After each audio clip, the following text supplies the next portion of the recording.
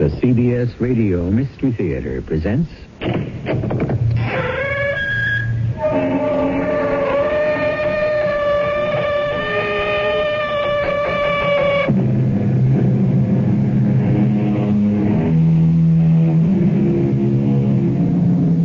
Come in. Welcome. I'm E.G. Marshall. How do you measure fear? It's like pain or love or hate or any of the imponderable things in life. It varies from individual to individual. But even that is not accurate. For fear, at the very least, has two constants. Fear of the known, fear of the unknown. Which is the more terrifying, blood-chilling, agonizing? You may decide that for yourself from this tale of tortuous suspense. What are you doing? There are preparations to be made. I can't leave you alone. If you fight me, I'm going to put you back to sleep. No, please. Hush, my beautiful, please. Hush. You're so lovely when you sleep.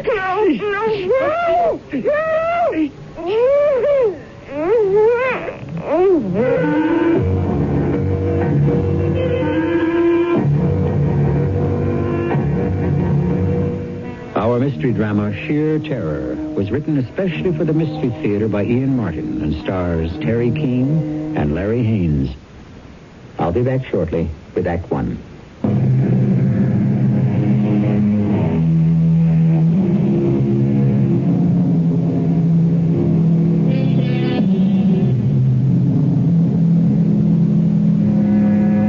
Scattered around New York in various broadcasting studios, actors and actresses live surrogate lives for their millions of viewers.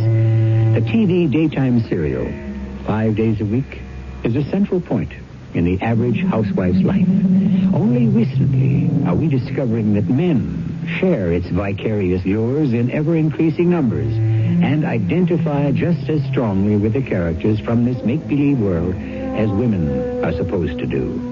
TV actors like Betty Campbell and Pete Hale are far less real to the viewer than the characters they play. Vicky Banks and Drake Haywood. Who is it? It's Pete, Betty. Oh, come on in, Pete. I'm all changed.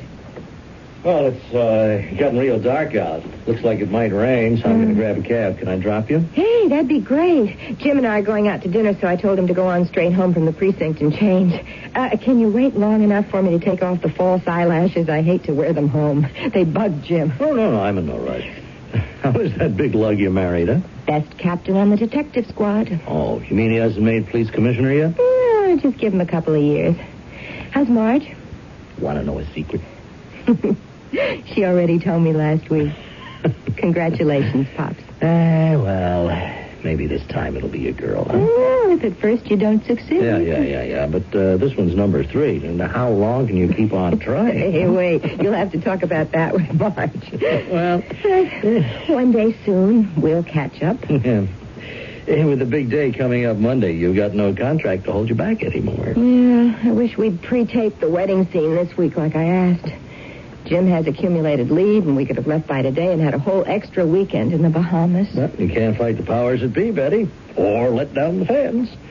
When dream girl Vicky Banks and a dashing millionaire from Philadelphia, Drake Haywood, get married up, it's got to be live in person, not a picture. There. Darn lashes are off. I'll just put them in the box and save them for lights, camera, action on Monday. Okay, leading man, let's travel. Okay, leading lady, but only as far as home. You don't get me on the road again. I like it too much right here in the Big Apple. Oh, hey, make sure it's locked, huh? I promised Wardrobe I'd guard that bridal dress with my life. Oh, it's locked. No precaution is too great to guard against any hitch about Vicky and Drake getting hitched. Yeah, it's kind of scary, isn't it? Scary? I mean, that two made-up people that you and I act out could be so important to so many real people. Doesn't scare me. Keeps me laughing all the way to the bank. Oh, darn it. What's wrong? I left my wallet upstairs in the dressing room. Hey, can you wait till I run up and get it? I'll do better than that. You go fetch it, and I'll go outside and round up the cab. I won't be more than a minute. Oh, hey, it's kind of dark outside. Why don't you wait for me? Don't be silly. I'm a big girl now. Besides, like you say, 1/3 of the nation loves Vicky Banks, to say nothing of being married to a detective. What do I have to be afraid of?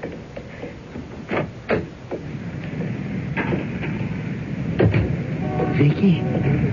Vicky? Oh. You mean me? Yes. Vicky, don't be afraid, Vicky. I'm not going to hurt you. No, but you are. And that smell, It's only chloroform to put you to sleep. Don't worry, my beloved. Don't worry. I love you. I love you, Vicky. No, please don't. Don't worry, my dear. You're so small and helpless and so desirable. I can lift you into my car as easily as I can carry you across the last threshold.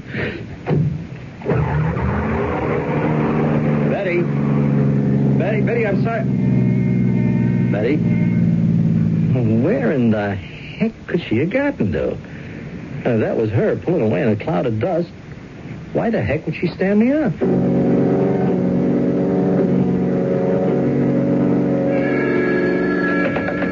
Hi, darling. Oh, not unless I've misjudged our friendship up to now. It's Pete, Jim. Oh, Pete, I'm sorry. I've been expecting Betty home, so I thought it must be a call from her. You still at the studio? No, I just got home. I had an uneasy hunch that I ought to give you a ring. Oh, how come? Oh, Jim. Look, Jim, I'm not trying to cry wolf or anything, but about an hour ago, when Betty and I were leaving the studio, this thing sort of happened. What sort of thing? Well, Betty and I were going to take a cab together, and I had to run back for my wallet. She said she'd go outside and flag down a hack and wait for me. All right, come on, Pete. What are you trying to say? Well, he said, that's when the whole trouble started, Jim. I mean, I don't exactly know. Well, when I came down and went charging outside, Betty was gone. What do you mean, gone? Well, you know how the block is. The studio's in the middle, so you could look either way to see someone hailing a cab. Well, not exactly. It's a one-way street. Yeah, but I mean, if you walk either way to one of the avenues... Now, never mind all the evasions, Pete. We're not kidding here anymore. I'd be a pretty lousy detective if I couldn't read concern in your voice. Now, what are you worried about? I give you my word that it wasn't 2 minutes before I came downstairs from the dressing room and went outside. When I got there, Bets was gone. The street was empty? Well, that time of night, yeah. Except for some kid burning his tires getting away up the block. Some kid, huh? Or maybe some guy just plain abducting my wife, Betty. Yeah, but what for? For money. Like any kidnapping. Now, you people who work in those soap operas got any idea how much any of you could be worth to a wrong guy? Oh, Jim, now come on, you don't Right think... now, I don't know which way to think. Just get off my line, Pete, and let me get some pros to help check this gig out.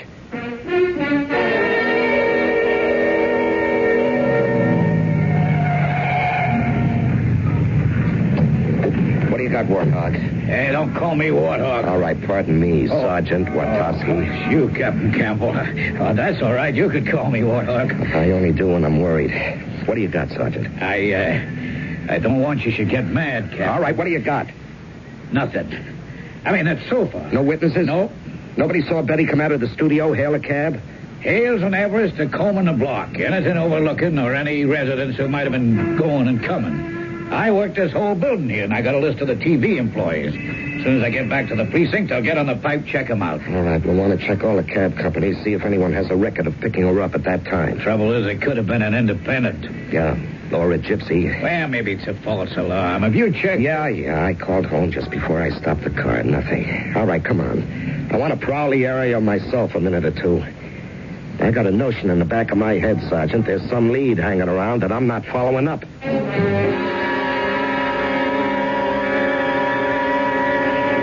Awake, my darling? Yes. Where am I? No, well, you're safe. Always and forever. Who are you? Don't you know? Why am I tied up like this? Because you're not ready for the truth yet. Because I can't trust you all the way till the final truth. Please let me go. Untie me. Oh, I wish I could. I wish. Why can't you? Well, it isn't the moment for you to understand. I have to go now. Where? Well, there's so many preparations to be made and so little time. If you want me to untie you, I could put you to sleep again with the chloroform. No. I'd rather be tied. Are you arguing with me? I'm only telling you not to use that awful stuff again. Don't ever say no to me. Or don't. I didn't say no or don't. Or I didn't mean to. Good. Now, please, you must never cross me. That's when I start to get violent. I don't mean to. It just happens. You see? Well, you didn't answer. I didn't know how to. What is it? What do you want? Is it money? Money? You can have all you want. I mean, all I have. All you have? If I could just make a phone call. No, Vicky, no. Why do you keep calling me Vicky? That is not my... Yes, that is your name. It's not my real name. My name is Betty. Don't contradict me. I warned you. I can't stand to be contradicted. What are you doing? I told you. There are preparations to be made, and I can't leave you alone if you're going to fight me. Now, I'm going to have to put you back to sleep. No, please. Please. Hush, my beautiful. Oh, hush, you're so lovely when you sleep.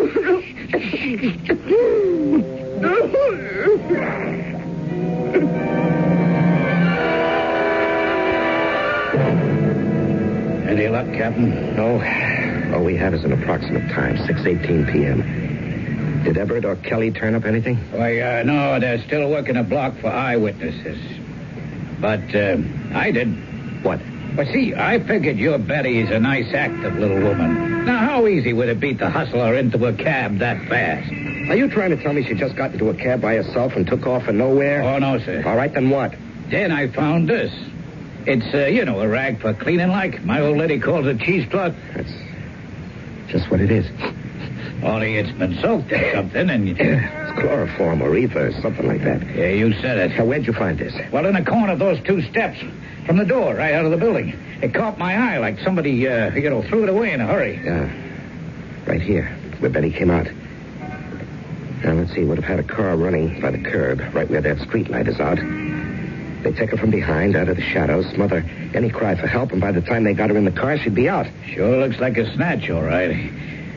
What are you going to do, Captain? I'm going to get back to my apartment and wait for him to make the contact. Now, you call off the boys, and everybody sit tight till you hear from me. Call them off? Why don't you just let the department go ahead? No, this is my wife. I'm not taking any chances on her life till I know what these guys, or whoever it is, want with her. Well, I don't mean to speak out of turn, Captain, but don't you take more of a chance if you stop giving us any chance to trace her? No. But you always said, Captain, there's no way to trust a kidnapper. The only thing... Maybe I'm learning a lesson. It's always been someone else before. Well, this time the victim happens to be my wife. I'm going to go home and sit by that phone.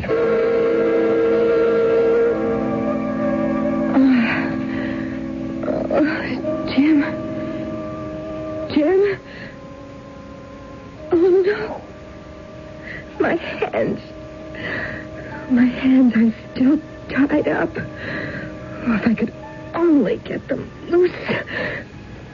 I can't. What does he want with me? Where is he?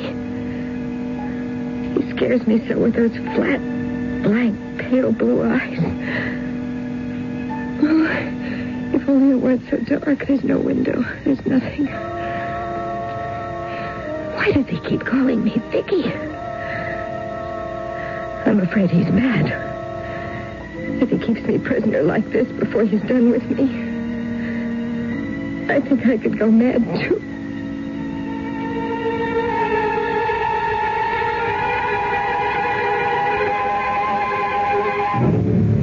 The seeds of terror are sown. What does the man with the pale blue eyes want of Betty?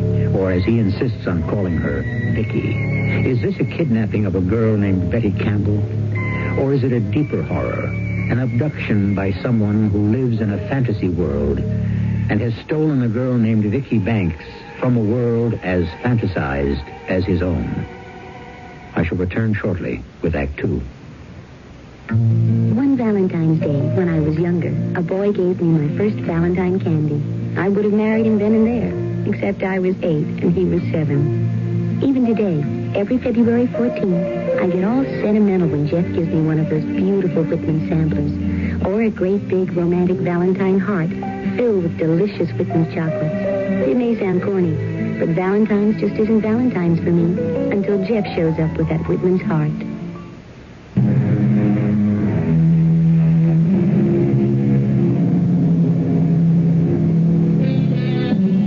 Hours later, how many hours, she doesn't know.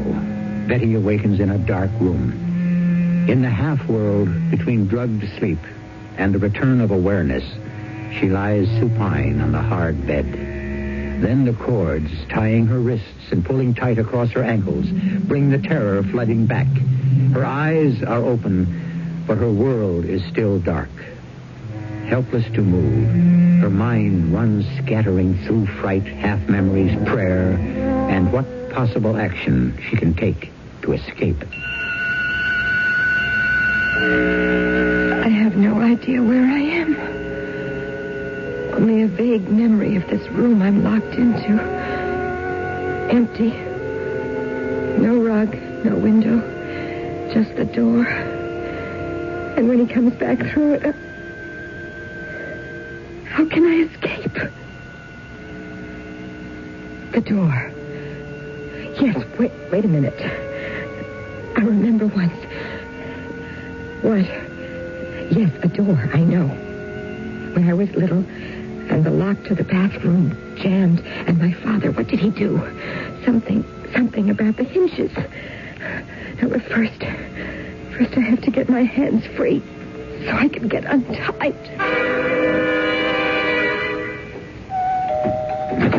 Yeah. Oh, it's you, Sergeant. Okay to come in, sir. You got any news? No. You? No. You look real beat, Captain. I thought maybe I could spell you here at the phone. You got an idea. Let's have a cup of coffee first. I got it all brewed. You got no leads at all? Like I told you, 7 o'clock this morning, we're still checking hankies. 0. Witnesses, 0. Except for your friend, Mr. Hale. No, Pete.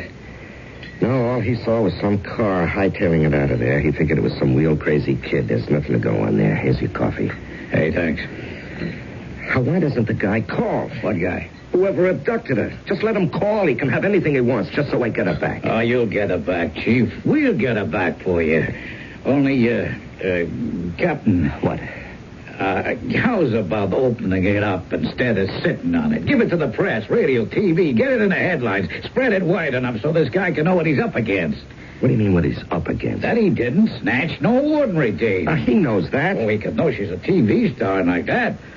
But does he know that she's married to a cop?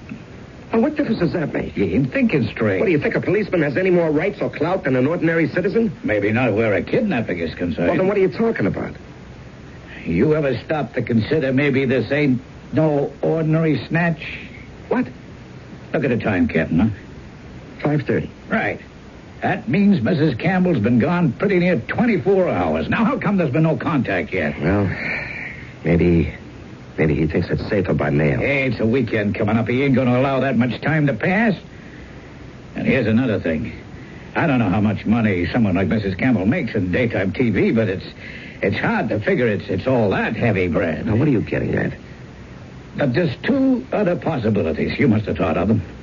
You mean someone like Ferrara or Big Charney might want to get back at me because I busted them and had them sent up? Yeah. Well, I thought of that.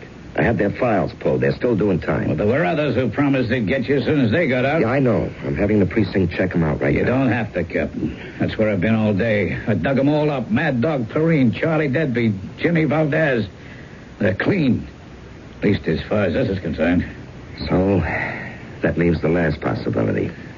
Yeah. And that's something I don't like to face. I don't blame you, boss. There's no way to put your finger on a coop. You don't think this could have been a psycho? You don't have to ask me that, Captain. You know that's what's in your mind. Well, why, Betty? Why? When it comes to psychos, count me out. You're the one with the brains, Captain. If I face it, it doesn't take much brains. Now, Betty's highly visible in that serial. Millions of people know her. Now, what would he want with her? We gotta get a lead on this bird somehow. A picture, a description, something. If we only had a witness. You know, it's crazy. A New York street that time of night, somebody... Wait a minute. The bag lady. The what? Remember I told you there was something in the back of my mind, something missing from the street? It was the bag lady. You mean one of them old dames who hangs around with shopping bags and picks through trash? Yeah, that's right. You know, every time I've picked Betty up from the studio, she's been sitting there. She hangs out in a corner under the steps between the last brownstone and the new building. They're sad old things, but they have to have someplace they feel safe from whatever haunts them. It takes one heck of a jolt to uproot them. Well, I saw her the day before Betty disappeared. Why was she missing the next night? Hey, you think she might have seen something? Well, it's a chance.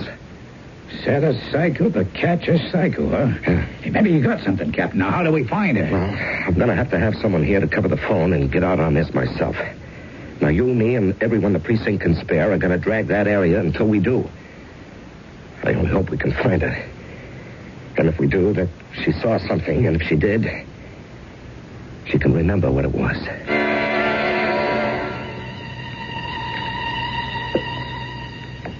Vicky? Vicky, you asleep? Oh. How about some meat? Get some soup and some Chinese food. Do you like Chinese food? Hmm? I couldn't remember. Do you like Chinese food? Oh, of course. Silly of me. The gag, we must take that off. Mm-hmm. But you must promise not to scream. Please, that upsets me. I don't like to have you scream. It makes me feel... Well, it's funny because I'm very gentle. I want to be gentle, but some things make me violent. So you won't scream, will you? Mm. No. Oh, good. And if I do it quickly, it shouldn't hurt. I don't really want to hurt you. Did that hurt? Did it? Oh. I don't know. Everything hurts. Being tied up like this, I'm so cramped. Oh, there, poor darling Vicky. I'll set my little bird free for a moment here. Now, let me see. Why, you almost had your hands free. You were trying to escape. Oh. I don't like that. Now, why should you want to escape from me, Vicky? You know what I should do because of that. I should hurt you back. No, I was not trying to escape. It was just that, the ropes hurt so. I wanted... Oh, my poor little... Oh, yes. I don't want to treat you so, really. My ankles hurt, too. Could you set my feet free also? Oh, yes. I want to do everything for you. You see, what you ask is easy. As easy as this. There. You see? And you see what cut them? A straight razor. Yes. Yes, it belonged to my father. You know, he cut my mother's throat with this. And he left me alone. I thought I was always going to be alone until... Do you want to have something to eat, huh? A nice dinner for two? Hey, well, did you like our first dinner together, Vicky? I was hungry. And stop calling me Vicky. Don't tell me what to do. Don't ever tell me what to do. I'm sorry. It's just... It is not my real name. But of course it is. Now, haven't I known you for nearly 3 years? I watched you grow up and flower into a lovely woman, just like... Your name is Vicky Banks, and I love you. But it isn't really. That's just a part I play on a show. Do you remember when Tommy Prince was in love with you, and you were kind because he lost an arm? So kind that you might have married him if he hadn't died in that car crash. Tommy, yes. But you see, that was just a made-up story. That You know, I knew then that at last there was somewhere I had a chance. What do you mean, a chance? A chance to be loved, to be accepted. See, I knew that you were a girl who wouldn't care about what was the matter with me. That you would take me just like I am. And that's when I knew that someday we were going to be married. That you would marry me, Sid, proud. That you would be my wife. But, Sid, I can't marry you. Why not? Because I'm already married. Oh, no, you're not. You don't marry Drake Haywood till the day after tomorrow, Vicky. Drake Haywood? Mm-hmm. Drake Haywood is just a made-up character like Vicky Banks. We are not real.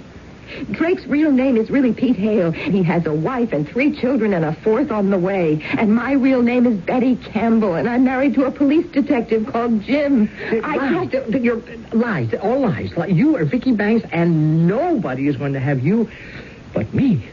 Now, it's all arranged because I arranged it. I just have to finish the preparations, and Monday, you and me will be married. Vicky Banks and Sid Prout. And then we'll consummate our marriage.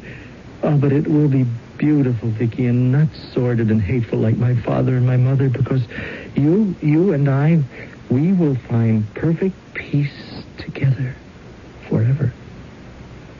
What are you talking about? This. The razor is so sharp you'll never feel a thing, and I shall follow immediately. You're mad. No, don't say that to me. Come, Vicky. Come to me. No, don't touch me. Don't touch me. I'll scream. Well, you know that won't do any good. There's nobody to hear you. How do I know that? Because I tell you it's so. Then why won't you believe what I try to tell you? Sid. Please, Sid, listen to me. We can't be married because I'm already going to have a child. Oh, that's a lie. It's the truth. No, you can't be having a child. Vicky, everybody knows how sensitive and how fastidious you were, and that's what put men off. But it drew me to you because it was just how my mother was.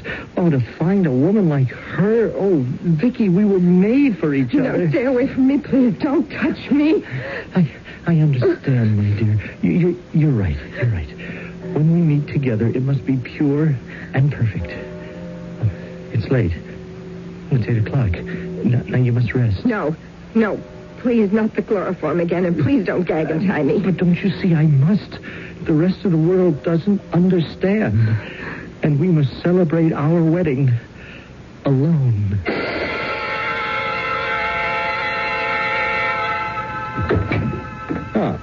Hi, Jim. Pete, no calls? No, nothing except the precinct and, And what? Well, a couple of reporters. They seem to have gotten wind that something's up. Oh, brother, that's all we need. You haven't turned up anything? No. What kind of a detective am I? Can't even find my own wife. She's in terrible danger, Pete. I know it. I can sense it. Now, what am I going to do? What am I going to do?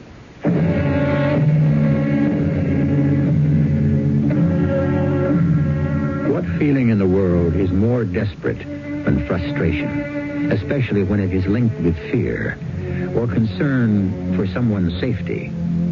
And that Betty Calder is in danger, ultimate and complete, there can be no doubt. I shall return shortly with Act 3. A message from the CBS television network.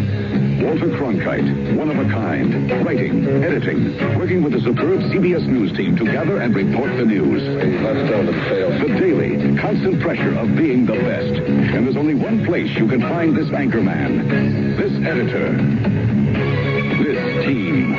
Good evening. After strong trust, Cronkite and Company, only on the CBS Evening News. Monday through Friday on Team. Good evening. After strong trust, Cronkite and Company, only on the CBS Evening News. Monday through Friday on the CBS television network.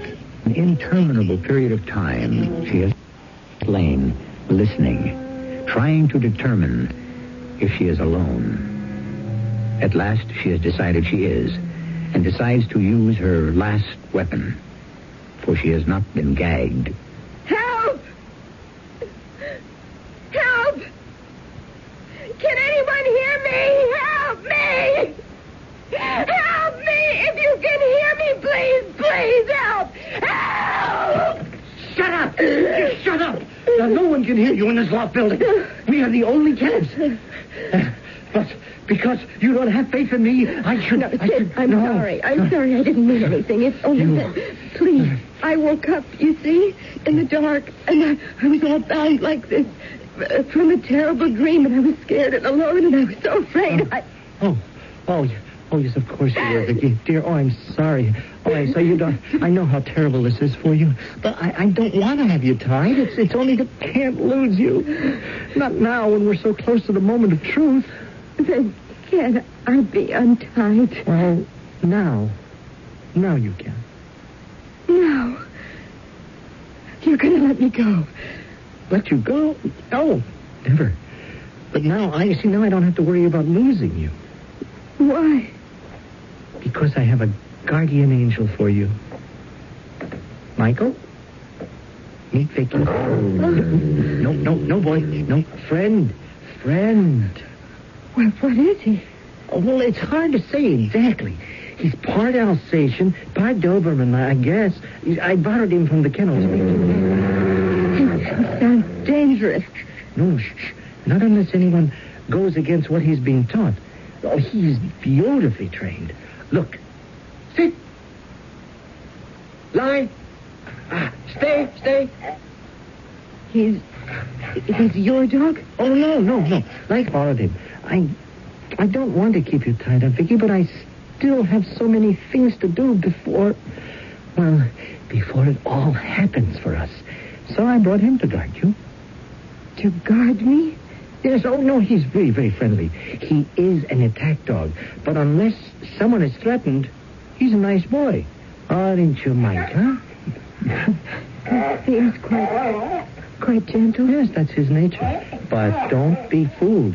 He's been trained to be a killer. Here, let me have the pillow. What for? Here, I'll show you. Here. Now, here, boy, here. Attack. Okay, now, freeze. Good boy. Good boy. Tore that pillow apart. Yes, or anything else he was ordered to attack. You see, training. You seem to know a lot about dogs. Well, I should. It's been my profession. Been? Yes. You see, come Monday, you and I start a new life, married in the true faith and dedicated to eternal life together beyond the curtain. Please let me talk to you. No. I'm sorry, not now. I must go to work for the last day. And then there are so many things still to get ready for tomorrow. You're going to tie me up again? No. There's no need with Michael here. He'll be your guardian. I will be back tonight to say my last goodbye. Then we will join the long sleep together. Don't try to run from me, or Michael will stop you. I'm leaving him on guard outside the door. Now, he's better than any lock. Now, for your safety, my darling, I warn you not to try to leave.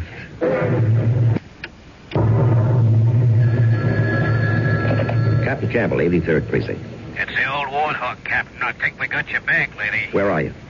On the south side of the Bible building, just off Broadway to the west. Okay, I'll be right there. Great. And, Captain. Yeah, what? Why don't you bring us all some coffee, huh? Amanda likes hers half and half.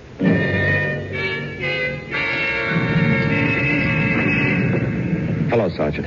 Captain, this here is Miss Amanda Schutz. What are you on, ferries, tugs, Hudson River line? I told you, Amanda. He's a cop, just like me. Another one. I don't like cops. We only want to ask you some questions, Miss Schutz. That's why I don't like you guys. And don't call me Miss Schutz. Isn't that your name? It is. Just say Amanda. All right, Amanda, I need your help. Then do I get left alone? I hope so. First off, I brought us all some coffee. Got any half and half? Yeah, I sure do. Just like Sergeant Watowski told me. In that case, maybe I'll answer. Give me the coffee first. Okay, you are, madam? Miss. I'm sorry, miss. You are what? Oh, thanks, boss. Hey, that's good, Java. Now, what else can I tell you? I ain't already told this lug. What did she tell you, what? Yeah, and she was right, boss. She seen this guy drive up and park. She seen him there before, hanging around. She saw the missus come out Friday night, and this guy hustles her into the wagon and took off. Did you get the license plate number? I don't see good. I got glasses, but they're not my prescription. I found them in a trash can. All right, what kind of car was it? The best she remembers is it was a station wagon. Station wagon, that's just great. Well, there's something more. She said that had bars, like, in the back. Bars? What kind of bars? Like you got in some patrol cars. That's why I took off. I got enough trouble with cops. Now, what about the man who hustled my wife into the car? Was there anything special about him? I don't see so good. Yeah, that is good coffee. Oh, yeah, he had a limp like, with one of them shoes all built up like a, what do you call it, a... Clubfoot? Yeah, I guess. Hey, you got any more Java? Ward. Yeah, Captain. I think maybe the balloon just went up. What do you mean? A station wagon with bars, like you put up for a dog, huh? Chloroform. Yeah. Now, that's not so easy to get hold of unless you work around a clinic or a lab. So, how about a vet? Well, I don't get you. A veterinarian. Now, he'd have it right on the shelf, and he'd have a car like that, too. Hit the gas and turn on the squealer. Sure. Where to, Cap? The precinct house. Round up a dragnet. We're going to cover every vet in this city.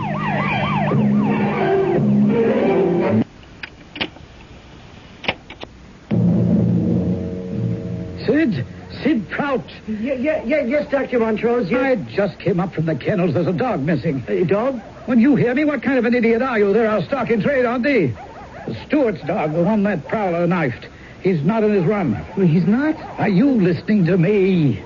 Now, that's a valuable dog that Joe Stewart invested a long time training, and he'll be here tomorrow to pick him up. What happened to him? Oh, excuse me, Dr. Montrose. I've got to go. I have an appointment. Oh, wait a minute, you clumsy idiot. I'm talking to you. Sid, you come back here. I want to know...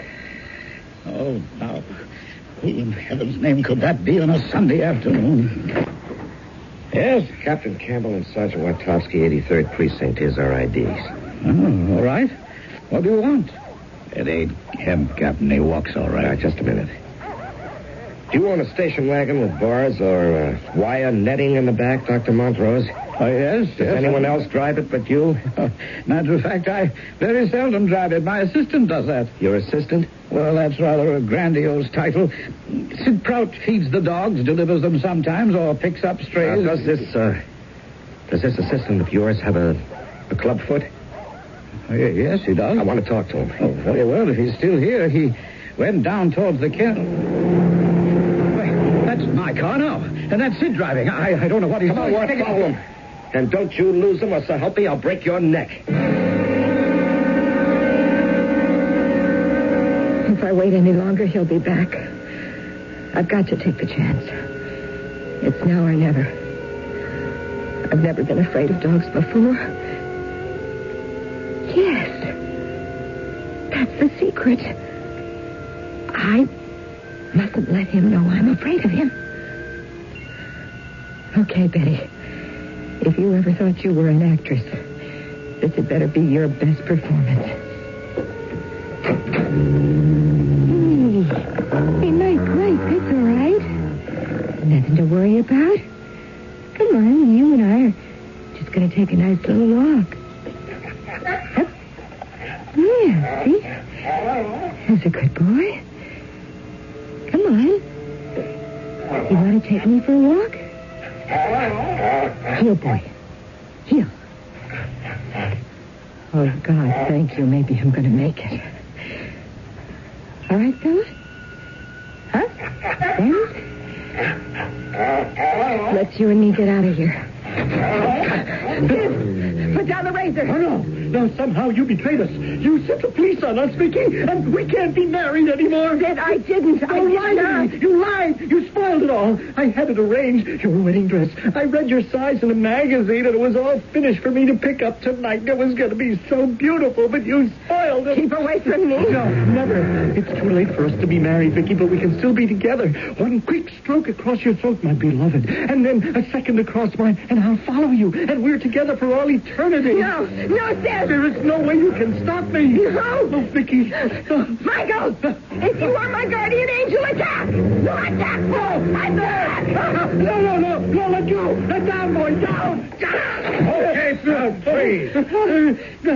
You don't have to worry. You don't have to worry. Mike's taking care of him. Oh, Jim. Jim, I've been so scared. All right. It's over, darling. It's all over.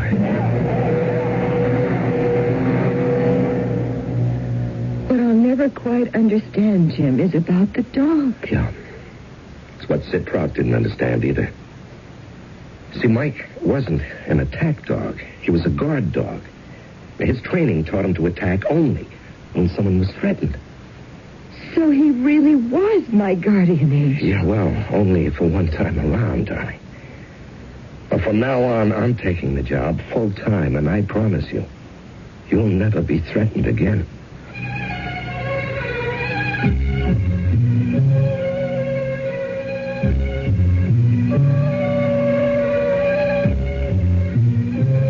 And as Betty Campbell, she has never been threatened again. Of course, as Vicky Banks, if you follow that particular story, even after her happy marriage to Drake, the catalog of disaster that Vicky has gone through would make Job look like a piker.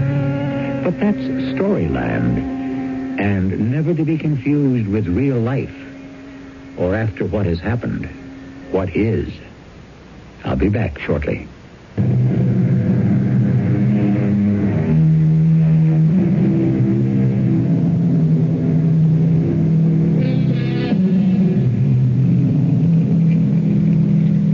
Shakespeare said, "Tell me, where is fancy bred? Or in the heart, or in the head?" What wild fancies swarmed in Sid Prout's tortured brain, and how fortunate that in this case, no one was the victim. Let's not even speculate that someone else, sometime, somewhere, might be the victim of a deranged brain. Take no more thought unto tomorrow. Sufficient unto the day is the evil thereof. Our cast included Terry Keane, Larry Haynes, Ian Martin, and Earl Hammond. The entire production was under the direction of Himan Brown. And now, a preview of our next tale. I'm building your whole case on the proposition that you didn't know what was happening. I'm telling you the truth. Now, just remember, if you're not, I can get blindsided, ambushed, and destroyed in that courtroom. All I stand to lose is the case. I'll go on to something else. But you won't. Look, do you think I'd have held still for it? I'm not that kind of a guy. When I found out about what she was doing, I put an end to it. Right then, right there. Did you ever argue with your wife? How can you be married and not argue with your wife? Loud, angry arguments that the neighbors could have overheard? No, never. I mean, I have to make sure that they can't spring a witness on us to testify that he heard the two of you having some serious shouting matches. Whoever says anything like that would be lying. All right, that's what I have to know. So, how does it look? If you're telling me the truth, you've got a chance. This is E.G. Marshall inviting you to return to our Mystery Theater for another adventure in the macabre. Until next time, pleasant dreams.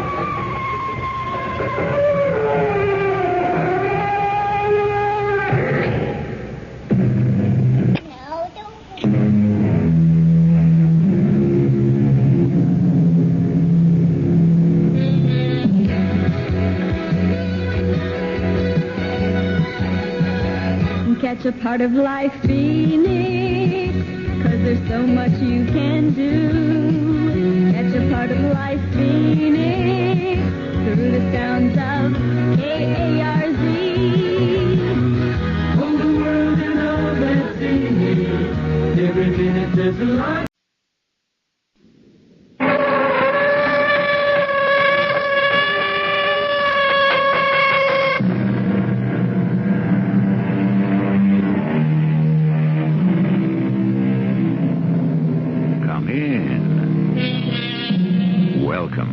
I'm E.G. Marshall. Some call it mental telepathy. Others say it's thought transference. And it's also been named mind reading. Mark Twain stated firmly, it is not a jest, but a fact, and a thing not at all rare, but exceedingly common. Though to most of us, it has never happened at all. I do not intend to take sides or even offer an opinion, but simply bring you a story called The Doll. He's coming home, Mother. Are you sure? Don's coming home. He's on his way. When'll he be here? Within the hour, maybe sooner. How do you know? I've always known where Don was. What he was doing, what he was thinking, what he was feeling. I've always known. And I know now. He's coming home.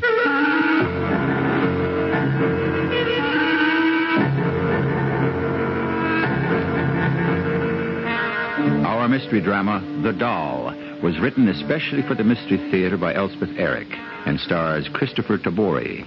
I'll be back shortly with Act One.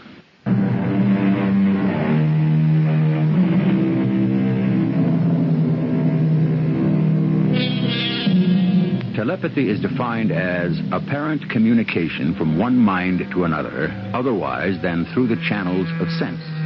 Don't overlook the word apparent, meaning that it appears to be, but is not of necessity actual, real, or true.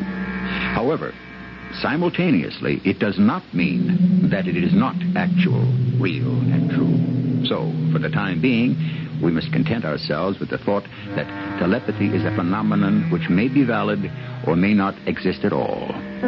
Not very satisfactory, but the best we can do for the present. Have you got your key? Yeah, got it right here. I forgot mine for some reason. Go ahead. Go on in, Emma. Where's Don and Bob? Well, they'll be along. I thought they were right behind us. They'll be along. Go on in, Emma. They were right behind us when we left the cemetery. Let me have your coat. No, I think I'll keep it on. Now, Emma, you don't want to do that. I feel cold. The house is as warm as toast. Now, come on, give me your coat and I'll hang it up for you. I don't know why I feel so cold. Well, it wasn't easy. Oh, I thought the grave looked very nice, didn't you? Yeah, very nice. All that ivy and the headstone. Yeah, they take really good care of it out there. Oh, I don't know why I feel so cold. I'll tell you what. Let's go out to the kitchen and I'll make us a cup of tea. How would that be? Oh, that would be nice, I guess. Sure, warm you up. Come on. Can't imagine why I feel so cold. It was just a year ago today that, you know. I know. A good, strong cup of hot tea, you'll be fine. Now, you just sit there and rest yourself. I don't think rest is what I need. Water will be boiling in just a minute or two. What I need my little girl. I need my daughter, that's what I need. Emma, now don't cry, Emma. I can't stand it if you cry. And I can't stand it if I don't. All right, then. Just go ahead and cry. No. I'm all right now. Henry, do you realize that if she'd lived, we might be grandparents by now? We might have a little granddaughter looking just like her. Mm-hmm. Or a little grandson. I realize that. She was going to be married the very next day. To that Arthur, what's his name? I hear he's engaged to somebody, some girl from the East. Didn't take him long, did it? A whole year. Even so. Well, he's a young man. You can't expect him to grieve forever. I expect I'll grieve forever. No, you won't. How would you know? Well, I don't really, but... Remember when we brought her home from the hospital? And she was all pink and white, and she was never red and wrinkled like most babies. Water ought to be boiling by now. You take Don and Bob. They were really funny looking when they were born.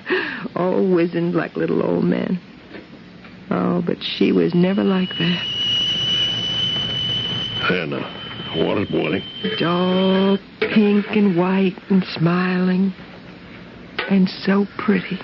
I wonder what's keeping Don and Bob. She hardly ever cried.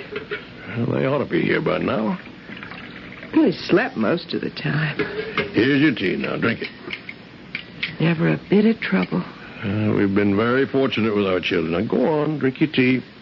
Henry, I don't think I want it. Drink it, Emma. Oh, all right. Oh, Don and Bob weren't any trouble. Not much trouble, anyhow. But then they had each other. No matter what, they always had each other. Being twins, it's a special bond. Or so I've been told. Remember how excited they were when we brought her home? So pleased to have a baby sister. They just stood there and stared at her in the bassinet. I don't understand why they're not home. They left the cemetery when we did, didn't they? I think so. Sure they did. They were right behind us. Don had his hand on Bob's shoulder. That's the way they always walk, always have. Well, why aren't they home? They'll be here. Oh, now, see? What did I tell you? Was that the front door? Of course, I told you they'd be along. Don? Bob? We're in the kitchen. Certainly took their time getting here. Well, they're here, so put out some extra cups, why don't you? Sure, I'll do that. We're in the kitchen, boys. Having tea? Hi. Oh, sit down, dear. You have some tea, Where's your brother? What? Where's Don? Don? Sit down, Bob. Here's your cup. Oh, okay. Didn't Don come with you? Come with me. From the cemetery. Didn't he come home with you? We saw you leave together. You were right behind us. Yes. Yes, that's right. So, where is he? I don't know. I don't know where Don is.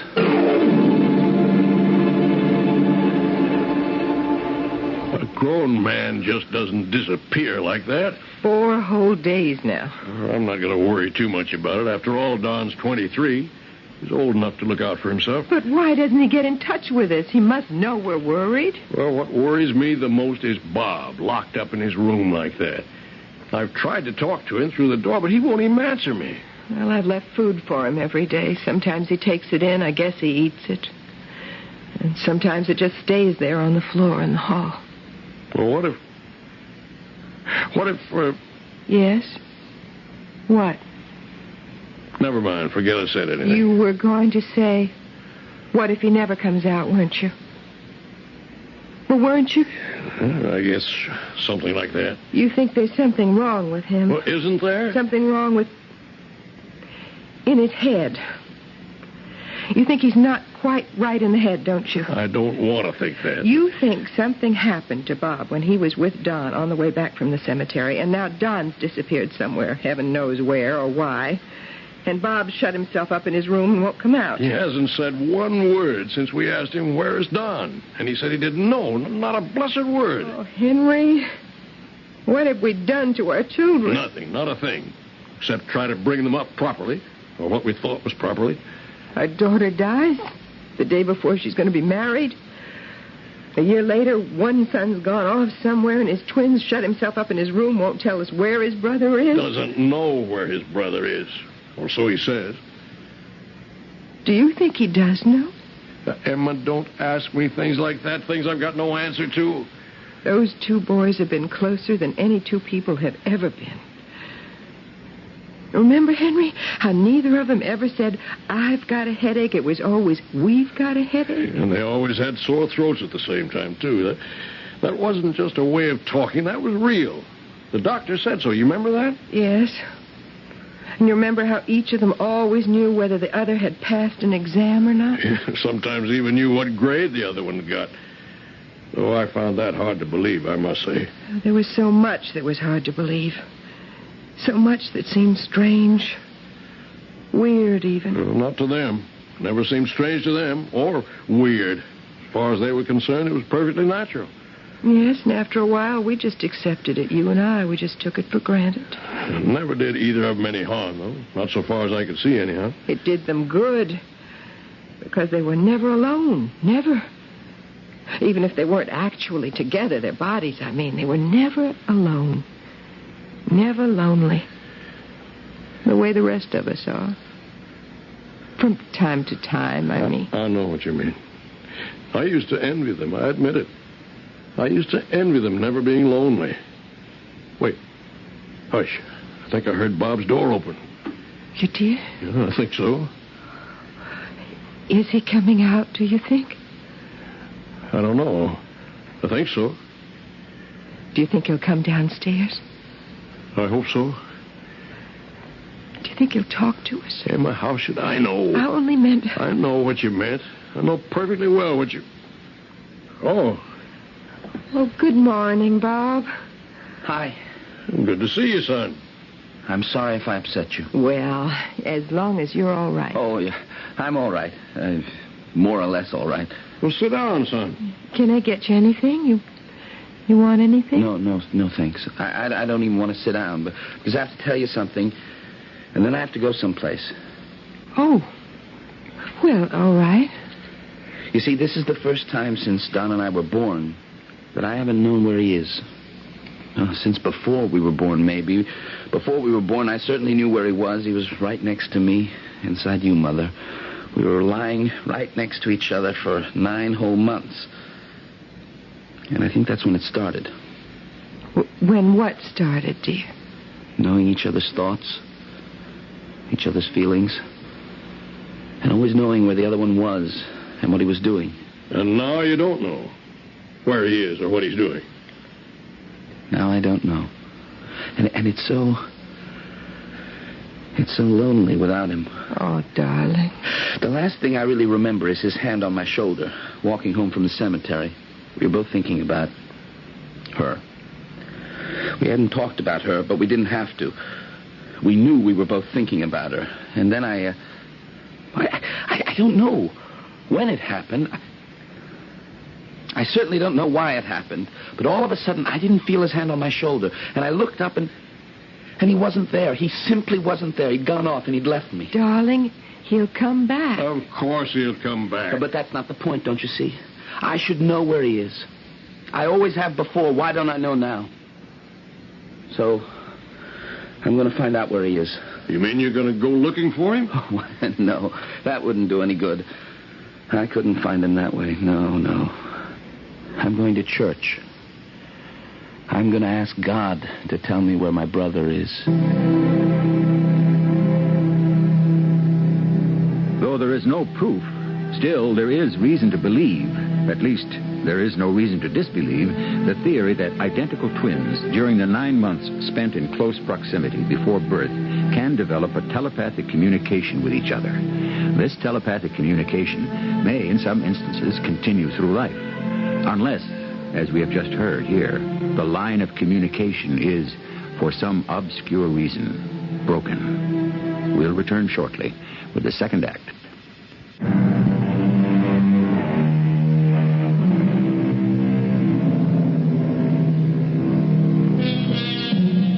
A year after the death of their well-loved sister, the twin brothers, Don and Bob, started to follow their parents back home after a visit to their sister's grave.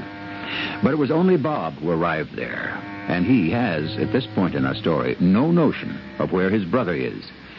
His despair is many times greater than that of his parents, for never before has he failed to sense his brother's whereabouts.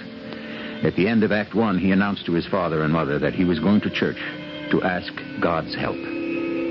Can I help you, my son? Are you the pastor here? Yes, I am. I'm not one of your parishioners. I'm not a member of your church. That's all right. Matter of fact, I'm not a member of any church. All right. I haven't been inside a church for years, not since I was a kid. Oh, but you're here now. I just turned in at the first church I came to. Mm-hmm. It just happened to be yours. It's not my church, really. Oh, it's not? No, it's God's church. Oh. I never thought of it that way. You should, I think. Yes. Yes, I should. It makes everything easier. You're in some sort of difficulty, am I right? Oh, yes, you're certainly right. You're certainly right about that. And you think that God can help you? Nobody else can, I know that. But you don't know how to reach God, is that it? Yes, that's it. That's it exactly. Well, that's why I'm here. To try and help you reach him. You mean that? Well, that's my job. That's my whole life. Really? And I thought you just preached. Oh, I hope not. Well, it looks like I came to the right place. You see, the thing I need God to help me with, well, it's not your ordinary run-of-the-mill problem. It's you might call it peculiar. So I don't think God considers any problem peculiar. You don't? Well, I'm quite sure he doesn't. In fact, I'm positive. Hardly anybody really understands it. Hardly anybody is God. Well, yes, that's true, all right. I hope you don't think I am. Or that I think I am. Well, only God is God, right? Right as rain. Only I don't know how to approach him with this particular problem. Well, would it help you to approach him if you told me first? Told me what this problem is that's giving you so much trouble? Putting it into words to me, would that help? I think maybe it would. Well, then if it would help, why don't you? Okay, I will. You see, I have a brother, Don. Don and I are identical twins. Yes? I don't know if you know what that means, what it can be like. Well, not from personal experience, no. I'm not sure if it's the same with all twins, but it certainly was with Don and me. Don is your twin brother? Oh, yes. Not that we look exactly alike. I'm a little taller, about a half inch. And we don't sound exactly alike. But we're identical twins. Born from the same ovum? Yes, I think that's the medical explanation. The ovum splits in two, and you have two babies. I think that's how it is anyway. I believe so. With Don and me, it's as though the split never happened. I mean, we stayed together. As much as two people can stay together who are really two separate people. Do you understand what I'm saying? I think I'm beginning to. It's like we never accepted the fact of being two people. We were always trying to be one. And we were one.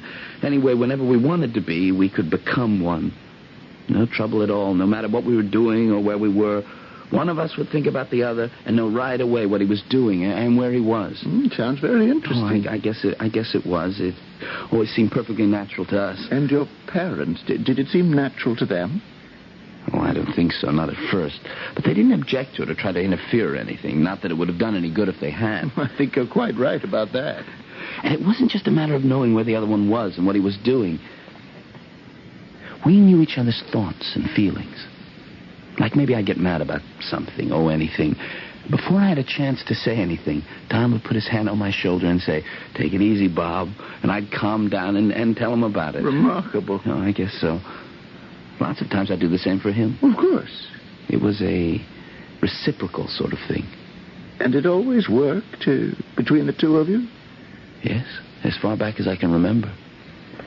Well, go on with what you were telling me about what brought you here. When Don and I were, about 4 years old, my mother had another baby, a little girl. They named her Amelia. Mother says she was a beautiful baby, hardly ever cried or made any trouble for anybody. Of course, I don't remember anything about that. But I do remember about later. Amelia started to grow up, and she was a really wonderful girl. Don and I were both crazy about her. Oh, we helped to take care of her. We kind of protected her from other kids, stuff like that. And then... Yes? About a year ago, Amelia died. Oh. I'm so sorry. Yes, it was very sad. Because she was beautiful and sweet. She was just 18. She was engaged to be married. Very next day. Very nice guy. That must have been a terrible shock. It was. Terrible. For everybody. Don and I... Well, I guess you'd call it we grieved together. Even if we didn't talk about Amelia, we thought about her a lot, and we always knew we weren't grieving alone. Am I making any sense to you? A great deal of sense. I think one of the worst things in the world must be to have some terrible sorrow and nobody to share it with. I agree with you completely. Of course, I never had it happen to me on account of having Don. Anyway, it never happened until now. Are you trying to tell me that something has happened to Don? Oh, no. Or maybe it has. I don't know. That's the awful part, the not knowing. I should know if something happened to him. I've always known before. Why don't I know now? What's become of the communication between Don and me? It's like it's been short-circuited or something. It doesn't work anymore. Have you tried talking to him about it? I can't. He's disappeared. Oh, you didn't tell me that. Oh, no, I didn't, did I? Well, 4 days ago was the first anniversary of Amelia's death. Yes? We all went to the cemetery. Mother and Father and Don and myself. We took flowers, of course. We all stood by Amelia's grave and talked about her a little bit. Not much, just a little bit. And then we sat by the grave, and we were quiet for a while. I don't know just when our parents left, but pretty soon, Don and I got up and followed them. Don had his hand on my left shoulder, his right hand. We often walked that way. It was a habit we had from way back. Neither of us was saying anything. We were just looking at the ground and thinking about Amelia. Anyway, that's what I was thinking about. Not Don? I thought he was. Now I don't know. Because all of a sudden, I felt that Don's hand wasn't on my shoulder. Know what I mean?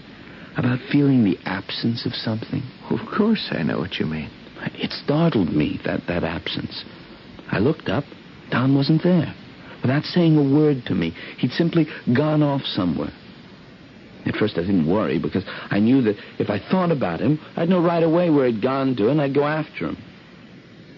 So I thought about him. And it didn't work. It didn't work. For the first time, it didn't work. I didn't have the slightest inkling of where my brother was or where he'd gone to or what he was doing. Or what did you do then?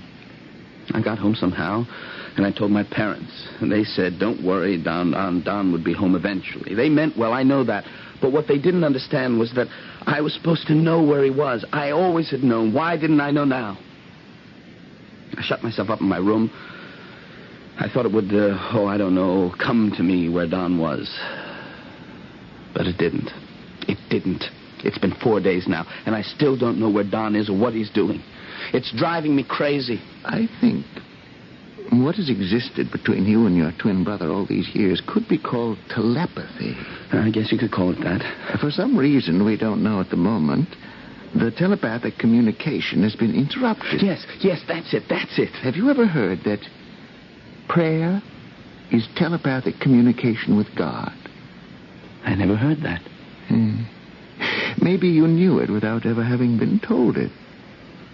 I know that I had to ask God to help me. I know that. So you really came here to pray, didn't you? I guess so. Only I don't know that I know how to pray. Did you know how you communicated with your brother? Oh, no. It just happened. Well, then why not communicate with God the same way? Just let it happen.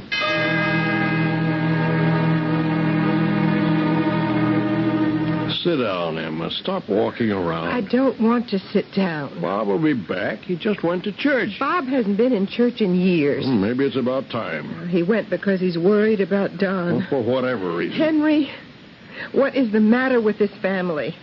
Are we all falling apart? Well, what kind of a thing is that to say? We've been a very loving family. We've always been very loyal to one another. We've been honest with each other.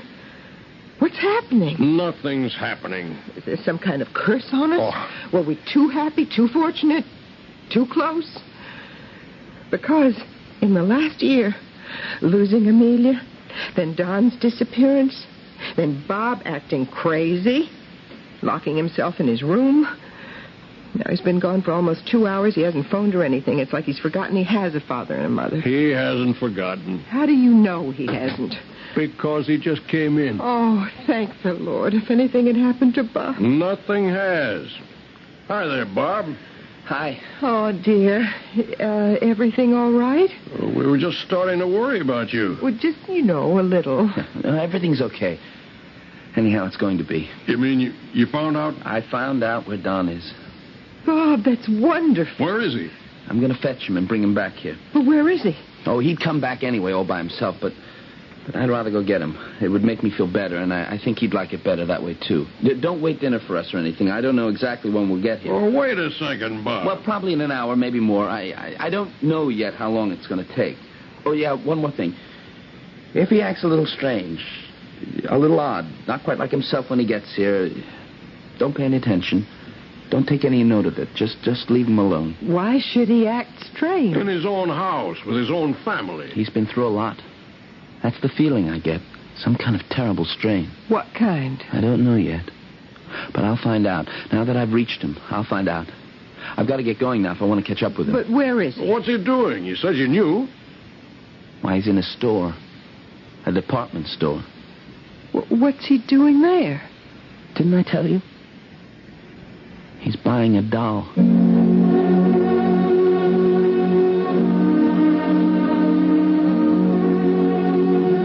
Few of us are startled by the idea that a telepathic relationship exists between mother and child. The body and the love that has protected the baby from the first will continue that protection and love. While two small bodies lying within the same woman may not have the strength or the wisdom to protect each other, is it really surprising that they should develop an empathy that may last a lifetime, an ability to sense the other's thoughts, feelings, and needs, and, conceivably, where the other is and doing what? I shall be back with Act 3 shortly.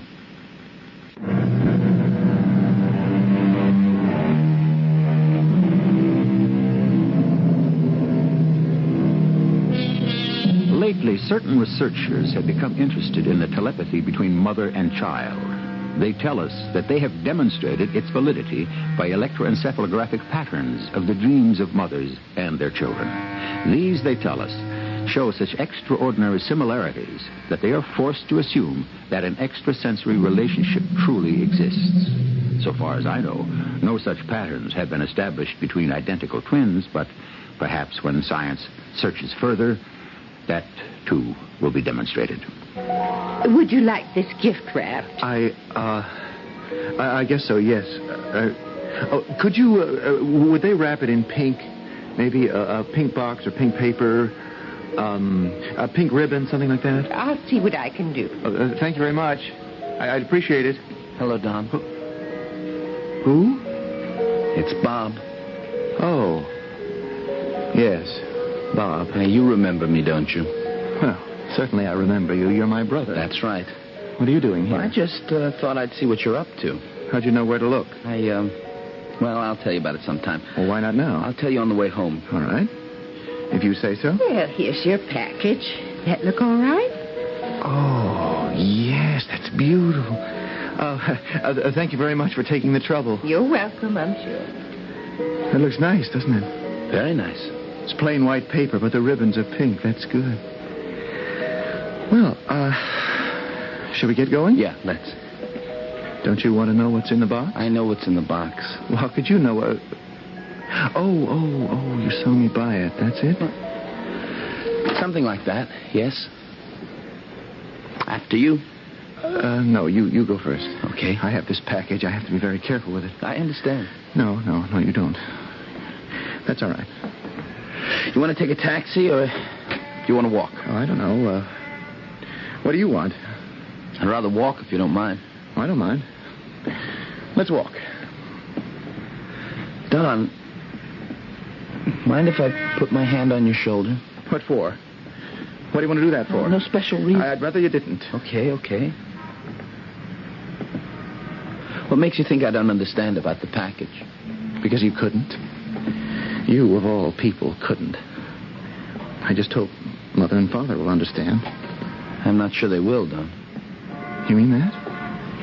You think they won't understand? I said I'm not sure, that's all. Oh, that's just your opinion. But that's right, and I could be wrong. You are wrong. It's certainly possible. Well, it's not just possible. You are wrong, completely wrong. Okay, Don. You're humoring me, aren't you, Bob? Is that how it seems to you? That's how it is, I can tell. You can? You can really tell? Why not? You're saying to yourself, poor old Don, he's all mixed up. I have to be careful how I talk to him. Well, isn't that what you were thinking? Oh, boy. Oh, that's wonderful. Oh, really? What's so wonderful? You see, nothing's changed. Nothing's really changed. Everything's just the way it used to be. Oh, what a relief. I thought... For a while there, I thought... No, never mind what I thought. No. Tell me. What did you think, that I was crazy? No. I never thought that. No? Well, I did. Maybe I still do. You're not, so don't think it. Look at this package. You looking at it? Yes, it's very pretty. Remind you of anything? What does it remind you of? I asked you first. It's your package. Yes, it's mine, and I'm going to give it to Mother and Father. Are they home, by the way? Well, they were home when I left, and I don't imagine they've gone anyplace. I think they're waiting for us. We better hurry. No, wait, Don. Don't walk so fast. No, I want to get there before they go out. Yeah, this time. They're not going to go out anywhere. You can't be sure. Yes, I can. I am sure. Will you slow down, will you? There's something I have to talk to you about. I can't think of anything we'd have to talk about. There's something, and it's very important, so slow down a little, will you? That's a good guy. Okay. What do you want to talk about? Don, do you by any chance remember how it used to be? How what used to be? Things between you and me. You're my brother, that's all I know. My brother Bob, my twin brother Bob, that's all. No, it isn't all. It's all as far as It used to be quite different. We had a communication between us. Some people call it mental telepathy. Whatever you want to call it, we had it. We did. When was that? All our lives, Don. Maybe even before we were born. We always knew what the other one was doing and thinking and feeling. I don't remember anything like that. You do, you must. I don't. I know what I remember. It was nothing like that. Then you've got some kind of amnesia about it. Because just a minute ago, you knew without my telling you what I was thinking. When was that? When you told me I was humoring you. When you said I was thinking, oh, poor Don, he's all mixed up and I have to be careful how I talk to him. Well, that's exactly what I was thinking, Don. Matter of fact, those were the exact words that were going through my mind at that very moment. Yes. Yes, I know it. Of course you knew it, because you've always known what was going on in my head. And I've always known what was going on in yours. Is that how it was? That's how it was. You do remember, don't you? Not really. That's because something's happened to break the line of communication. What happened? I don't know. And you don't know. But between us, we've got to find out. I'll try if you will. I think we ought to walk a little faster. No. I want to get home. There's time. Believe me, there's time. There's plenty of time. If you say so. I just hope you're right. Don, do you remember going to the cemetery? When was that? Last Tuesday. What day is it today? Saturday. Saturday. You say we went to the cemetery on Tuesday? Yeah, that's right. You and I and Father and Mother went to the cemetery and we put some flowers on Amelia's grave. You remember that, don't you? I'll tell you the truth, Bob. I don't know if I do. Will you believe me if I tell you we did? The four of us went to the cemetery. We all stood by the grave. It's got a plain little headstone. And the grave itself is all planted with ivy. Remember now? I'm trying. Good. We took some flowers, some yellow roses, and some pink carnations. Remember that? Kind of. And we all stood there for 15, 20 minutes. Then Mother and Father left. And then we left. We did? Yes, we did. Try to remember that, Don, because it's important. I am trying. Oh, maybe I told you wrong. Maybe you shouldn't try. Maybe it doesn't work that way. Maybe you should just let it come to you out of the air, sort of. You know how it is sometimes when you can't think of a word or somebody's name, something you know perfectly well, but you can't think of it, and you try and try and try, and the harder you try, the more you can't think of it, and you start to feel like you're losing your mind. I know, and then maybe an hour later or the next day, there it is. You've got it for no reason at all. You've got it. Yes, that's exactly how it is. Right. So don't try to remember. Just walk along with me, and I'll tell you what happened, and maybe it'll all come back to you. Okay? Okay, I guess. Just one thing, if you wouldn't mind. What's that? Put your right hand on my left shoulder. What for? Oh, just do it for me, Don, please. Oh. Okay. Doesn't that feel familiar? Kind of, yeah. This is like it was Tuesday. We're walking very slowly, just like we are now. Yeah? And we're not talking. We're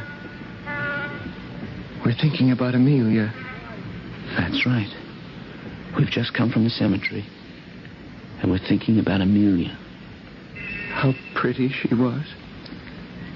How sweet. That's right. How little. What? How little and helpless.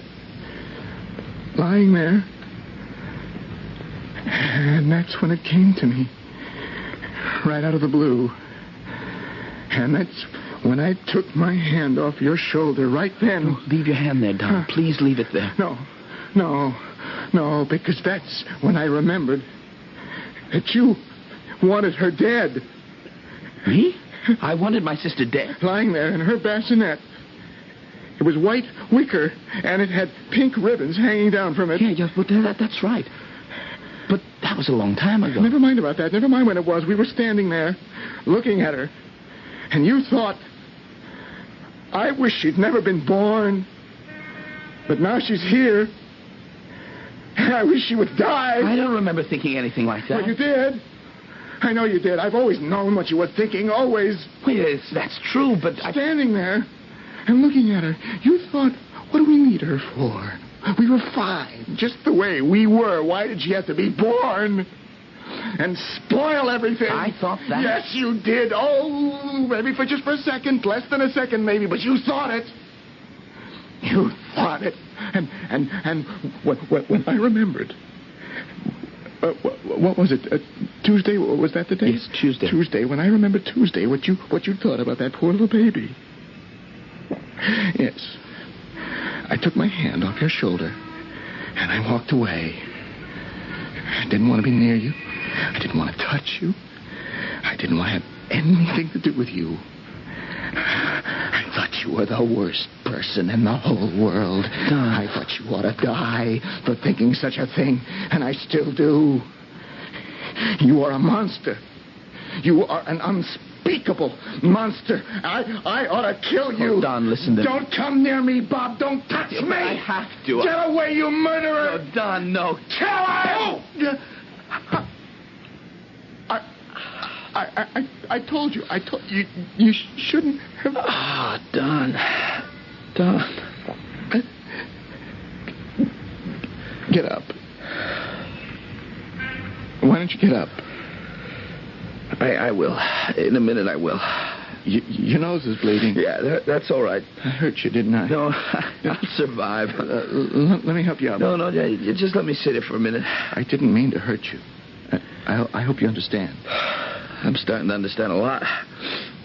You know, in all our lives together, it's always been like one life lived by two people. Yes.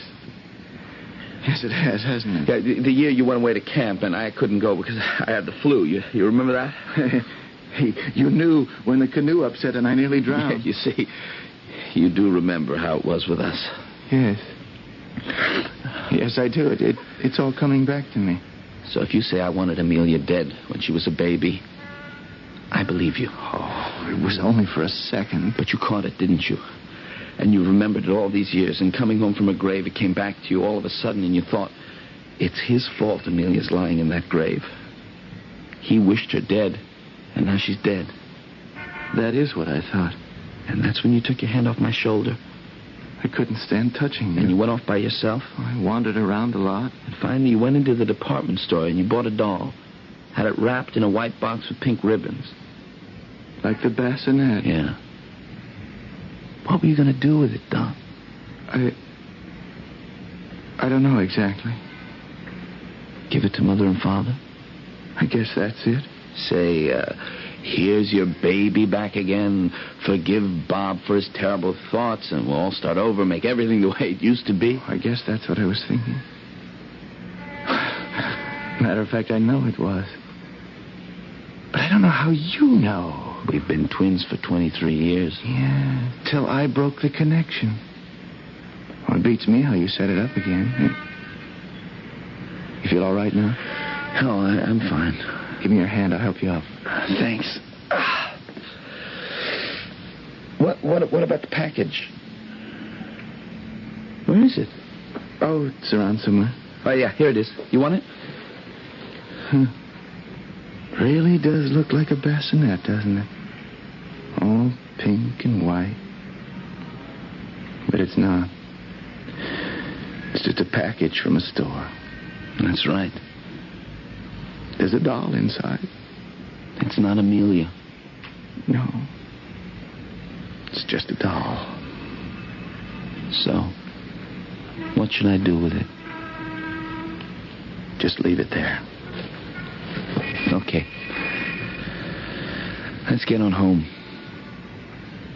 You know something, Bob? I'm not sure that it was just you who wished Amelia had never been born. I think it was me, too. Possible. Or maybe it was just me, never you at all. It really doesn't matter.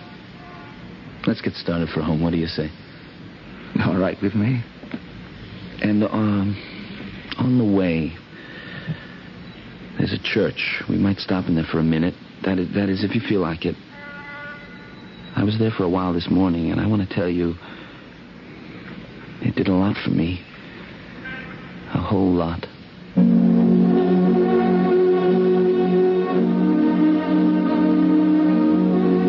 Nobody knows for certain whether it is empathy or hostility that lies at the root of the telepathic experience. What surely is embedded there is a powerful emotional attachment. And as we all know, every strong emotional tie is made up of both love and hate, tenderness and rage, and all the other feelings that nest in the hearts of humans.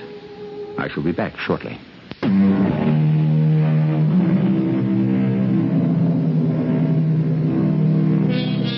In an effort to interpret ourselves to ourselves, I offer you the words of a Roman poet named Catullus, who lived 2,000 years ago. I hate and I love. Why I do so, I do not know, but I feel it, and I am in torment. Perhaps when we comprehend a little better our own torment, we will better understand the torment of others, and in consequence be a little kinder to one another. Is that not possible? I leave it up to you. Our cast included Christopher Tabori, Terry Keane, Russell Horton, and John Beale. The entire production was under the direction of Himan Brown. And now, a preview.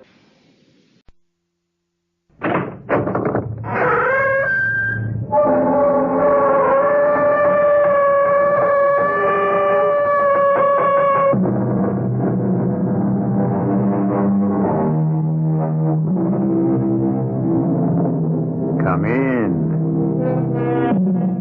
Welcome. I'm E.G. Marshall, Dean of this College of Macabre Knowledge. We are told that we should forgive our enemies, but nowhere are we told that we should forgive our friends. A pity. How easily we recognize those who would destroy us through evil motives. How difficult to perceive those who will ruin us for love. But why is this so surprising? Isn't the road to hell paved with good intentions? So you see, my dear, we're talking about at least $3 million. And that's why you hired me. So I could cheat Mr. Gillespie. Oh, no, cheat is a harsh word. But it's true. And what will you do with me afterwards? Why, we shall give you your share. Won't you just kill me the way you killed everybody else? We killed the others because they forced our hand.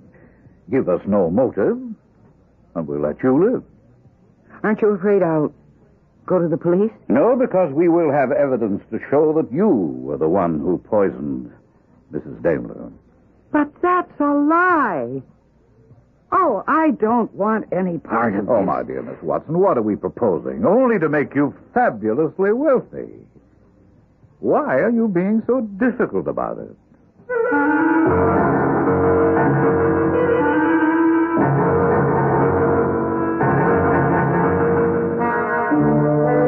Our mystery drama, Person to be Notified, was written especially for the Mystery Theater by Sam Dan and stars Mercedes McCambridge.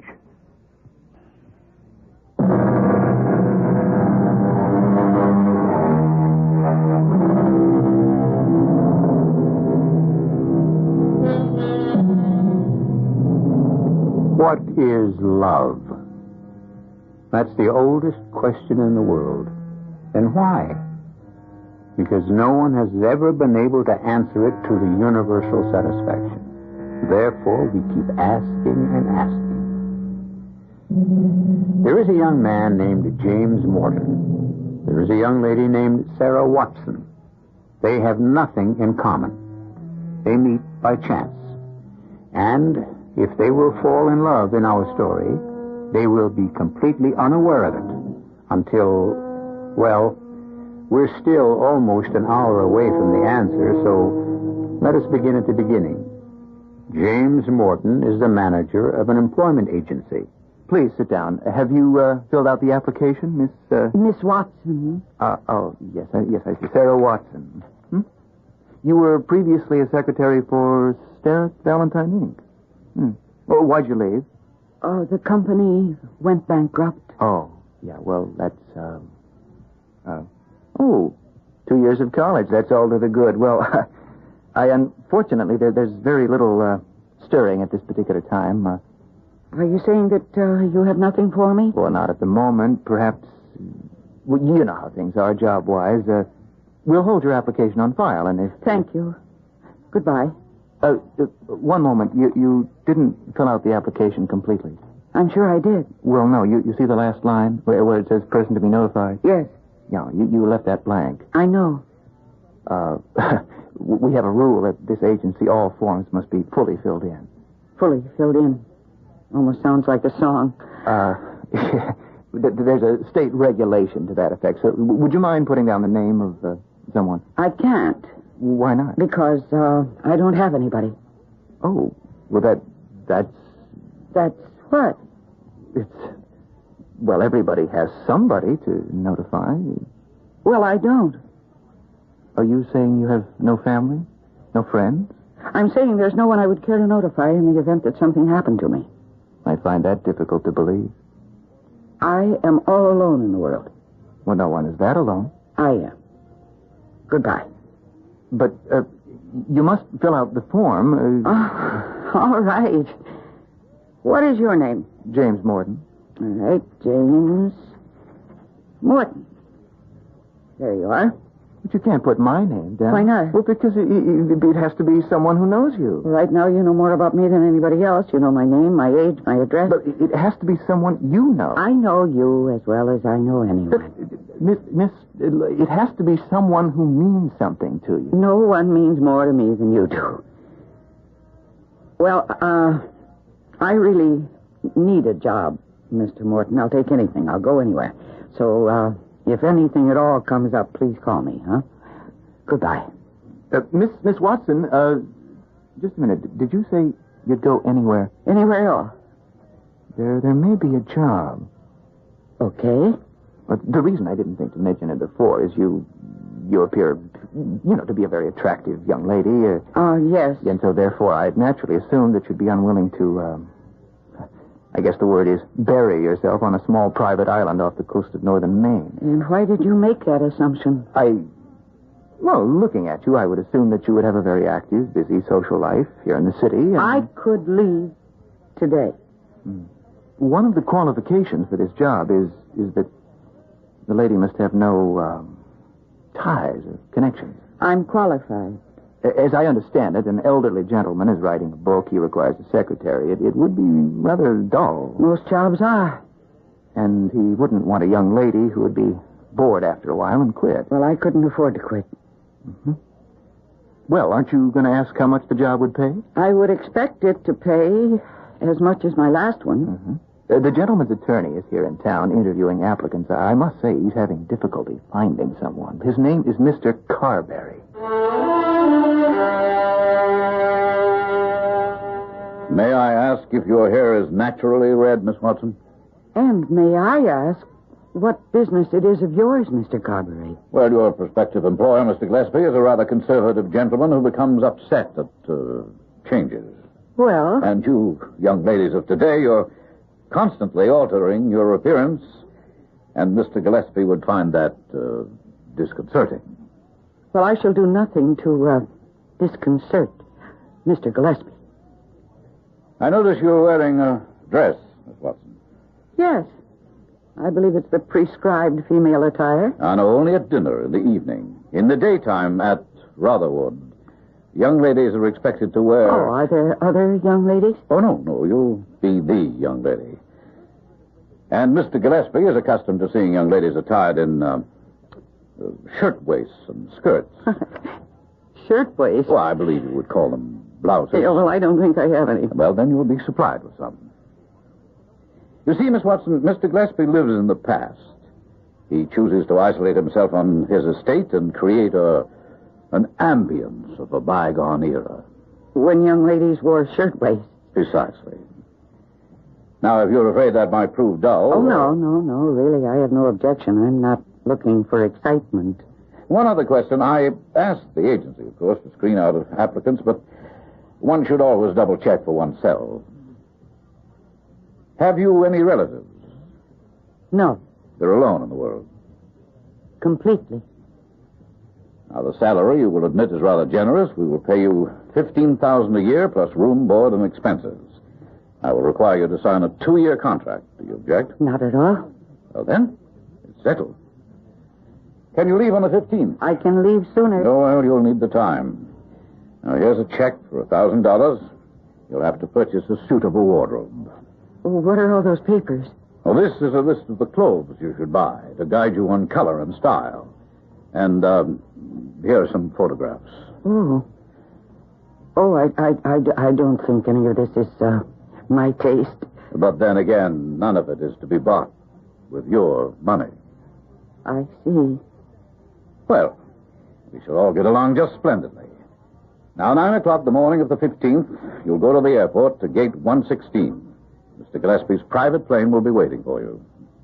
How does that square with his old-fashioned attitude? It's the only concession he makes to reality.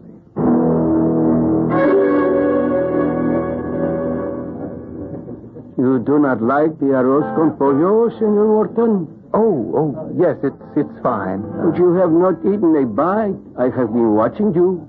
You seem to be a thinker tonight. Yes, young lady came into my office looking for a job today, and she filled out the usual form in the usual way, until she came to the last line. You know what the last line requires her to state? No. It asks her to list the person to be notified in case of, in case of. I know. Well, she said she had no one to notify. I couldn't believe it. Why is it so difficult to believe? Well, because everybody has someone, a relative, a close friend. Everyone? Well, of course, everyone. Do you, Senor Morton? Do you? How do you ask such a question? How do you answer it? You come in here almost every night for dinner. Also, on many a Sunday afternoon, you come alone. So, you do not live with a family. You are not married. It is obvious you are not keeping company with a young lady. So, who is there for you to notify? Well, my partner. Why do you say, didn't you say my partner? Well, because outside of the business, we don't know each other. We don't see each other. He's a much older man. We have nothing in common except the fact we seem to be able to, run a profitable business. If, and I pray it shall never come to pass, you should meet with a misfortune, who would grieve for you? Who would miss you?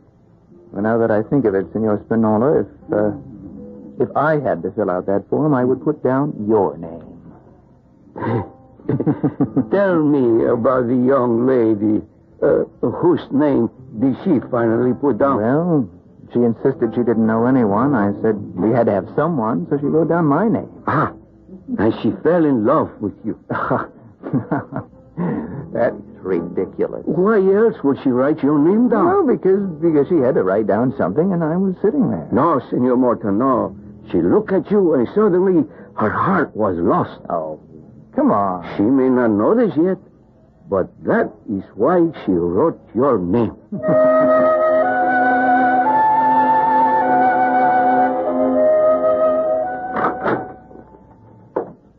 These are to be your quarters. Oh, my, it's lovely.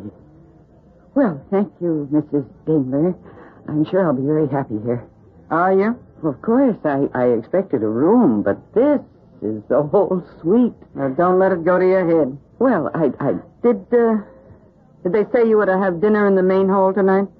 Well, frankly, Now, don't be frank with me, because I'm not going to be frank with you. Well, what do you...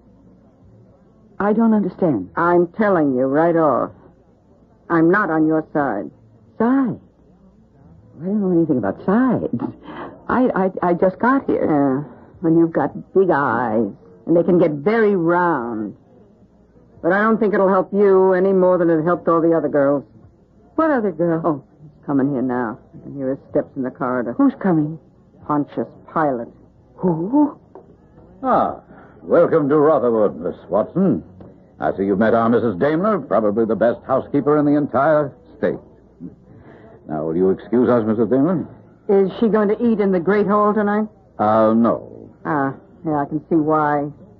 She isn't ready yet. I believe that will be all, Mrs. Daimler. I give her a week. You are excused, Mrs. Daimler. She'll get wise to you. The old man will get wise Mrs. to her. Daimler? All right. I'm leaving. Well, did you have a pleasant flight? Yes. Find your quarters satisfactory? Oh, very. We want you to be comfortable. Will you answer a question, Mr. Carberry? Well, of course. Would you tell me just what is going on around here anyhow?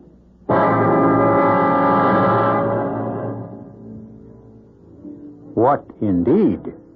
Now, you must admit we've given you several basic facts to chew on. For instance, why would they want a girl who has no ties at all? Why are they offering such an attractive salary? Who is Mrs. Daimler? Who's the old man? What sides are there in conflict here? Well, in the first act, you present. In the second, you unfold. And I shall take you into my confidence after your announcer takes you into his.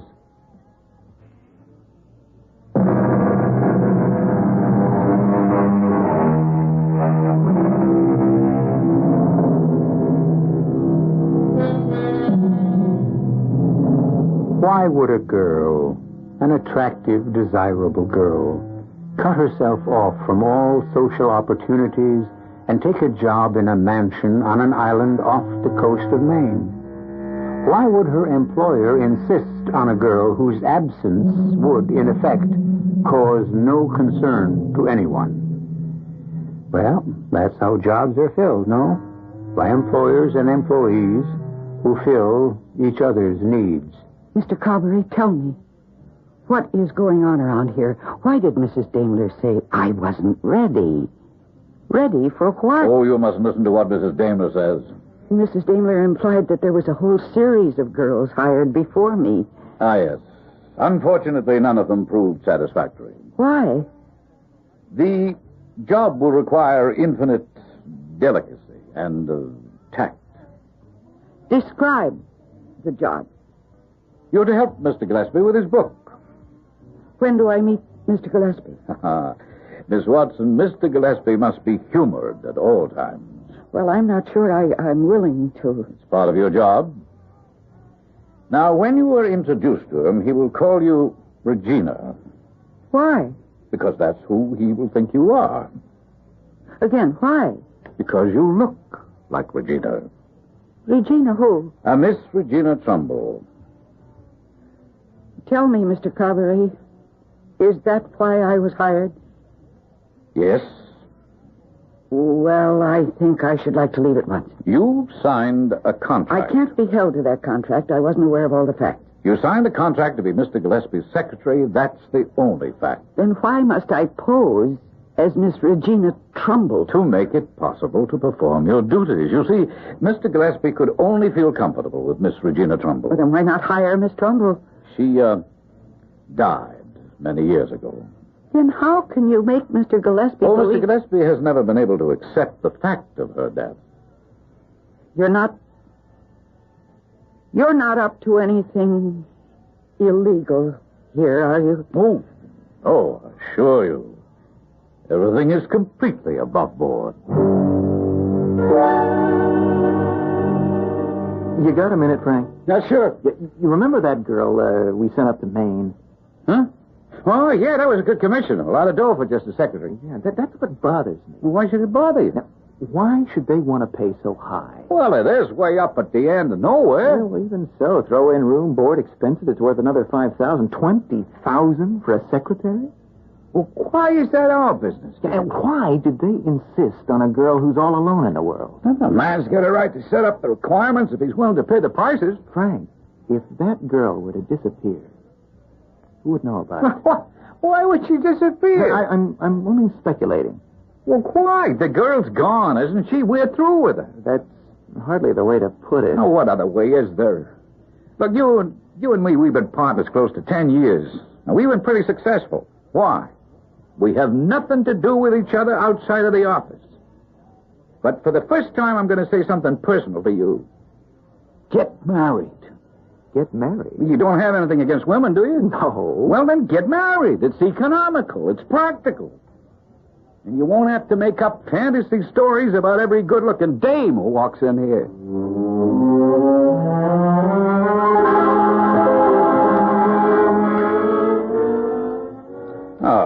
Good morning, Miss Watson. Good morning. I'm sure you slept well. The ocean air here is so invigorating. As a matter of fact, I slept poorly. Oh, no, I'm sorry. Why? This morning, before breakfast, I went for a walk. Now, that's an excellent practice.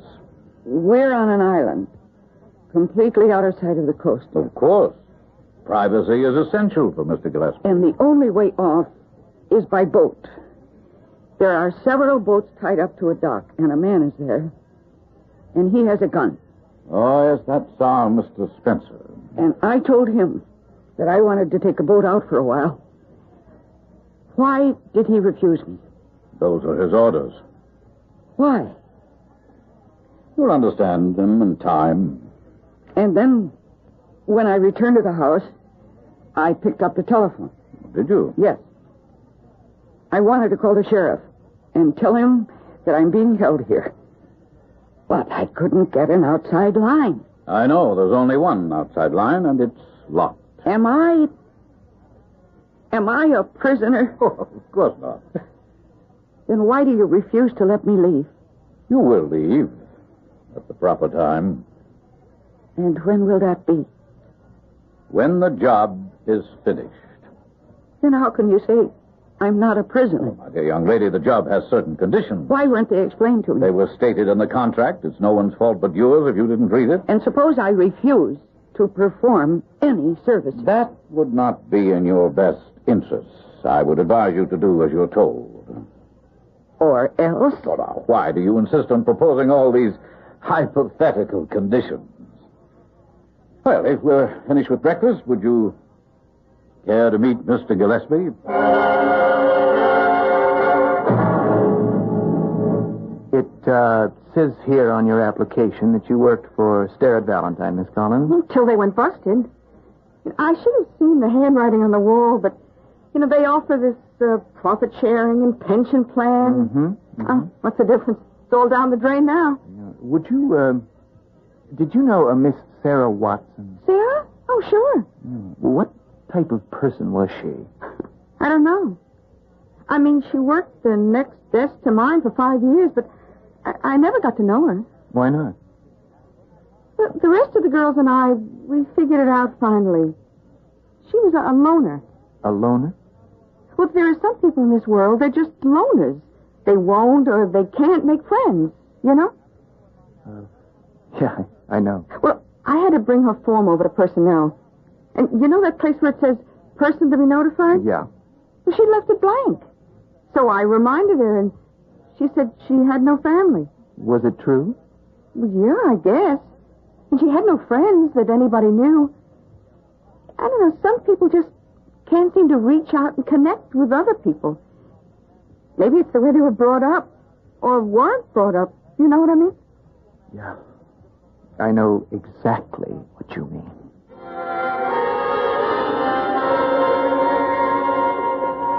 And now, Miss Watson, you're to agree with everything Mr. Gillespie says. Do you understand? Good morning, sir. Good morning. Look who's here. Regina. Yeah. You always say you found Regina. You're always wrong. Oh, no, this time it is Regina, Mr. Gillespie. Look, see she's come back. Is it finally Regina? At last? Can there be any doubt of it? Can you mistake that brilliant red hair? Regina. Regina, speak to me. Oh, sir. You mustn't call me sir.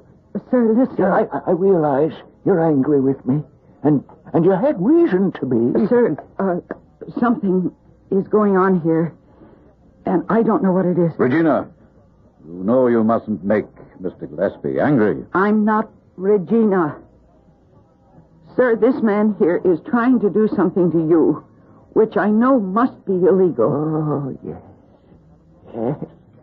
That's my Regina, all right. A pretty head filled with all kinds of romantic nonsense. Sit. We'll talk for a moment. But don't you understand? I understand everything. Now, you will not leave me again. Promise? Even if I should be mean to you. Promise. Now, you must promise. Well, go ahead, Regina. Promise. Regina, I shall be very much displeased. And perhaps I shall not let you have the diamonds after all. Now, you must promise. Well, you shall sit here until you promise. I'll stay here until you finish the book. The book? Oh, the book. Well, I know you. You know, I'll never write that book. I delude myself.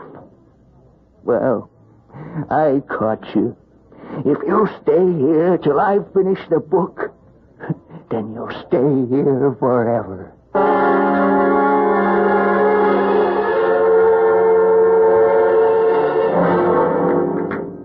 Where is everybody this evening, Mrs. Daimler?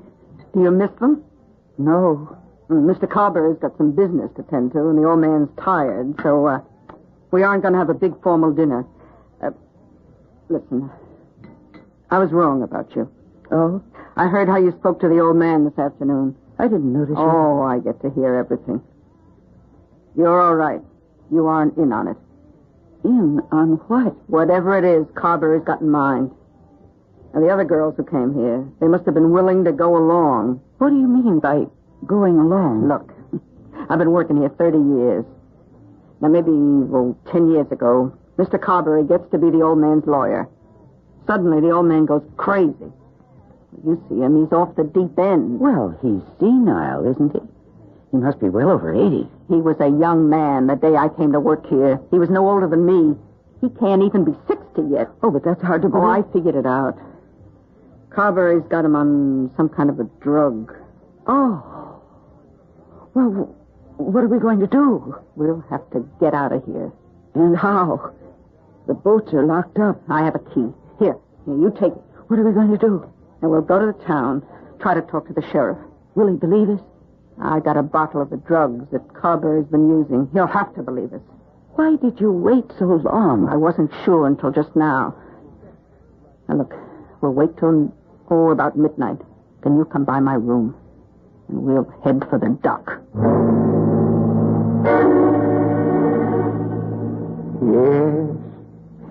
Yes, you're Regina. I'm sure of it. Do you remember what I said about the diamonds? The diamonds? You don't remember the diamonds? How could you forget the diamonds? After all, they are your diamonds. Oh, the diamonds, yes, Mr. Gillespie. Oh, it isn't right for you to call me Mr. Gillespie. After what we've been to each other, I should think Edmund would be, proper. Edmund? I was wrong about the diamonds. He said $1 million invested in diamonds would be dead money. Put it in the market. Well, as it happened, the diamonds have tripled in value. Just the times, I suppose. Regina, will you breakfast with me tomorrow and I'll explain more about the diamonds. I'm so tired now. I just want to get to sleep.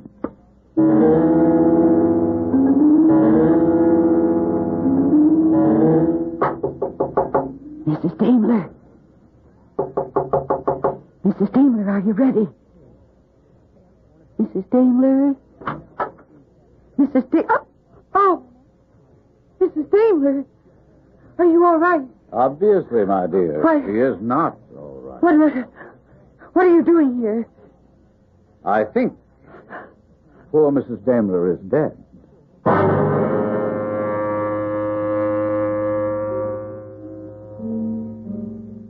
I think poor Mrs. Daimler is dead.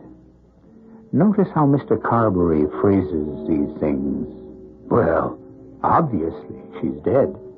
The question is how and by whose hand. Well, you can expect the unusual to happen on remote islands. Other things are also scheduled to happen when I return to you in just a few moments with Act 3. When you...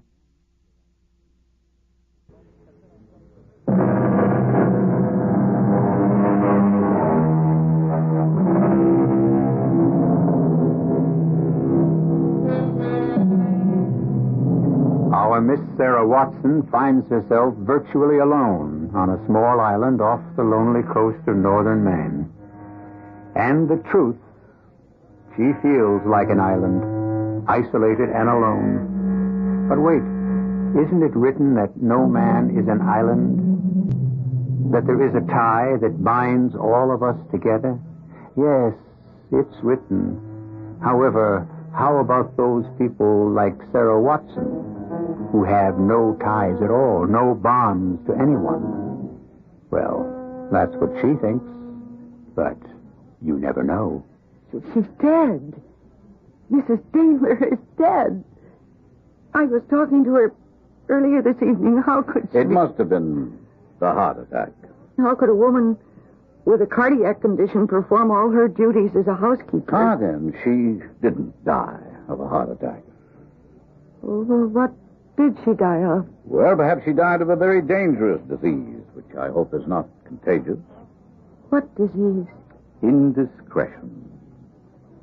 Well, if it was murder, I'm sure that you killed her. Are you?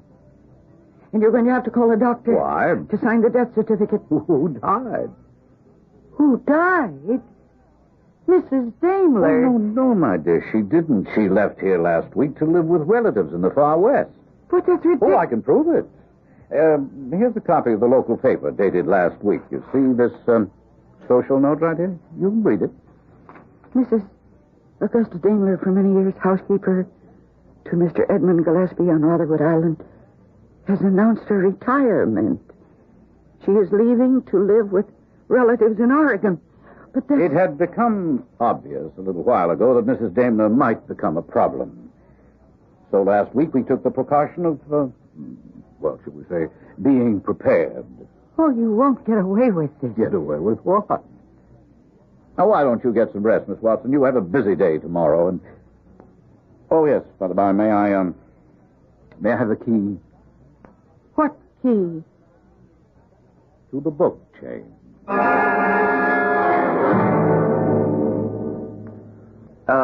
Let me see. I think I'll have, what do you suggest this evening? Nothing. Nothing? It is a sin to waste good food. For the past weeks, you order. I serve. You do not touch. You are in love. I have a feeling that she's in danger. If you have a feeling, then it is true. But I don't even know what to do about it. You have no choice. You must save her. You have grounds for suspicion? Yes. And you sit here while your loved one is in peril. Who says she's my loved one? Why do you keep thinking about her? Now, I shall feed you enough to arm you for your journey. But she's 2,000 miles from here. Ah, love laughs at distance. And see, you are smiling already. Go to her. She wrote your name. She calls you. She needs You?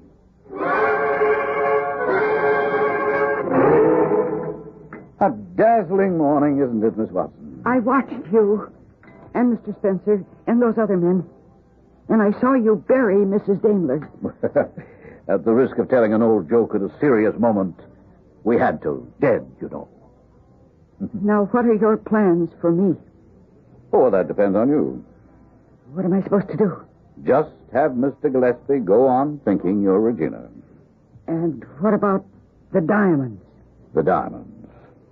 Well, you see, Mr. Gillespie was Regina Trumbull's guardian. Her father had entrusted him with $1 million worth of diamonds to be held for her until her 25th birthday.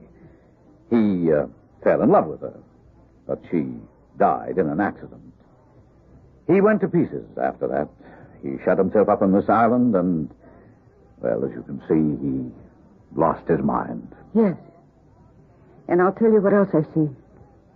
I see that after a while, he started to get his mind back. But then you came into the picture. And you are making sure that he doesn't recover his sanity. Why would I do that? Because if you could get him to believe that I am Regina, he'll give me those diamonds. And then you can get your hands on them. I must say, Miss Watson, you have an incisive mind. The diamonds are hidden here somewhere. He won't tell you, and you can't force it out of him. So that's why you need me. Oh, yes, you are vital. Vital? Meaning alive. How do you know you can trust me? We would make it worth your while. We would give you a considerable sum of money. Why should you do that? Why not just kill me? Miss Watson, I am not in the murder business. I only will commit a crime when I have absolutely no alternative. And how do I know that I can trust you? You have no other route to travel.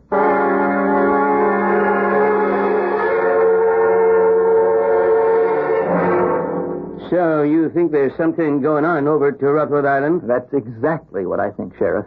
I must say, you don't give much evidence. None at all, tell the truth. Sheriff, I traveled almost 2,000 miles. On a hunch. Well, what do you want me to do? Find out if she's all right. How? Well, search the place. Son, you've been watching too many movies. You don't trespass all over a man's property and turn his establishment inside out unless you've got a search warrant. Oh, get a warrant. Tell you what I'll do.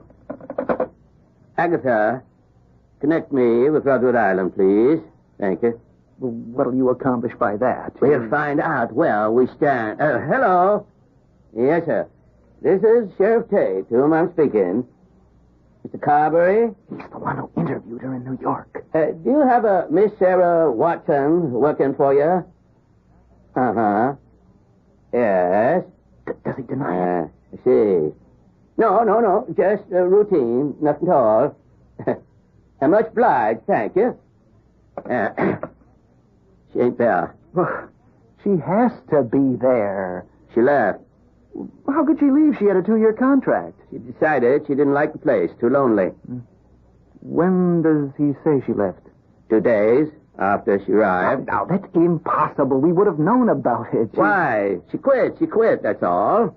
And she goes on to find another job. How do I know this all ain't a yarn on your part? Why would I lie? It's in style today. How do I know you're who you say you are? Here is my card, and here's a copy of the contract that she signed. Well, son, you let me study this here document. But meanwhile, she can Meanwhile, it's dark. And if I do decide to go to the island, I can't do it till morning. But... Okay, forget it. Thank you very much.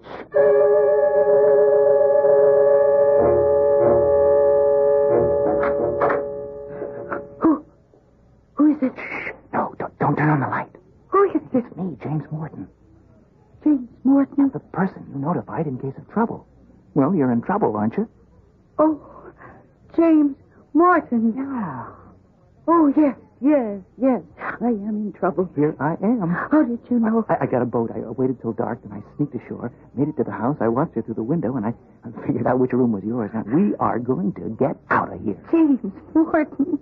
Oh, I don't know what to say. Don't say anything. Let's hurry. It's a miracle. That's what it is. A miracle never happened to me before. Not to me neither. Well, it's about time. I'm sorry to interrupt. Don't move and don't talk. Mr. Spencer is an excellent shot, and at this range, how can he miss?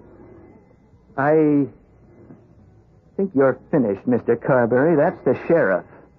Why would the sheriff come here? Because I spoke to him earlier. Ah.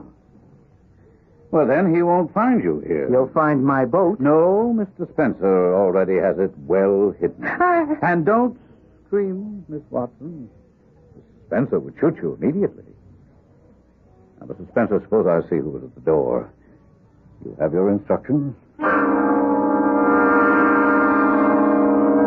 Why, no, Sheriff. I haven't seen the young man. Funny. I could have sworn he'd have come out here. Oh, for what reason? I wouldn't know. You say this Miss Watson left right after she got here? That's right. We were completely incompatible. How's Mr. Gillespie these days? We never see him. Oh, poor old man. Still completely senile. Yeah.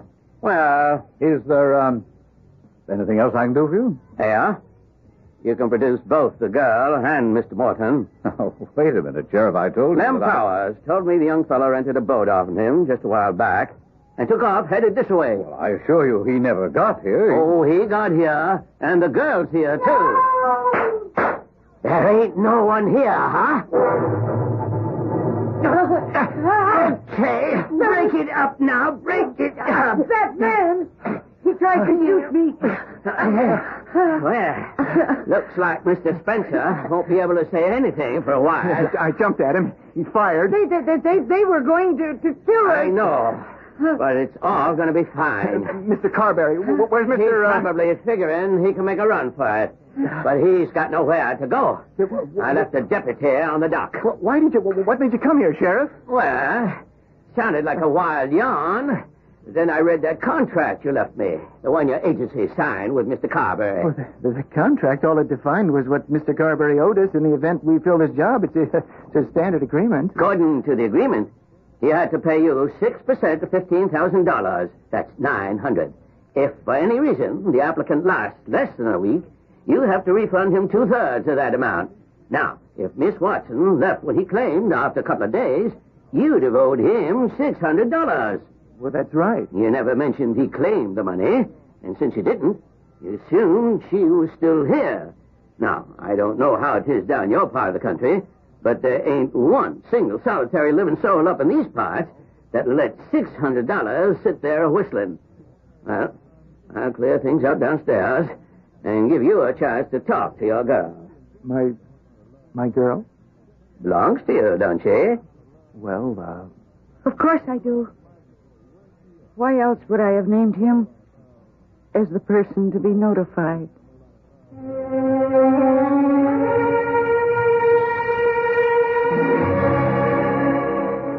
Department of Loose Ends. An autopsy was performed on Mrs. Daimler. It was established that she was poisoned. Mr. Carberry and Company will stand trial for that one. Mr. Gillespie was placed in a hospital where, with good care and treatment, he has a chance to recover all his faculties. At this writing, he still cannot remember where the diamonds are hidden. If I have to tell you what happened to Sarah and James, then you don't have an ounce of romance in your soul, and I give up. But only for a few moments.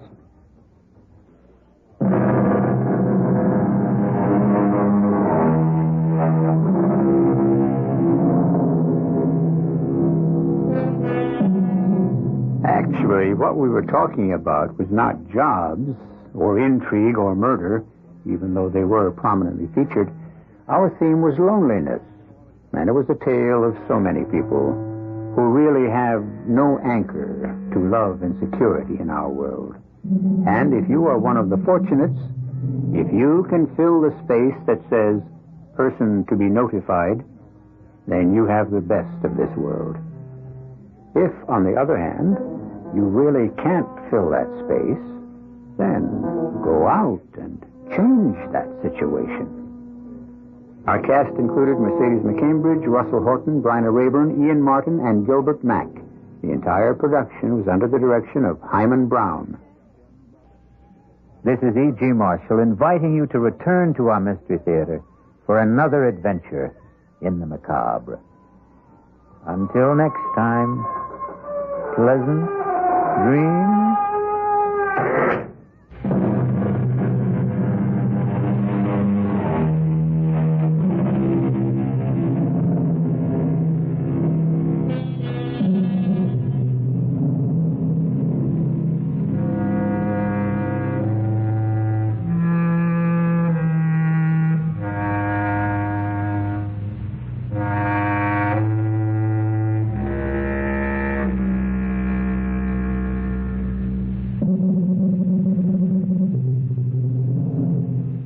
Radio Mystery Theater presents...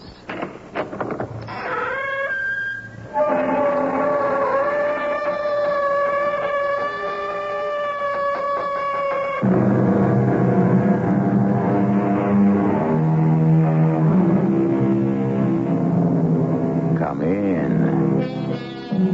Welcome. I'm E.G. Marshall. Most people, although they are fascinated by the prospect, simply do not believe in the supernatural. They consider that witches and vampires, demons, and all the other myriad spirits of the netherworld have gone out of style, that they no longer exist, except as figments of the diseased mind. Maybe. Although they would never admit to practicing black magic, there are witches' covens all over the world, even in our own America. I take no stand in the matter. I leave you with this story to decide for yourself. Don't talk about it if you don't want to, Jenny, but what happened? We were driving back to the hospital after Sharon died, and he was like a wild man. He was driving too fast? He was burning rubber like it had gone out of style. But why? Maybe he wanted to commit suicide. Not my brother, and not with you in the car. But such a terrible accident. How did you get out of it alive? It wasn't my time yet.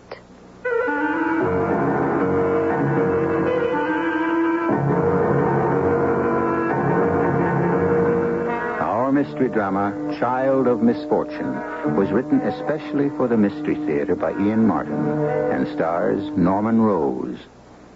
It is sponsored in part by Buick Motor Division and Contact, the 12-hour cold capsule.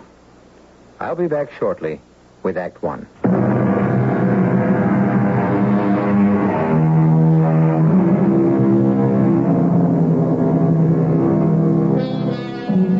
The home is a pleasant one on the outskirts of a small town. Not large or too expensive, but with a feeling of being well lived in. By the farthest stretch of imagination, no one could even accept the idea of any ghost haunting this bright little villa, or any skeletons skulking in closets. It's a house that suggests nothing but life, and its occupants, Dr. Sam Taylor, his wife Jane, and their son Bucky, just beginning his 13th year, are just the sort of people you would expect to find living in it. Except for one thing. Dr. Taylor is a general practitioner, but his specialized interest is in pathology, the surgical dissection of the dead. Sam, that you? Sure, honey. Now take it easy. Go back to sleep. I'll be right with you. No, I wasn't asleep. I'm always so scared when you're out these days. Scared? Oh, come on. I don't have that many late nights. Well, even one a week is more than enough for me. I'm sorry, darling. My life. You got to live it, too. Remember?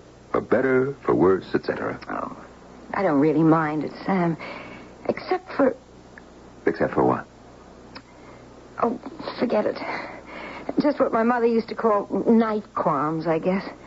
Well, I'm a city girl who doesn't adapt too well to the country. This is scarcely the country.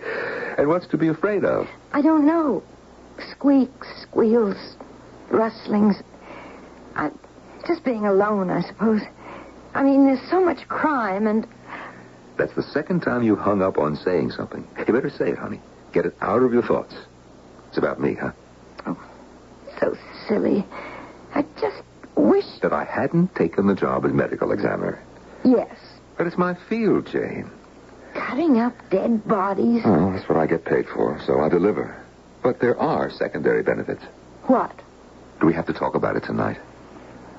It's only in understanding the causes of death that we can make any attempt to keep it from happening.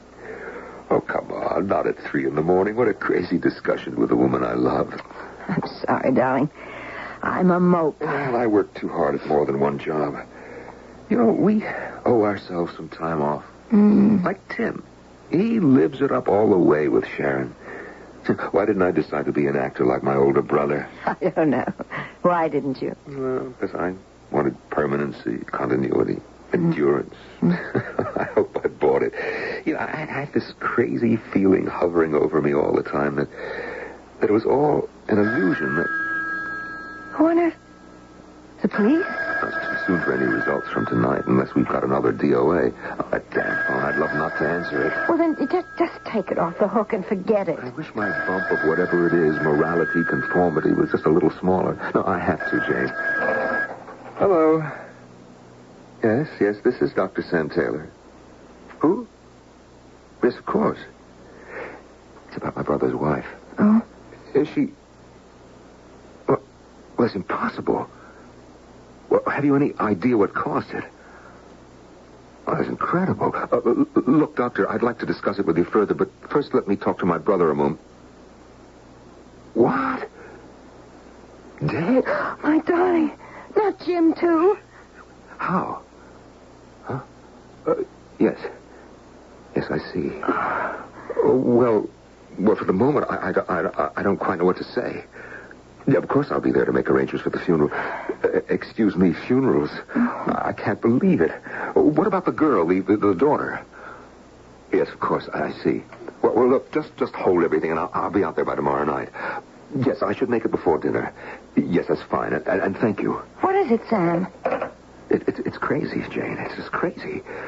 Sharon had the mumps, and suddenly she's dead, and so is Jim. Well, how could both of them... I can't explain about his wife. One of these things medically which shouldn't happen this day and age, but does. But Jim is something else again. Wait, now, you're not making any sense. Sharon died from mumps? Or complications. And Jim? No complications there. He was driving to the hospital and went off the road into the canyon. Killed? Yes, burned to a crisp and the car caught on fire. It's an absolute miracle that Jenny escaped. Their daughter was with him? Yes. Well, how badly is she hurt? Well, according to Dr. Holcomb, whom I talked to, she was thrown clear and came out unscathed. Look, Jane, I've got to go out there first thing tomorrow. Well, of course you do. You want to go along? Well, you know I do. But, well, what about Bucky? I could call Mom and Dad. No, don't forget it. Jim and I were never very close. You know, I never even met his wife. I'll fly out there and handle it. There's only one thing. What, dear? Jenny. I don't know if she has anywhere else to go. You might end up having a daughter, more or less, in the house. I can't leave the child alone. Of course you can't. You know she's welcome here, darling. Oh, your poor brother and his new wife. What a terrible tragedy.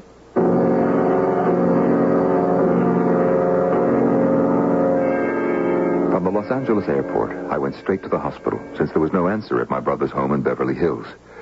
The physician in charge, Dr. Holcomb, met me. How do you do, Dr. Taylor? Sorry to meet you under such tragic circumstances. We're doctors, and particularly in my case, should be inured to the fact of death. Only sometimes it never quite happens that way, does it? No matter if it's in the immediate family or not. Well, I'd hope that most of us are still human beings. What happened to my sister-in-law, first of all? I don't know. But, well, she had mumps, right? Dr. Taylor, she had glandular swellings. The whole lymph system was invaded by something. But what it was, I haven't the faintest idea. But the cause of death? Massive edema. Lungs, heart failure. What did the autopsy show? Nothing. Nothing? I'm a toxicologist myself. We had a neurosurgeon, a pathologist, so mention any specialty you want that had any relation to this. None of us could even estimate what caused her death. Then it wasn't mumps. I can't even tell you that. But weren't serum specimens taken?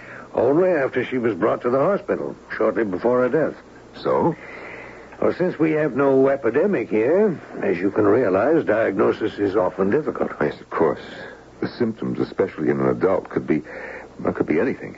But tests, even post-mortem, must have shown something. Nothing, Dr. Taylor. And believe me, they were done exhaustively. All of us here are just as puzzled as you must be. I've already told you how your sister-in-law died, almost literally smothered or choked to death, as if by some evil force. But why? What caused it? Well, our records are all open to you for study. I'm sure I couldn't find out any more than all the distinguished men who've already tried. Let's leave that for the moment. My brother. I can be more specific about that. When I notified him of his wife's death, he Oh, well, quite frankly, his reaction was almost, what shall I say, paranoid. Paranoid? Yes. He screamed something on the phone about, well, again, he was so distraught, I thought the word was witch. But, of course, it could have been a more familiar one. Witch? In what connection did he use it? Well, I can't exactly say. It was something about, so the witch has had her way. And then he slammed up the telephone. I tried to call him back, but the next contact I had with him, with your brother, was when they brought him, or his remains, to the hospital. After the accident? Yes. We can only presume that he was on his way over from the valley on Benedict Canyon. And somehow lost control and went through the guardrail. The car was totaled. And your brother... You don't have to go through that. I know that he was caught in the car and that it burned to a crisp. With him. But what happened? He couldn't have tried to kill himself. Well, it's one reason I was called in. There are some who thought he might, under the circumstances, not have been quite himself. Oh, sure. What was the alcohol in the blood? Normal. No other evidence of any drug. Under ordinary circumstances, I might have guessed at a suicide attempt. Except for the fact that he had Jenny in the car with him. So that rules that out. We use our comfortable little phrase, death by misadventure. Right, Doctor? Right. Which completes the role of the dead. Now the living. I called the house as soon as I landed, but there was no answer. Do you know where my niece is? I most certainly do. Although she was... and I must say that there's only one word for it. Miraculously unharmed. I was afraid of post-factum shock. I kept her here in the hospital, since she seemed to have no one else to care for her, except yourself. How is she? Well, I can only say that from any point of view, she's a most remarkable and completely beguiling young woman. Young woman? Well, she's only 16. Yes, so I've been informed. It's hard to believe. Her self-possession and, what shall I say, inner strength are quite formidable. Only matched by her general appeal. She's very hard to resist. I might mention also that she's quite incredibly beautiful. May I see her now? Yes, of course. She's been waiting anxiously to meet her only surviving relative. I followed Dr. Holcomb. I was conscious of a strange aura of mystery hanging over my brother and his wife's death. Somehow, both seemed so unnatural. Oh, I don't for the moment mean that I had any precognition of the fact that there was anything supernatural about them, or the niece I was about to meet. But I did have an uneasy premonition of, well, I don't know exactly what. And at any rate, it was banished momentarily the moment I met my niece. For I must say she was the most beautiful woman I've ever met in my life. Woman. A 16-year-old child. Looking at her, listening to her, falling under her spell, she was as lovely and compelling as any of the great beauties of all the ages. Well, Jenny, how do we feel today? Oh, so much better, Doctor. Thank you. I brought you a visitor. No, something more than that. A relative. Yes, well, I'm your father's brother, Jenny. Uncle Sam! No, that sounds funny, doesn't it? Well, maybe, but I don't mind the comparison. Jenny, I'm sorry about everything. Are you all right? I guess.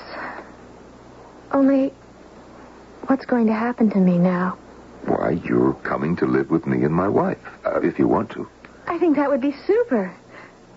Aren't you going to give me a kiss to let me know I'm welcome, Uncle Sam? I'd be glad to do that little thing. That was nice. And I think I'll just leave out the uncle. All right with you, Sam? Should I have known right then? How could I possibly have guessed? The dark violet eyes, pools of strange and infinite wisdom. The voice, half child, half woman, in that ravishing body. All woman. Or most of all, the kiss. Far less a welcome than an invitation to and promise of forbidden things to come. I should have taken to my heels and run as though the hounds of hell were at them. I didn't know. I didn't guess. And so I sealed my doom. Intriguing? What doom? What threat can a 16-year-old girl pose to a doctor in his late 30s, no matter how precocious she may seem? Precocious? No, that is not exactly the word for Jenny, as I think you will agree when I return to continue this story shortly with Act 2.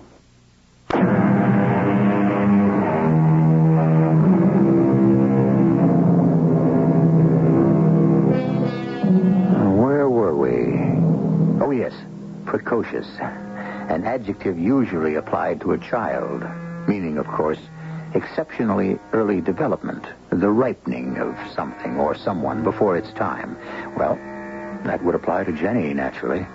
But it would be only part of the story, the tiniest part, for the rest lies submerged in dark layers of history that are timeless and beyond boundaries few would dare or know how to cross, but which we will cross as we dig for the rest of this fascinating story.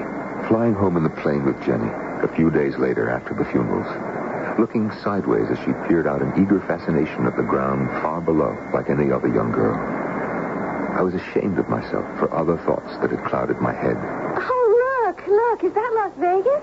Yeah, that's it. Old Sodom and Gomorrah. Oh, I don't think it could be that wicked. I'd love to be able to go there and gamble. Well, the percentages all go with the house. You can't win. Oh, the luck couldn't run against me. I'd win. What's that mean? Just that I always do. When I want to. Well, I'm afraid it'll be a couple of years yet till you can prove that out. You mean because I'm not of age? That's right. I don't think that's fair. Well, lots of things in life don't seem fair, Jenny. Yes. It could have worked out if only... Oh, you poor kid. Try not to think about your mother. Oh, it isn't her. Sharon wasn't my real mother anyway. She died when I was born. Then my father married her, Sharon. And then when he died, your brother came along. He's the one I was thinking about. Oh, crazy. Look, don't talk about it if you don't want to, Jenny. But what happened? We were driving to the hospital after Sharon died. And he was like a wild man. I asked him to let me drive, but he wouldn't. He was driving too fast, huh? He was burning rubber like it had gone out of style. But why? I don't know. He was real gone on her, Sharon. Maybe he wanted to commit suicide. Oh, no. No matter how frantic he was with grief, Jim would never do that. I know my older brother too well. And certainly not with you in the car. No, it was just a terrible accident. But how did you get out of it like you did? It wasn't my time yet. You sound like a combat soldier. You know, you are quite a fatalist, young lady. If you want to call it that, old man. Only you're not old at all. So like Jim. Only younger. I'm really going to dig living with you, Sam. And Jane. Jane? Who's my wife? Oh, yes, your wife. I wonder how she's going to feel about me. Like footsteps over my grave, a faraway icy draft in a back layer of the mind. Why? The statement was innocent enough. It was only the way she said it. As if Jenny had already made up her mind how she felt about someone she'd never met.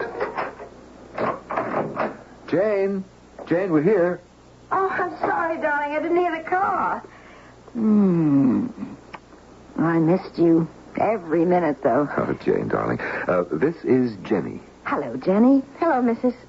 Aunt Jane. That's nice, dear. You know, I hope you'll be one of the family. I hope I can. Where's the other member? Oh, Bucky was all in a dither. He was dying to meet his new cousin. Or sisters, I hope you'll beat Jenny. But Peter Timmons' father had tickets for some big league baseball game, so he took them up to Kansas City for lunch first. And they're not back yet. He hoped you wouldn't mind, Jenny. Why should I? How old is Bucky? He's 13. Gee, I never would have thought you were that old, Aunt Jane. Oh, she doesn't look it, does she, Sam? Well, I don't think she looks old at all. Well, anyway, she's not like Sharon, all painted up and hair dyed and all. It's nice to see someone not afraid to look her age. Well, I guess I should take that as a compliment. Come on, Jenny. I'll take you upstairs and show you your room. I carried up the bags and then went downstairs to make myself a drink. It was a little early in the day for one, but of course Jenny hadn't meant anything by her remarks. Or had she? Yeah, I could tell that Jane was a bit miffed, which isn't like her. And damn it, she had made me glance at the wife I loved and notice that she had a few strands of gray hair, and the wrinkles were beginning to show. But with unpacking, Bucky's arrival home full of the game, and the excitement at meeting Jenny, dinner, and one thing or another, it wasn't until we were in bed that Jane and I had any chance to talk privately. I'm surprised about Sharon not being Jenny's mother. Yeah, it's a mixed-up history. The whole marriage was a mix-up, you know. Imagine not being at your own brother's wedding and never even having a chance to meet his wife. My other brother, Ted, was fit to be tied about it, too. Well, you were laid up with pneumonia. But the police department could have let Ted go. Oh, no way. He was on subpoena to the court as a witness on that murder case. And you know my oldest brother. Even if he could have gotten out of it, duty always comes first. Mm-hmm. Ooh, older brother. There are only two of us left now. Oh, my poor Sam. It's easier on me. I have you. Ted has nobody. Thanks to me. No, we're not going to rake up that ancient history. Well, I did steal you away from him. Nothing of the kind. I made the choice. Now, come on. That's enough agonizing for tonight. You need some sleep. Look, dear, if it's asking too much of you to bring Jenny into the house... Oh, don't be silly. I'm sure she'll be a help. Bucky's crazy about her already, and... And? Nothing. She's a strange girl, though. My Lord, how beautiful a little sex goddess can you be at 16? She really put me in the shade, didn't she? You mean... the remark about not minding showing your age? Well, yes, if you want to know. Do I? Well, not to me. I do to myself. I looked in the mirror, damn her. Well, she couldn't have meant anything. Of course not. It was just an innocent remark. Except... What, dear?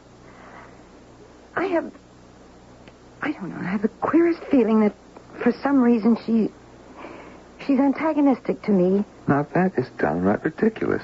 Everyone loves you. I don't know about that. What reason in the world could Jenny have for disliking you? None in the world that I know of. Well, then, look, let's just call this all off, baby, and get some sleep. Good night.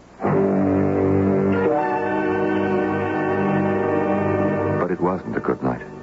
There weren't to be that many good nights left, although I didn't know that yet. And all through my half-waking, half-sleeping state, I was haunted in my dreams by violet eyes promising ancient wisdom and tight young flesh.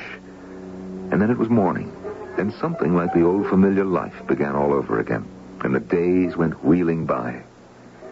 I don't mean to complain, dear. Well, what is it? Jenny again? Well, I have to spend most of the days with her. You are out. Mm-hmm, working. Of course.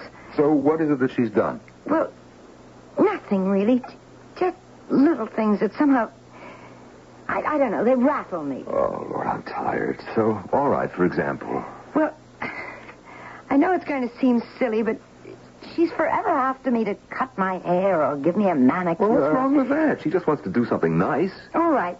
Do the washing, clean up after dinner, anything, but why does it have to be so personal? Well, did you ever think she might be trying to sort of heal the breach between you? There isn't any breach. We've just never gotten together. And another thing, several times I found her in my room prowling around my dresser. She says she's looking for a nail file or a powder or some ordinary thing. Well, for Pete's sake, what else? You think she's trying to steal? No. Well, then what?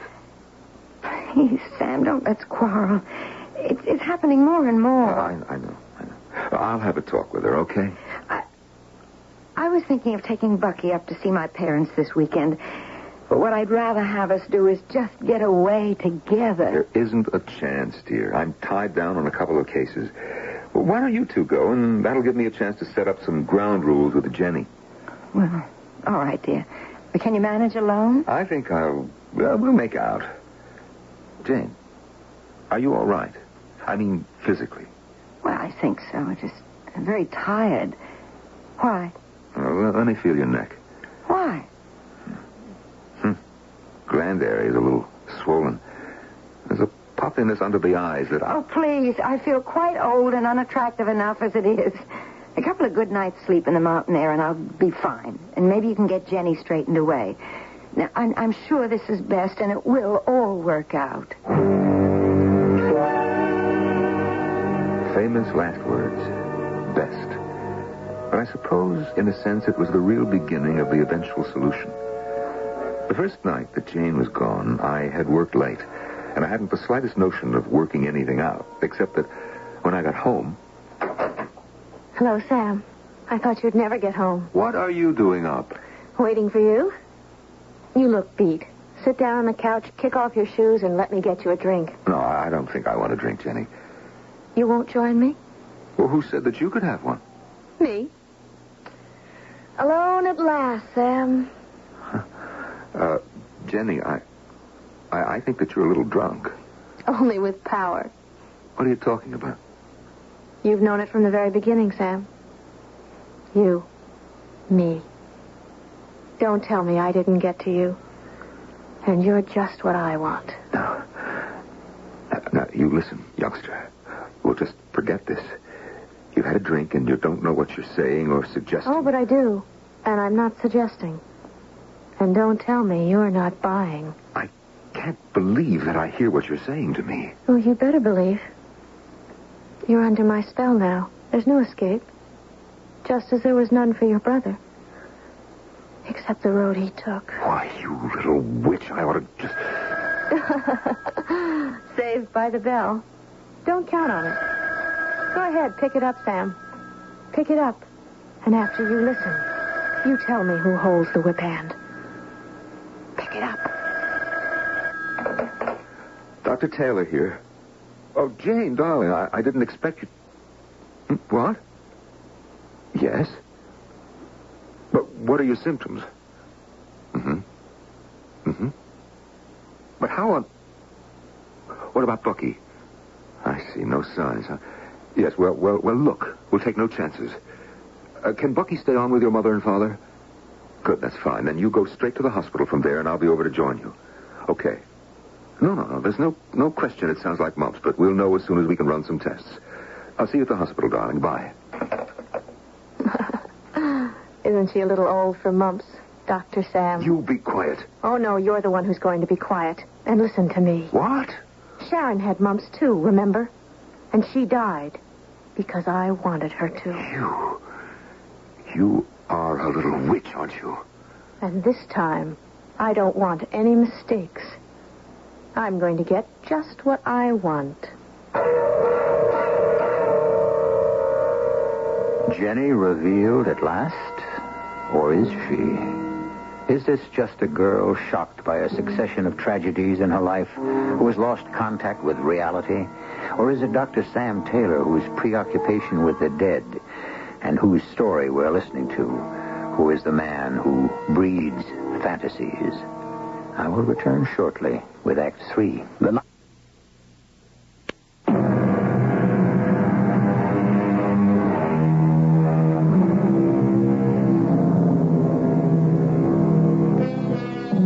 A vibrant, beautiful 16-year-old, sensual beyond her years, who may be the epitome of all evil.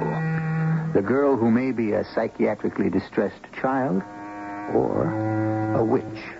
And drawn to her, fighting desperately against her enchantments, a relatively young doctor who, by his own admission, fights to escape her physical allure, and who himself is overwrought, overtired, and racked by several emotional shocks.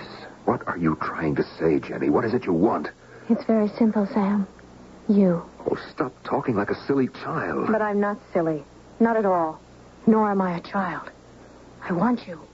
And what I want, I take. Oh, look, I'm afraid that Jane would take a rather dim view of that. Jane doesn't matter. She's out of this. What? Oh, come on now, Sam. You're the one who's being childish. You really think your wife has the mumps? What else could it be? A hex, my charming lover. A fetish doll stabbed and stabbed again. The poison drips into its veins until it swells beneath the skin of the unwanted. As the cursed one feels the thorns and spears pierce it to the soul, where it writhes in agony, knowing the body will die, and it will be lost to scream down through all the night years, hung between heaven and hell, never to find a home. How do you think Sharon died? I wanted Jim for my lover, but she stole him from me, so I made her image, and I made her dead. You're mad, Jenny. You're sick. How can a child dream such fantasies? No child, no fantasies. Come, I'll prove it to you. As if hypnotized, I followed Jenny upstairs to her room, my conscious mind operating as a doctor. At one level, I was accepting the fact that somehow the trauma of this girl's past had ended in paranoia, and I was thinking how best to handle her. But underneath, writhing like some tethered snake in the morass of sense memory and superstition and fear of the unknown, was a voice warning me what I had known from the beginning. I was trapped in something beyond my comprehension or control. And then, in her bedroom, Jenny wrenched open the door to her closet and pushed aside her clothes to reveal, draped over her suitcase, stood upon end, a black cloth. On it, between two guttering votive candles, lay a doll. A figure with long, real red hair and tiny fingernails on the mottled hands crossed over its breast. An effigy of Jane. With revulsion, I remembered her laughing about Jenny's wanting to trim her hair, give her a manicure, skulking in her bedroom. But most of all, what made my blood run literally cold was the sight of the two shiny, silver-bright skewers driven down through the doll's neck on both sides, pinning it to the mock catafalque, and the rest of the slender stilettos which waited, neatly laid out, ready for some future foulness. I wanted to be physically sick. Now do you believe? You really think that you killed your mother? My foster mother, not my real mother. My real mother made me all I am. She was me, and I am her. In one body, inseparable.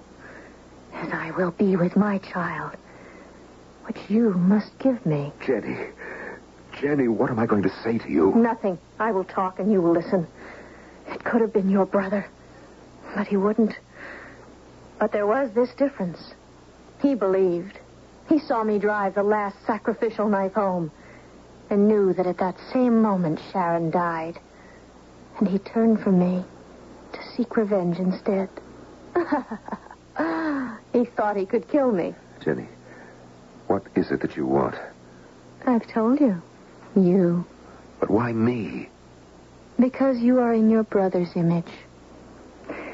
And because I need a girl child to be there to carry on my human guise when I am called home. You're mad. And even though I don't know if I am absolutely sane, I just don't know how to talk to you. No need. Just promise me to give me my girl child. If you want to save your wife. And if I don't? The next pin shall pierce her heart, like Sharon. After that, I take your son, if necessary. You have no choice. The weapons are all mine. I don't think so. A gun? As medical examiner, I have a license to carry it. And it is loaded. There's nothing you can do about it. You try to stick the pin in your hand into the doll, and you might be surprised at my reaction. Oh, then I'll test it. Oh. I didn't believe you. I hope I'm right in believing you. What difference will that make? No one else will. I'm an instrument of destruction. But I little expected to be destroyed myself. At least you are destroyed with me. Oh, no, you little witch. You can't have it all your way. Let me tell you something. When your body is found, it won't be near this house. And as medical examiner, I will do the autopsy and remove the bullet. be very sure the bullet that is filed in the police records will not be the one from my gun. You won't get away with it. I can try. I don't care for myself, only for the innocent ones. You don't consider yourself what? Not after knowing you. I can never be the same again, and heaven alone knows where I belong. It was relatively easy. It was so simple for me when extracting the bullet to exchange it for any one of the slugs in the morgue file of unsolved murders. Who's going to look further? So it seemed as if I had committed the perfect crime. I had gotten away with murder. But I hadn't gotten away with murder. As long as one person knows, dead or alive, you have failed. And it wasn't just one person. It was sheer irony, sheer ironic coincidence that the homicide detective called in was my brother, Ted. Well, whatever was the matter with Jane, looks like she's out of the woods, huh? Yeah, Ted, the infection's gone. Just a matter of recuperation. Oh, what is it, Ted? You're my brother. The only one I have left. I'm a cop, and my profession, myself, me, my honor, whatever you want to call it, is something that can't be invaded. It's all I've got to my life to give it meaning. You're an honest man, Ted. Everyone knows that. You knocked her off, Sam. And I can guess why. You mean Jenny? Yeah. How did you know? The bullets you switched. Why'd you have to pick one of my cases, and Feldman in particular? It's funny the way life is. I just found his gun after all these years, too late to use against him because he just died. But no bullet from that gun could have been fired to kill Jenny. So then I checked. And the bullet I found in the files came from, well, guess whose gun? Mine. Yeah. With a wife like Jane, how could you have done it, Sam? How could that little tramp be worth it? And what am I going to do now? So I told my brother Ted about it from the very beginning. I think you've gone right off the track. You ought to see a psychiatrist, maybe a lawyer. What do you mean, a lawyer? Well, right at the moment, it's less that you're my brother and that you happen to be married to a woman I love and have a kid who deserves every decent break he ought to get that's holding me and my conscience back. Every cop instinct I have tells me to go looking for a warrant for your arrest. No, Ted, wait. Don't do that to Jane and Bucky. It wasn't me did it. It was you. Well, what are you going to do? I don't know. It's something I gotta think out. How would I have solved that problem? Don't ask me, because Jane handed me a far bigger one when she came home from the hospital. Yes? Your husband, can I come in? Why not? Well, the door seems to be locked. I'm sorry, I forgot. It's never been locked before in all our marriage. I never felt quite this way before in all our marriage. Like how? Like I don't know you, Sam. After 2 weeks in the hospital that kept us apart? No. Since Jenny came into this house and was alone with you while I was gone and died. You think that I killed her? I don't know. I think she killed our love. What did you do, Sam? Get her pregnant? We could have worked that out, maybe. Well, why don't you answer? Jane, do you honestly think that I could have... Oh, don't lie. Please don't lie. If there were any rational explanation why a child that age... Can you give me any? I don't know, Jane. I don't see how I could. I don't think I could tell anyone anything that they would believe. Well, where are you going? I'm just for a drive. Think, maybe find some way out of this.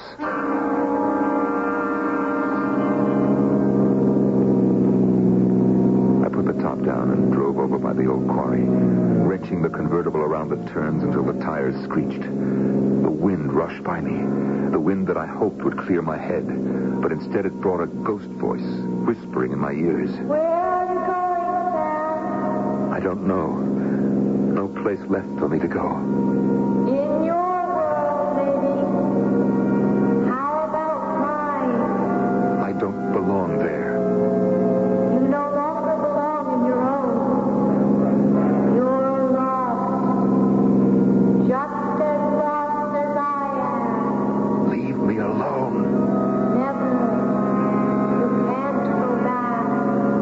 You've sinned, Sam. You committed murder. And you can't get away. deserved to die. Perhaps. But now, so do you. Justice must be served. Come to me. Come to me. Don't let me wander alone. You know you want me. You'll always want me.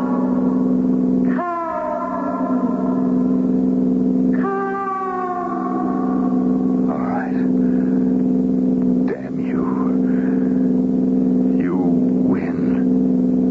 I told you I always did. Whenever I wanted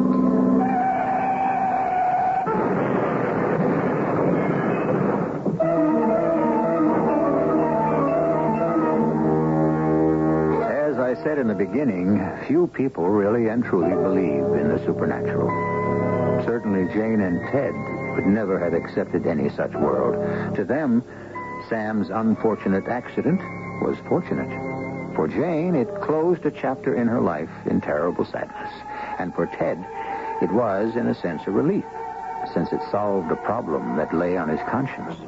And in the long run, it was the beginning of his real life. For eventually, he and Jane married. I'll be back shortly.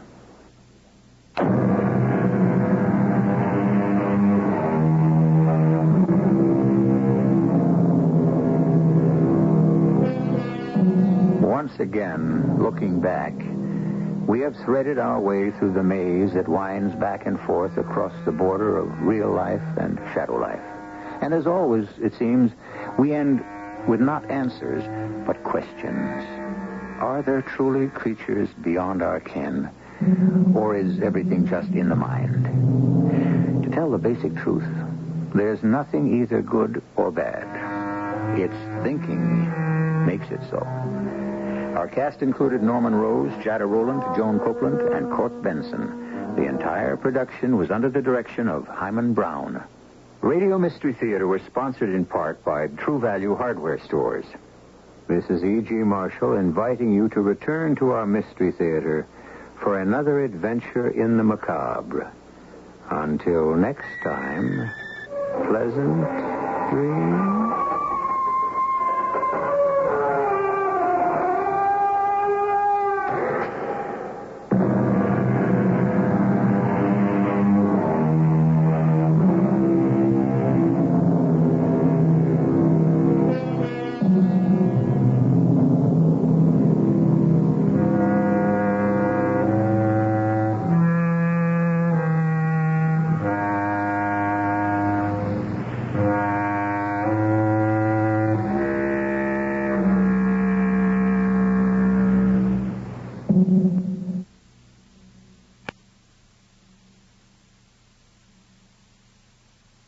Are drastically altered. And two people become lost in... Well, you'll hear. It'll all come out as we go along. Norma and Hal, he's Harold Glenford III, have inherited an ancient brownstone on New York's East 58th Street. Hal hasn't seen the house or the uncle who left it to him since he was a little boy. He doesn't know what to expect any more than Norma does, as they inspect the old house now for the first time since it became their own. Yeah, you need a machete to get through these cobwebs. Well, nobody's lived here in 10 or 15 years, you said. But it's going to be beautiful. A little belt tightening, maybe, but we can make it. I don't advise tightening your belt.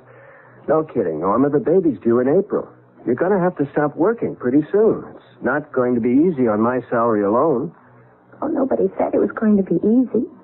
And there are the ghosts, of course. Cut it out. Well, now, according to Uncle George, that's the reason nobody's been living here.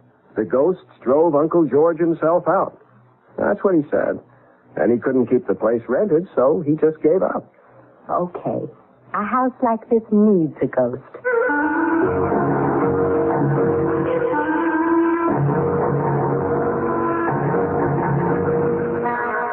Our mystery drama, The Fatal Connection, was written especially for the Mystery Theater by Fielden Farrington and stars Jennifer Harmon and Nick Pryor.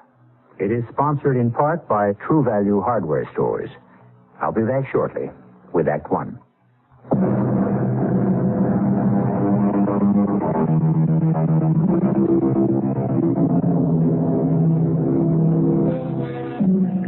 Many scientists and philosophers see time as a road along which we pass, or a river along which we drift, the future waiting for us just around the bend ahead, the past obscured but not obliterated by the turn we just made. The rest of us, ordinary mortals that we are, find the moment in which we are currently trapped just about all we can handle. Norma and Hal Glenford have moved into their old house on East 58th Street. The furniture from their former 3-room apartment only half fills the first floor.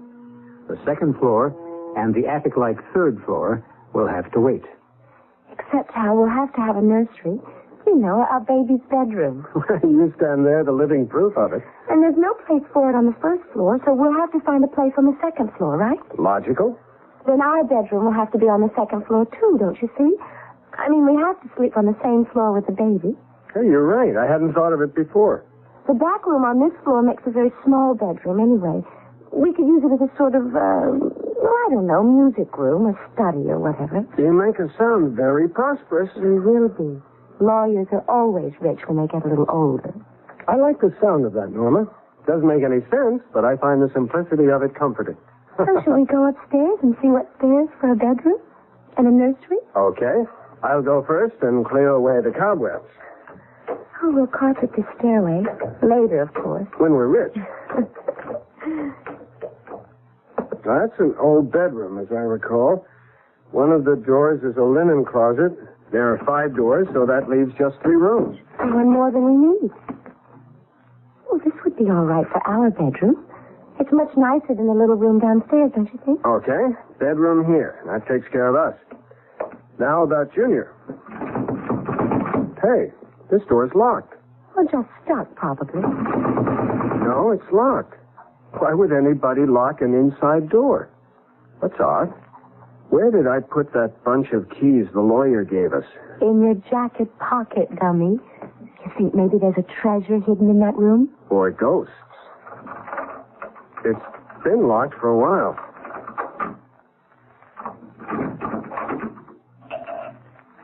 It's all furnished. Son of a gun. Right out of the 19th century. It looks like what used to be an upstairs sitting room or something of the kind. Oh, Hal, just look at that secretary. It must be 100 years old, and it looks just as solid. Oh, my gosh, a telephone. One of those old wall phones. I've seen pictures of them. Shouldn't it have a crank? Oh, I'd like to furnish the whole house just like this. You know, everything to match the house itself. I wouldn't change a thing in here. Well, I could live without the cobwebs and the dust. Well, I'll speak to the upstairs maid about it.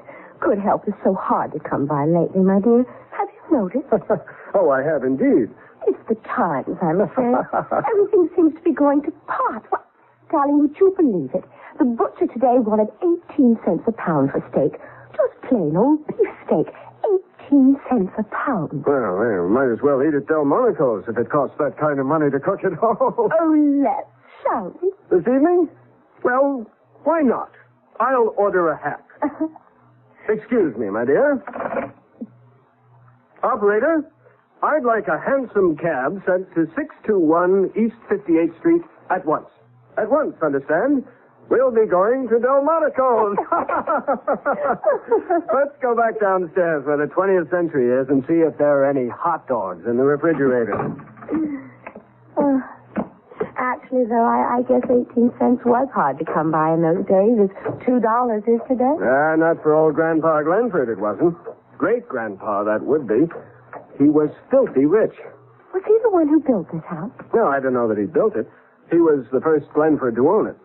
Whatever happened to all that money? Gave it away. Gave it away? That's what my father told me. Maybe it was just a figure of speech. You know what we ought to have? We ought to have a bottle of champagne to break over the bow of the house, or the stern, or whatever they break it. His houses had them. Well, now, if you look in the refrigerator, just to the right of the meat drawer, you'll find a quart of excellent domestic champagne cooling. To be taken internally, though, not broken over anything. Oh, what a doll you are. Shall we have it now? Well, I thought after dinner, but if you'd rather... What was that? Well, it sounded like somebody at the door. Well, what's the matter with the doorbell? I don't know. Maybe it's broken. Maybe somebody likes the knocker better. I'll see who it is. Yes? What can I do for you? Your hansom cab, sir?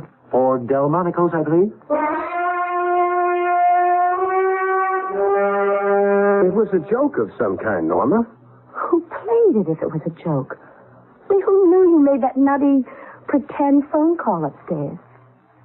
I don't see how it could be a joke. Well, then, a coincidence. There are hansom cabs still operating over at Central Park. Oh, sure.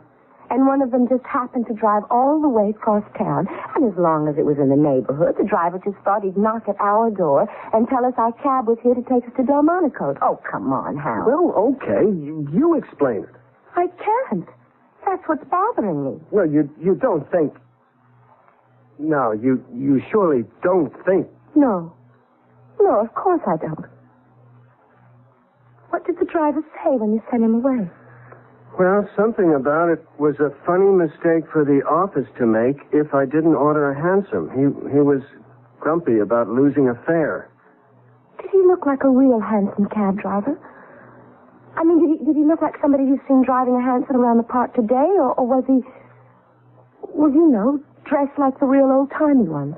I didn't really notice. Look, now, why don't we just forget him? Why don't we just have dinner and see what's on TV and drink our champagne and go to bed? I've got to go to work in the morning, even if I do live in a mansion. Especially since I do.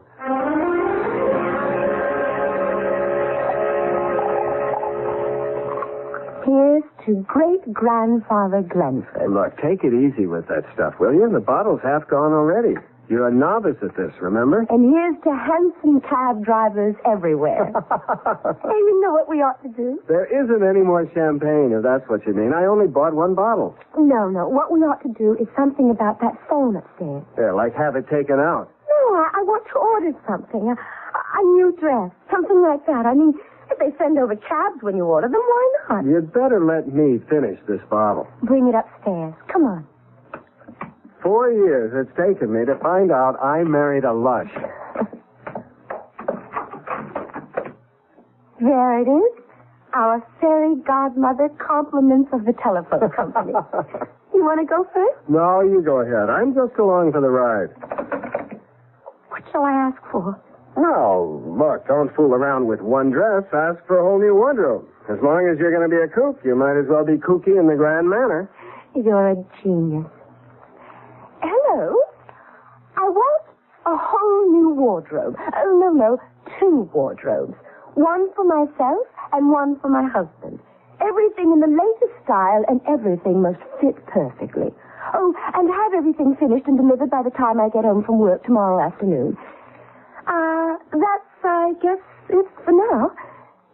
You want to order something, Hal? Well, sure. Why not? Here, give me that. Hello. I want the house completely redecorated. Completely. Restored, I should say, exactly as it was when the place was new. And I don't mean just when you get around to it. I want that finished by tomorrow afternoon also. By the end of the working day. Thank you. Beautiful. Let's finish this bubble water and get to bed.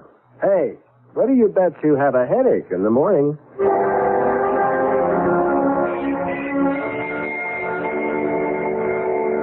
You'd have lost that bet. No headache. All I want is a cup of coffee, though. Me too. That's all we have time for anyway. Well, pick me up after work this afternoon. Sure. I may be a little late, though. That's okay. A secretary's work is never done.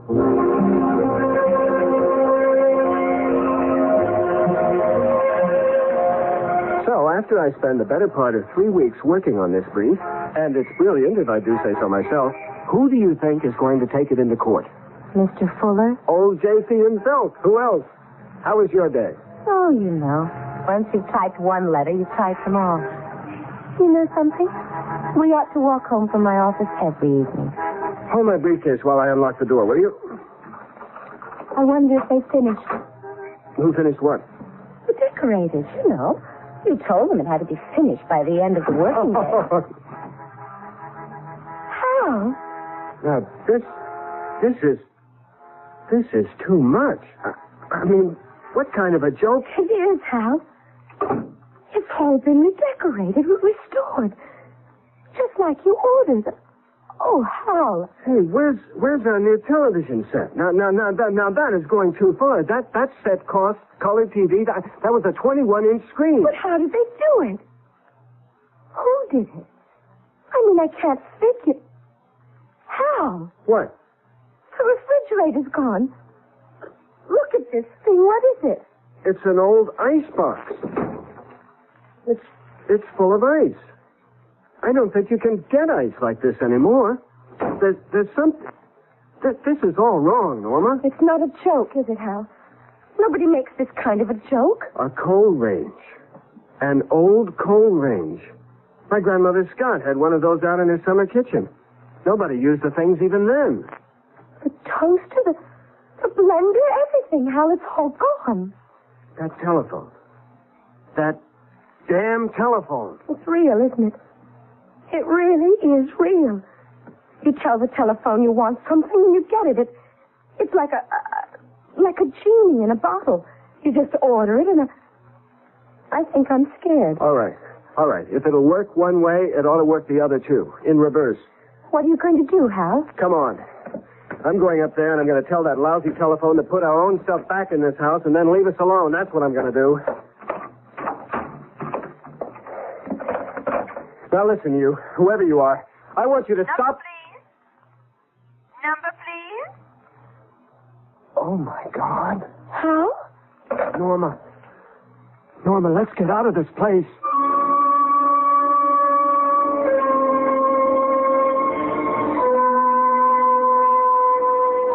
A telephone? Redecorate and completely restore a 19th century house? And all in the course of an 8-hour day? It seems impossible, doesn't it? And yet there it is. And somebody did it. Or something.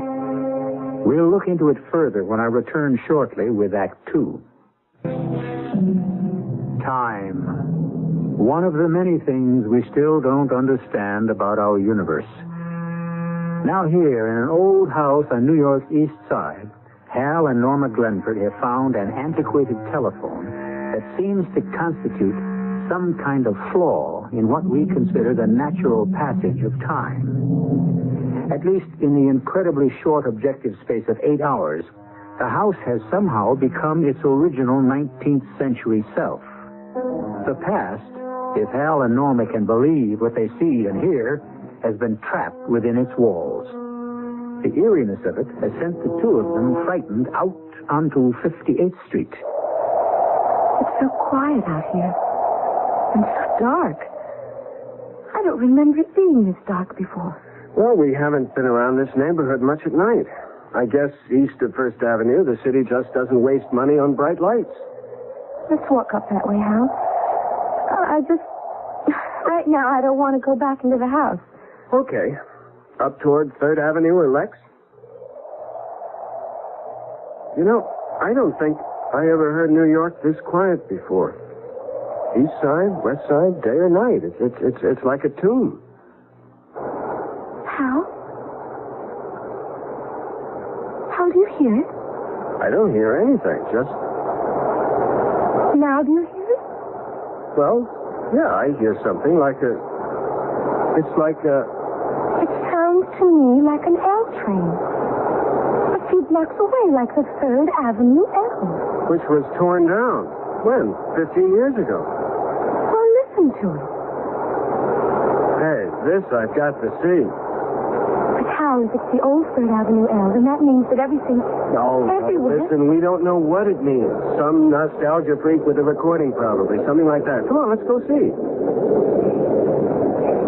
Now, if that isn't an L stopping, I've never heard an L stopping. You haven't in a long time. But I've heard plenty of them when I was a kid. Wait a minute, Norma. What do you hear now? A horse. Don't tell me that's not a horse. That sure sounds like one. mounted cop, most likely, or maybe that same nostalgia buff. If that's a recording, then it's some recording. I've never heard a record. Now, wait a minute. Wait. That horse is no recording. It's either a mounted policeman or... There's your nostalgia buff. All 4 hoofs. Well, some companies must still use horses. You know, late at night. And... It's not that late. Anyway, look what's in the wagon. I see them. Those big milk cans. They used to... Well, look, I don't know. Maybe they still use them. I'm scared. Well, it's spooky, I admit that. So still and no traffic except that horse and wagon? Well, look, Norma, there's got to be a logical explanation. I mean, if there's not, what's happened? Have we lost our minds? Oh, no. Well, no, Norma, don't get upset. No, Hal, that's not what I mean. Look up there. Up where? At the light. The street light on the corner. It looks like a... It's a gas light, that's what it is. I think maybe we ought to get back to the house and see if we can't get organized. It's back there, too, Hal. Okay, but if everything's gone back to the 19th century or something, let's at least go back and face it in our own home. If we still have a home.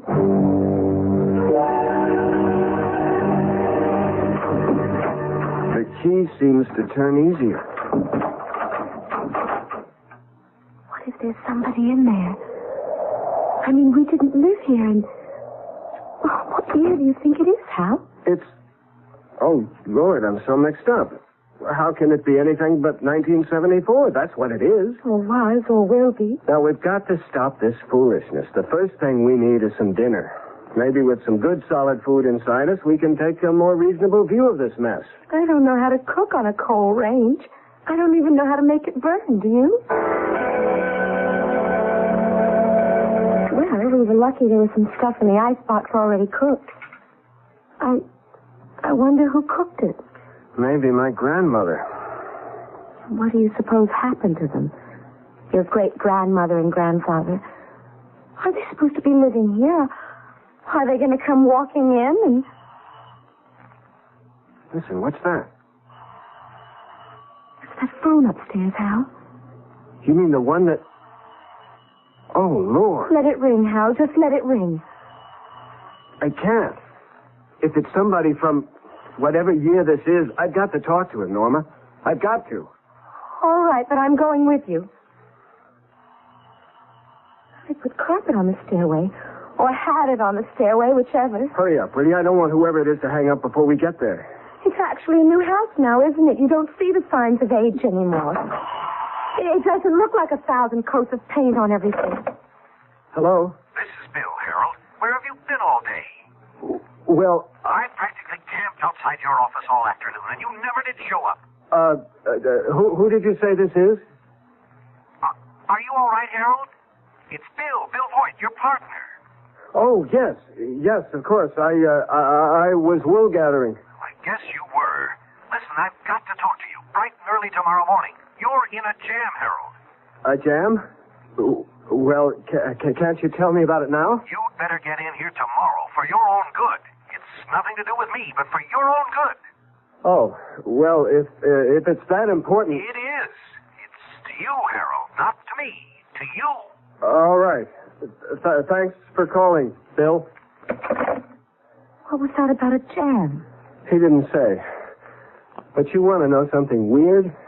He thought he was talking to my great-grandfather. That man called me Harold, and that was his name. I can't remember anybody ever calling me Harold my whole life. He thought he was talking to my great-grandfather. I can't see. How did they read by these silly gas lights anyway? There's an oil lamp right there on the desk. I think they used oil lamps to read by at night. The gas fixtures are all up on the wall. Well, do you know how to light one of these things? Amid the lamps? Well, just take the chimney off, or the glass thing. Then you hold a match to the wick like a candle. Because if this is my great-grandfather's desk, I mean, the way he left it only yesterday, I want to know what's in it. Is this what you mean by the wick? Yes. Do you think we'll ever get back, Hal? I I don't know if I could stand it stuck here forever. There's no way of knowing, Norma. Everything's written in longhand. This looks like a deed of some kind. Most likely for the house. No. My gosh. What? This is a deed to an office building on Fifth Avenue. Way downtown, but that's where the action was in those days. These days.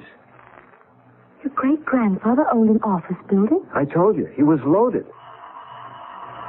There goes that lousy telephone again. Don't answer it, Hal. Look, you can come with me. It's no good just letting it ring. It's got to be somebody important. There weren't many phones in those days. These days, damn it. Only rich people could afford telephones. It'll just mix things up all the more, though, answering it. Look, it's our only contact the way things are. I wish. Oh, it's no good wishing. Hello. Hello. Mr. Glenford? Yes? This is Maud Spencer, Mr. Glenford. Is Norma in? Just a minute, I'll see. Norma, do you know a Maud Spencer? I don't know anybody here. She asked for Norma. Norma. Now, maybe it's a link of some kind. You'd better talk to her. Oh, Hal, I don't want to talk on that thing. Look, this could be the breakthrough. Here, talk to her. Hello? Norma, my dear. We were all expecting you at Sarah Aldrich's tea this afternoon. I do hope you're not sick. Sarah who? Aldrich. Sarah Aldrich. Well, you were invited, weren't you? Sarah said you were. Oh, well, yes, I guess I was. I mean, yes, of course I was. I've been having these spells, you know, headaches and that kind of thing. Oh, dear. No trouble about your delicate condition, I hope. Well, it's related, I guess. Nothing to be concerned about. I'm just supposed to get a lot of rest, you know, stay at home and take it easy. Oh, dear. Is there anything I can do? I'll come and see you tomorrow afternoon. No, don't do that. What? I mean, I'm sorry. I didn't mean it the way it sounded. All I meant was I'm perfectly all right. I really don't need a fuss made over me or anything like that. It just isn't necessary. That's all I meant. Well, I'm sure I have no wish to intrude where I'm not necessary. I wish you wouldn't. Hello? She hung up. It wasn't anyone you know? No. I was supposed to have gone to Sarah somebody's tea this afternoon and didn't show up. Well, it could have been the breakthrough. One thing. Whoever was supposed to have answered this phone is called Norma, and she's pregnant. I'll tell you this. My great-grandfather was not a very popular man. How do you mean? Well, if he had any friends, they sure didn't write to him. These letters are all from people who hated his guts, claim he stole them blind. Stole? Do you think it's true? I'm beginning to believe that old Harold Glenford Esquire was mixed up in some pretty shady enterprises. What kind of shady? Kickbacks, near extortion, character assassination, embezzlement, or something very like it. If a third of these letters are right, you name it, and old great-granddaddy Glenford was into it. Oh, that's shocking. Listen, you want to hear one? I'm not sure I do. Glenford. This guy signs himself James Blakely. Glenford, you are unfit to breathe God's pure air.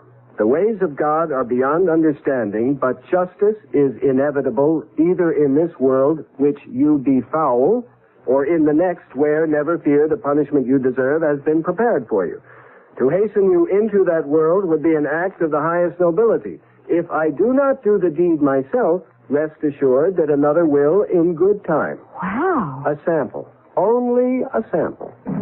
How? Well, what is it? Look at this. It's a... This is a picture of you and me. That sure is what it looks like. But in those clothes?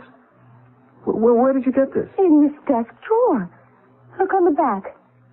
Mr. and Mrs. Harold W. Glenford on the occasion of their wedding, June 18, 1894. And look at those signatures.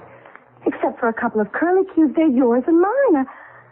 I can't help it, Hal. I'm scared. I don't see how it's possible, but it must be. I have somehow become my own great-grandfather. Not only that, but you're my great-grandmother, and that child you're carrying, due to be born next April, is my grandfather. Paradoxical? Well, yes, of course. You presuppose paradox the moment you start moving about in time. How do you know you aren't your own great-grandfather or grandmother? If tomorrow you found an old telephone in your attic, well, how do you know? I'll return shortly with Act 3.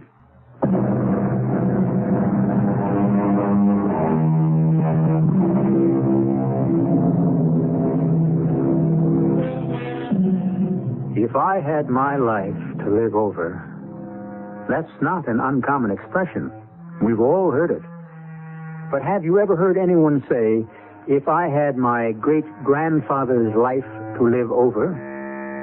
That's exactly what has happened to Hal Glenford, if his conclusions are correct. He has not only gone back in time to his great-grandfather's day, but he has also taken on his great-grandfather's identity, and the wife he loves is now, as he must believe, his own great-grandmother. A situation of many complexities. Hal has broken open the strongbox he found in old Harold Glenford's desk and has gone quickly through its contents. Well, there's one comfort. If we actually are my great-grandfather and grandmother, we're very rich people. Well, what difference does that make? A lot. If we're stuck in this time. I want out, rich or not. Well, honey, so do I, of course. But there are securities and deeds in this strongbox representing well over $1 million in assets. And $1 million was really worth something in 1897. Is that when it is now? Mid-November of 1897, according to the dates on those letters I read. How can't you do something about it? What? Invent a time machine? Look, I don't know. Maybe it'll just happen. Like the other time, only in reverse. Norma, I'm sorry. That's the best I have to offer. Meantime, I think we ought to get some sleep. Sleep? In the middle of a thing like this, sleep? Try to, anyway. I wish we had that bottle of champagne we drank last night. Oh, Lord. It wasn't last night. The grapes that went into that champagne haven't even been planted yet.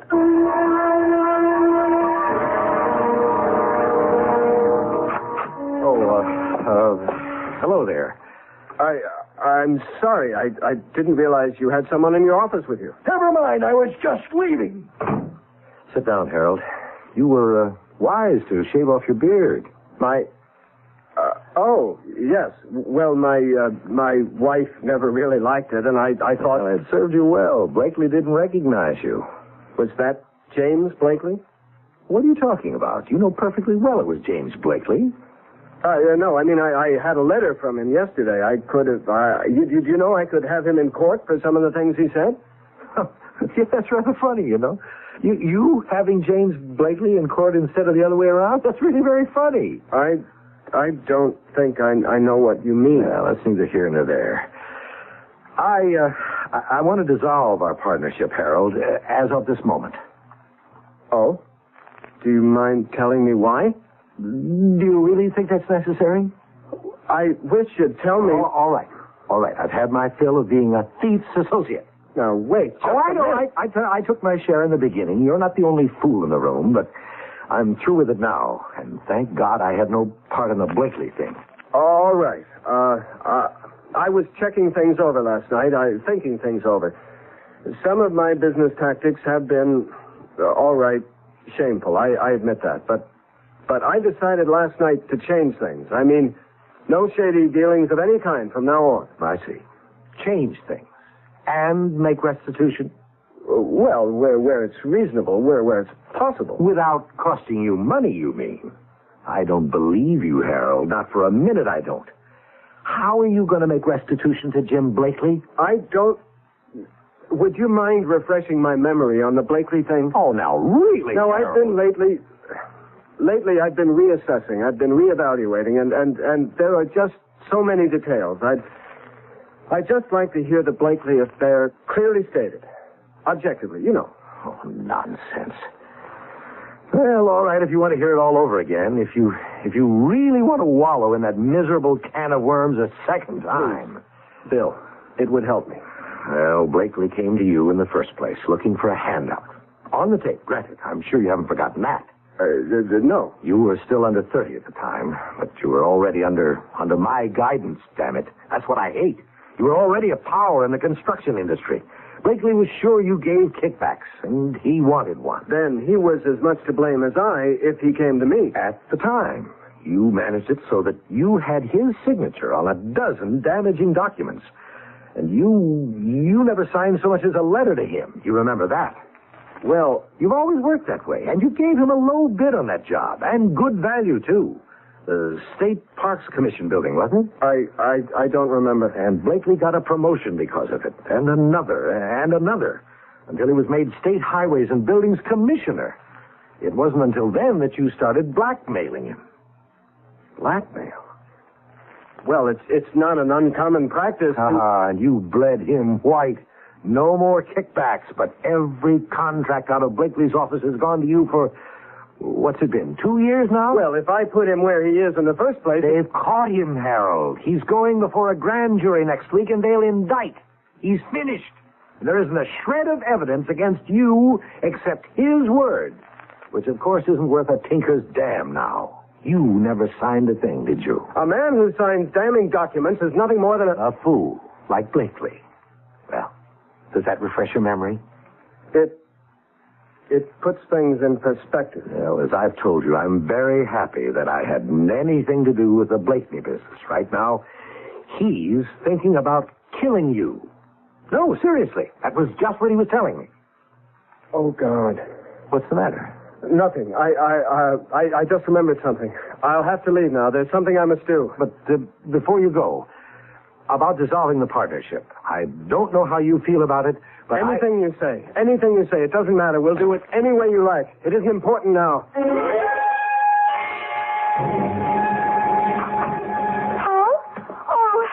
I'm so glad you're home. Just listen, we have to get out of here. So awful, Hal, being in a place you're so terrified of and being even more terrified of leaving it. I've never in my life...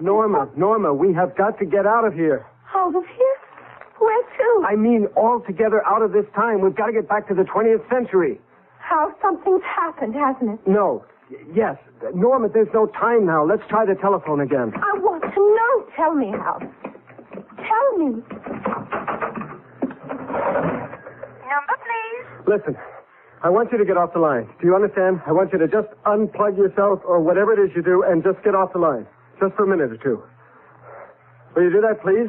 Number, please. Oh, for God's sake, shut up. If you can't get off the line altogether, at least shut up. Don't talk. All right. Listen, you, whoever you are, we have had enough of this nonsense.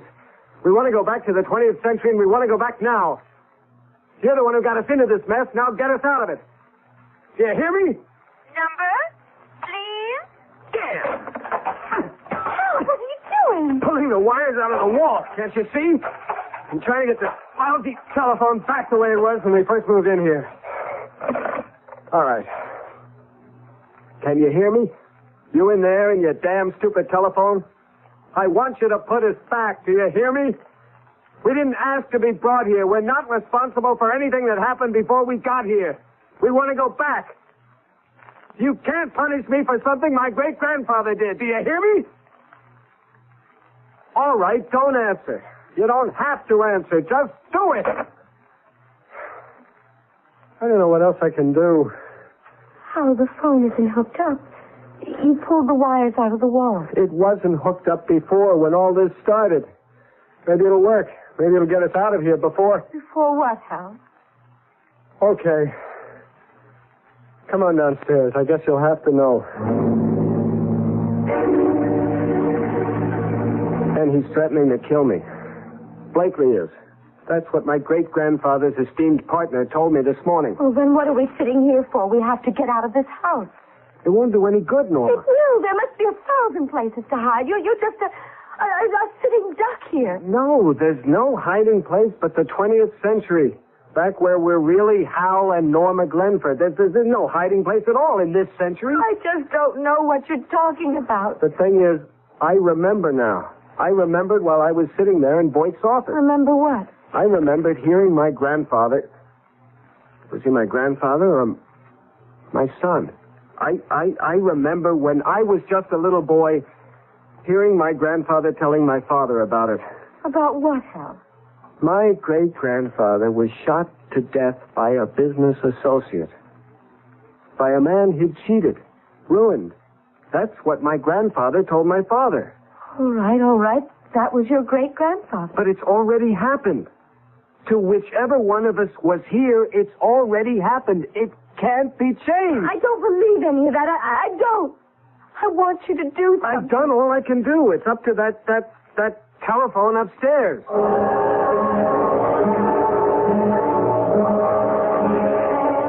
Maybe if we just sit here and think 20th century, it'll work.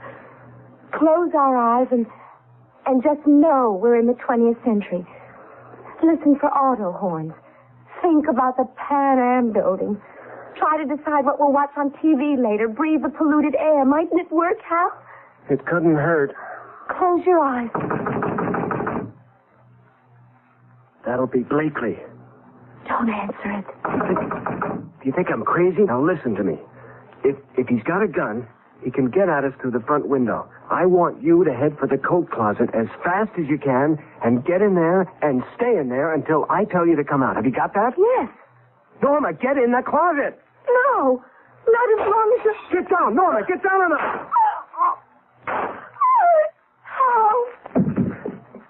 How? Don't move, Norma.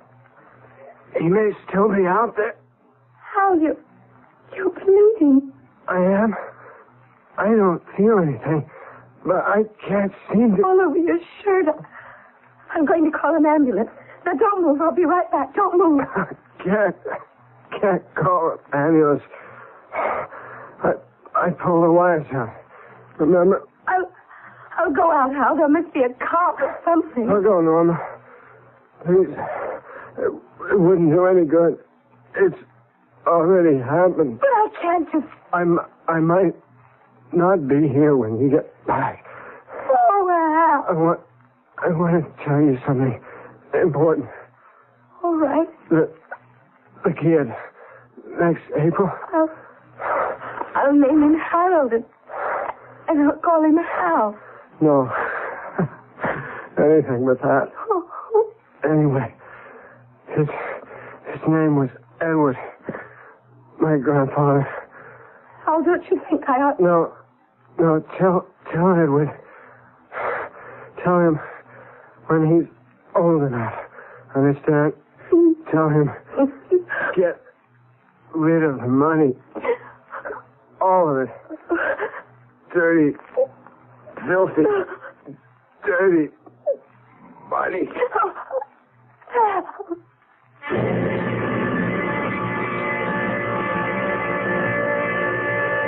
Justice must be served. That goes without saying. But how many times? It's unlikely, of course, that anyone listening to me at this moment will ever find himself unexpectedly living in the 19th century. But just in case, how much do you really know about your great-grandfather? I'll be with you again in a few minutes.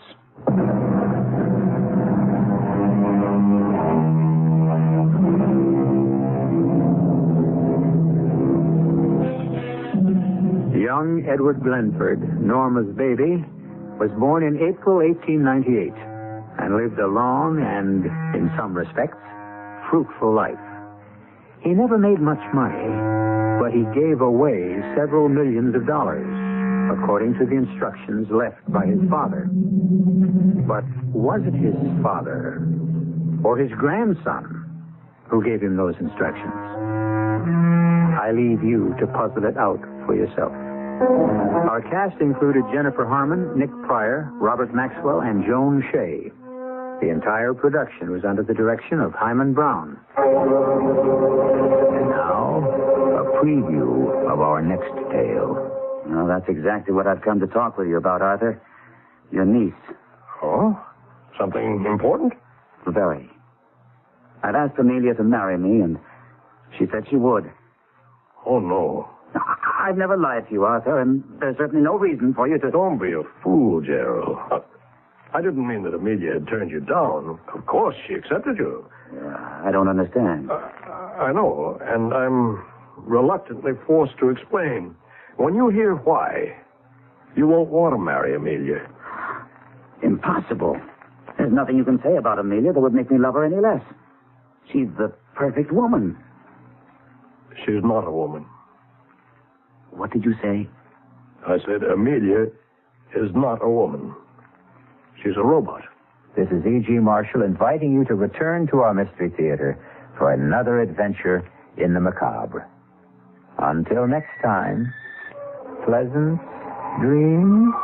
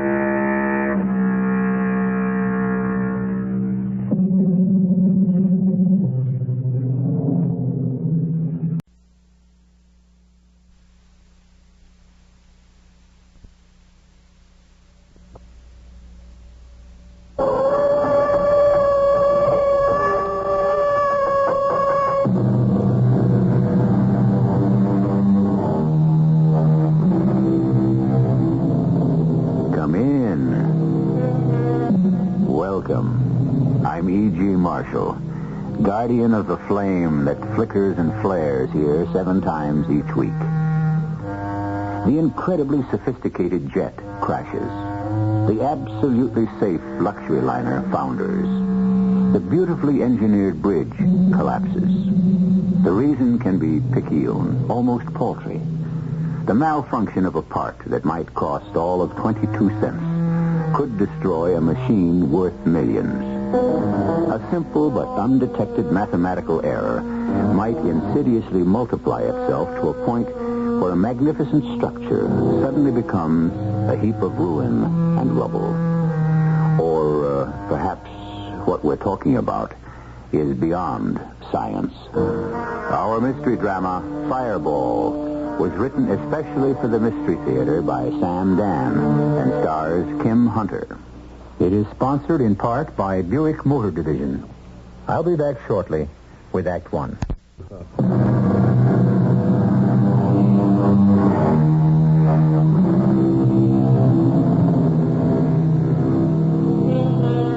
We assume that we are superior to the other members of the animal kingdom. We believe that we are more intelligent.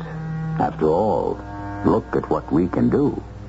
Certainly, animals can't read, write, build, manufacture. And if they can't, how does it happen that we can? We like to say that man is blessed with a divine spark. If this is true, that can only mean that God, or the gods, speak through us. And our works are expressions of their will. Benjamin Cantwell, or Big Ben, as he is known in industrial and government circles, comes home one evening. Louise? Is that you, Benjamin? Who are you expecting? I wasn't expecting you. Why not? You know perfectly well that days, even weeks go by without ever seeing you. Now, Louise, you know it's necessary for me I didn't say it wasn't necessary. Then why are you complaining? I wasn't aware that I was complaining. I merely stated a fact. Since you're not home more often than you are home, then your very presence is a surprise. Would you like me to begin all over again? I'll try to spend more time at home, but what I'm doing is important. The very fate of our country rests on it. I didn't say no. The fate of the entire free world.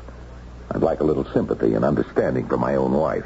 You can have all the sympathy and understanding you want. It's not my fault you're hardly ever home to collect it. Well, I'm home now. And it's only Friday. Don't tell me, we're actually going to spend a weekend together? You know, I couldn't wait to get home here to the country. Well, guests start to arrive tomorrow. Admiral Lawrence and his wife will be coming later tonight. And Senator Sullivan and his, well, I assume she's his wife. And here I thought we were going to have a quiet little weekend. Well, it won't be more than 8 or 10 all told. Thanks for telling me now. Louise, you don't understand. I'm having some important people here because... They're always important. Well, you know who I invite. Senator Sullivan is chairman of the Military Appropriations Committee. Admiral Lawrence... Oh, darling, I'm impressed. I'm not saying all this to impress you. I want you to know who these people are. Why? So I can defer to them? No. So that you can discuss things intelligently. What are we supposed to discuss? It's all top secret. Oh, I give up. No, Ben, I'd like to understand what it is we're supposed to discuss. After all, the reason you invite them is always to sell them something. That's not true. I'm not here to sell. You aren't? I'm here to help them understand our country's true need in defense materiel. And, of course... Since your products best satisfy those needs... This is an inference they are free to make. After you have wined them and dined and entertained them... Why do you insist on making it sound so disreputable? Ben, please admit it. The fact is, everything you manufacture is used to kill somebody. That is completely unfair. Somebody has to do it. Darling, all I'm doing is stating a fact. Why don't you look around at all the charities, the hospitals that I have endowed? Oh, I must say you have it down to a science. First, you manufacture the means to maim people. And then you tenderly care for the victims. Oh, Ben, you're not all bad. Before you accuse me of fattening on human misery, examine your own conscience. At least I don't drape myself in a mantle of pious hypocrisy. I fully expect to be punished. By whom? Oh, the gods. Louise, you have to take the world as you find it. Mankind, for reasons I'll never understand, insists on destroying itself. If I didn't make the means with which to do it, someone else would. Yes? You said I was to come back tonight after supper, ma'am, to meet the mister. Oh, yes, Mr. Vulcan. Ben, this is Mr. Joseph Vulcan. Pleased to meet you, Mr. Cantwell. Mr. Vulcan is our new blacksmith. Summers recommended him. Oh. And had you ever worked for Mr. Summers? No, sir. Dick Summers worked for me. Is that so? Well, you're a much younger man. Guess I'm older than I look. I taught Dick Summers the business. You taught old Dick Summers? Yep. And it was still a business in them days. Of course, motor cars had already been around a while and all them tractors. But there was still plenty of horses, like for deliveries in the town and work on the farm. But you look like such a young man. Well, these days there ain't much work. You can pick up some money getting connected with a racetrack or on a couple of estates like this one, where the rich folks have stables. Has my wife already discussed your pay and other arrangements? Yes, sir, Mr. Cantwell, and I find everything satisfactory. Very well. That'll be all. Thank you, Mr. Cantwell.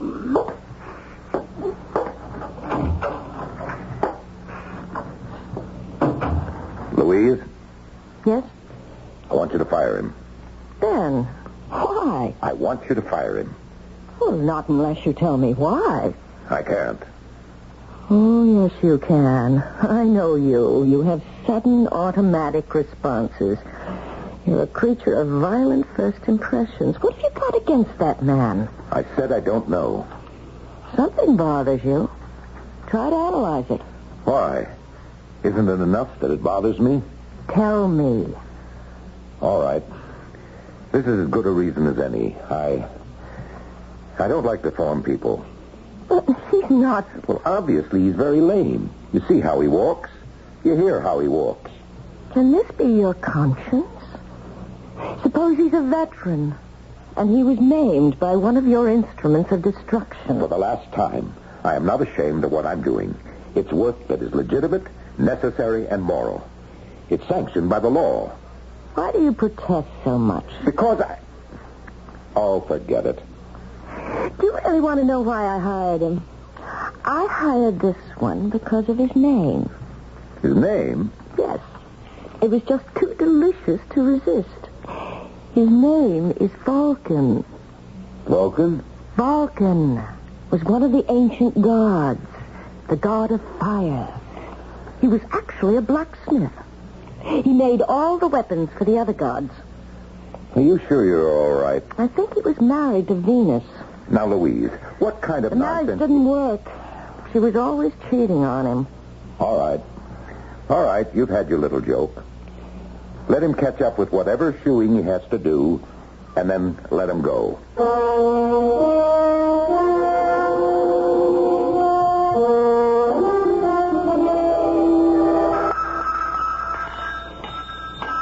Good morning, Mr. Vulcan. Oh, morning, Miss Cantwell. How long have you been doing this, Mr. Vulcan? Oh, a long time. They've always been Smiths. Did you know the ancient god Vulcan was a blacksmith? No, ma'am. I never was much on all them heathen gods. And you never heard of Vulcan?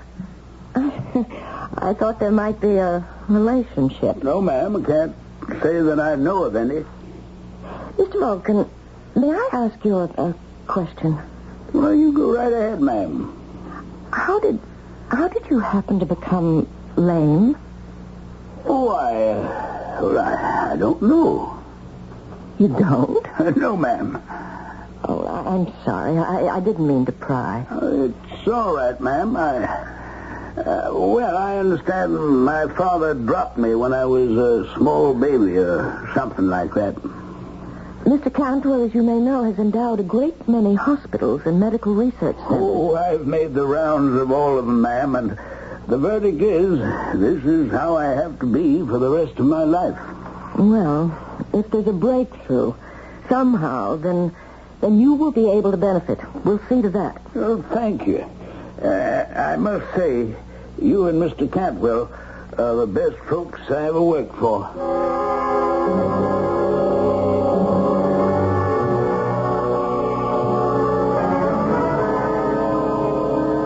Did you fire that blacksmith? That, what's his name, Vulcan? Joe Vulcan? No. No? But I thought we agreed. We didn't agree. You merely suggested it. But he intrigues me. Why? I told you. He's a blacksmith named Vulcan. So is the ancient god, Vulcan. He's lame. So is the ancient god. Oh, please. Oh, this gets better. I asked him why he was lame. Do you know what he answered? How would I know? Oh, you really are touchy. He said when he was an infant, his father had dropped him. Oh, for crying out loud. You must listen to this. Vulcan's father, or at least his mother's husband, I'm trying to be delicate about this, was Jupiter. Oh, who cares? His mother gave birth to Vulcan, and Jupiter was so angry that he seized the child and hurled him from Olympus down to the earth below. And that's why Vulcan became lame. Do you see the similarities? What I don't see is what you're really driving at. Well, they say the ancient gods would, from time to time, visit the earth, disguised as mortals. Are you trying to tell me that this silly-looking oaf that is employed in our stables is actually an ancient Greek god called Vulcan? His Roman name was Vulcan. His Greek name was Hephaestus. All right. Quit trying to prove how smart you are. Just answer one question. If it's true, what is he doing here working for us, this god of yours? With very few exceptions. A visit from the gods usually meant a great deal of trouble for the people he called on. What kind of trouble? I just hope we never find out. The hard way. Coincidence. And what is Louise's rationale for saying that their latest employee is actually Vulcan, the ancient god of the blacksmiths? Well, you heard it. And it's all circumstantial evidence. And you know what the philosopher said about that, don't you? Some circumstantial evidence is very strong, like when you find a trout in the milk. What will we find in Act 2?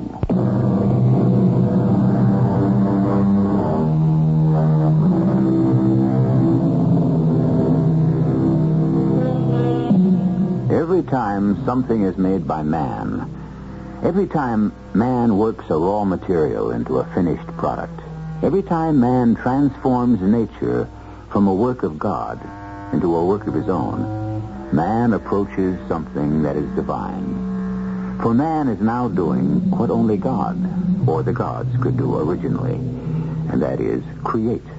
However, sometimes man being man, and nothing really more, lets all of this creativity get out of hand.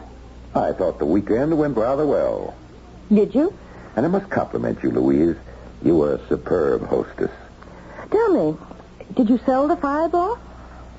What did you say? I said, did you sell the fireball? Don't ever mention that word. Nowhere. To no one. It's top secret. Really? How did you find out? How did I find out? There were these papers lying on top of the dresser. Oh. Well, that's inexcusable. You have to read those papers somewhere. If I'm that absent-minded, it means I'd better not take papers home anymore. Besides, you talk in your sleep. Then I'll have to sleep alone. No sacrifice is too great to make for your country. Tell me, what did you learn about that weapon whose name you must never mention? That it's called unmentionable because you merely hang it in the sky over an enemy city and poof, the whole place is burned to cinders in minutes. Louise, you must never breathe a single... I suppose you're proud of yourself, aren't you? Louise, I will not get into this argument again. Would you rather other countries had it and we didn't? Oh, why don't we chuck the whole thing, Ben, and just enjoy life from now on? It's easy enough for you to say that, but I have responsibilities. You are now going to give me what I have classified as speech number 16B. Louise, listen to me. We have just developed the thing in the lab. If it's so hush-hush, and I know too much now, why tell me more? I have to tell someone. We can do it. We can make this thing, but we don't know why. What do you mean? You don't know why? We don't know why it should work. All we know is we can make it. So what's the problem? Well, there isn't any problem. Then why do you sound so upset? Because I feel maybe we shouldn't turn this thing out. This time we may have blundered into something that's more than just a discovery. This thing is part of the process of how matter itself was created. It's almost something beyond the capability of human understanding. Then drop it. Drop it? Yes. Put a stop to the project. Forget it ever existed. You're crazy. I'm crazy? Did you hear what you were just telling me? Well, sometimes I just have to talk. But you never spoke like that before. Maybe it's because I had a crazy dream. Aren't you the one who says you never dream? In the ordinary way, I don't. It's your fault. You have a dream, and it's my fault. Yes, because you've been filling my head with that nonsense. What nonsense? About Vulcan. What are you talking about? You know, Vulcan, the ancient god of fire. I see. I'm to blame. Well, aren't you? No. And I can prove it. When you saw Joe Vulcan for the very first time, you instinctively reacted against him before you even knew who he was. Well? Well, there's some people you dislike at sight, that's all. You didn't need me to be afraid of him. I'm not afraid of him. I just don't like him. And I insist that you fire him. Well, if that's how you feel about it, why don't you just go down to the stables and fire him yourself? All right, I will.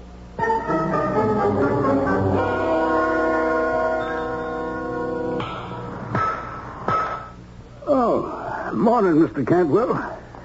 Vulcan, I'm going to have to let you go. Yes, sir, Mr. Cantwell. When do you want me to leave?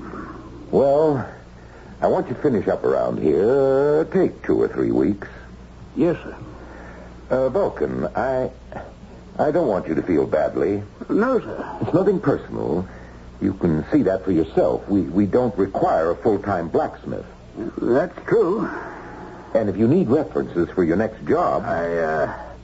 I don't think there's going to be another job. Oh, don't say that. Good men are hard to find, especially in the kind of work you do. No, sir. I think I'll quit roaming all around the country.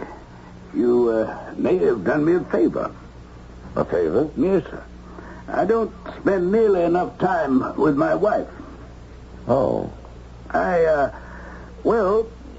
She's a beautiful woman. Really? I know what you're thinking. An ugly cuss like him, how do you ever get a beautiful woman to even look at him, much less marry him? Oh, I didn't mean to imply that. Oh, it's all right. I'm used to it. Funny. A lot of folks say that she steps out on me. You know what I mean? But even if it's true, it's my fault. What do you mean? Because I'm also being untrue to her. Oh? Oh, not in that way. But I'm still cheating on her. How? Well, I'm giving time and energy that you might say belongs to her, to my job. You see what I mean? A lot of fellas do that. And then they wonder why their wives find something else or someone else. Well, sir, if you don't want me on the place, I'll be going.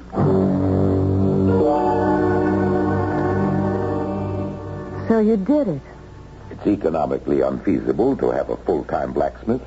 The real reason you fired him is because you're afraid of him. Afraid? Louise, have you ever had a conversation with this man? Of course. I've spoken to him. I mean a sustained conversation. Well, This is the most frightened, timid milquetoast. He's quiet. I'll admit that. And you thought he was one of the ancient gods? I said it was possible. Never. They were men. I mean, beings of strength. He's so ineffectual. I'll tell you what would amuse you. He said, maybe being fired wouldn't be the worst thing. It would give him more time to spend with his wife. Why, isn't that a sensible statement? And it turns out he has a beautiful wife. Just like Vulcan. And maybe it would cure her from, as he put it, stepping out on him. Vulcan's wife was Venus. She certainly had her affairs. Maybe she still does. Who can say that these gods are dead? Or that they even existed? Dan, you can say what you like. I still believe he is the ancient god Vulcan. And that he chose to visit our house. Why? To get you to do something. Like what? I don't know. Then why didn't he come out with it? Maybe he did. Maybe you just didn't want to understand. If he's a god, why does he have to beat about the bush? Why not just hurl a thunderbolt or something? And say, do it my way, or else. Because a god wants things to happen, not by threats, but through enlightenment. The thunderbolts are only a last resort. What am I supposed to be enlightened about? I don't know. What's bothering you?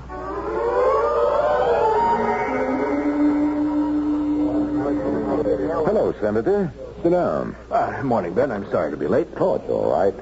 Our starting time is whenever we decide to show up at the first tee. Well, shall we order? No, I'm on the diet. Say, that's a pretty big spread on you in the Post. I was afraid of that. They go all the way back to the 30s to find a phrase to describe me. Merchant of death. Actually, it's a rather philosophical article. Philosophy? In the Post? Well, as a matter of fact, the writer calls you Vulcan. Vulcan? Yeah, you know, the ancient god of fire. Where does he come off with? Well, he calls you the modern god of fire. You must admit there's a basis for it. A basis? Well, you're perfecting a thing for us, and it's almost supernatural. Is this Senator Sullivan talking? Oh, come on, Dan. Whatever happened to your sense of humor? I'm too busy to have one. They even write that you run the risk of being punished for hubris.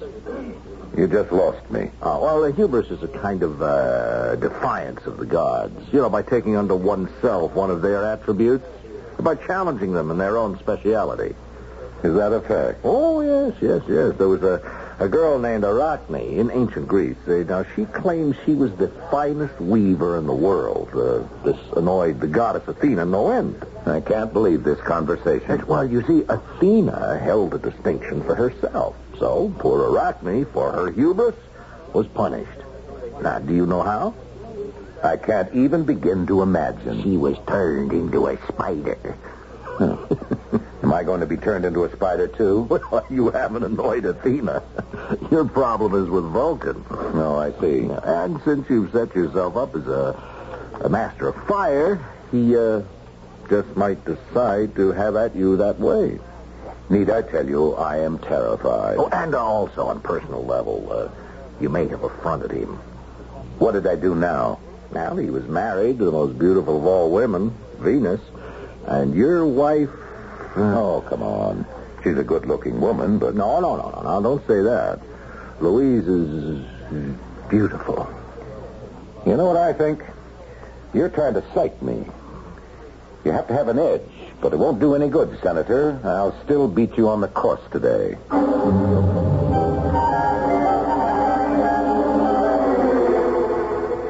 Let's see. This marks the third night in a row that you're home. How do I win? If I'm detained somewhere on business, I get complaints because I'm never home.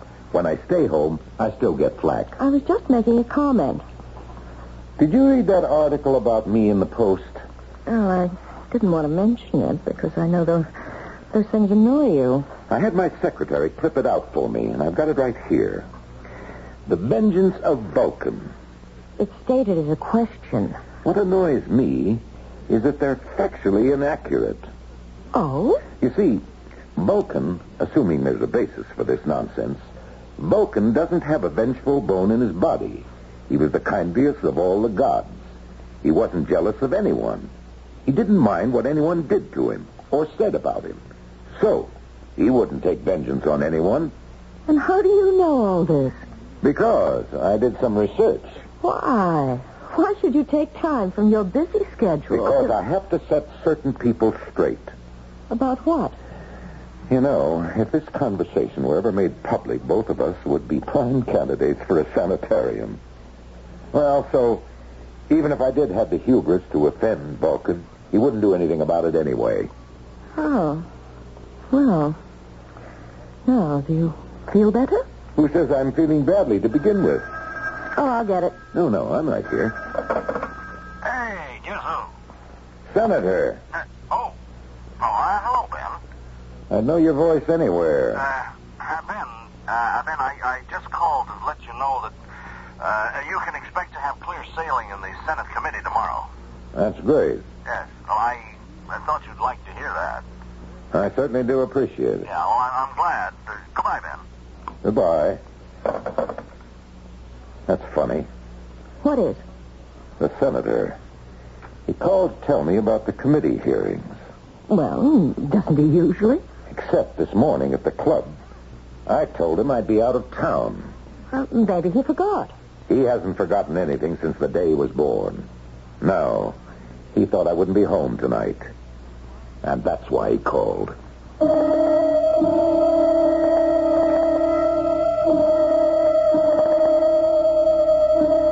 Well, a kind of light begins to dawn in the eyes of Big Ben Cantwell, tycoon extraordinary. And he looks at his beautiful, desirable wife, and all of a sudden it occurs to him that perhaps the phone call from the fun-loving senator was not really for him after all. This little cloud will assume larger proportions when I return shortly with Act 3.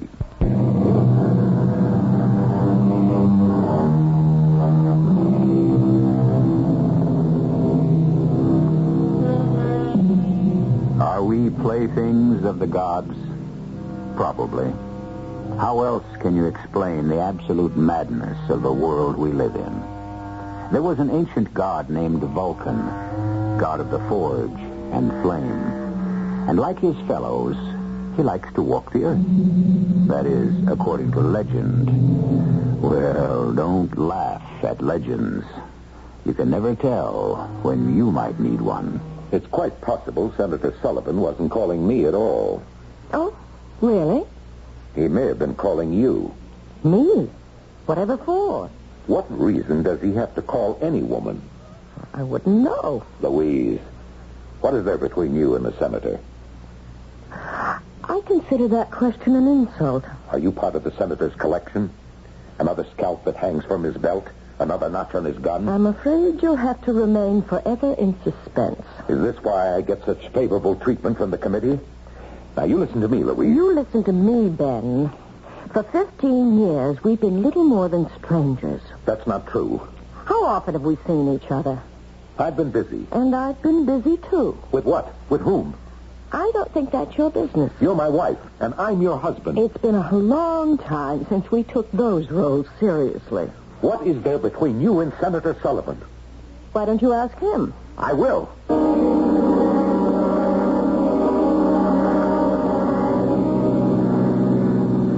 Everybody's probably laughing at me while my back is turned. She's stepping out.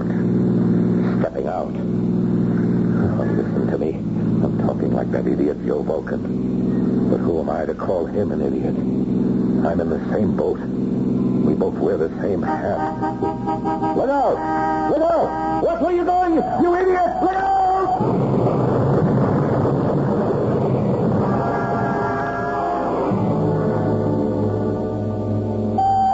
It was a miracle, Louise. A miracle. You say he's all right, Dr. Corman? The car was totaled. All he has is a few scratches. Are you sure? Positive. Now come inside. See for yourself. Is it all right to see him? Come on, Louise. It was such a terrible crash, I can hardly believe. Ben? Hello, Louise, dear. How do you feel? Well, I'm all right, except I have this terrible pain in my legs. Dr. Corman, you said... Yeah, I know what he says. But I feel this pain. Now, Ben, we've examined you thoroughly. You know that. Yes, Doctor. There's absolutely no sign of any injury. No fracture, no sprains, no torn ligaments, no swelling. I understand, Doctor, but I have this pain. Doctor, are you sure? Not only am I sure, but every specialist we called in is also sure. I don't like to contradict anyone, but since it's my pain, I'm the only one who can really be sure.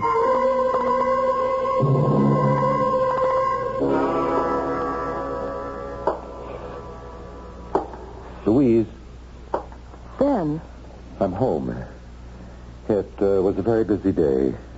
Ben, I think we should have this out. Why do you limp? Why? Well, it should be obvious. My legs hurt. But the doctors say The doctors are simply mistaken. But Ben... I wish I could oblige everyone. I hate to cause anyone distress. Ben, what are you talking about? Yeah, well, it's just that my work itself is so turbulent. It deals with elemental forces that, well, I like my personal affairs to be calm, peaceful. What has come over you, Ben? I don't know what you're talking about. Nothing's come over me. What kind of a game are you trying to play with me? Game? Look, when you got into your car and you decided to confront Senator Sullivan that night... I don't think we have to talk about that. Oh, we do. I admit that he and I had seen each other a few times, but... Louise, dear, please. I don't wish to discuss this. It isn't necessary. But Ben... If you'll excuse me, Where are you going? To the forge. The forge? Yes, you know, the factory. Don't go. What is it? You called it the forge. Of course. Why? I'll tell you why. Because that's what Vulcan called his workshop. Vulcan? Yes, Vulcan. Now I know what's happened. You actually believe you're Vulcan. Now, why would I want to do a thing like that? You've affected his limp. My feet hurt ever since that accident. And you can even accept the fact that your wife might be having an affair. Is that who you want to be? Is that what you want to be, Vulcan? Louise, darling, maybe you'd better see Dr. Corman. If you want to be a god, be a Jupiter, an Apollo. You're not well, and I wish I knew what was making you so unhappy. Look, I don't want to be married to Vulcan. Vulcan? Whatever makes you think that? You're married to me. You're married to Ben Cantwell. But you're not Ben Cantwell any longer.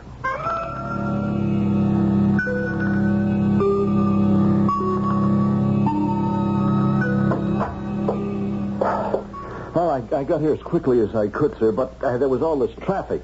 I'm sorry to spoil your holiday, Louis. No, that's all right. But I feel this is the day we can finish. Finish? Yes, Louis. Today, here, now.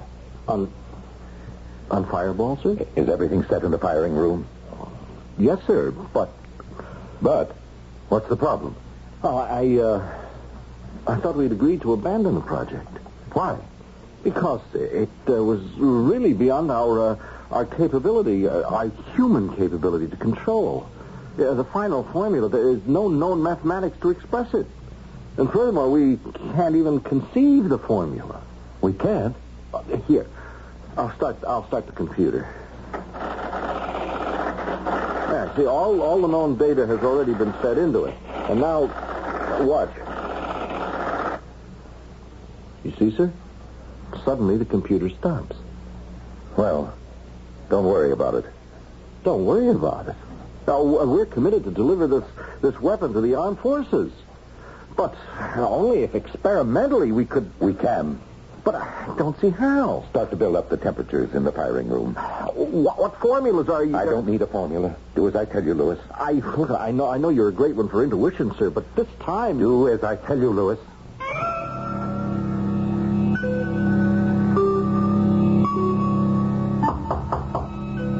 Come in. Afternoon, Miss Cantwell. Oh, it's you, Mr. Vulcan. Yes, ma'am. Mr. Cantwell said to take a couple of 3 weeks to get all the work done around the stables. Well, it's finished. You're leaving us, are you? Yes, ma'am. Come to say goodbye. Well, good luck, Mr. Vulcan. I wish you the best. Thank you, ma'am. Same to you. Goodbye. Wait. Well, what is it, ma'am? Who are you? Well, I'm just Joe Vulcan. That's not true. You are the god, Vulcan. Who? That just ain't true. That's right. It's not true anymore. But it was true, and I can prove it. Prove what, Miss Cantwell? I can prove it by something you just did. What did I do? Come with me. Please, come with me.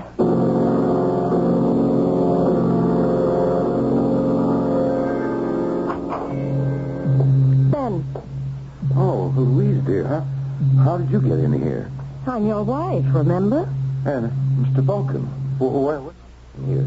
It beats me, sir. She just dragged me here. Ready for firing, sir. Ben, listen to me. Destroy that machine, that device, whatever it is. Darling. Because if you don't, then you really become Vulcan. Then you really acquire his full powers. Is that how you want to live? Look at him. Louise, I'm very busy. You don't want to be Vulcan. You'll hate it. Immortality becomes a terrible burden after a while. The gods themselves grow tired of eternal life. That is why they walk the earth. To find someone who can lift the burden from them.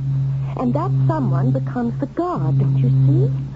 That's the true nature of immortality. What does that have to do? And Vulcan has found you. He is giving you all his characteristics, his talent, his meekness.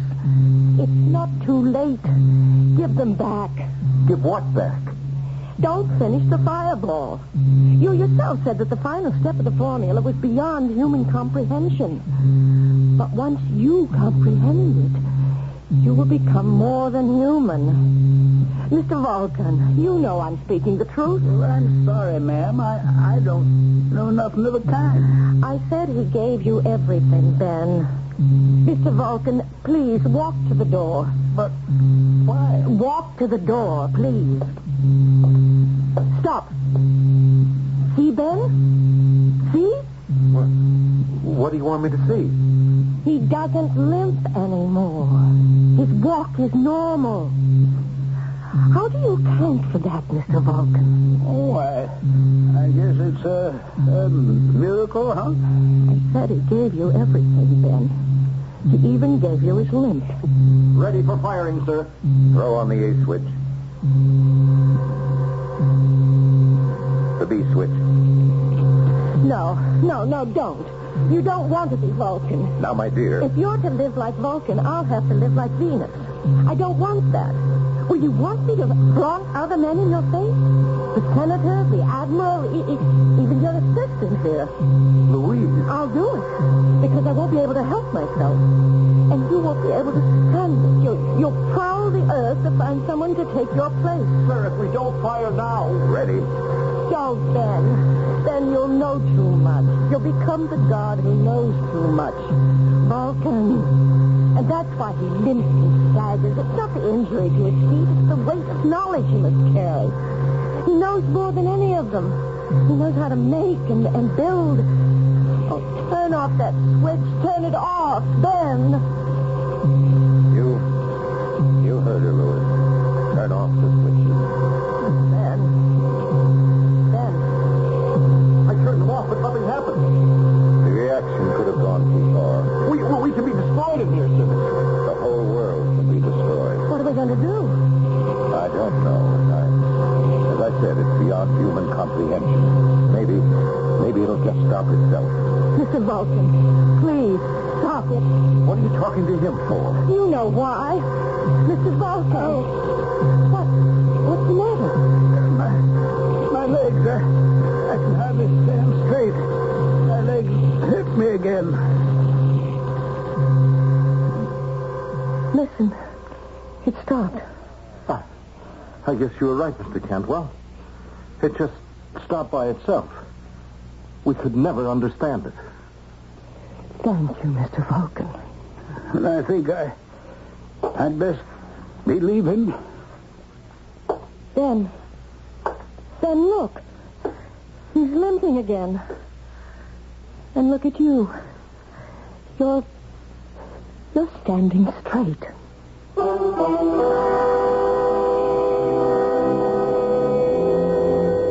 Take it any way you like. Chacun a son goût, as our friends in France would say. Do the gods walk the earth and look for their replacements? Is that what happened to Ben Cantwell? Or was it merely a psychological seizure? Think about it, and I shall return shortly.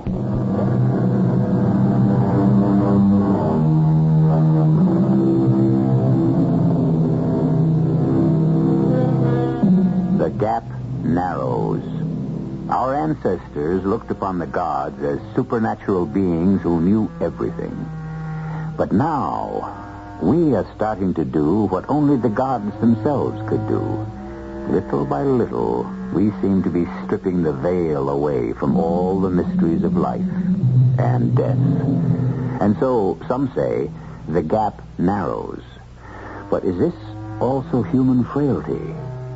Outward appearances to the contrary notwithstanding, is the gap really widening?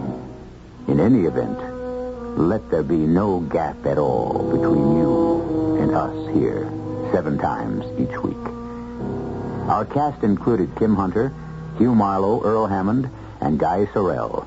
The entire production was under the direction of Himan Brown. This is E.G. Marshall inviting you to return to our Mystery Theater for another adventure in the macabre. Until next time, pleasant dreams.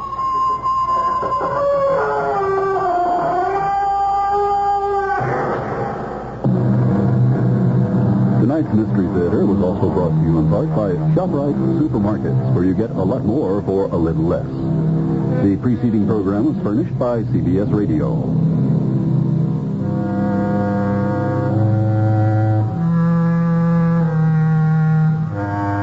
Your dial is set for news with John Scott reporting at 8 o'clock.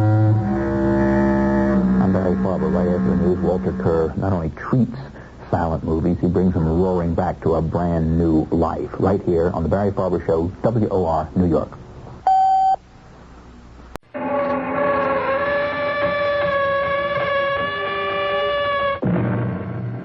Come in. Welcome. Welcome to the Mystery Theater. I am Himan Brown. In the assessment of criminality, the basic criterion, of course, must be volume. After all, Attila the Hun was a greater transgressor than, well, say, Jack the Ripper. Therefore, what does history tell us? We see that for those who kill more or less at retail, we have our local police. For those who murder at wholesale, the Attilas, the Hitlers, and the like, we must have our philosophers. Men who inspire us to stand up and fight. And such a fighting philosopher was Thomas Jefferson. Now, Mr. Jefferson, there's no need getting excited. Sheriff, they're going out there to commit cold-blooded murder. That can't be proved. They intend to kill him. But there's nothing I can do about it. You swore to uphold the law. Well, not exactly. What I swore was to uphold the law to the best of my ability. And this just happens to be the very best I can do. Well, someone has to stop them. I don't have the authority to keep men from riding through the woods. Even if their purpose is to kill an innocent man? But I don't know that. I do. And if you won't stop them, I will. Now, Mr. Jefferson, it could be dangerous. Somebody has to enforce the law, Sheriff. And it looks as if it'll have to be me. Me alone. All by myself.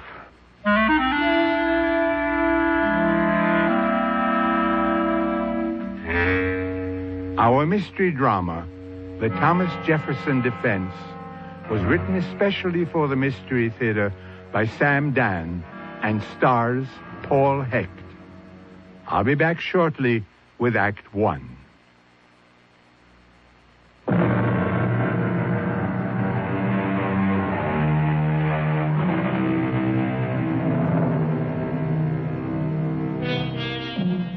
The year 1775.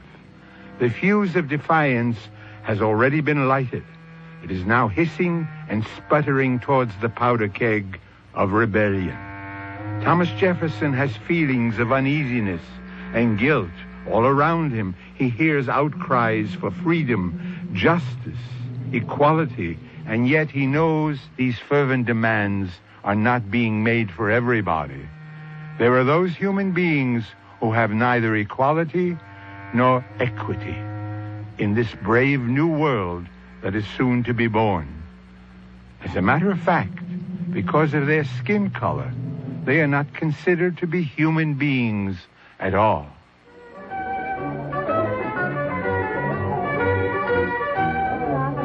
Good evening, Carter. Good evening, Mr. Jefferson. Oh, Mr. Jefferson, is it? Whatever became of Tom? Oh, well, sir. Oh, is it sir now? This becomes worse. Well, sir, we're going to have us a new government, ain't we? We most likely will, if we're not all hanged first. Now, the way I hear it, we got to get rid of old King George, true? True. Well, then we've got to get us a new king.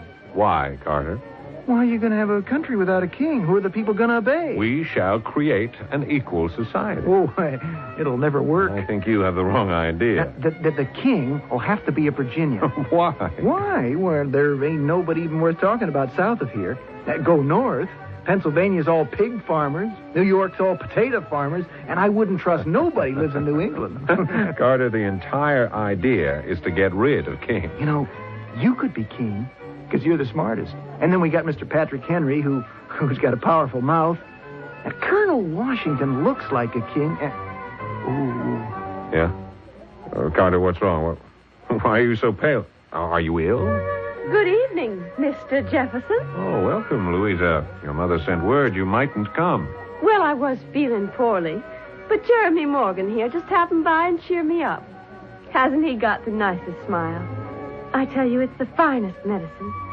Mr. Jefferson, may I present Mr. Jeremy Morgan? Your servant, sir. Welcome, Mr. Morgan. And old scowl face here, Carter McAllister. You said you'd come here with me tonight, Louisa. Did I? You promised. What's a promise? It's only something you make when you won't give your word of honor. I won't have it. What won't you have, I Carter? won't have you seen around with every common Tom, Dick, and Harry. Tread lightly, sir. I caution you. Who are you to caution And me? now, gentlemen, you are both under my roof, and I will not permit things to get out of hand. Louisa, I'm taking you home. You just let go of my arm, Carter McAllister. I believe you heard what the lady said. You say one more word, and I shall horsewhip you. Like you horsewhip your slaves? You impertinent ruffian. Gentlemen, stop right here, or I may have to thrash the both of you. Mr. McAllister, you will give me satisfaction. Satisfaction? You overstep your bounds. Satisfaction is something that only can be exchanged among gentlemen. And do you pretend to be a gentleman, Mr. McAllister? Your father's a thief who cheats his tenants. How dare you look down on me? My father traces his lineage back to King Henry II. And your mother, no doubt, traces hers back to Pocahontas. Why, you're... That's enough. Mr. Morgan, stop that. Now, don't strike him again. I'm sorry, sir. I should not have lost my temper. I'll kill you. I'll kill you. Shut up, Carter. Now, you begged for it. I'll kill you. I am going to kill you, Jeremy Morgan. Nobody's going to kill anybody. Walter, Fred, help him to the sofa. Get some cloths. Get some vinegar. Jeremy Morgan, I shall shoot you down like the mongrel dog you are. Oh, do be quiet, both of you. Mr. Jefferson, may I retire to your sitting room? Mr. Jefferson, I'm sorry. I had no right to abuse your hospitality. Therefore, if you'll excuse me... Mr. Morgan. Jeremy, wait. Now, son, there's no need for you to run off. I know I'm not welcome. Oh, that's nonsense. This is my house. I should never have come. How can you say that? You're Lord Arthur Morgan's son. Your father was a dear friend of mine. Was my mother? You see, sir, I forgot my place. Jeremy, your place in this world is whatever you can win through strength and skill and courage. Every man has the opportunity to prove himself. Every man is free to strive. You really don't believe that? I do. How can you? You own slaves. I'm sorry. I had no right to say that. It's a difficult, complicated world. I agree, sir. Especially for me. You may be somewhat oversensitive. After all, Louisa Henderson did seem quite taken with you. No. I saw what all that meant the moment we entered the room. I was just an instrument. An instrument? With which she could provoke Carter McAllister. Oh, you're very young and very cynical. And very right, Mr. Jefferson. Jeremy, I would like to be your friend. There's no need to consider my feelings. I mean that, Jeremy, sincerely. Look at yourself. You're barely grown out of your childhood, and already you've abandoned your hopes. It would be best if children like me would never be born. A consolation is we die young. Oh, now, come on. Come on back in with me, and we shall have some wine. Usually we die by violence. I offer you my hand in friendship. I'm grateful. But there will be violence. Come back inside. You and Carter McAllister will shake hands. No. You, Jeremy, are also to blame. You insulted him, too. Both of you must forgive each other. That cannot happen. Now, why do you say that? Aren't you willing to forgive him? Yes. I am willing to forgive him for his insult. But he will be unable to forgive me for my mother. Oh, I cannot believe that men of goodwill cannot reconcile their quarrels. Will you let me mediate between you? If it pleases you, Mr. Jefferson. However, I have decided to leave this part of the country. But why? Carter is determined to kill me. I have no wish to kill him first, therefore I must go. But where will you go? Back to my own people.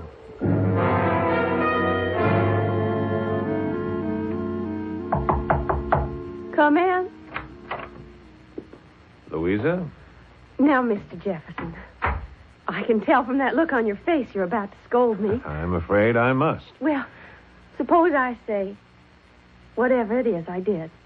I'm sorry. Well, I don't think it was right of you to come here with Jeremy Morgan just so that you could make Carter angry. Oh, did you see Carter's face? Louisa, this is a serious business.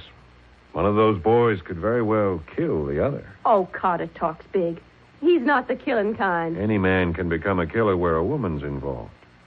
You mean somebody would kill for me? Oh, Louisa, if only you had a heart and a mind and a conscience to go with all that beauty. Do you want to know the awful truth? I love them both. Oh, you can't love them both. When I want to have someone to have fun with, to ride with, to dance with, I love Carter. When I need someone just to be with, to talk with, I love Jeremy. Louisa, how can you love Jeremy? Carter McAllister. You standing there listening at that door.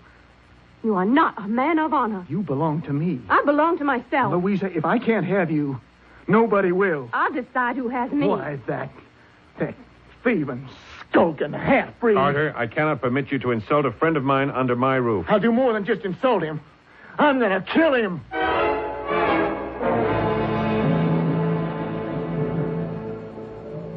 Welcome, my nephew. Welcome. I have brought you a gift, Blue Cloud. Ah, a robe, a rich robe. It comes from England, across the seas. It is a robe of great value. Such color. One may not fully realize the color by firelight. When the sun rises tomorrow, one's eyes will behold a robe of brilliant scarlet. The color of blood. You wonder why I come here, Uncle? I wait for you to speak. I have come back. Back? To my people. We are not your people, my son. You are my mother's people. Are they unkind to you? The other sons of your father? No. They treat me well. We are brothers. Then why do you wish to come here? Because there is no place, no real place for me in their world. Why do you say this? The women mock me, the men make sport of me. Only one sees me as a true friend. Tom Jefferson. Jefferson? You have called him Red Hair. Yes, I know him. So you wish to live with your mother's people? Yes. Because you are afraid. I want peace. There is no peace. There can be no peace for your mother's people. There is no peace for me in my father's village. You must go back. Why? Soon we shall be driven from here. They want to turn our woods into fields to raise their tobacco. Your mother's people shall be destroyed. No. You can lose yourself in the forest and live out your life in peace and safety. But there shall only be misery for your children and death for your children's children. What is there that I must do? Your father's voice was strong in the councils for our people. Your voice must be heard there, too. You must make them listen. Why would they listen to me? By some, I am called a half-breed. You are strong, young, wise. You were born to make a new understanding between people. It is your destiny. If I go back, I will surely die. The day, the hour, the moment of your death has already been cast. And it shall find you wherever you are. Yes, Blue Cloud, I see now. I must go back.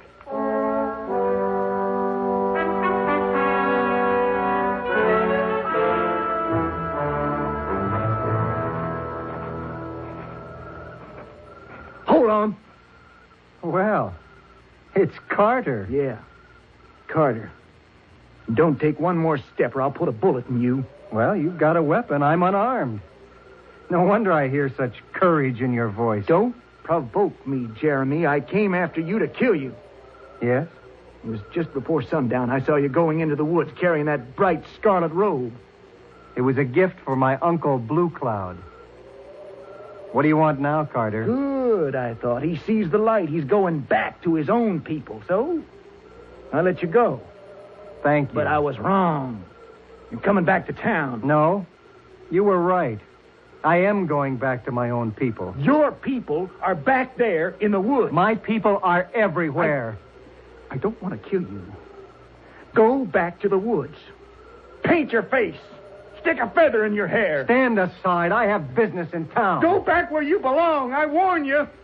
I'll kill you. You're not going to kill anybody. Stop. Don't make me do it. Stop. I'll shoot.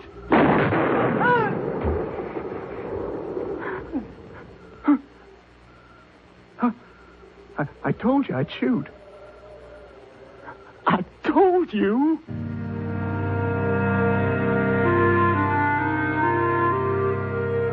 Both very young, very proud, quick to anger. They were barely out of their teens, and now one of them lies dead, shot in the back by the musket of the other. And it happened on the very eve of the American Revolution, for some of the reasons the revolution came about in the first place. Reasons of pride, uncontrolled passions, and sheer blindness.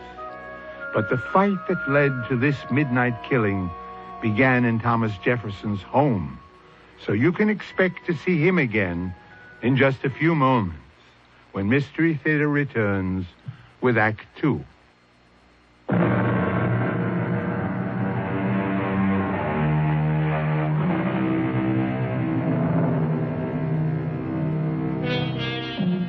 Two is company, three is a crowd, and anytime you have a crowd, look for trouble.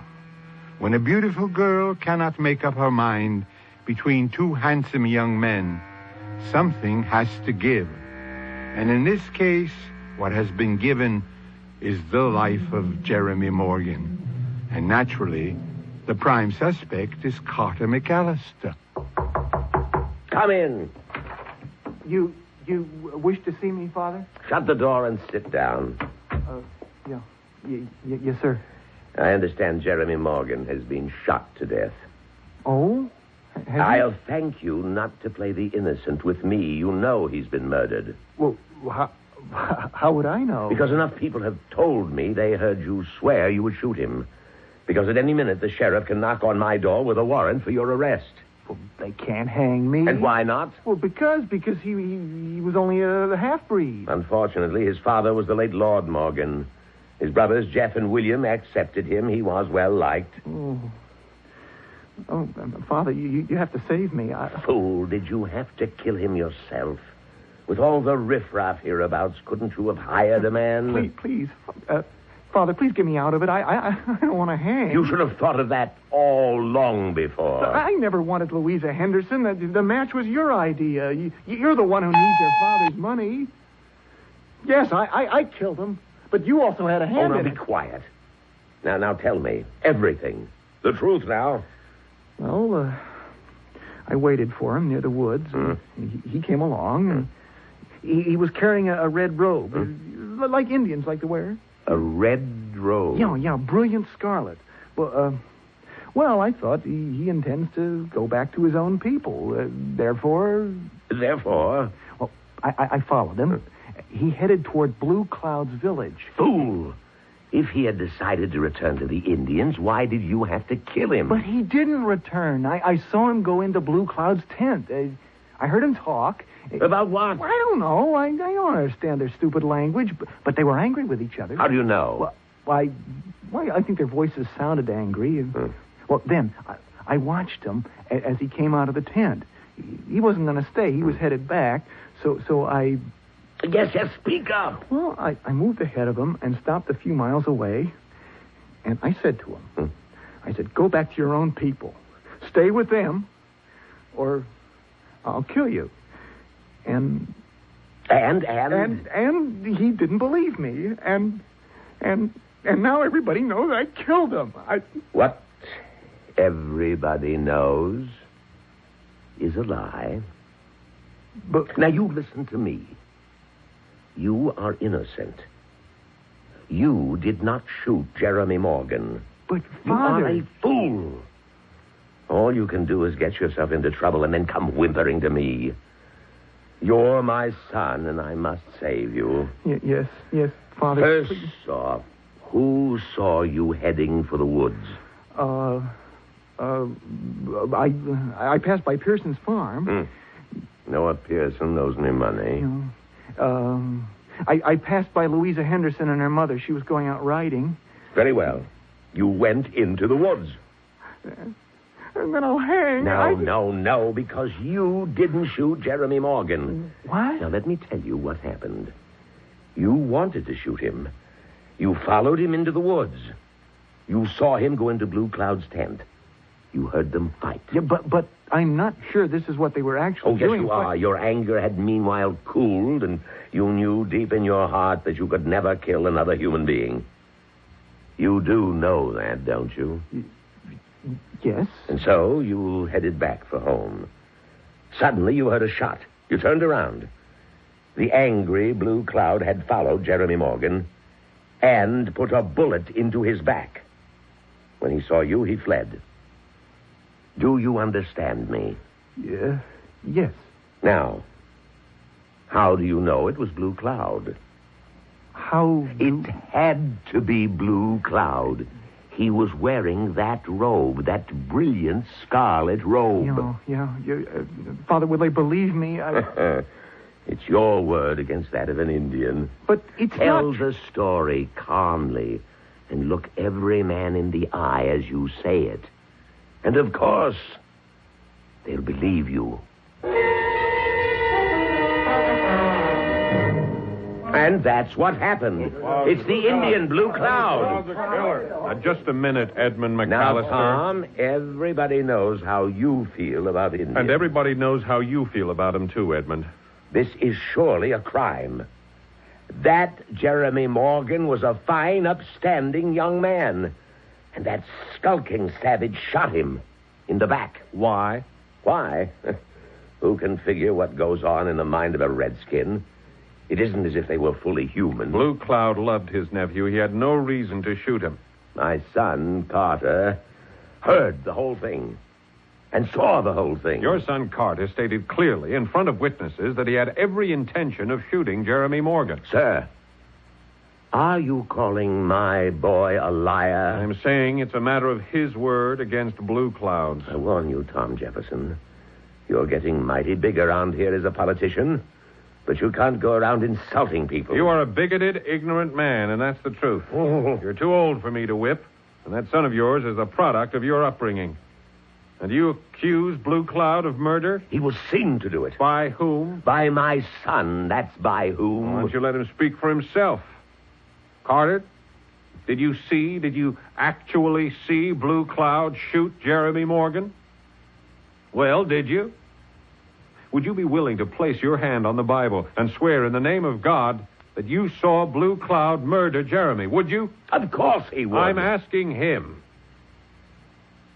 Would you swear, Carter? Yes. Yes, I would. All right. Then come with me to the sheriff and swear out a warrant for his arrest. What arrest? You don't arrest an Indian. He commits a crime. You go out and shoot him. Hold on, Edmund McAllister. Oh, you can surely talk, Tom Jefferson. But we have had enough talk. Any of you folk who agree with me, let's go home and get our rifles.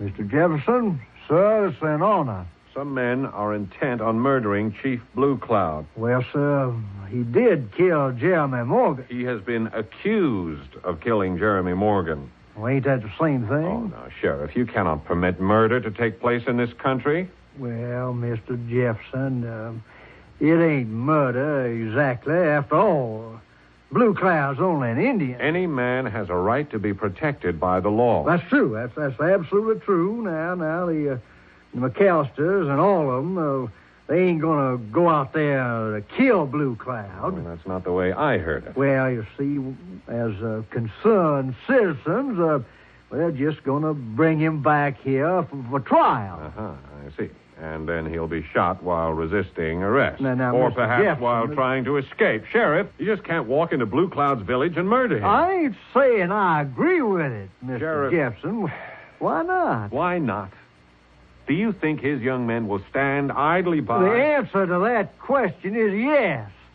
Now, you see, Mr. Jefferson, he ain't liked. Blue Cloud, that is. I don't understand. Well, a young man, they want a fighting chief, which you gotta admit, now, Blue Cloud ain't. Still, they can't just sit by and watch? The thing is being arranged, and nobody's gonna be in the village. I refuse to believe it. No, everybody gets what they want. The tribe gets a new chief, one who would want to go to war. War? What war? They know what happens when they raid our frontier settlements. They know the retribution. They'll go to war on our side against the British. So that's what they get. The white folks avenge a murder. Which hasn't been proved. Proof, Mr. Jefferson, is usually a matter of satisfaction. And all for just the life of one Indian. All in all, it ain't a bad situation. I've admired you. I've respected you for many years. But I see now you're unfit to be a sheriff. I'm doing what everybody else is doing. I'm thinking of me first. You took an oath to uphold the law. I won't see murder committed. Well, now, what do y'all suggest? What I've been suggesting. I suggest that I you have a ride better out. suggestion. Why don't you ride out there? Because I'm not the sheriff. Yes, you are. Yeah. I hereby swear you in as deputy sheriff. What? What are you doing? Well, you now have the authority to uphold the law. If you think a crime is about to be committed, it's your duty to prevent it. I have no experience. You got plenty of experience, Mr. Jefferson. I watched you grow up. Everybody knows you was meant for high things. You're going to be an important man in this country. I don't throw everything away for... For what? For an Indian. Sheriff. All right, write down on a piece of paper the fact that I am your duly authorized deputy.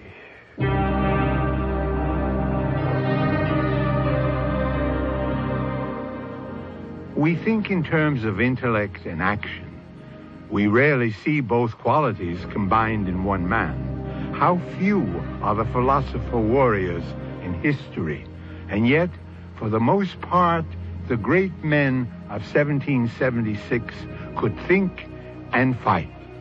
Well, Thomas Jefferson has thought it over and decided it's worth the battle. Therefore, you should stay exactly where you are until Mystery Theater returns in just a few moments.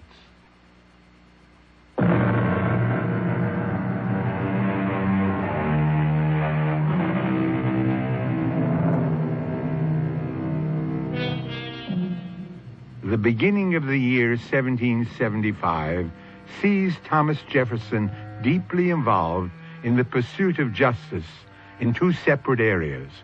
First, you know all about the struggle for independence from Britain. This is the big picture, the historical picture. But second, there is a small picture, indeed a tiny, almost invisible picture. This is the pursuit of justice, not as an ideal, but as a practical matter for a single human being. Those are always the toughest. Welcome to my lodge, Red Hair. Chief Blue Cloud, there is no time for ceremonies. You must leave here at once. For what reason? Men are coming to kill you. Why? For the murder of your sister's son.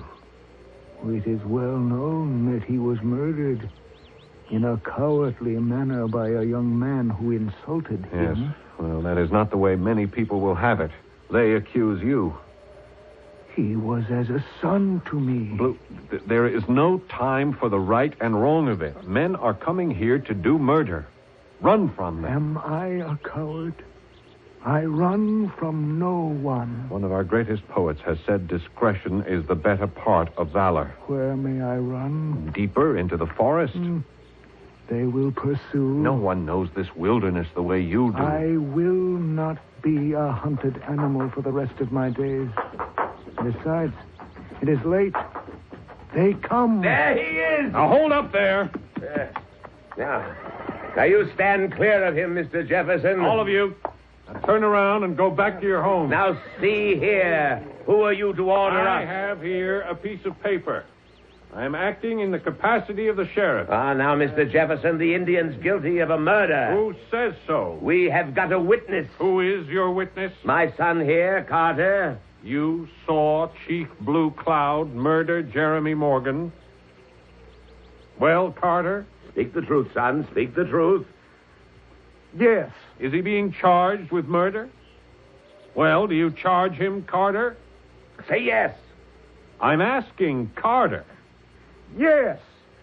So that settles that. Now, why don't we just shoot him? You'll have to shoot me first. Now, Tom Jefferson... That's how it is, gentlemen. We will have the law here. You will also have to shoot me. So, Mr. Bennett, Mr. Hayton, Mr. Wolverton, the rest of you, is that what you're willing to do? Shoot me? Tom, we're entitled to justice. Justice can only be dispensed in a court of law. You mean have a trial for an Indian? You know they're only a waste of time. I intend to enforce the law. Now, how will you gentlemen have it? Well, there's no real difference.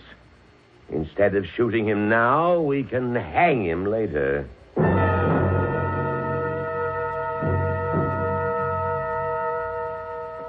And so, you say, you followed Mr. Morgan all the way to the Shawnee village? Yes, sir.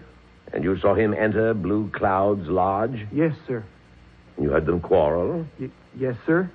And then you saw Mr. Morgan leave the tent, move into the forest, and then you heard a shot. I did. Now, describe what you saw. Well, I turned around, and there was Jeremy Morgan falling down dead, and Chief Blue Cloud was standing over him with a smoking musket. Are you sure it was Blue Cloud? Yeah, I'm positive. How? Why? What makes you so sure? Because I could see his splendid scarlet robe. The robe that we found in his lodge? Yes, sir, the very same. Your witness, Mr. Jefferson. Well, I must, however, ask some questions that may not have occurred to him. Why did you follow Mr. Morgan into the woods? Well... Isn't it true that you intended to kill him? Well... You must answer. Isn't it true that he escorted Miss Louisa Henderson to a party at my house? There, you two got into a fight. Didn't you threaten to shoot him? Yes, sir. Good. And when you followed him into the woods, isn't it true that you were carrying a musket? Yes, sir. Why? Well, I... Did you intend to kill him? You armed yourself for that purpose, and now, when the deed is done, isn't it true that you are trying to place the blame on Chief Blue Cloud's shoulders? I object. Your Honor, let him answer the question. Go ahead, son. Answer him. Tell him it isn't so. Without prompting. Isn't it true you want Blue Cloud to hang for your crime? I didn't kill him. I didn't kill him!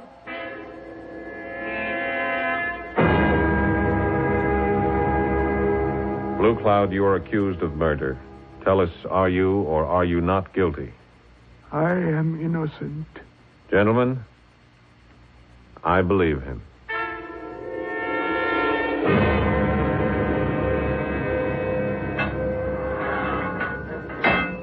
Don't lose courage, Blue Cloud.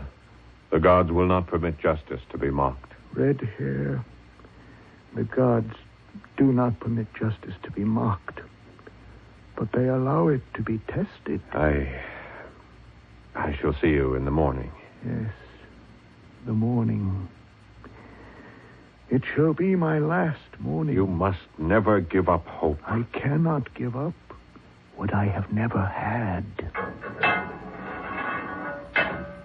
No, we can do more.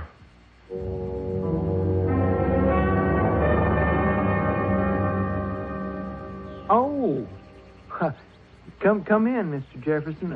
My father isn't home. Has he left for the courthouse? Yes, sir. He likes to go early. I thought perhaps you might like to walk down there with me. Well, sir, should we be seen together? Why not? Oh, we're on opposite sides. I'm still your friend, Carter. Well, shall we have our stroll? Yes, sir. I was just leaving. So, you insist you didn't kill Jeremy? Please, sir, we've already been through all that. I know. I also know it's a lie. Mr. Jefferson, I must ask you to let me alone. Oh, I'll let you alone. And I'm even sure your conscience will let you alone. I am not listening to any more you're saying. Yes, your conscience died a long time ago. And do you know who killed it? You did. You, Carter. Well, what are you talking about? A man's conscience is what makes him live a man's life. But you're not a man. You're a creature. You're a pathetic, crawling creature of your father. Sir, you have no right to insult my father. No one may be insulted by the truth. You're his creature. You don't think for yourself, act for yourself, live for yourself. Why? Why do you tolerate it? Because I'm nobody. I'm nothing. I don't know anything. I can't do anything. I'm stupid. Who says so? My father. And all I have is the prospect of inheriting his estate when he dies. You'll have worked for it.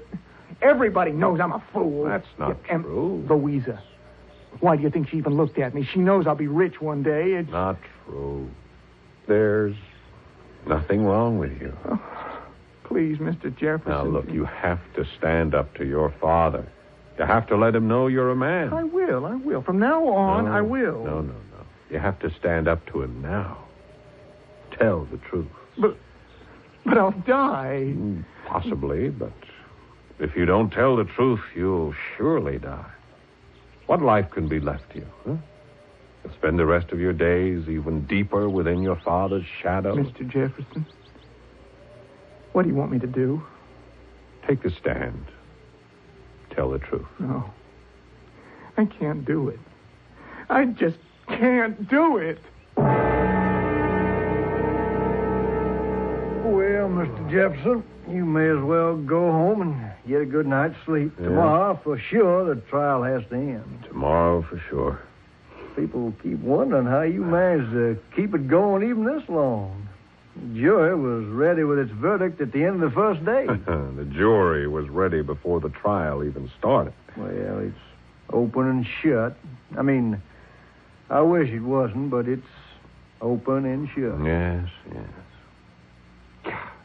Carter follows Jeremy into the woods, sees him enter Blue Cloud's teepee, hears sounds of a quarrel. Sees Jeremy leave the teepee, re-enter the woods, and then sees and hears Blue Cloud shooting. Wait, just... He says he heard them quarrel. You have something, Mr. Jefferson?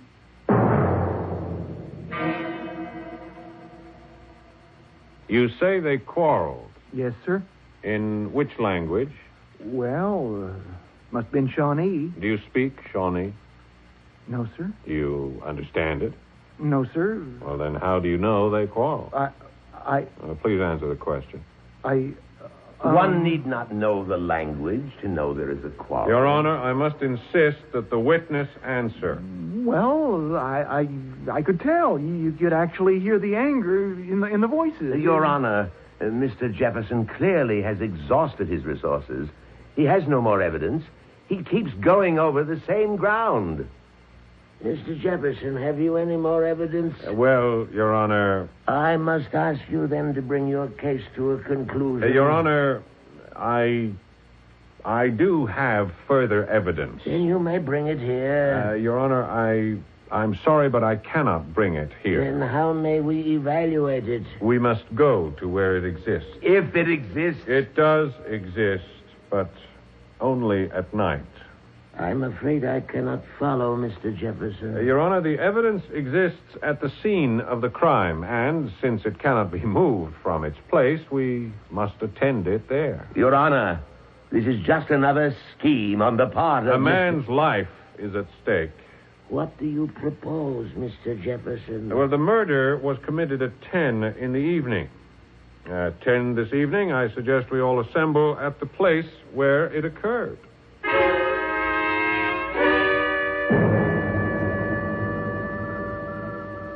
Where were you standing, Carter?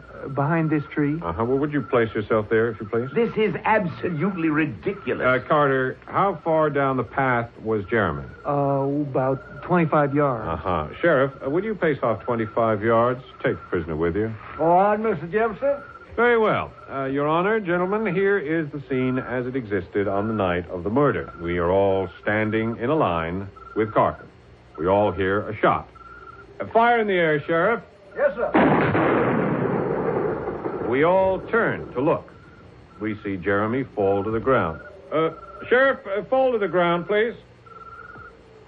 Now, we all see a figure standing there in the darkness. It is not easy to make out the face. He didn't have to see the face. He recognized the red cloak. Your Honor, gentlemen of the jury, which one of you has supernatural eyesight?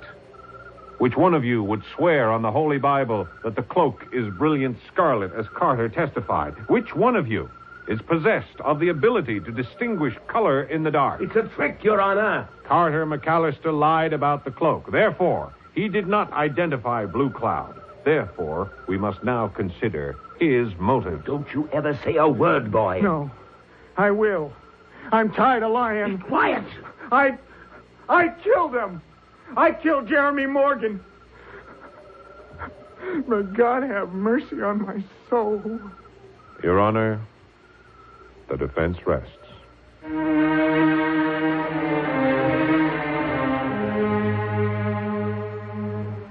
I'll be back with a final thought in just a moment.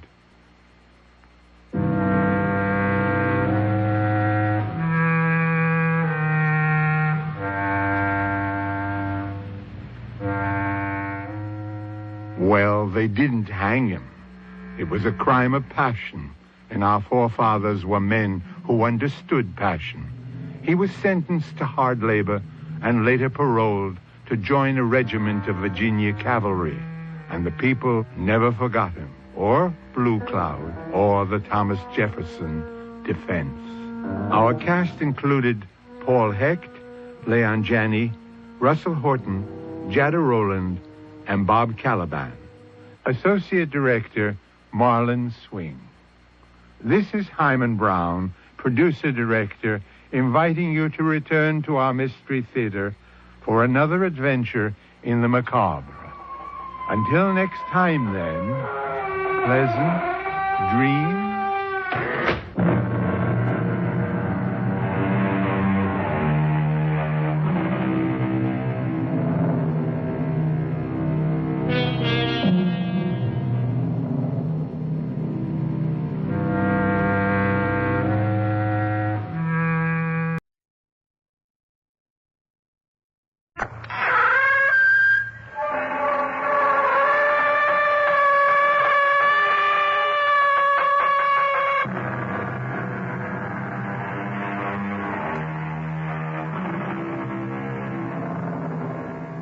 Come in.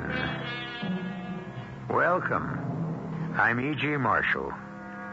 Is there any one of us, no matter how rich or poor, who wouldn't feel a thrill if we opened a piece of ordinary-seeming mail one day to read, "This letter will make you a millionaire"?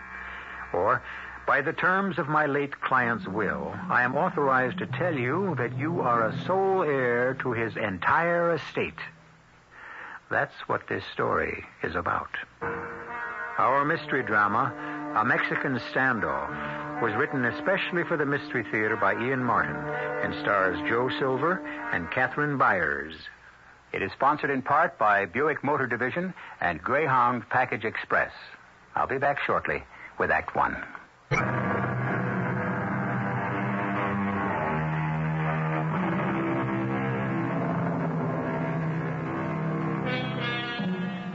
Of course, all of us receive this kind of mail constantly. "Dear Mr. or Mrs. Blank, your retirement estate is waiting if you only solve the puzzle on page 7. Well, I won't belabor the point. Come on, Trash. Even more unpleasant terms have been applied to this approach to human greed and human need, and none of us are total proof against its lure. But this is the story of something else, of a letter that might have fooled you, or me, or any of us listening. Something begun sheerly accidentally by an ambitious young reporter on the Nebraska Daily Journal. Standoff here. Ed Grandy, City Desk. Tanya, I got your idea for the series. You want to have lunch at the Spare Rib and kick it around? Sure thing, Mr. Grady. Where better for an enterprising young lady reporter than the Spare Rib? That's where you chauvinistic pigs figure us girls began.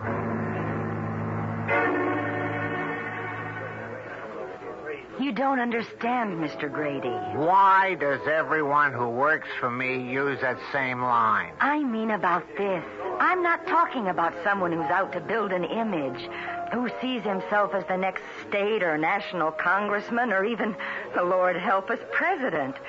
This is a guy with no axe to grind. There ain't no such animal. You bet your sweet colon, exclamation point, and asterisk there is.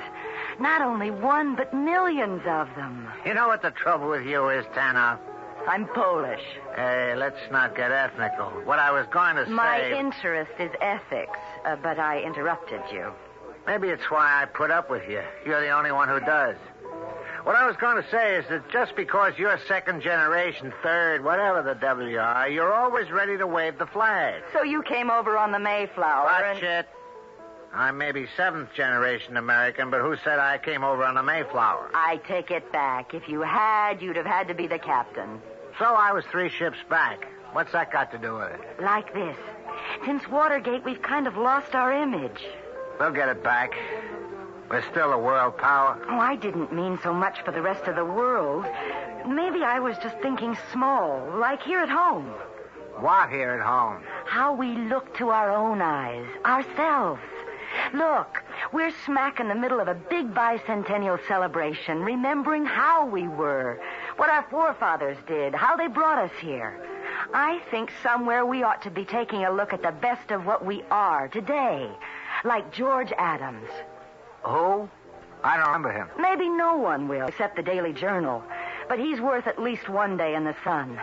Like how? Like he's 45. He's in the post office department, and he's a verger at his church. He's got 4 grown-up kids, 2 of each kind, a wife he's been married to since he was 21. He doesn't owe a nickel. He's a Boy Scout leader, member of the town council, drives the free town ambulance every Thursday afternoon and Saturday. He's on the PTA, the Good Neighbors Committee, works for ecology supervision, and heads up the Keep Our Town Clean and Bright Committee. Good Lord. What does he take for headaches? Headaches? Doesn't his halo fit just a little tight? You see, Mr. Grady, that's just the kind of cynical attitude that's destroying the country. People don't want to feel like you. They don't? No. People are just crying to believe in simple, ordinary things again. Like good neighbors. And the Adams are perfect for this. Well, you can't knock the name. Adams. And what's so bad about George? Father of our country. What's the wife's name? Martha. You gotta be kidding. You haven't heard a thing yet. What do you figure her name was before she married? If you tell me Washington, I just may be the first man to throw up a chef's salad. Oh, calm yourself. But how does this grab you for substitutes? Martha Jefferson. I tell you, this whole story is a natural. All right, what'll it cost us? Mr. Grady, can't you get it through your head that these are 2 simple, happy people who are not looking for a thing out of life except the satisfaction of living it the way they do? Which in my book is something very special, even if they don't know it. I just wish we were a national publication, because I think George and Martha Adams would bring a breath of fresh, clean life into the whole rotten, uneasy world America has slipped into being. Okay. Take it easy before you knock the coffee over. I won't take it easy, because I know I'm onto something good and productive and right. The Adams aren't the only people in this country like they are. I just think they're 2 damn good representatives of what most of our people are really all about. You know something, kid? You're so smoking hot about this, you're getting me all steamed up. Maybe I'll go for it. All right, how do you see it? A full page, or at least 3 to 4 columns op-ed. We can run it Monday through Friday with a big wrap-up in the weekend edition. And no payoff? Not a cent. What are you going to call it? Mr. Good Citizen USA. All right, Tanya. It's your baby. You got a deal. Here's good luck to Mr. George Adams, Mr. Good Citizen USA.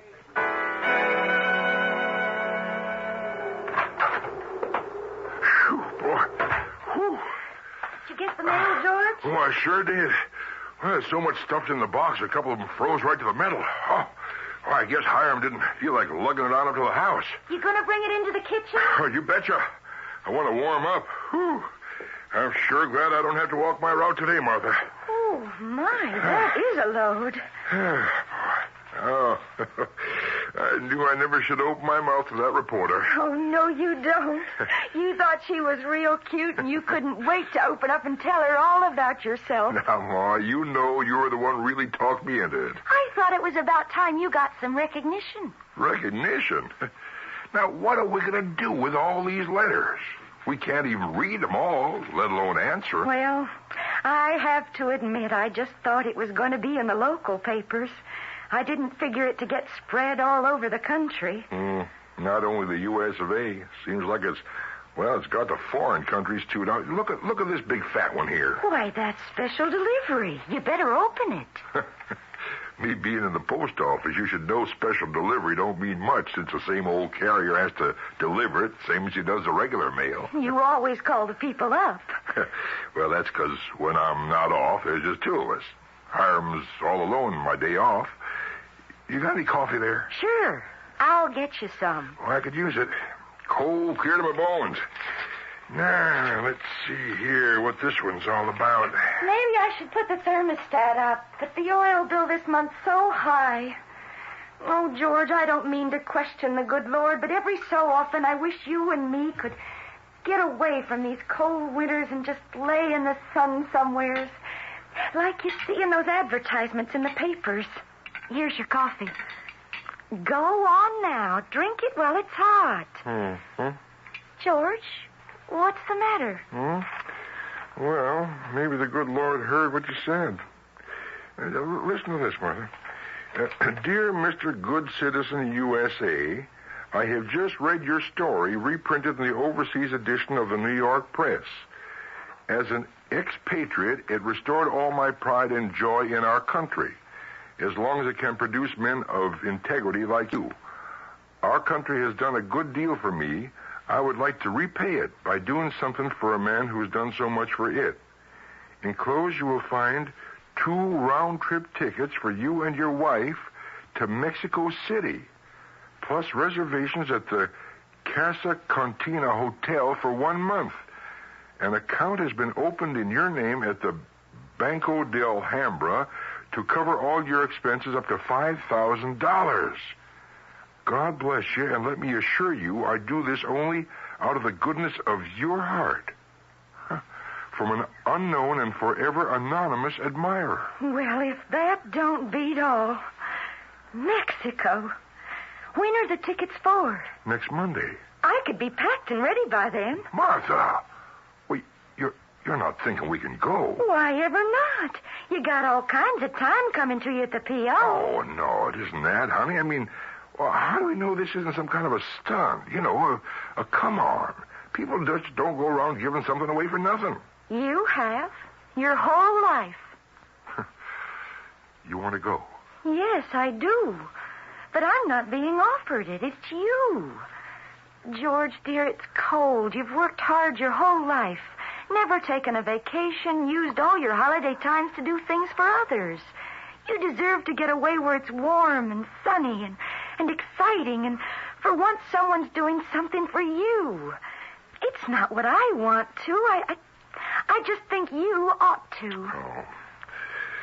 Well, honey, I just don't know. How do I know this is all, well, like the fellow says, on the up and up? Well, why don't you let the people who got you into this check that out for you? Why not talk with Mr. Grady?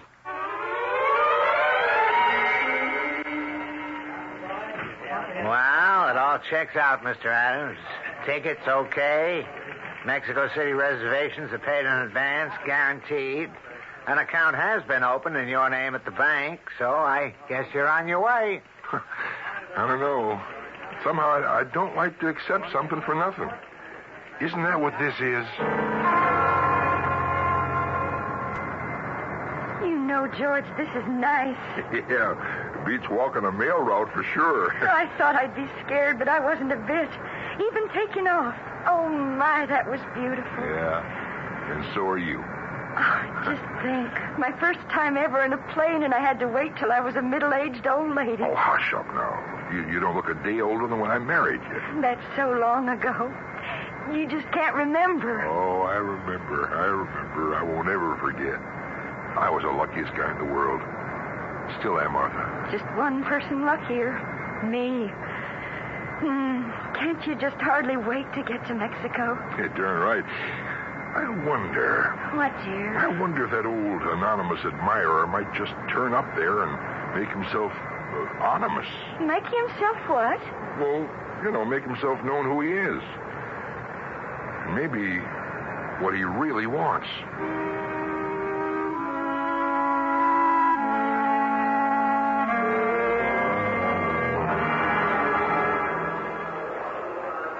Excuse me. Would you be Mr. and Mrs. Adams? George Adams? That's right. Well, I reckon now you know that we are. What can I do for you? Oh, nothing for me. Just I'm here to do for you. I got a limousine outside. Take you to the hotel. Oh, well, we were just going to get the bus in. That's all right. Oh, no, sirs. No charge. No charge, Mr. Adams. Courtesy of the hotel. And you wouldn't want me to lose my job, would you? Why, no, of course not. It's very kind of the hotel. So I'll get your bags, and then you can just follow me.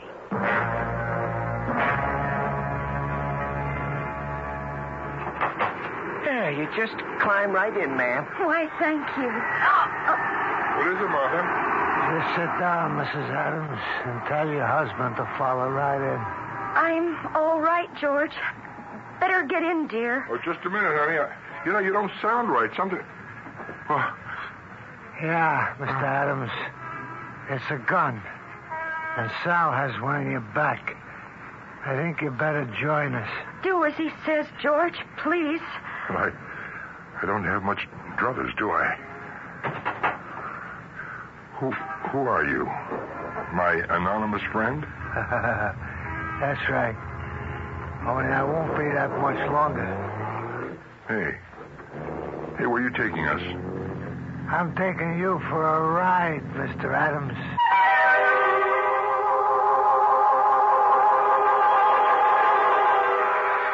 It was all too easy, wasn't it? In this cynical world of ours, I'm afraid nobody gets anything for nothing. Free, no strings attached. But what are the strings? And what could Mr. Good Citizen USA possibly have in common with an obvious gangster? I'll return shortly with Act 2.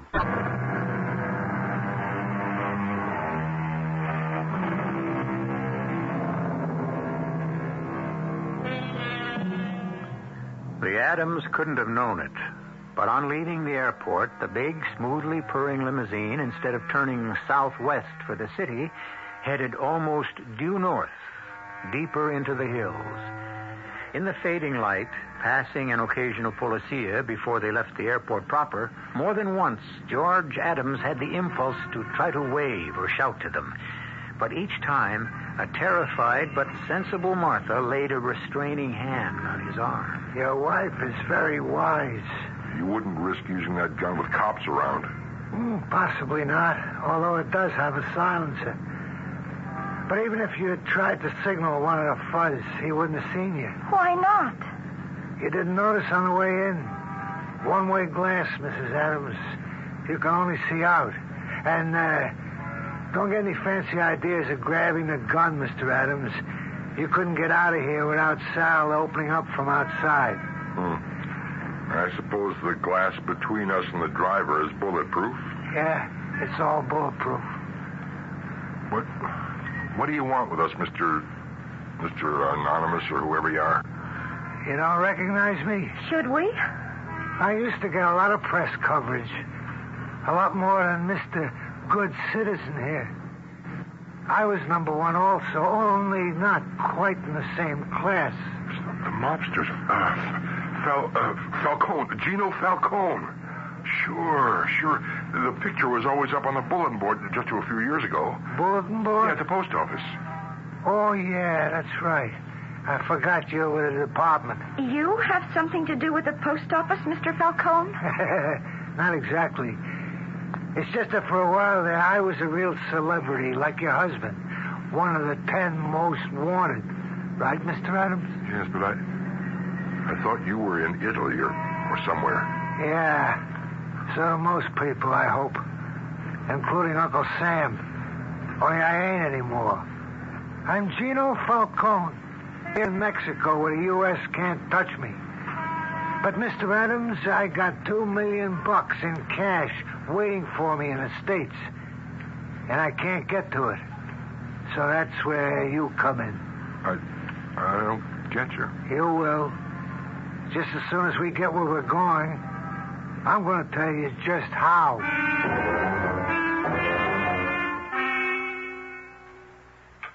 Sure you won't join me? No, thanks.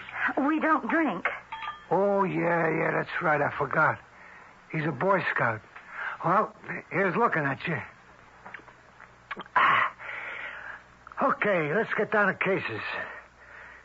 I want you to run a little errand for me. I'm not getting mixed up in anything criminal. No, who said it was? Well, it has to do with you. It figures that way. Listen, mister, don't make it hard on yourself or me. You're going to do just what I tell you, and I'm going to tell you why.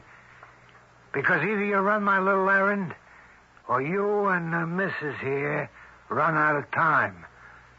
I'll have the both of you dropped in Lake Takaco for a little scuba diving party.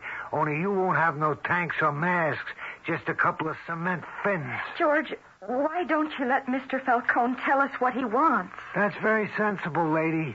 You just listen to your missus, George. All right. Go ahead. I'm listening. It ain't much, George. Just think of it as another mail route. Only this time, you ride first class all the way. Where? New York City. What for? You'll be given an address.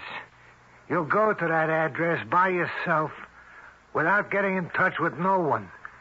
And you let yourself in with these keys. Only first of all, you're going to buy a crowbar. Crowbar? What for if I have the keys? That'll be for after you get in. Well, how can I walk into a building carrying a crowbar without anybody... You'll shove it down your trouser leg. Hook it over your belt. You'll be a little stiff-legged, but you're only going up one flight of stairs anyway. Look, this is all crazy. Shut up and listen, punk. Please, dear, let him finish. He better. Now, once you get in, you go in the living room. The wall on your right-hand side, in the middle, is a place that sticks out a couple of feet from floor to ceiling, like it used to be a fireplace, which it was. Only it's been closed up and plastered shut for years like it was just a wall, right? If you say so. There's one of them false fireplaces and mantles standing in front of it. Now take all the junk off the mantle and move the fireplace. It ain't all that heavy. Then you take the crowbar, and from about 2.5 feet above the floor down, you knock all the plaster out till you get to the wire lath. Rip that out, and you find 2 dark blue suitcases with combination locks. Bring them back to me. That's all there is to it. Well, where's Martha going to be all this time? Why, she and Sal going to be at the hotel. Sal will be with her to see that room service is sending up 2 meals 3 times a day. And we know you're doing what you're supposed to do and keeping your mouth shut. Otherwise... Why, you... Take it easy, cousin. Bring those bags back safe and sound, and you and the old lady can get started on the Mexican holiday just like you planned. Well, what's in those 2 suitcases? Why, George, you're not thinking. The money, of course. Why can't you get it yourself, Mr. Falcone? Because a joker that used to be my best friend got me framed on a lousy income tax rap. The only way to beat it was to get out of the country, and fast. Now even Italy was getting too hot for me. It looked like they might be able to extradite me, and besides, something else came up. Well, that don't matter now. Are you really serious about all this? Baby, I don't kid around. Never. No, I mean, this apartment. What about whoever lives there? She don't anymore. She? Your wife? No. My mother. She died. Oh, I'm sorry. So am I. The day I read the obituary, that was the same day I read about you. I knew I had to move fast, and I figured you was the answer, so I sent the letter. Well, why me? Cousin, you got any notion what most guys could do to get their hands on $2 million cash that can't be traced? Why, they'd slit their own mother's throats to get their hands on it. Your kind of guy, sure. Oh, don't kid yourself. Almost any Joe Blow. He'd run out on his wife, his kids, anything to be that rich. So when I found out my ma had died, knowing I couldn't take the chance on going there myself, I started figuring who I could send. And what it boiled down to was the one guy I knew I could trust all the way was Mr. Good Citizen USA. Well, what about coming back through customs? Suppose they want those bags opened. I'm going to tell you how much I trust you. I want to give you the combination. But they got false bottoms, and you're going to have clothes on top. Only, they ain't going to open your bags. Well, there's no way you can be sure of that. Ooh, but the best. You think anyone's going to fuss over John Wayne's luggage or Hubert Humphrey or Billy Graham? Same way they ain't going to have a worry in the world about you as long as they know who you are. Well, how would they know that? Trust me to get that to the press. #1 citizen off for Mexico vacation. They think it kind of strange. I mean, not even knowing us real well, that George would be going alone without me. You left ahead of time from Nebraska, Mrs. Adams, so your husband could fly to New York for a secret conference on a new high position for the elections. Everything can be covered. You better believe it. Now, look, I'm playing for all the marbles here. I need that dough bad enough to risk anything. All right. That's enough talk. Let's get moving. Martha? You just do what has to be done, George. The Lord will provide like he always does. Well, it just doesn't seem right, mister. Where'd all that money come from? What do you care? I mean, next to your missus there. Yeah, I guess you're right. Okay, let's get it over with. Let's get those suitcases. All right, Mr. Adams. You'll go down the back staircase and out to the rear. Your driver will be waiting for you. But get going. Well, are you going down with me? You kidding? Me and the missus will be here. Nice and cozy.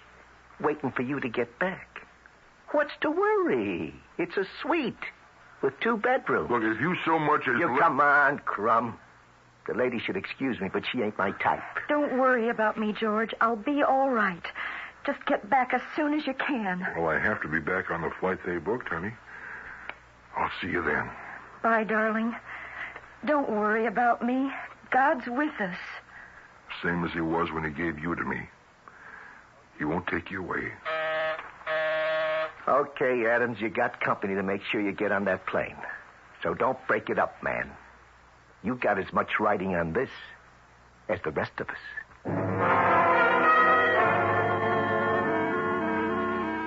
There. Queen of Spades. The unlucky lady. Now, I know you don't want that, Mrs. Adams. Hey, Mrs. Adams. What, Sal? I discarded. Nothing you want. Didn't you see? I'm sorry, no. My thoughts were very far away. I was just thinking of George in New York. You discarded the Queen of Spades. Yeah. I think I'll take it. It's beginning to get dark here. I suppose it must be really dark there. Yeah, 2 hours later, after dinner already. Well, you gonna discard? Oh, yeah. Well, I have gin. Oh, no. Again? Oh, boy. It's a good thing we're playing for pennies. I wish that was the game George was in. He must be at that apartment now.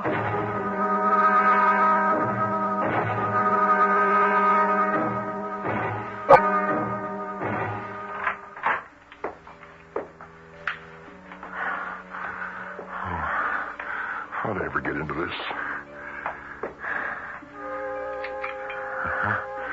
Just like he said. I get this crowbar out of here. Get these things off the mantel. Now get a fireplace here. That's it. Now the crowbar. I hope this doesn't make too much noise. Okay, just hold it right there. Don't even breathe. I've been waiting for someone like you.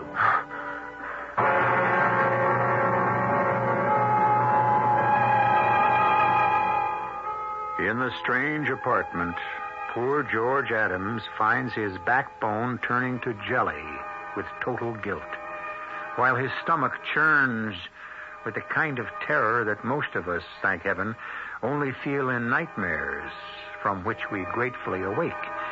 But George Adams is awake and is guilty, and this nightmare will not go away.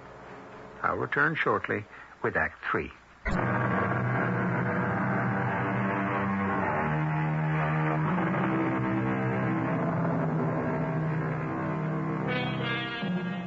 The crowbar in George's hands has already made 2 deep and devastating bites into the plaster wall.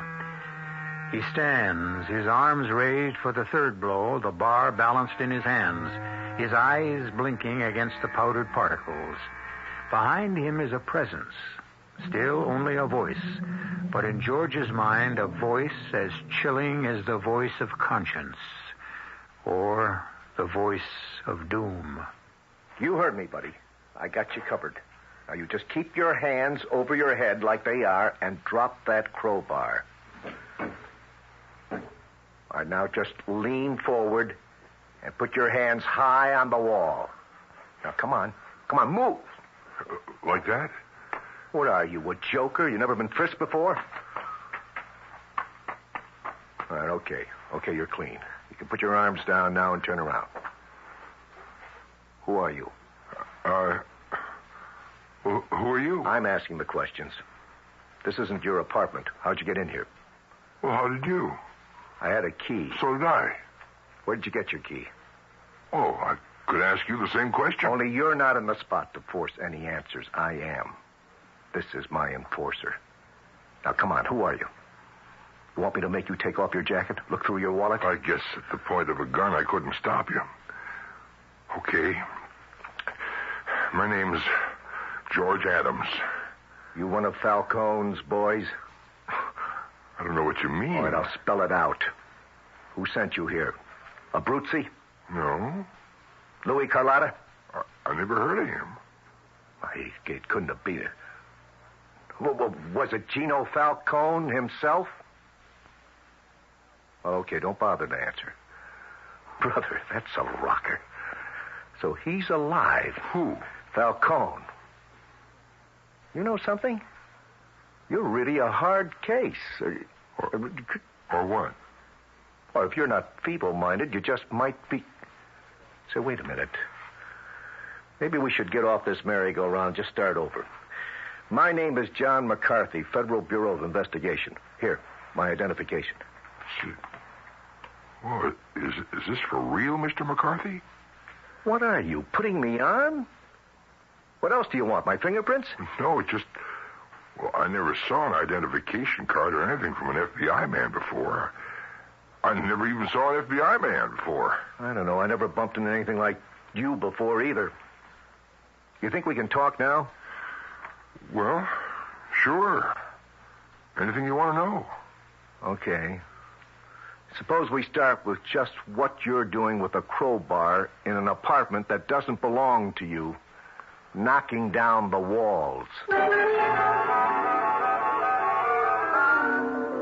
I knew your face was familiar. Sure. I read about you in the paper. So that's how you got here. Yeah, but what I don't understand is how you... How I got here? Uh-huh.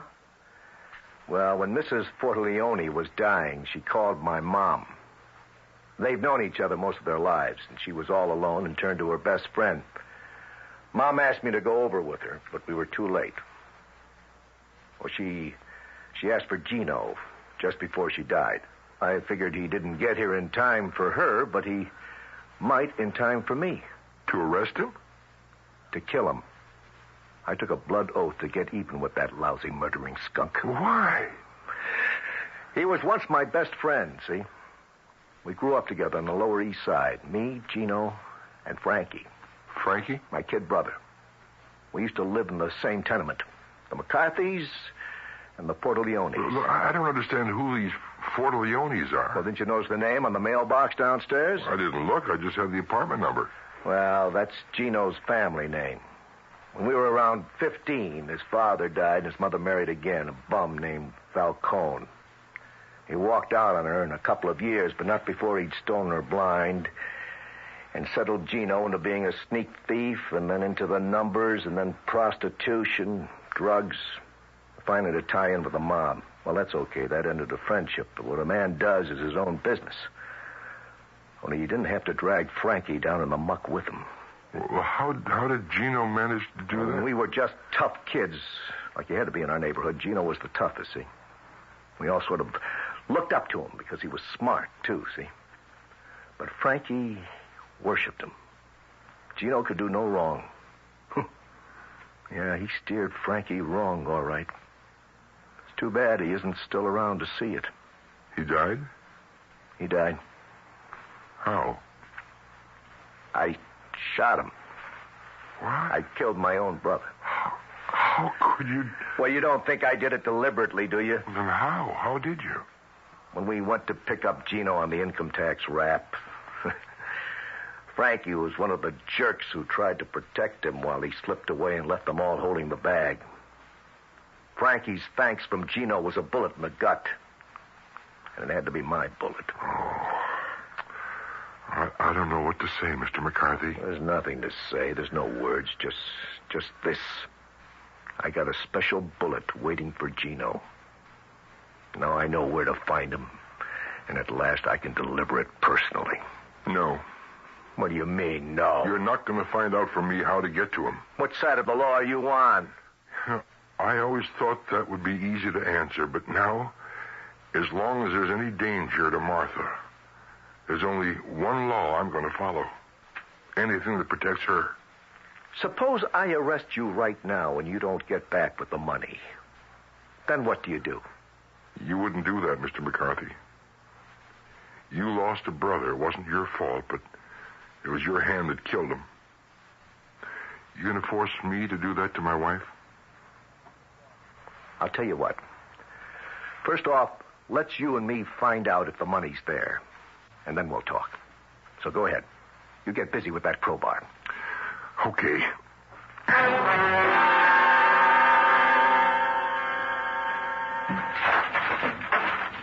So, the suitcases were there, all right. Yeah.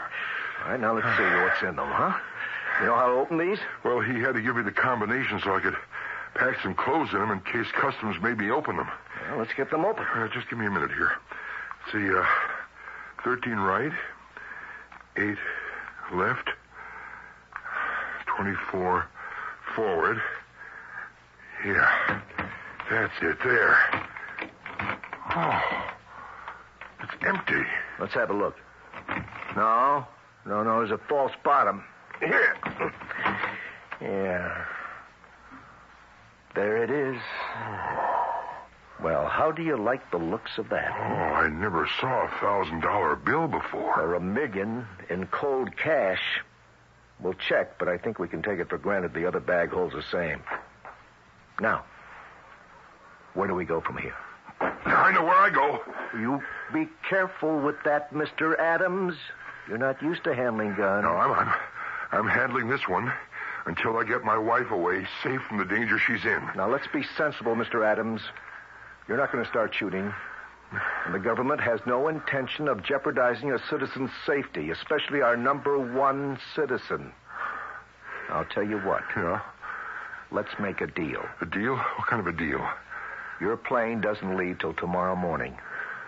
You open the other suitcase, and you let me have it overnight. Oh, no. I'm not going to do anything with the money except have it marked. Oh, no. Then Falcone would know. I can assure you no one but the Bureau could possibly know. At least we'll have a way of tracing him after you're out of the picture. What? I don't know. How can I trust you? How can you do anything else? I hate to point it out to you, Mr. Adams, but we are now at a point that is known by many names, but which in this case can be called the Mexican Standoff. If you don't trust me and the law, who else can you trust?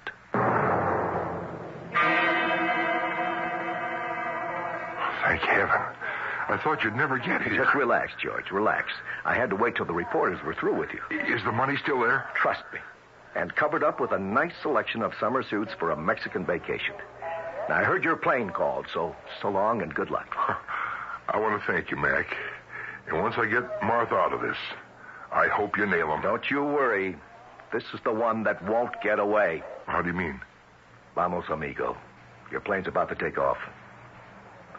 Hasta la vista.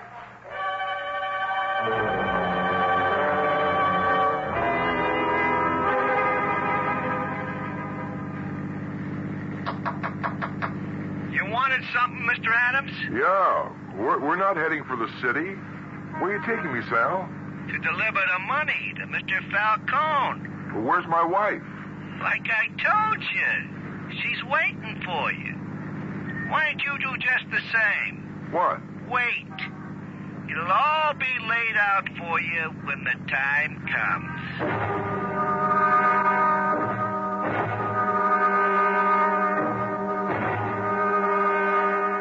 Well, it all seems to be here.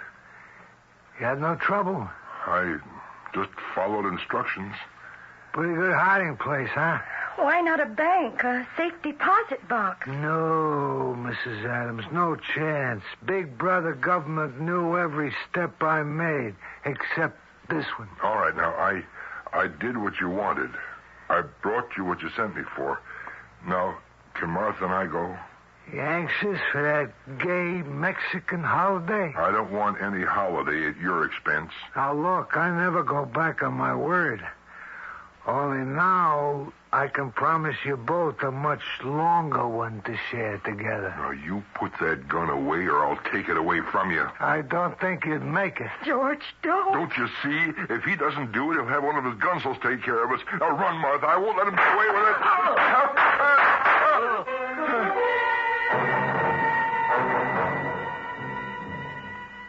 Are you all right, George?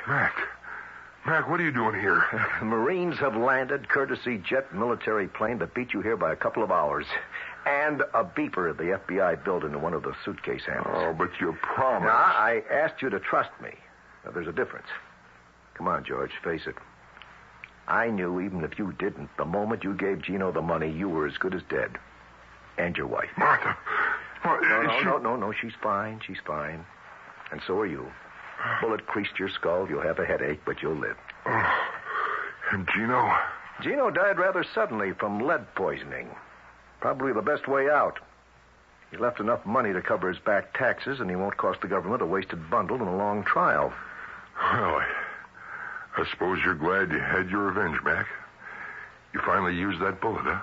No. I'm kind of lucky, come right down to it.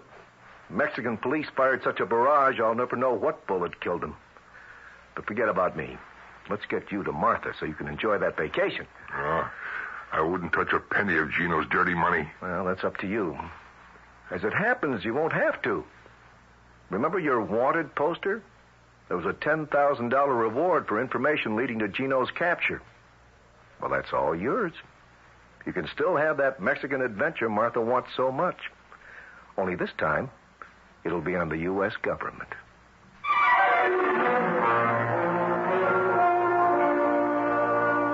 So all is well that ends well. And this could hardly have ended better. Extradition is a tangled web, and so many crooks use it to entangle legitimate government prosecution against them. This time, the spider was caught in his own sticky web. I'll be back shortly.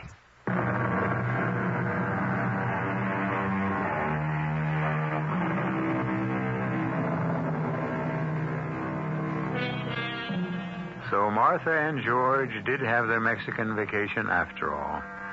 The money credited to the bank account in their name by Gino was covered by the reward, and the plane fares and every incidental expense except one, the trip to New York and back to pick up the suitcases and the money. That was an expense that Martha refused to allow George to defray. It had cost both of them enough in anguish and suspense so that neither of them should have to pay for it in money as well, which I wouldn't argue against. Would you? Our cast included Joe Silver, Catherine Byers, Robert Dryden, and Sam Gray. The entire production was under the direction of Himan Brown. Radio Mystery Theater was sponsored in part by Greyhound Package Express and Buick Motor Division. This is E.G. Marshall inviting you to return to our Mystery Theater for another adventure in the macabre. Until next time, pleasant dreams.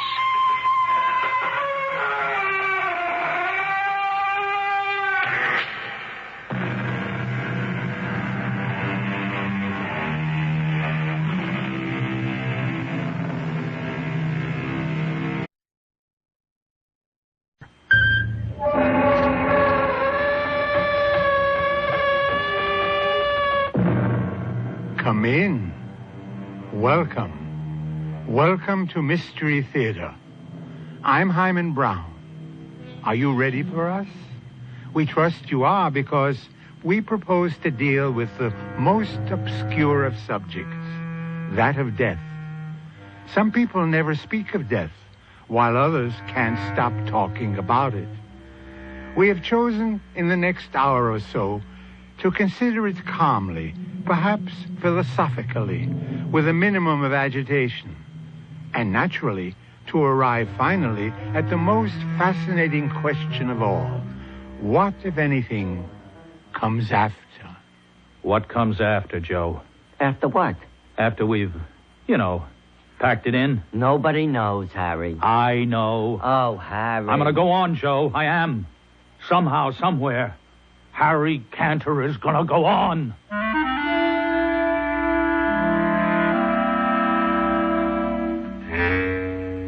Our mystery drama, Appointment in Uganda, was written especially for the Mystery Theater by Elspeth Eric and stars William Redfield.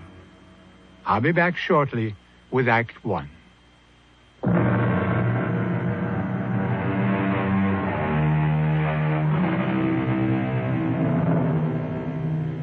Harry Cantor lies flat on his back in a hospital bed, staring at the ceiling. Across the room, a sturdy middle-aged nurse sits in an armchair. It's very quiet. The machine next to Harry's bed makes no noise, though its dancing lines are carefully recording every beat of his heart. Is it all right to come in, nurse? Are you Mr. Burroughs? Joe? Yeah, it's me, Harry. Oh. Dr. Klein said it's okay for 5 minutes. I'm his business partner, Joe Burroughs. Oh, he's been crying for you. Come in.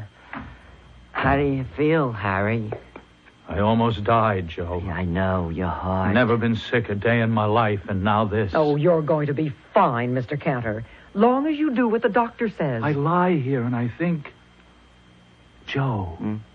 Do you believe in reincarnation? You mean coming back as somebody else? Yeah. Yeah, I've been thinking about that. You two gentlemen mind if I go out for some coffee? No, don't go. Don't you leave me. Well, don't leave me. Burroughs will be here. I'll be here, Harry. What does he know about heart attacks? Well, you're off critical, Mr. Cantor. Long as you don't excite yourself, you'll be okay. I really need a break, Mr. Burroughs. 5 minutes? What I really need is 5 weeks. Joe, sit down. I got to talk to you about the crypt. The crypt? You're going to get well, Harry. I got to have it ready. Harry, lots of guys have had heart attacks and go on to a ripe old age. I got to be ready. Now, write this down. I wanted marble. Marble from Italy, that good kind. Carrara, that's the best. Okay, then that's what I want. Write it down. Okay, now, how big a crypt did you plan on? Big.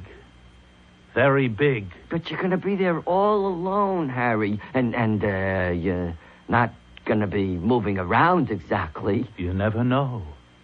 Make it 8 by 10, the very least. What about shelves? Shelves? Shelves for what? Well, it's my understanding people do have shelves put in crypts, you know, for loved ones who, later on when the time comes.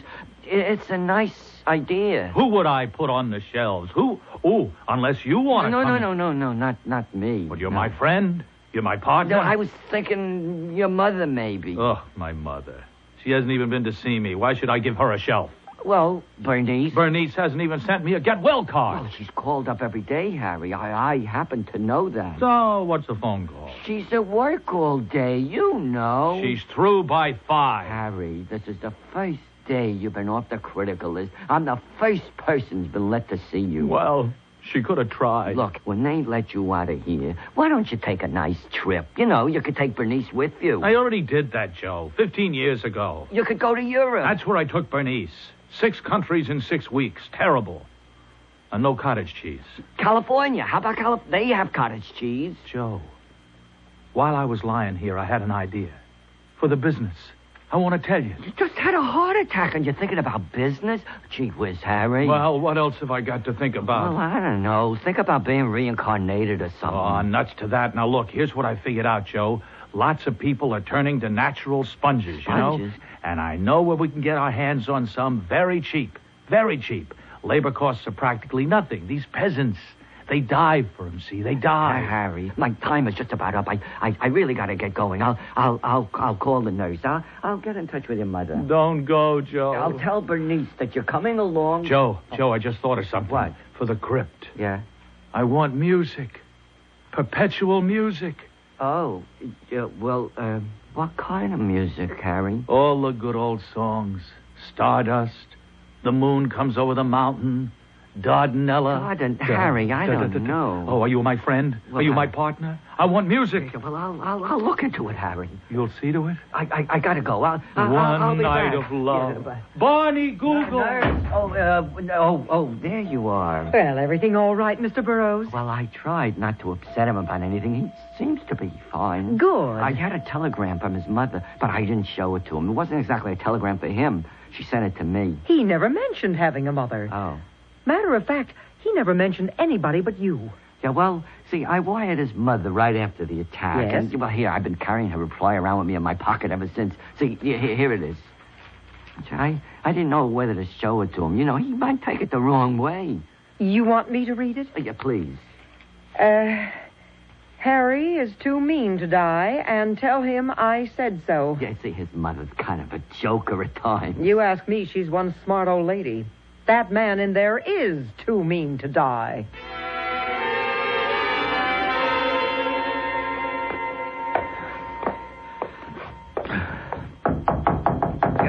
Mrs. Canner? Hold your horses. I'll be right there. It's Joe Burroughs, Mrs. Canner. Oh, how are you, Joe? It takes me a little time to maneuver the old wheelchair. I got some tea ready for you, so come and sit down. Boy, you sure get around in that thing, Mrs. Canner. Oh, well, practice makes pretty good. Oh, come on, sit down. Oh, yeah, thanks. I saw Harry yesterday, Mrs. Canner. They say as long as he doesn't excite himself, he's going to pull through in great shape. I didn't show him your telegram. Oh, Harry knows what I think of him. Here, have a cookie. Oh, you baked these? No, Bernice did. They're good. You see a lot of Bernice? Oh, she stops by 3-4 times a week, does errands for me. Oh, yeah. Nice girl, Bernice. Simple-minded, but very nice. What did you talk about? Well, we talked about the crypt. Oh, that crypt. Yeah, well, it means a lot to him. You know, Harry's never realized that death is just an incident. Well, it's the final incident, of course, but even so, just an incident. He's thinking about reincarnation. Oh, That's something new. Do you believe in reincarnation, Mrs. Cantor? Well, it's a pretty idea. But you don't believe in it, right? Joe, what's the difference if I believe in it? That doesn't make it true. On the other hand, if it's true, it'll happen anyway. Now, what else did you and Harry talk about besides that silly crypt? Oh, not too much. I did bring up the question of having shelves built into the crypt. Shelves for what? Cancel checks? No, well, as a rule, they're for those nearest and dearest. I mean, if that's what they want. Oh, it's not what I want. Shut up in a tomb with Harry for eternity? Oh, no. No, I'm going to be placed gently in the ground up at Fargus Falls. That's where I was happy with Harry's father. I still have the house, Well, I suppose I ought to go see Harry at the hospital. Oh, I think he'd like that. He won't like it, but he'll hate it if I don't. Yeah, well, should I tell him that... Well, tell him I'll get over there soon. And Joe... Yeah? Tell him I'm sorry. Sorry for everything.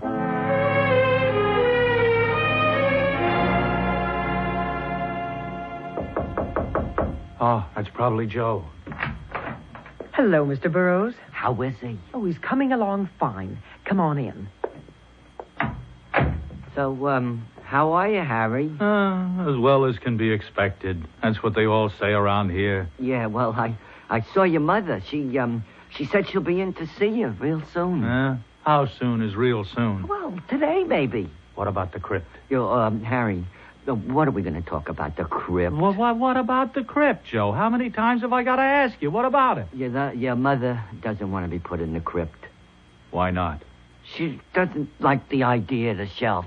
She wants to be buried up at Fargus Falls. No. She can't do that. She likes it there. Joe, that 10 acres was made to order for a development. Or it will be in another 10 years.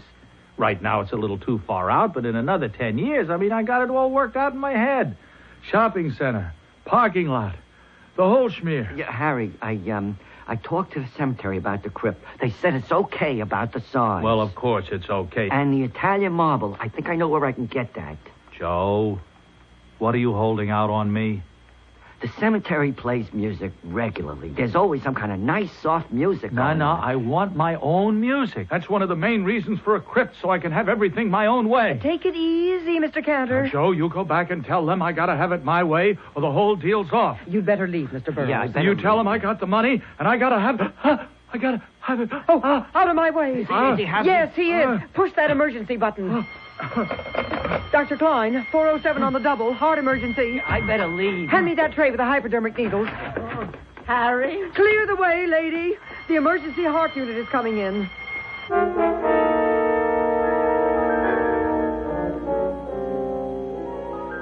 There is no more satisfying and awesome sight than a group of people doing what they have been trained to do, what they do best. Their faces do not matter, or their shapes, or their colors, or their accents. They are professionals at their work, and they are working together in harmony and understanding. Mystery Theater will be back with Act 2.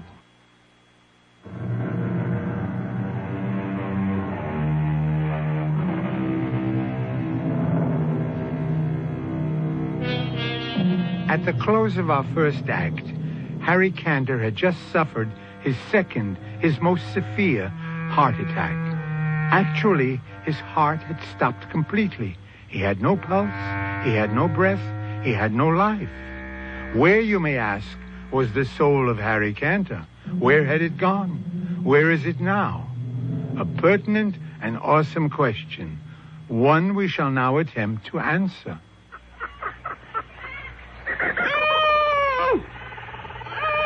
All right now, Kaylin. All right. That's it. Good. Good. Oh, it's your baby. A male. Oh, well, at least he looks healthy. Come on, little one. Up on your feet. Come on now. Up, up, up. Up, On your feet. On your feet. Are you my mother? I'm your mother's sister. I'm Bombine. Where's my mother? She's cleaning up. Birth is a messy business. No. Come on now. Time to stand up. You have such beautiful eyelashes, Bombine. And how tall you are. Oh, just average for an elephant. Now stand up.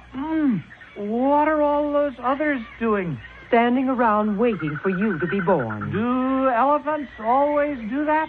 Well, you didn't think they only did it for you. Now, they're getting impatient. We've got to get going, so get up.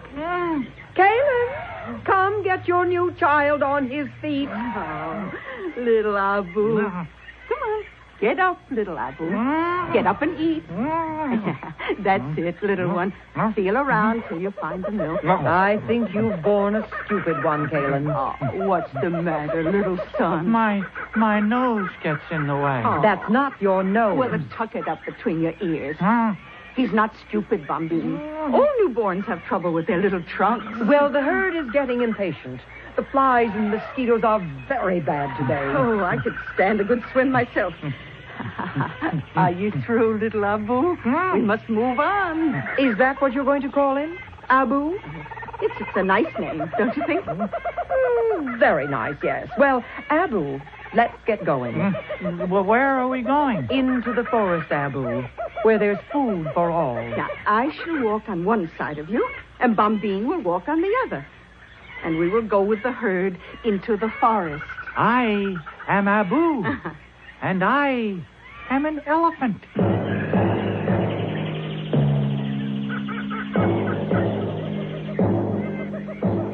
What are we looking for, Mother? Food, silly, and water. Well, why are we all going in the same direction? Why don't you and I and Bombine go off on our own? Now, what would be the point of that? Well, we might find something good, and we could keep it for ourselves. What would be the point of that? Why, then we'd have it. Well, I repeat. I told you he was stupid, Kaling. Oh, well, maybe he's just odd, Bombine. No, I mean, Mother, if, say, we found water, if we didn't tell the others, then they would have to come to us to find out where it is, and we wouldn't tell them unless... Unless what? Well, unless they did something for us. Like what? Oh, worked for us or gave us something or, well, at the very least, they'd respect us. They'd think we were very superior and wonderful. We are all very superior and wonderful, Abu. But the three of us would be more superior and more wonderful, don't you see? Oh, what I see is that you have a lot to learn, Abu. And a lot to unlearn. Where do you get these peculiar ideas, Abu? They sort of pop into my mind. Abu, you must understand that elephants have the marvelous gift of finding water. Mm-hmm. And we find it not just for ourselves, but for all the other animals, too. All of them? All. It is our responsibility. Why is it our responsibility? Because we are so good at it. I don't follow that at all. Bombine, I'm going to bring down this tree. Now, I can't quite reach the leaves at the top, and they look so delicious. Bombine, are we friends with all the animals? What do you mean by friends? Well, it's not possible, is it? To love them all? Oh, you talk very strangely for an elephant. We have due and proper respect for all the animals, as they have for us. Does that answer your question? Oh, are they afraid of us? Well, I don't think so. Are we afraid of them? Of course not. Not any of them? Well, there's one you should look out for until you have grown larger. The one with the stripes. The tiger. When the tiger is very hungry, he sometimes attacks a very young elephant for food. Oh, that's terrible. Just you stay close to your mother and me. Well, what will you do if a tiger tries to hurt me? Your mother will pick the tiger up and dash him against a tree. Then I shall sit on him. Understand? Ooh, what a good arrangement.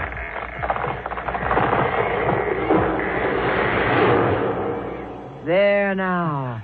Your mother has knocked down the big tree. Come. But all the little animals are eating, too. The elans and the dick-dicks, everybody. Why not? Well, but it's our tree. Who said it's our tree? It's part of the forest. Come on now. I'm hungry.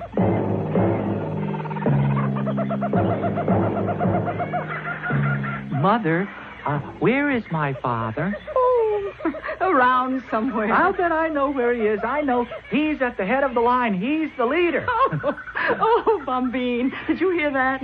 Abu says his father is leading the herd. I told you he's a strange child. Well, why shouldn't he be leading the herd? I'll bet my father is the strongest, the wisest, the cleverest, the most handsome. Do shut up, Abu. I won't shut up.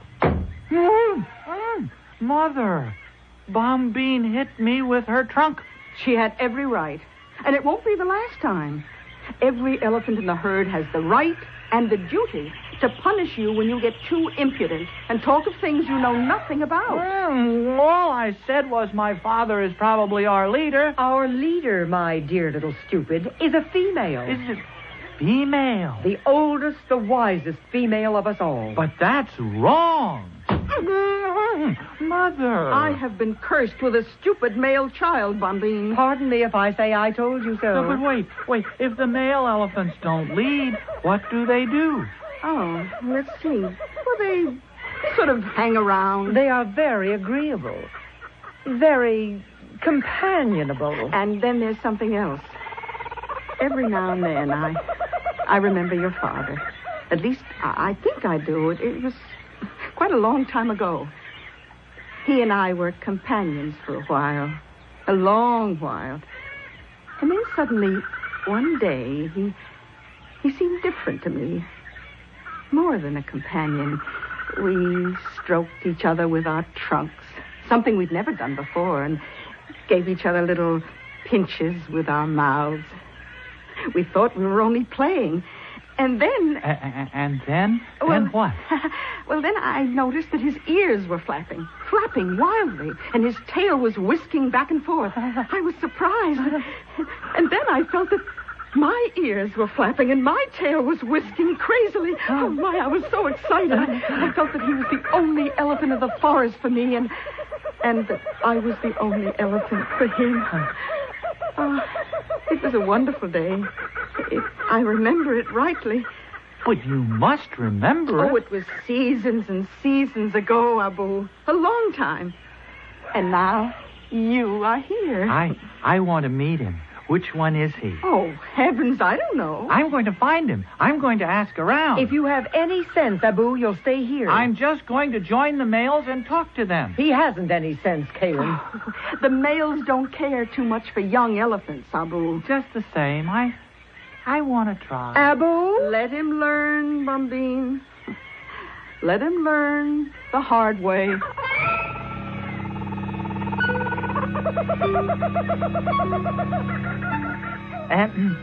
Sir? Do you think you might be my father? You're what? Kayleen is my mother. She's over there with Bombine. So?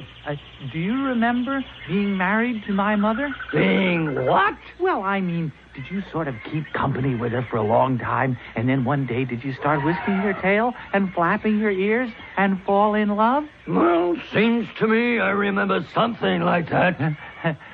Was it my mother you fell in love with? Well, how would I know? It's happened to me so many times.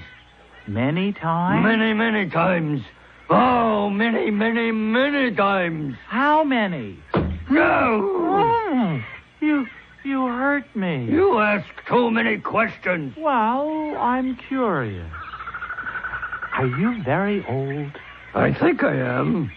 Don't you know? Well, how should I know? The flies bother me more than they once did. Sometimes I shiver. I never used to shiver. Oh, you're sick. I don't feel well, that's certain. Now go away. But I want to ask you... I said go away! Oh. I don't want any children around me. I don't want anyone around me. I want to be myself. Mother, Bombine? Who are you talking to back there? Oh, a very old one. He didn't know how old, but he said he'd lived through many things, many times. And now he doesn't feel very well. He shivers, he said. That's old Noor. Yes, that's Noor. Very soon now. Yes, very soon. Very soon what? Very soon what, Mother? Very soon, old Noor will wander off into the deepest part of the forest. By himself? All by himself. Well, then what? Then we shall never see him again. Nor will anyone at all ever see him again. Nor any trace of him. Not skin, or tusk, or bone. Well, how can that be? Mother, Bombine, how can that be? Surely a tusk, surely a bone will be left behind. Nothing. Nothing. It's the secret of the elephants, Abu. When you have grown, you will learn the secret. When? When will I? Perhaps not till the very end. Come now. It's time to bathe. Oh, that feels good. Spray some more water on me, Mother. You've had your bath for today. Bombine, the sky is getting dark. Oh, yes. Well, I am bathed. The day is ending, Abu. Come. But I like the water. No. Pay attention when I speak to you. Well, what are we going to do now? You'll see. Well, where are we going? We are not going anywhere. We are going to stand right here. Do you see the other elephants? They've all stopped bathing. Why have they? The good red circle of fire is leaving us, Abu. And the darkness is coming on. Why is it leaving? Because it is time for it to leave. Will the good red fire circle come back? When it is time for it to come back. Come now, Abu. Stand in line with us and all the others. Hurry, Abu. Don't dawdle. What now, Mother? Be silent. Stand still. Watch the great fire circle as it goes. Where's it going? Be quiet. But where? Hush. And watch. Oh, Mother. Please, Mother. What are we doing, Mother? Mother, are we praying?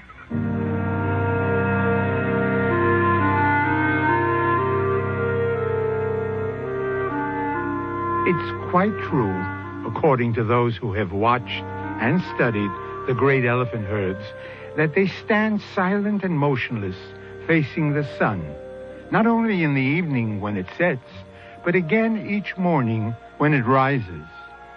We're too ignorant or too far removed from our natural heritage to know just why it is that they do this. There's no obvious reason, no apparent advantage, no material gain.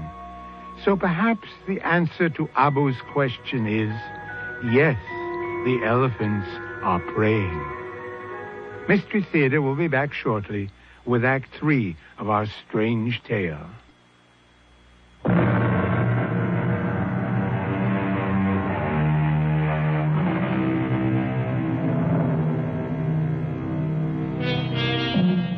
We left the great herd of elephants facing the setting sun in silence, except for little Abu, who asked, "What are we doing, Mother?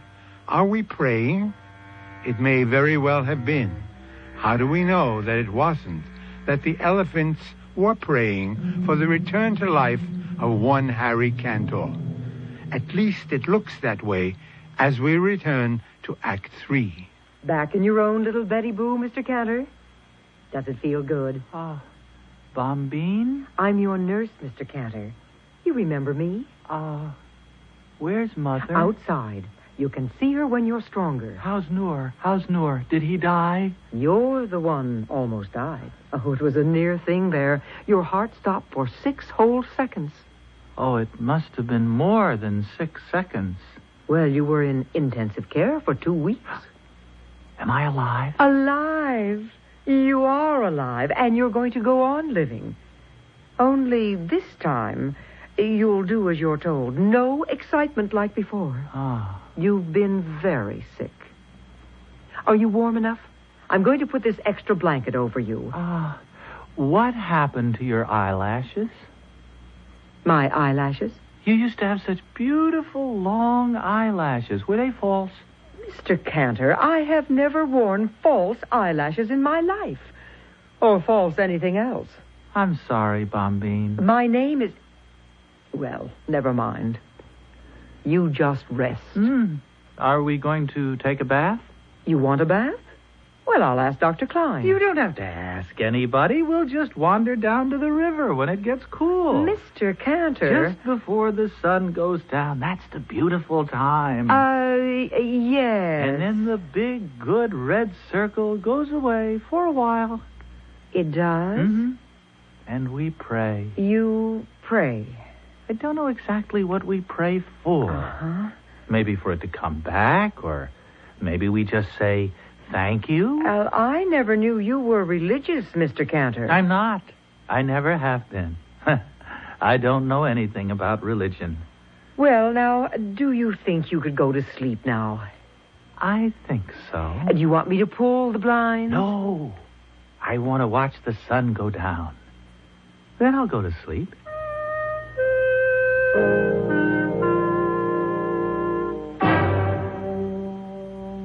Mr. Burroughs? Is he all right, nurse?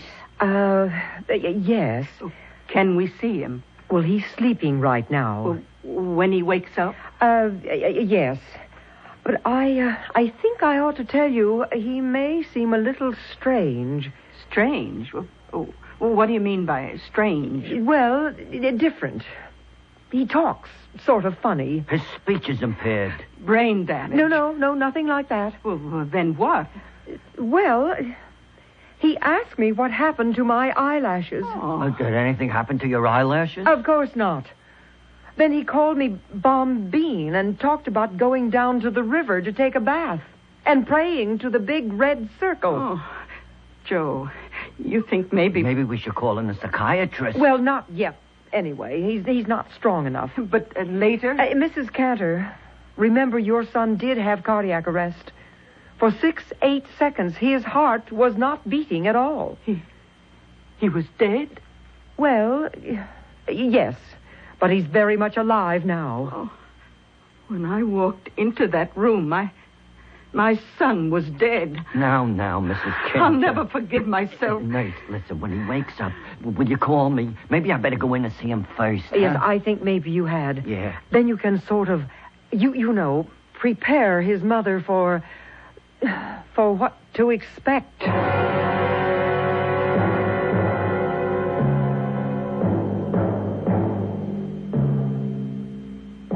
Who is it? It's me, Harry. How are you feeling? Why, it's Noor. Noor?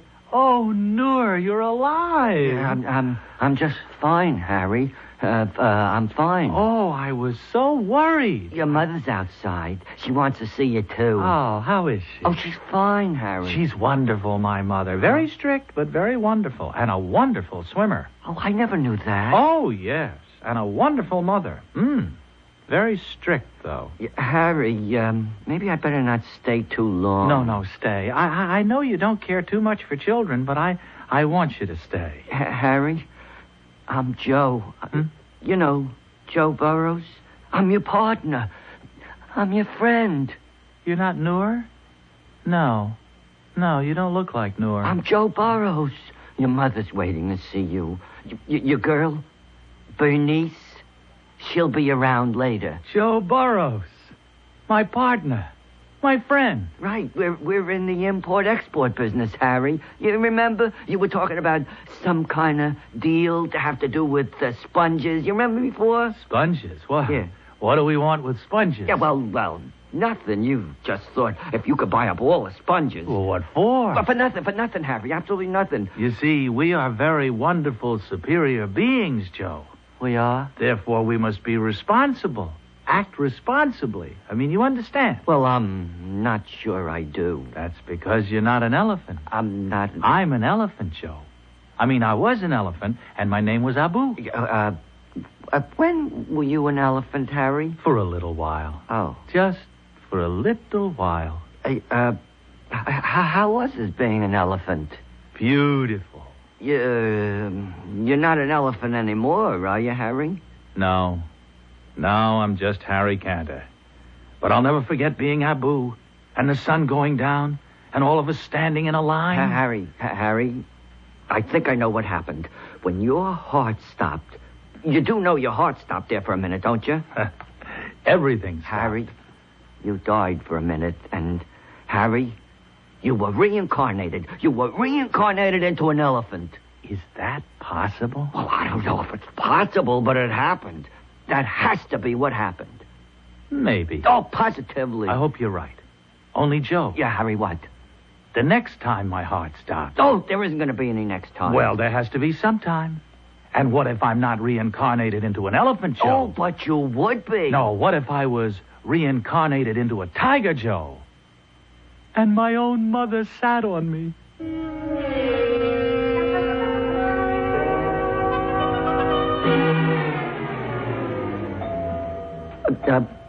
Mrs. Cantor, sit down here, Mrs. Cantor. I'll try to explain if I can. Oh, I'm sitting.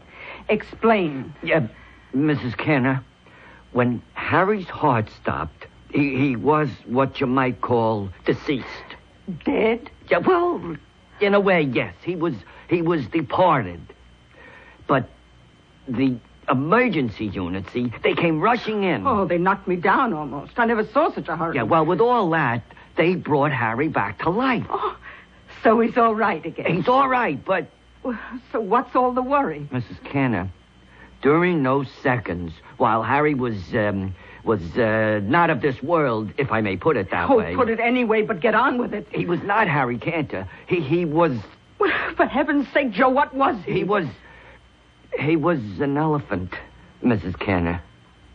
Harry? An elephant? My boy, an elephant? That's what he says. How could that be? Mrs. Cantor, it is my belief that Harry was reincarnated, see? Oh. When his heart stopped, and before they started it up again, Harry's soul left his body and entered into the body of an elephant. Can such things be? Well, you said yourself, Mrs. Cantor, we just don't know. No, I don't believe it. Harry couldn't be an elephant. I don't know if he even likes elephants. Well, he does now.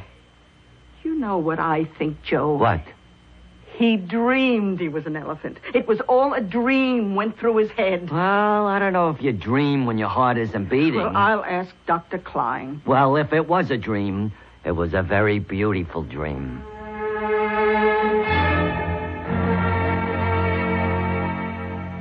So you see, Ma... Oh, I love you to call me Ma.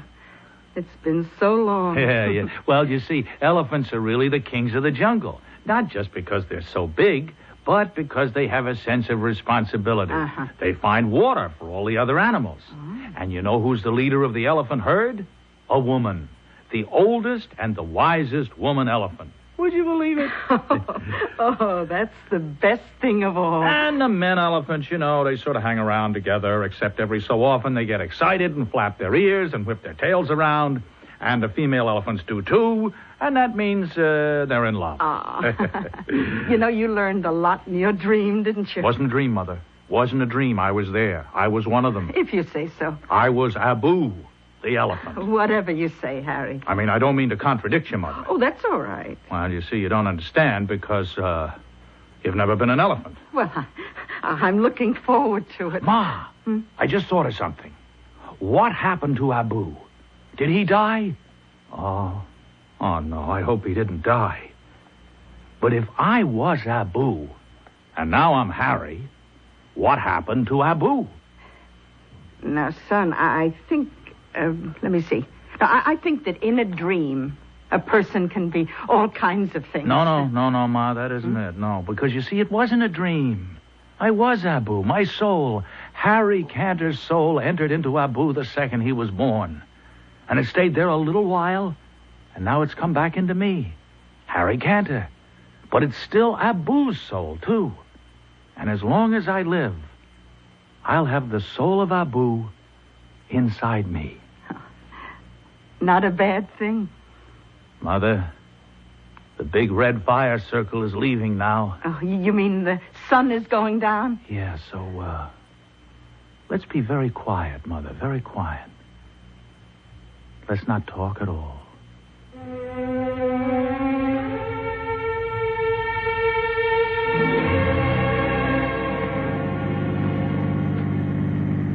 Has Fargus Falls changed much, Ma? Not much. It's been, I don't know, years since I saw the old place. Well, it's pretty run down. Oh, we can fix it up. If you want to, Harry. Maybe not. Maybe we'll leave it the way it is. Are the trees all there? Everyone. And the brook? Still running. That's nice, that's nice. Oh, Harry, I'm glad you're taking an interest in the old place. Interest? I'm going to live there. You are? What about the business? Oh, I don't know. Joe can run that. I'll sell it to him. Maybe I'll give it to him. Oh, it won't do so well without you. Joe's a very nice fellow, but you were always the brains. I got different brains now, Ma. Once you're an elephant, you never forget it. Oh, did I tell you I asked Bernice to marry me? Oh, you did? Oh, what did she say? Well, she sort of whisked her tail and flapped her ears. No, I mean, she said yes. Oh. She said yes. Do you think she'll like living in Fargus Falls? Oh, I think she'll love it. We'd want you to live there with us, Ma. You mean that? Well, you're the oldest and the wisest, aren't you? Oh, if you say so. Hey, we're almost there, aren't we? Turn left, up ahead, down that little road. Oh, I can smell the woods, Ma. I can smell the water. Oh, turn here. I remember. Look, there's a chipmunk. Here, look. And a raccoon. Hey, a raccoon. And there's birds. That's a cardinal. I know a cardinal. I remember cardinals from way back, right? Oh, Ma, look, there's the woods. That's right. And the house is just beyond. Let's stop right here for a minute. Ah, beautiful, isn't it? Yes. Quiet. Yes. Peaceful. I always thought I'd like to be buried here when the time comes. Yeah, I'd like that too.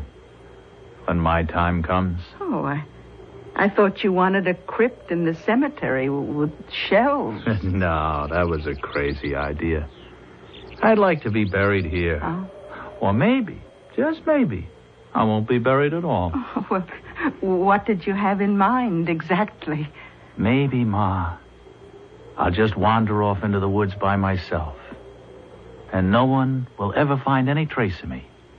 Not skin, or bones, or hair, or anything. Well, how can that be possible? Something like that. It's the secret of the elephants, Ma. And only the elephants know.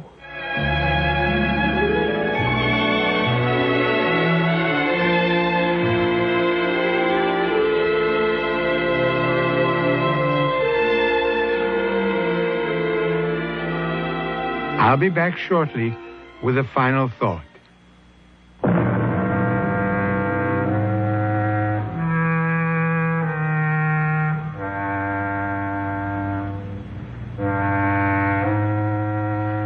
Our story has ended. Story, I can hear you ask. All right, then. Call it what you please. Call it a fantasy or a fable. Call it a parable. Call it a myth. Or, and it might be the most apt description of all, a morality play. And as with audiences of all time, you must find the moral for yourself. Our cast included William Redfield, Arnold Stang, Rainer Rayburn, and Joan Shea.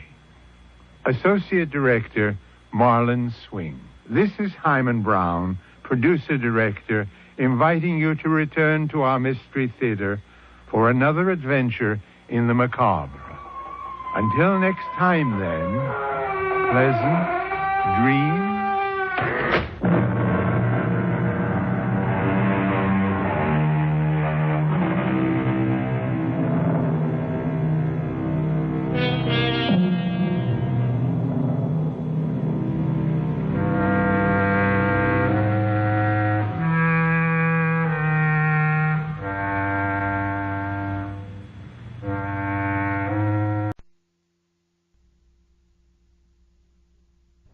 Mystery Theater.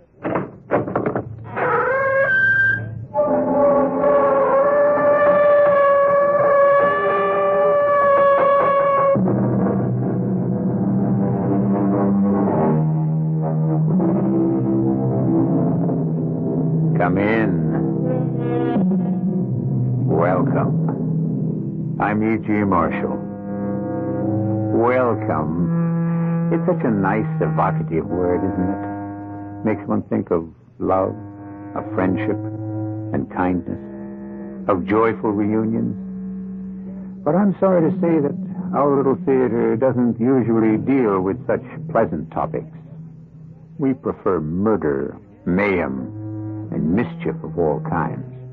So that's why this story is called Welcome for a Dead Man. It's about a reunion and a man named Harry Beggs, a very special man with a very special problem. Go away, kid.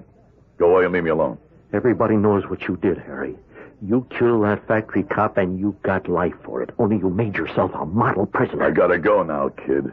Where did you bury that money, Harry? There isn't any money. You might as well tell me, because if you don't, you'll be seeing me for the rest of your life.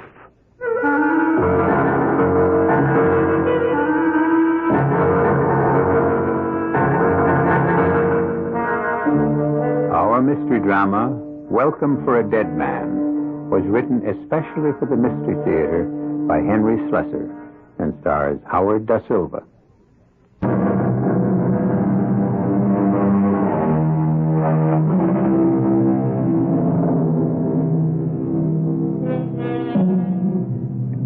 Let me show you a picture postcard.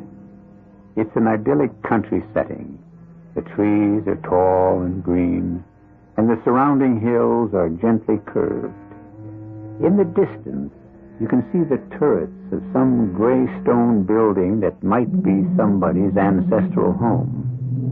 But if you were to come closer and recognize that structure for what it is, you would probably shudder silently and move on. Because prisons affect people that way. And this place is one of them. But for at least one of the long-time residents, this is a very important day. Come on in, Harry. Sit down, sit down. Yes, sir. Didn't you hear me? I said sit down. Yeah, sure. There is no part of my job I like better than this. Seeing you men leave this place. Yes, sir. Especially men like you, Harry. Men who have served long sentences, stayed out of trouble, and went out clean. How long's it been, Harry? You got the record right there. Well, I'm sure you know the exact time a lot better than I do. Yes, sir, I know the exact time. 21 years, 1 month, 3 days. I'll bet you can tell me the hour if you wanted to. Whatever you say, Ward. Oh, come on, Harry, cheer up. You don't look like a man who's facing the greatest day of his life. Now, you've got a lot of living ahead of you. Now, I just hope you know that. Not me. Oh, of course you do. You're only 50. 50's not old these days. Plenty of men get new starts in life at your age. It's too late for that, Ward. What? I'm a dead man. Oh, nonsense, Harry. I died in the joint 10 years ago. You just forgot to bury me. I don't like that kind of talk. Yeah, but it's the truth. I'm dead. I'm a corpse. In a brand new suit and $20 in my pocket. Just enough for a cheap coffin, maybe. I don't like that. I don't like it at all. Whatever you say, Ward. You've got a family, haven't you? No. Oh, don't talk bull to me, my friend. Now, I've got the records right here. Just as you said, you've got a wife and a child. You're wrong. Oh, all right. All right, now, I know she wasn't much on visiting. But she will be out there now waiting for you. No, nobody's waiting for me. Except maybe the elephants. The what? Nothing. You said something about elephants. What did you mean? Nothing, Ward. Just a little joke. Well, I've got a joke for you, Biggs. Now, you walk out of this place feeling the way you do, acting this way, and you know what's going to happen to you? No, sir. You will be right back here. And you wouldn't be the first I've said goodbye to one day and hello to the next. Now, do you understand me? Whatever you say, Warden. Oh, all right, I'll get the hell out of here. Yes, sir. Oh, Beggs. One more thing. Yes, sir. If you are going to pull another robbery, steal something smaller the next time, and don't shoot anybody doing it. I'll remember that, Warden.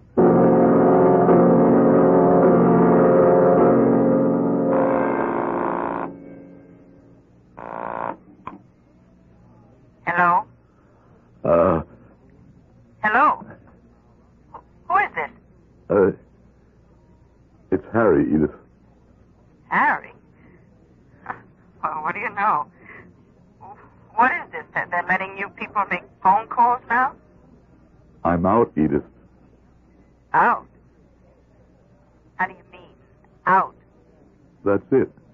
Out of prison, paroled. Oh, you've got to be kidding. I'm in a phone booth at the bus station right now. I had to break the 20 they gave me to make this call. I didn't even know if you'd be at the same number. I'm at the same everything. Nothing ever changes for me. Harriet, how could you be out serving life? I told you. Parole. They reviewed my case again. They decided it was time. Not because you told them anything. I had nothing to tell nobody. You know what I mean. About the money. They stopped asking me about that 10 years ago, Edith. If you had come to visit me, I would have told you that. I can't believe it. I never thought I'd live to see the day. The day's here, Edith. Only now what? How should I know? Somebody's got to tell me. Oh, leave us alone, Harry, all right? Go find your friends, your old friends. My friends are all gone. There's none of them left. Except maybe the elephants. The what? I used to dream about the elephants every night. I used to wake up in my cell, sweating. But it's funny, you know. After a while, I stopped worrying about them. Maybe it's better that they find me and finish the whole thing. What thing? What are you talking about? Well, somebody's got to do it. You can't let a corpse walk around. It isn't decent. You've got to bury them. Harry, have you gone crazy? What's all that about a corpse? I went and died in prison, Edith.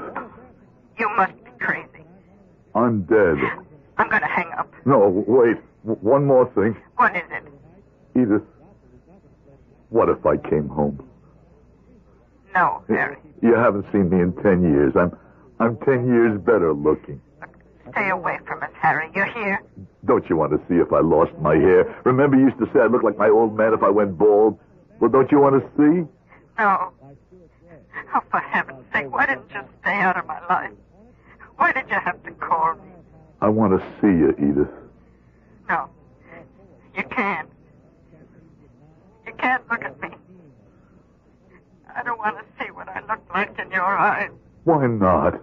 Because I'm an old woman now. No, not you. Yes, I'm old. Older than I ought to be, thanks to you. I look older than my mother does. That's what my last 10 years were about, Harry. Working like a dog. No money, just getting poor and old. Let me come up, Edith, just for a while. We could talk. No, stay away from here. You understand me? You say you're a dead man? Fine. Stay dead, Harry.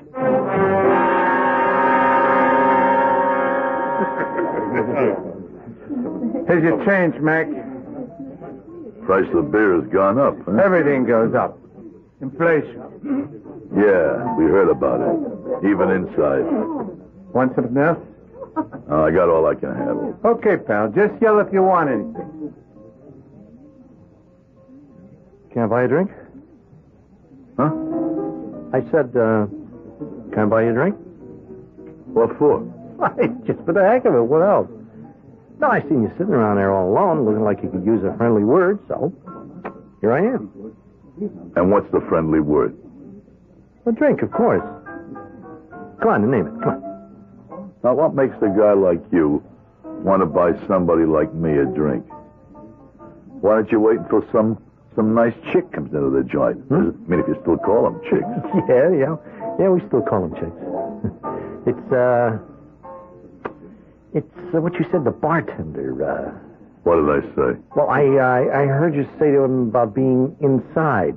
Now, look, he's a nice, clean guy, and maybe he doesn't know from that kind of talk. But me, I know a few things. Tell me just one. Inside means the joint. Am I right? Could be. You sitting there with that suit on? Look at the creases in that suit. They're like broken cardboard. You ever wear a suit like this? Oh, no, not me. The only time they had me in a slammer, I walked out 2 days later in my own hard Schaffner and Marks. And that's all, huh? You must be lucky. Well, I like to think I'm smart. Okay, so you're smart. Only now I'll be smart, too, and get out of here. I'm not used to alcohol. One drink, huh? All right. One more beer. Okay. Hey, Max, 2 beers, and we'll take them over here to the table. What's wrong with the bar? The table's more private. Come on. Okay, since you're buying. That's better, isn't it, huh? Well, now we can talk. Sure. Only about what? Well, let's talk about you. How long you been on the street? This is the first day. Oh, are you kidding me? First day. Well, ain't that something, huh? Well, this really is a day to celebrate. You know, we ought to be having some champagne. No beer. Thanks. Hey, listen, I didn't get your name. Mine's Roy. My name's Harry. Well, here's good luck to you, Harry. Thanks. Sure. And here's hoping you get everything you want out of life. Oh, boy, you deserve it after all those years. I didn't say how long I was in stir. No, you didn't say. How long was it, Harry? How old are you, Roy? Me? 23. You were still eating baby food when I went in. No, kid. Well, that's a real shame. All those years wasted. Yeah. I bet you thought about this day a lot, huh? I used to think about it. Then I stopped. Oh, come on. Don't kid me. I bet you made plans. I mean big plans. No. Well, what about women? Bet you thought plenty about women, huh? Like I said, I was locked up only a few days, and that was all I could think about. Even that stops. Everything stops when you die. Huh? Well, what's said about dying?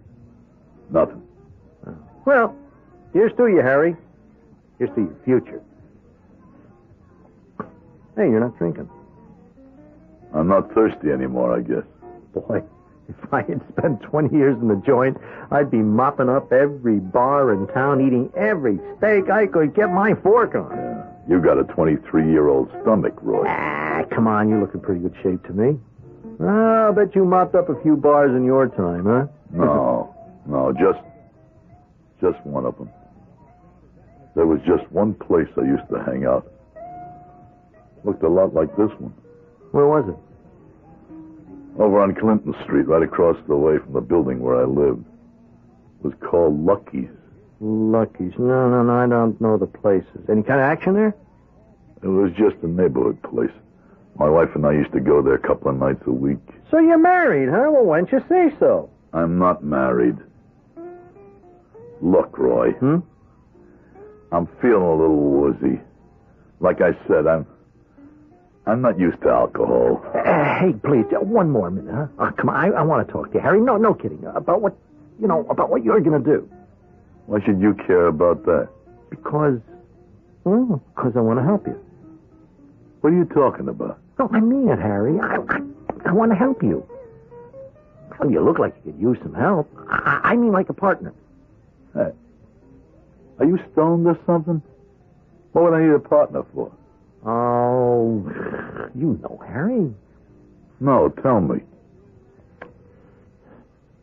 The money, Harry. What? Get the 50 grand.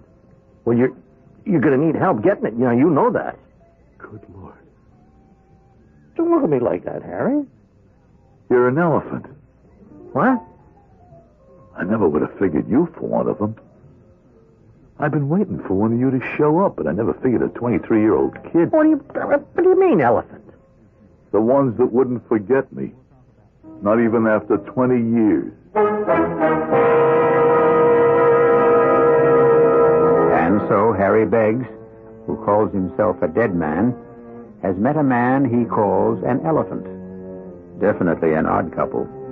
But what will become of their encounter? Will Harry obligingly tell the young man named Roy where to find $50,000? They say that dead men tell no tales. Will Roy be satisfied with silence? We'll find out in just a moment when I return with Act Two.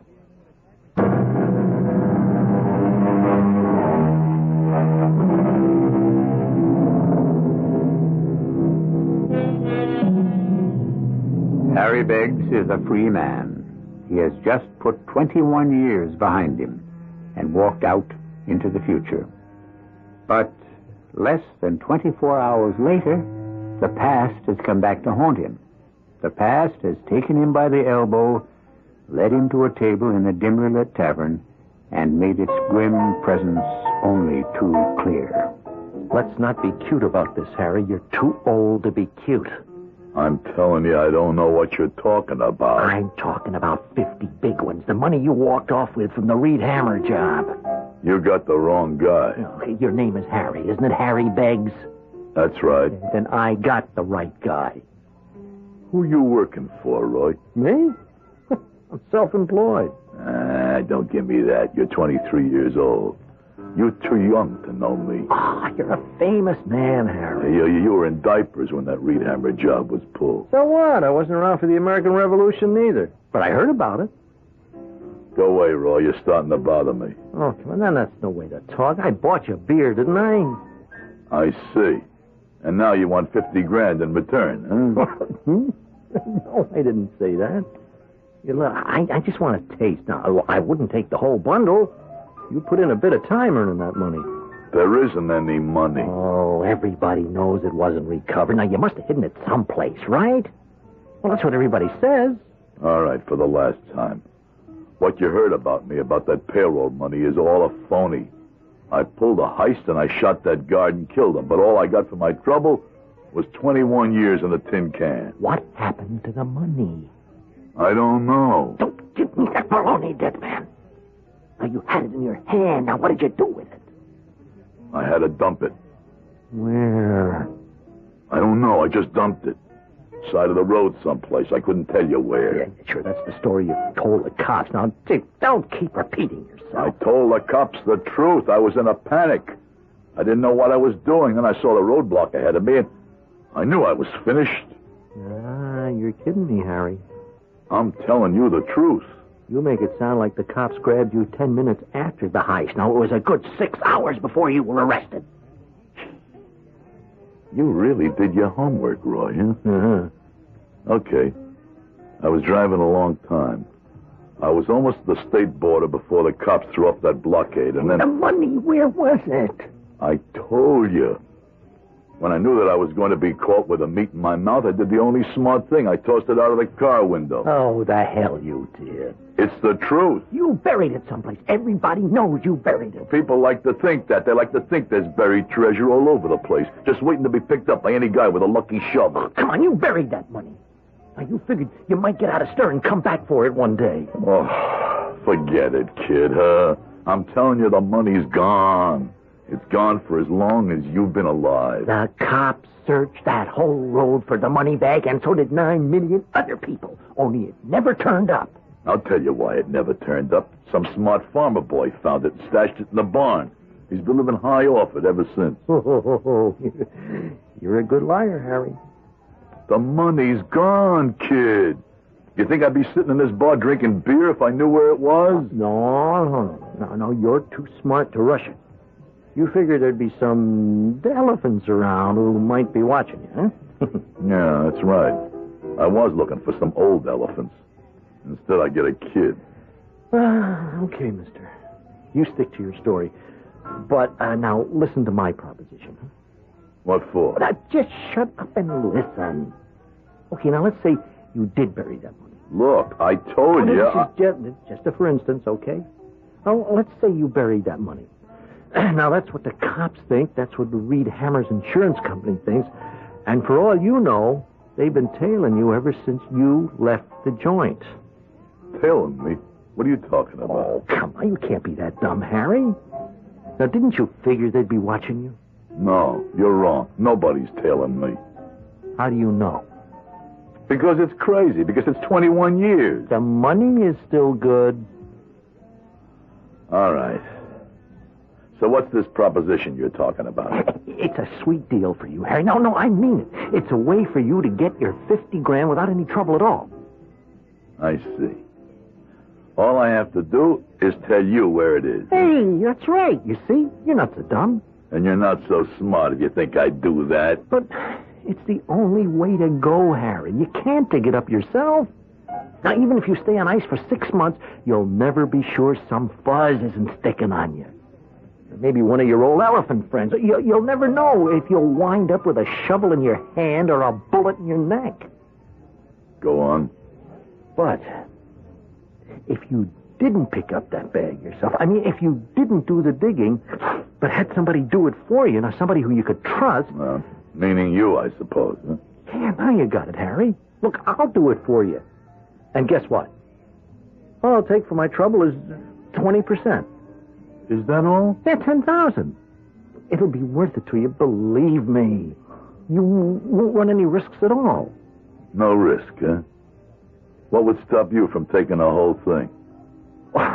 You just have to trust me, Harry. I got an honest face, don't I? Go away, Roy. Go away and take your cat pistol with you. I don't want to see that honest face of yours again. But you're gonna see it, Harry. If you don't make a deal with me, you're gonna be seeing it all the time. Now, everywhere you go, in every mirror you pass. You intend to follow me around? Yeah, for as long as it takes.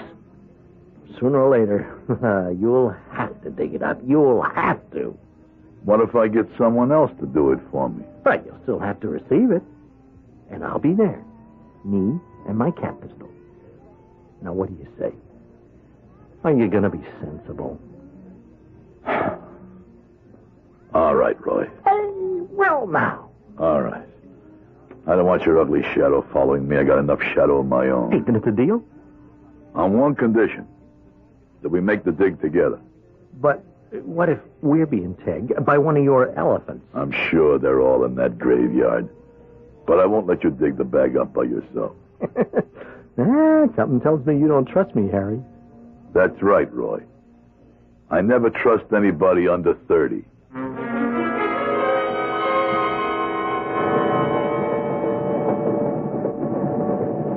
Hey, where is this place, anyway? I've never been so far out of the city. Called Purdy's Landing. Real country stuff, huh? Well, I didn't know you were a country boy, Harry. When I was a kid. Is that what gave you the idea? I mean, the stash, you know what, out here? You talk too much, Roy. I know where the bag is, but it's 21 years ago. Someone else might know, too. Well, how do we get to this place? We get off the train, then we get a taxi.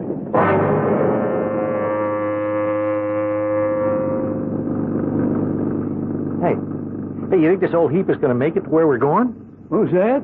I said, where did you get this pile of junk? Out of a car museum? Always gets where it wants to go. Now, where was that again? I told you. The Cobbin Farm on Edge Road.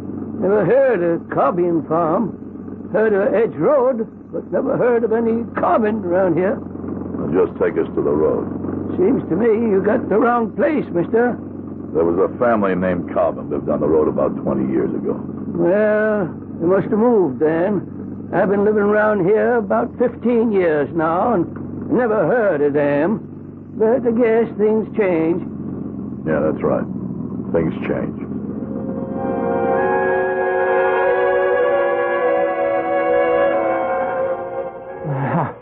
How much further? Not much. Well, you said that 20 minutes ago. When we first got into these dumb woods. We'll come to the clearing soon.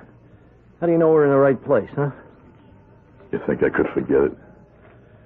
You think I could put a suitcase with $50,000 in the ground and forget where? Well, let's go then. Let's go. There. There's the embankment. I remember that. I remember I could see the top of the silo from this spot. It was painted red then. Yeah, I guess the color got worn off. Yeah, and I'm getting worn out, so come on, hurry up.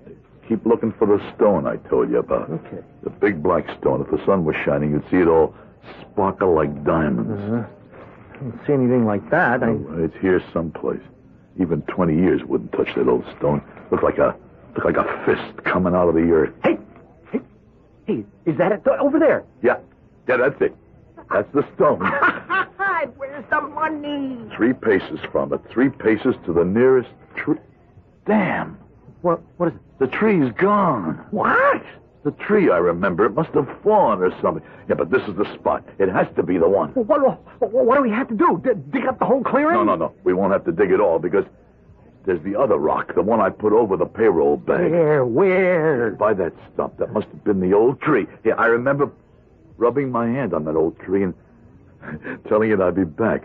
I didn't know it would take me 21 years. Let's go. All we gotta do is move that smaller rock, Roy. If she's still there, that's where she is. Stuck in the ground. I'll help you. Come on. Push. I'm pushing. She's coming. I think she's coming loose. There it goes. Hey, it's over. You see anything?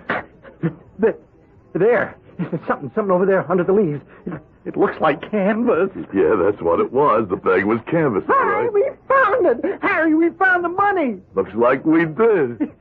It's here. It's just like you said. Now, look. I can see the name on the bag. The Reed Hammer Company. That's the one, Roy. Oh, my God. What is it? Oh, there's nothing in the bag. What? There's nothing in the bag. It's just leaves and dirt and rocks. There's no money. There's no money. There's not a dime. Let me see. It's all gone. Gone? Somebody swiped it. Somebody took all the money out. Some farmer boy. I warned you, kids. Some farmer boy searched this spot and found the money. He took it all and threw away the bag. It's not fair. It's just not fair. How do you think I feel, Roy? I waited 21 years for this. For this handful of dirt.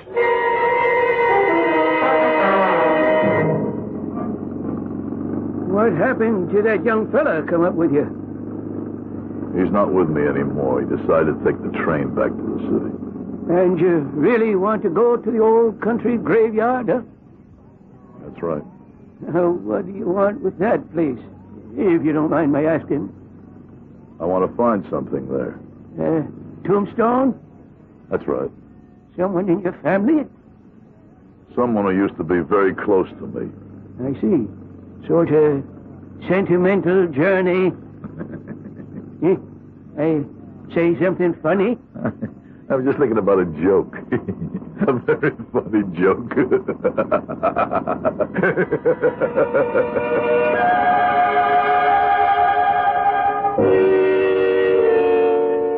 So Harry Beggs, the dead man, is going to pay a visit to the home of the dead. But obviously he has something more in mind than a sentimental journey. Obviously, Harry Beggs is interested in the old county graveyard for reasons that have to do with the living. 50,000 reasons. I'll be back shortly with Act 3. Monsieur.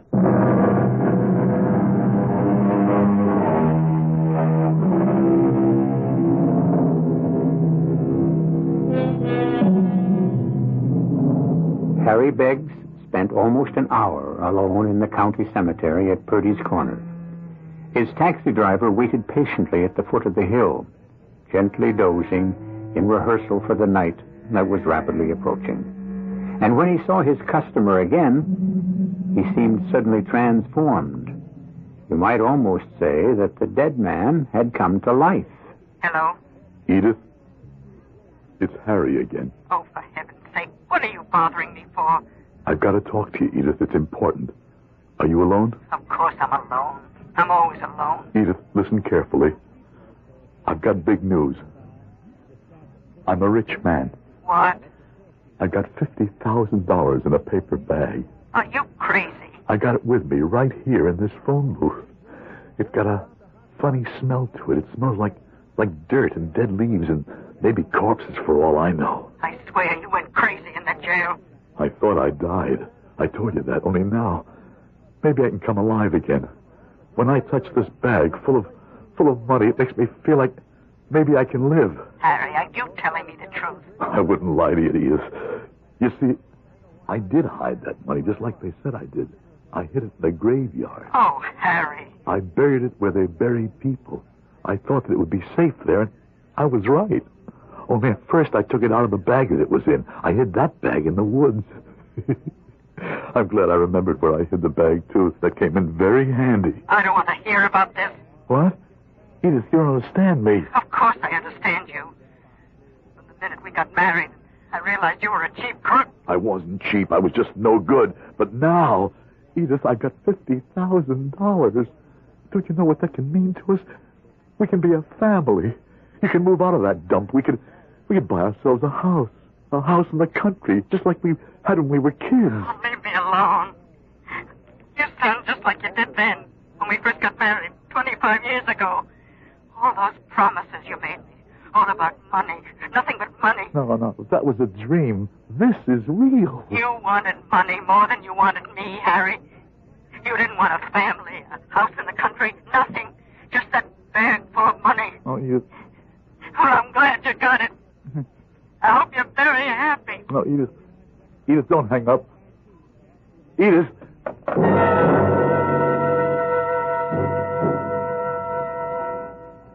What can I get you, mister? I'll have a beer. One beer coming up. No. Wait a minute. Make a whiskey. Okay. One whiskey. How do you want it? Neat with a soda on the side. Here you go. Thanks. Hey, can I ask you something? Sure. I used to know this bar. I mean, I used to live right across the street. No kidding. Yeah. What I wanted to ask you was, whatever happened to Lucky Rossiter? Rossiter? 6 feet down. No kid. 12 years ago. His wife gave him a set of golf clubs. Goes out on the course, drops dead on the first tee. You wonder why they called him Lucky? And what do they call you? They call me Lucky, too. For me, I don't play golf. Hey, take it easy. Sorry. Maybe you should have stuck to beer. I'm just not used to whiskey. It's been a long time. You been sick or something? Yeah, something. Give me another one. I'll mix it with soda this time. Suits yourself. Hey, this place looks different now. Yeah, I spiffed it up. Yeah, used to be just plain. No jukebox or stuff like that. Well, you gotta keep up with the times. We even got a machine here that plays electronic ping pong. How about that? Hey, that's progress, I guess. And women. Gee, you hardly ever saw women in the old Luckies. You said you came in with your wife. No, I mean women like that. You're looking at her like you never saw any kind of woman before. Well, enjoy the drink. I got things to do. Yeah. What's the matter, Pop? What? You got a cold or something? Oh, it's the drink. I'm not used to this stuff anymore. Oh, well, you need practice, that's all. No, maybe I better just quit while I'm ahead. Oh, you can't fly on one wing. This is my second wing. Yeah, but you're still not flying, are you? Oh, why don't you have one more? No, I don't think so. I tell you what, you buy one more and try it. If you don't like it, I'll finish it for you. It's like a money-back guarantee, only you don't get your money back. Yeah. Okay, I'll try one more. Maybe you'd like one of your own. Oh, hey, that's a nice idea. I mean, I like mine with ginger ale. And, maybe we could have it at a table, huh? I hate these stools, don't you? Yeah, sure. Yeah, we could do that. You're cute, you know what? Cute? Yeah. I love men with gray hair. And by the way, everybody calls me Honey.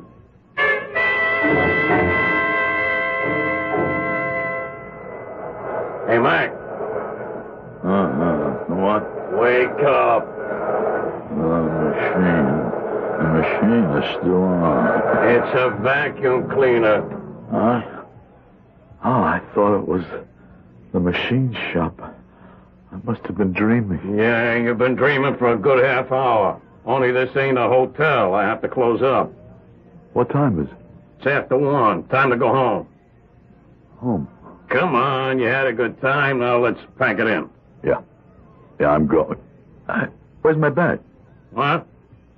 The paper bag I had with me. What bag? I had it with me on my lap at the bar. I took it with me to the table. Don't look at me, mister. It's gone. It's gone. I didn't see any bag. If you're accusing me... That girl I was with, the one who works here. No girl works here, fella. You got the wrong idea of the kind of place I run. Please don't fool around. What did you do with it? Where's that girl? She called herself Honey. Mister, I'll tell you this once more. I didn't see your lousy paper bag. And no girl works here. And if you got rolled by somebody, that's your business, not mine. No, you're lying on me. You're lying. That does it. That really does it. I don't care if you knew old Lucky Rossiter. You're getting out of here, pal. Please. You're either getting out on your feet or on your tail. Now you take your choice. All right, I'm going.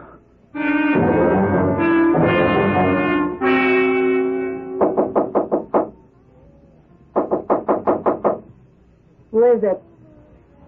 It's me. Who? It's Harry, Edith. Oh, no. Please open the door, please.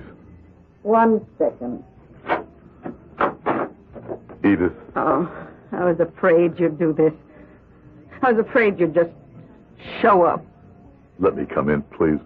Oh, you look terrible. You look sick, Harry. I never would have recognized you. Can I come in? You're not even looking at me. Why don't you, Harry? Why don't you see the mess I am? Oh, all right. Come inside. Oh, so you didn't go bald.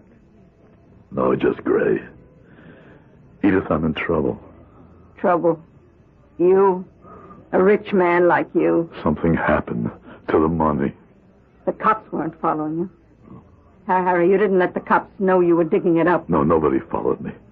There was this one kid I told you about, but I got rid of him. I fooled him. He won't bother me again. But the money, the $50,000, it's gone. What do you mean, gone?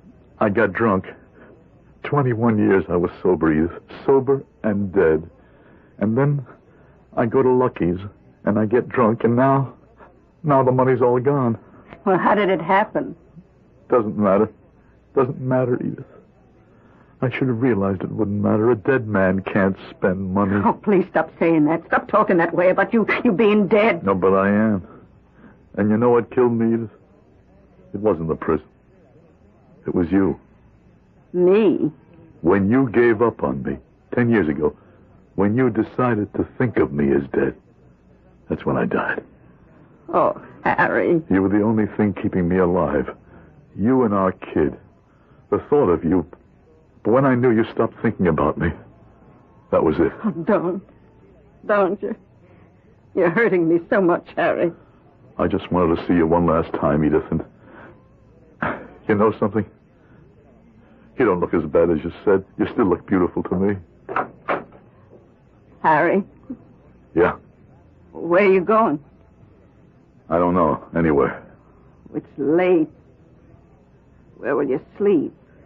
Park bench, bus station. What does it matter? You could stay here. What? I couldn't turn you out without a place to go. I couldn't do that to a dog. You could sleep on the couch if you wanted to. Do you want to do that? This couch? I'd rather sleep on this couch than in the palace. Oh, Harry. Harry. Edith, I missed you so much. It wasn't the money I thought about all the time in prison. Oh, hush, don't talk now. It was you, Edith. You and all the things I could do for you with that money. Oh, don't. It's all right now. Everything's all right. We're together again. That's all that matters. You mean it? You mean that together? Oh, I felt dead, too, Harry. Maybe together we'll be alive. Alive, Edith. Harry, you know how old I am. I don't care. I'm a woman with a grown daughter. Oh, Harry, you never even saw your own daughter. You never saw Angela. She was only a baby when... Angela! Angela, wake up! She's here? In the bedroom. Angela, come out and meet somebody.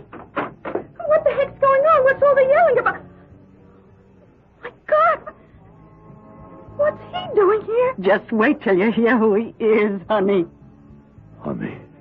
Harry, tell her who you are. I'm nobody, honey.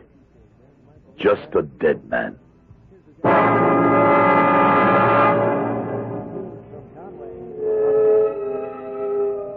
That's the trouble with the past. It seems to be sleeping peacefully, and then sometimes it wakes up and stares us in the face, filling the present with horror. We hope we've added a little horror to your life. I'll be back in a moment.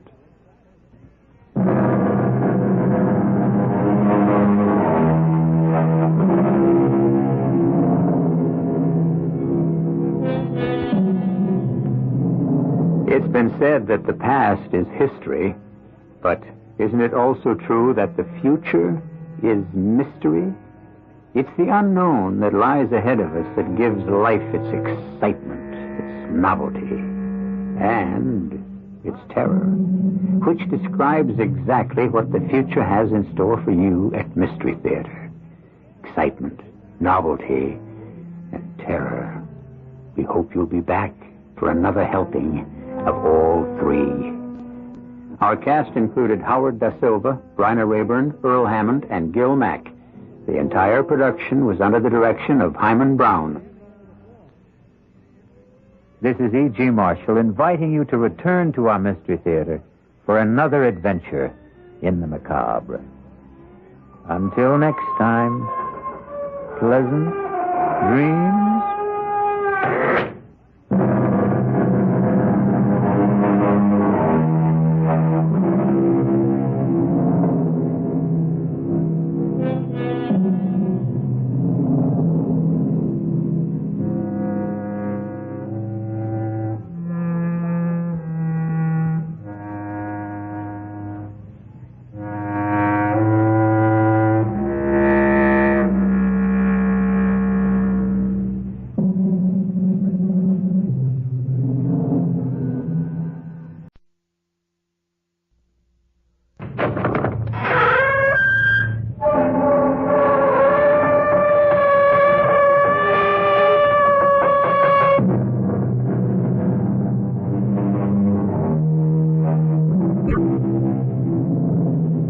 Come in. Welcome. I'm E.G. Marshall.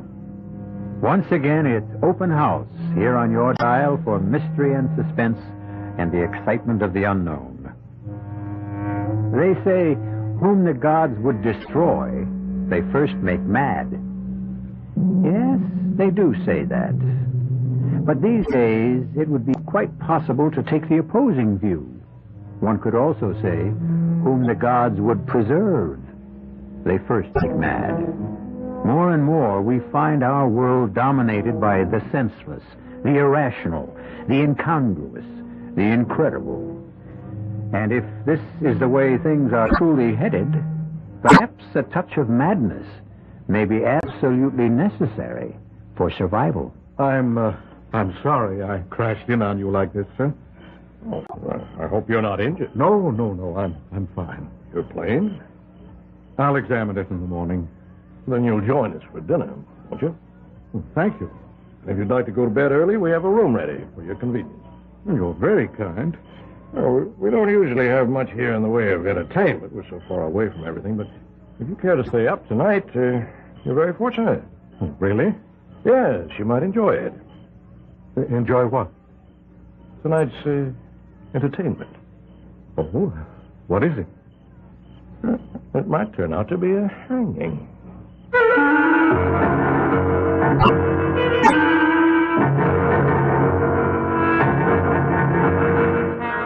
Our mystery drama, A Scaffold for Two, was written especially for the Mystery Theater by Sam Dan and stars John Beale and Brett Morrison.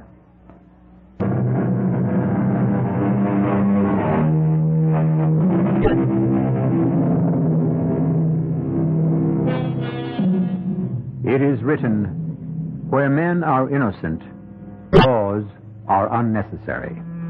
Where men are corrupt, laws are useless.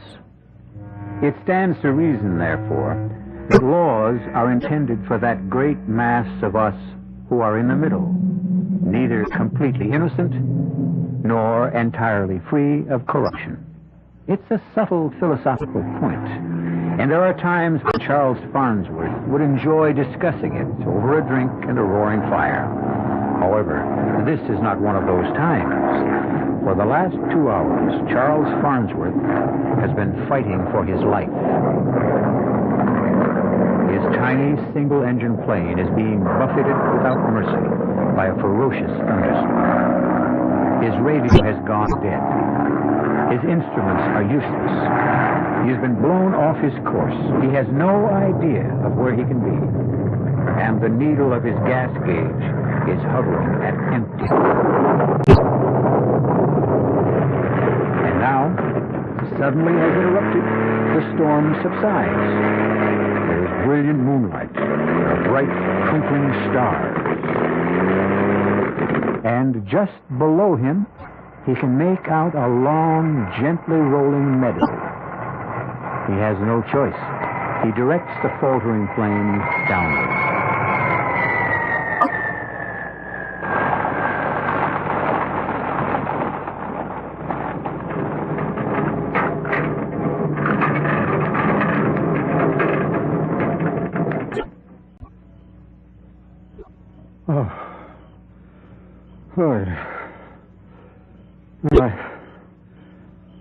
I guess I'm all right. I guess everything's all right, but where am I?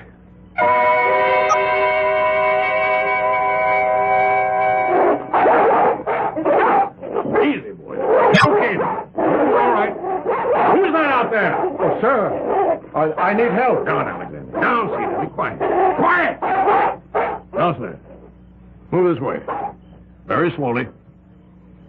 That's fine. I assure you, sir, there's no need of that rifle. Far enough. Now, sir, what are you doing on this island? Is this an island? I didn't even know. How'd you get here? I was driven off course by the storm. What storm?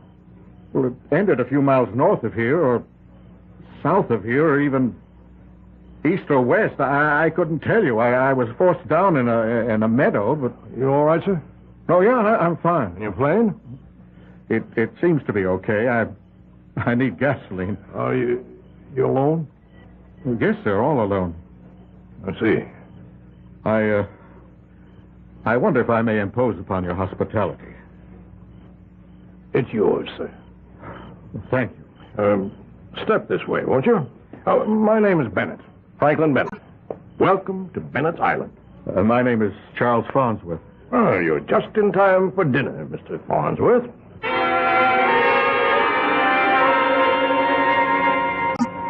This is Mr. Farnsworth, who will spend the night with us. My daughter, Mayetta. How do you do? What is your sign, Mr. Farnsworth? Sign? Well, Taurus, I think. Mayetta. But it's vital, Father. How's a man to be saved if he's unaware of his sign? And this is my nephew, Conrad. How do you do, sir? Hello. Mr. Farnsworth was forced to land his plane in the South Meadow. I knew it. I could tell he had the earth sound. Mayetta, that's enough. Conrad. Sir? Is there gasoline in the garage pump? It's full, sir. Good. In that case, we can have Mr. Farnsworth up and away tomorrow morning. May I just set another place at the table, please, for Mr. Farnsworth? Yes, Daddy. Conrad, you'll serve. Yes, Uncle Frank. Mix yourself, whatever you like. Everything's on the sideboard. Excuse me. Frank Bennett here. Oh, yes, Wayne. Yes, it's this evening, as we agreed. Midnight, officially. But get here before that. Good. I'll see you then. Good. You all right there, Mr. Farnsworth? Oh, yes, just fine. I'm afraid you'll have to excuse me. For what, Mr. Bennett? Well, I can offer you dinner and a bed, but regrettably I'll be unable to entertain you. Oh, that's quite all right. No, it's not all right. I realize I shall be remiss in my duties as a host. But I have a previous engagement. A matter of great importance. Well, I hope I won't be in the way. Oh, not at all, sir. You won't be in the way at all.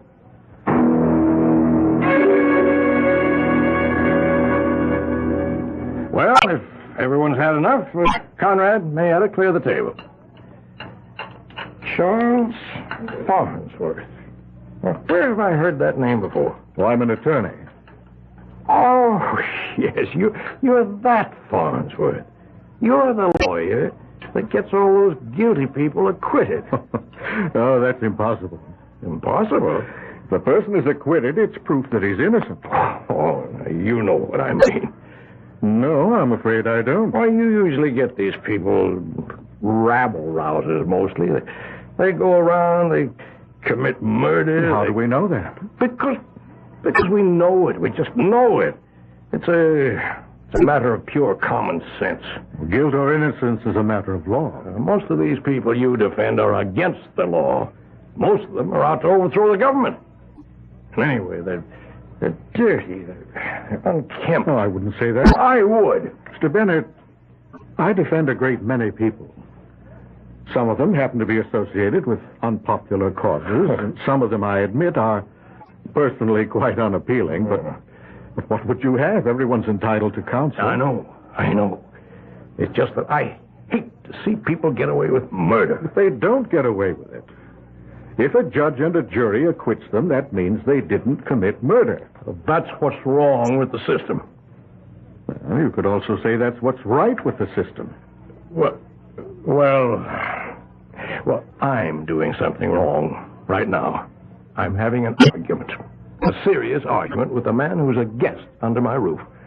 I apologize. So please, I don't feel in the least. I'm a deep believer in the law, Mr. Farnsworth. And to me, the most sacred of all laws is hospitality. When a man is your guest, in no way should he be made to feel uncomfortable or under a strain. Forgive me for what I said to you before. No, I felt in no way insulted. That's very kind of you. Conrad, Mayetta, come in here, please. Mr. Farnsworth, I'll have to excuse myself for the night. I hope you understand. Yes, of course. Conrad, my guests are beginning to arrive. Show them into the library, will you? Yes, sir. And Mayetta, conduct Mr. Farnsworth to the guest suite. Now, Mr. Farnsworth, you must excuse me. I hope to see you at breakfast in the morning. Good night, sir. Good night. You want some more coffee? Oh, no, thank you. When I asked you your sign, I didn't mean the signs they have in the zodiac, you know? I think so. There are the 4 basic signs, and they're earth, air, fire, water. Oh? Is this some new kind of science? Oh, no. It's an old kind of religion. I see. It's mine. I'm the head priestess. Are you? Yes. I'm maybe the only one. You see, I don't know anyone else who's a member. Oh. No. Most of the folks we have around here are Methodists. We also have some Congregationalists and some Catholics and some Jews. But I can't find anyone who's a member of EWAF. EWAF? Yes. The 4 elements. Earth, water, air, and fire. So far, all we've got is Conrad and me.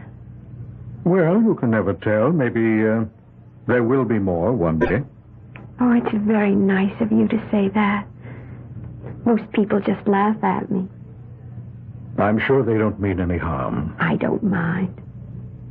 You're a very nice person. You're not at all like most of the people who come to see Daddy. Why do you say that? Because you're a perfect example of the balanced Ewaf. I see now. You don't have any sign. You have all 4 of them. Oh, is that good? Oh, that's perfect. You're in heavenly balance. Your fire and water, your earth and air, they don't fight each other. They work together in harmony. Didn't anyone ever tell you that before? No, not that I can recall. Well, as I was saying, most of the folks who come to see Daddy are unbalanced. They're usually too much of one thing. Now, Daddy himself, he's too much fire. And poor Cousin Conrad, he's mostly earth. Earth? Yes. You know, it's like he's just there. Well, Daddy said to show you to the guest suite. Yes, I believe so. Now? I suppose now's as good a time as any. Your father, as I understand, has other guests. Yes. If we weren't on the island, you could go to a movie in town. I think I'll just turn in. All right. Come with me. Well, this is quite a place you have here. Daddy built it for Mother. Daddy fought in France during the war, and that's where he met Mother. She was French, you know. And he built her this chateau. That's what they called them in France. I can see. It's lovely. This is your suite. I can only say it's magnificent. You'll find everything you need. You have your private bath through there, pajamas and a robe in the closet. Thank you very much, Maida. That's all right. I rarely meet a person who's in full balance. Good night. Look, if you're not sleepy, you could come with me later and watch. That is, if you'll promise to be very quiet. Oh? What is there to watch? Well, I'm not supposed to see it either. I'm not even supposed to know about it. Know about what? Why, the hanging. The what? The hanging. You know, when they hang a person. We're going to have one here, tonight.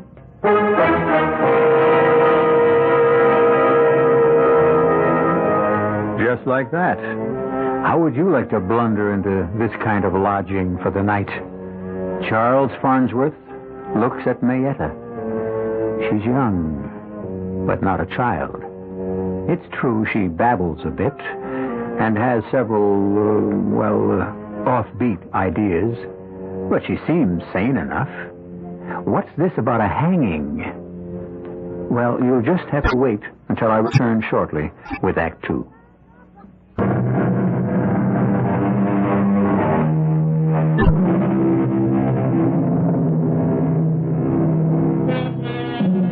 What we consider solid reality is usually, on close examination, a very thin crust. Civilization, rules, laws. We think these are the powerful defenses that protect our lives from anarchy. We rarely consider how quickly, how easily, all the laws and rules can suddenly be suspended. Now, just a minute, Mayetta. Do you mean to tell me somebody's going to be hanged here? Oh, yes. Yes, indeed. But who? How? Why? Well, who, that I don't know yet. But how? Well, they use a rope, you know, and a scaffold. But why? Well, they're holding a trial. Daddy summoned all those people here for a trial. But what kind of a trial? I'm not sure I know. But the idea of a trial is to hang someone. No. The idea of a trial is to find out. But they've already got the scaffold built. How do you know? Because I've seen it. You've seen it? Yes.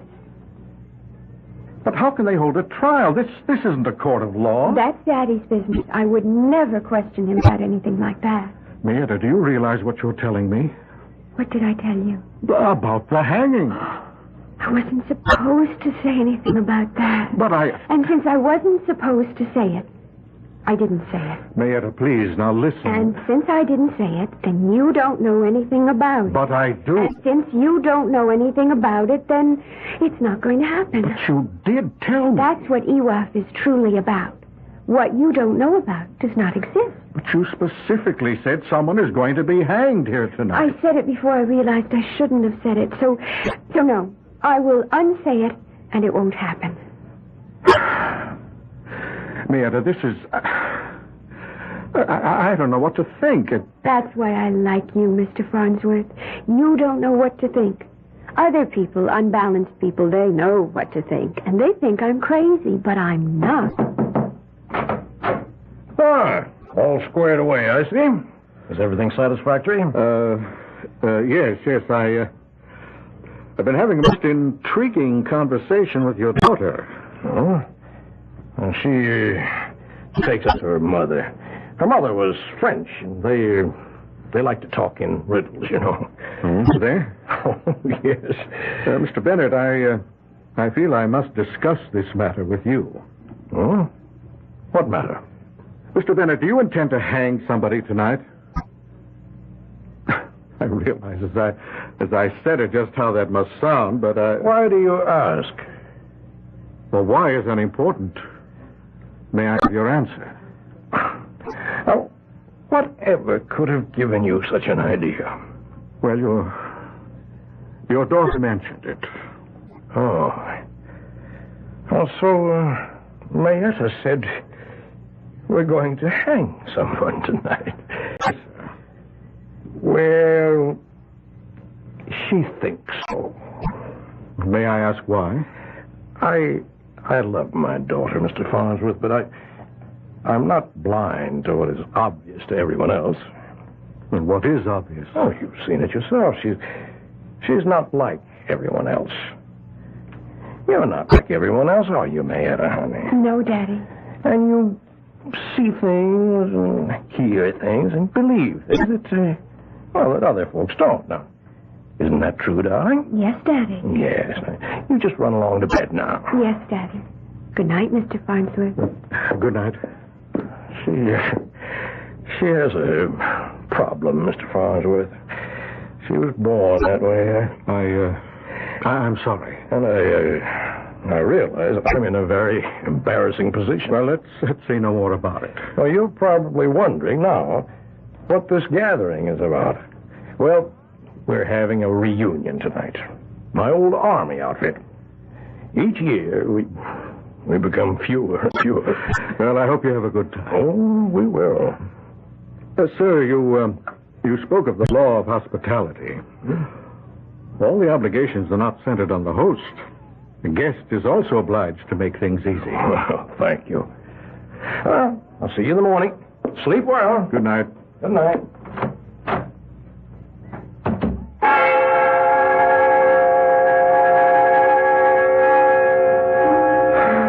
I was exhausted. It had been quite a day. I thought I'd sleep the moment my head touched the pillow, but for some reason I was wide awake. I kept wondering why sleep was eluding me so completely. Of course, I knew. I knew there was something mysterious going on in this house. Something was wrong. Maybe it wasn't as deadly as Mayetta had claimed. But I felt certain it wasn't as innocent as her father had asserted.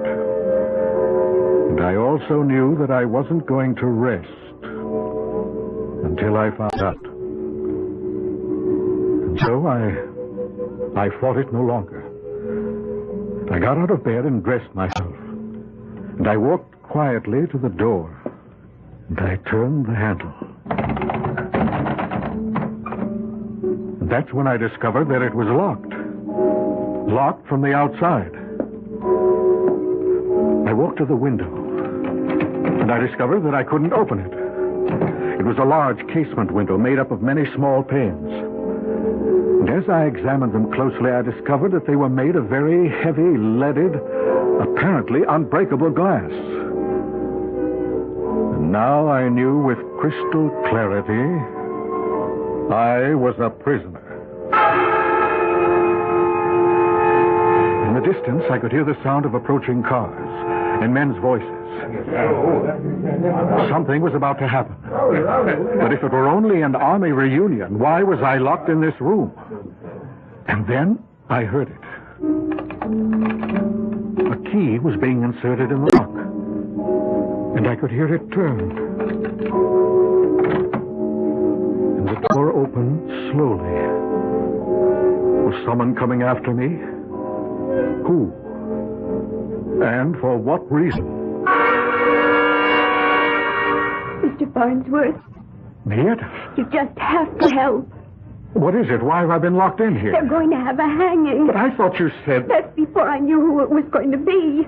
Well, who is it going to be? Cousin Conrad.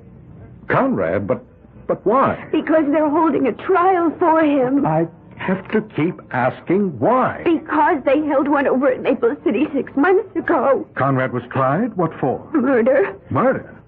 Whom did he kill? Cousin Bertram. And you see, the jury said he was innocent. Well, then what's this trial about? Daddy didn't like the verdict, so he's holding a trial to get a different one. We have to do something, but what? Well, I was thinking you could take Cousin Conrad away from here. How? In your airplane. Take off at night from that field? They'll hang him. Gas. I need gas. We've got plenty of gasoline in the garage. Where's Conrad? He's waiting for the trial to start. Then we'd better hurry.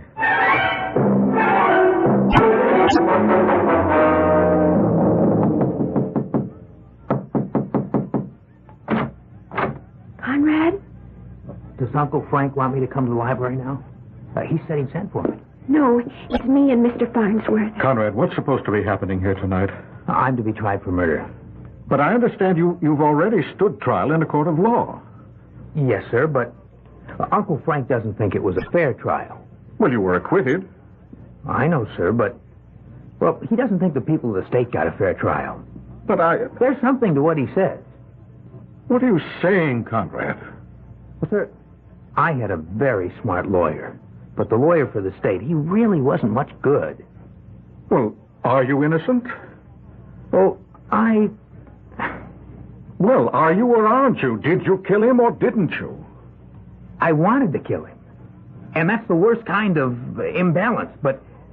Well, that's really the worst kind of all. That's right, because that's when all of your signs are just completely out of control. No, but there's a difference between wanting to kill and killing. Is there? I wanted him dead. I wished him dead, and he died.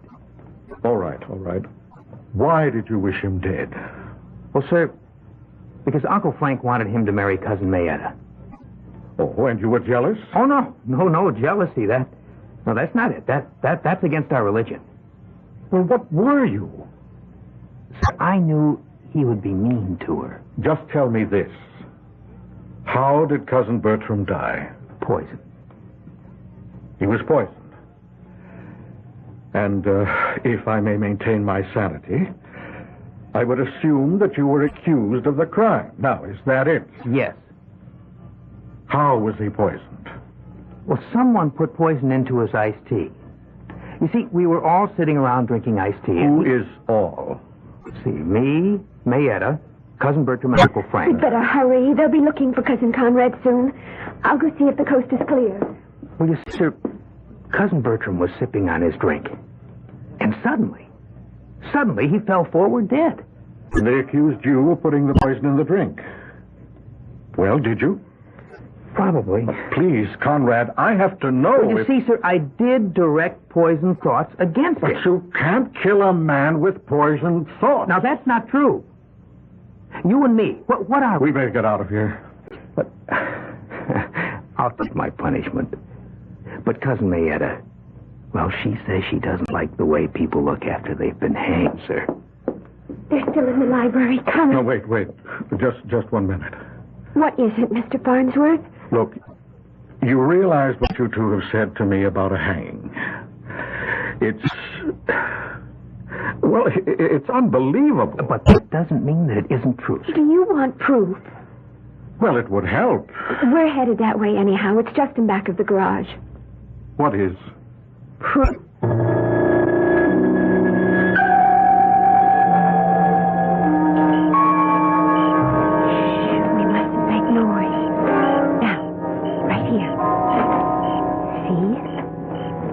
Daddy's friends were here this afternoon. They put it together. I can't believe it's a scaffold. Yes, sir. See, there's the platform. And you walk up those steps. And they've already got the rope hanging from that crossbar. I heard Daddy say that was made out of mahogany. And you stand on a trapdoor. No, that's enough.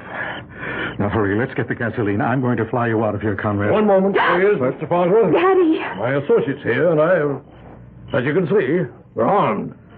Mr. Bennett, I intend to take Conrad to my plane. Now, if you want to stop me, you'll have to shoot. That's exactly what I'm prepared to do, Mr. Farnsworth.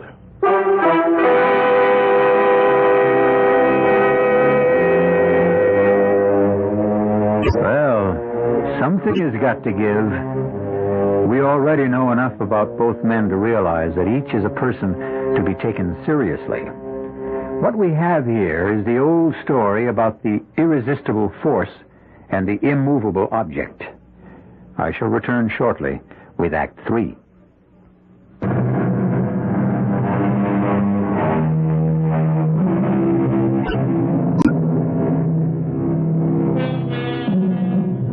Right now, on remote Bennett's Island, we are having what can be considered a confrontation.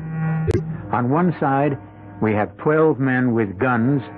On the other, we have 2 men and a young lady who are completely unarmed. At first glance, the advantage would seem to be with the group that has the weapons. And a very grim and determined-looking bunch they are, too. But there are times when you may need more than a gun to win a fight. Mr. Farnsworth, I said I would shoot you down if you took one step toward your airplane. Yes, I heard you. But before you take that first step forward, Mr. Farnsworth, yes, you have to realize that you're committing each of us to a position he doesn't want to be in. Well, what do you suggest? Let's discuss it. You intend to hold a lynching. I don't see what's negotiable. It's a trial. You can't do it. This is to be a real trial. What he had before was just a farce. The law of this country has clear procedures for trials. You're obviously interfering with his civil rights. We have a federal involvement. Tell me more. Each one of you who is involved in this activity will be arrested. All right, I listen to you. Now you listen to me. You lead here. You tell that story, and who do you think is going to believe you? Who? Oh, I see. Yes. I'm the biggest taxpayer in the county. I own a mill that's the largest employer in Maple City. Yes? Well, I hope that you're beginning to get the picture. The people here with me, all upstanding, law-abiding citizens. Law-abiding? Law-abiding. We're interested in seeing that the laws aren't twisted and perverted. We want laws that punish the guilty. We'll deny every word you say. Upstanding, law-abiding, respectable citizens and willing to commit perjury. Who's going to believe? Is this what you wanted to discuss? Now, you give me your word of honor, Farnsworth. Your oath as a gentleman. That you'll never mention any of this to a living soul. But I thought you didn't have to worry about all that. Oh, why take chances? Give me your word. And you can gas up and fly out of here. Alone? Alone. You know I can't do that. Oh. Then I'm afraid you can't leave this island. Wayne, Bob, a couple of you. Get some rope. Tie him up.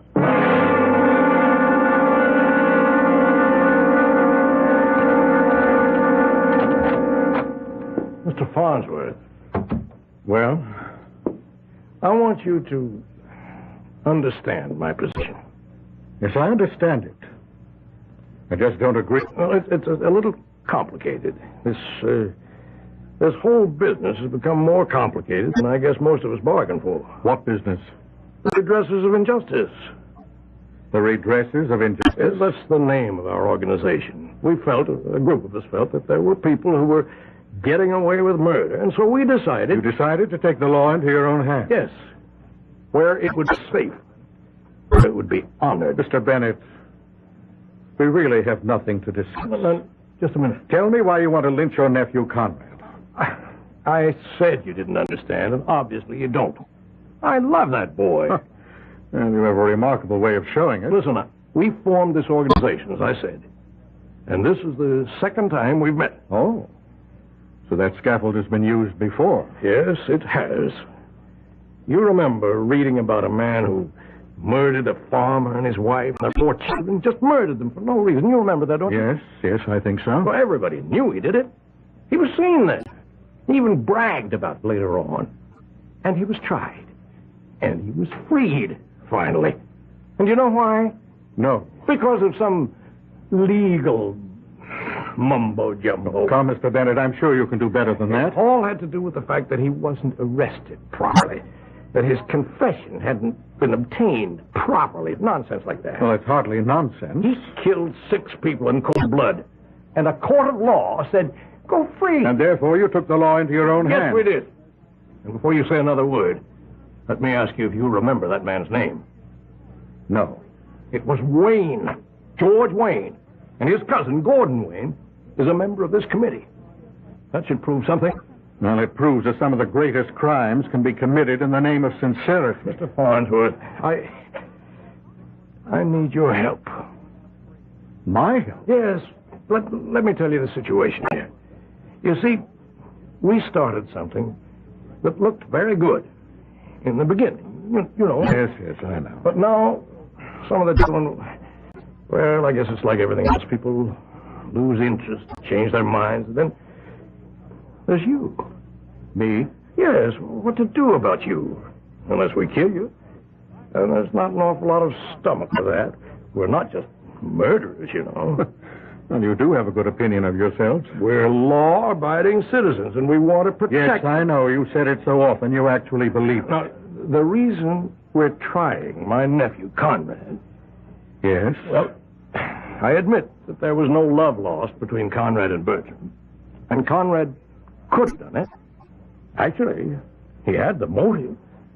They were both in love with my daughter, Maynetta.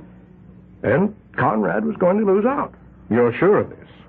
She seems quite fond of him. Well, I had decided in Bertram's favor, and that was the end of that. Oh, why had you favored Bertram? You mean it's not obvious? How could Conrad take care of her? He's I may just as well say it. He's as crazy as she is.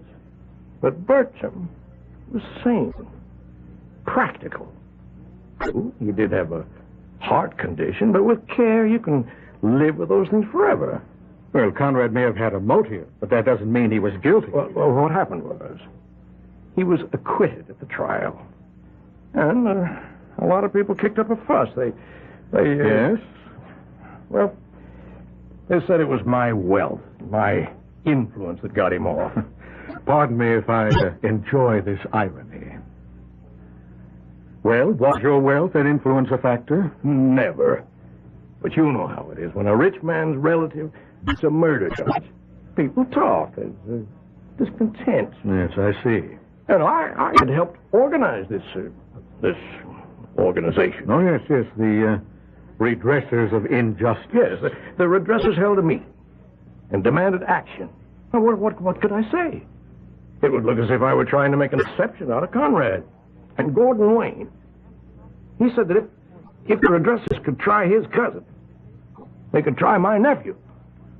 Well, you're in quite a position there. I tell you, I wish I were out of it. Finished and done with the whole thing. And so do most of the others. But Gordon Wayne demands that if... Well, I can see his point. And so you will sacrifice Conrad? Oh, no. He's going to get a fair trial. Why do you say that? Because you're going to represent him. But I can't. I can't legitimize a lynching session. Please, Mr. Farnsworth, don't give me all that law. Just find us a way out.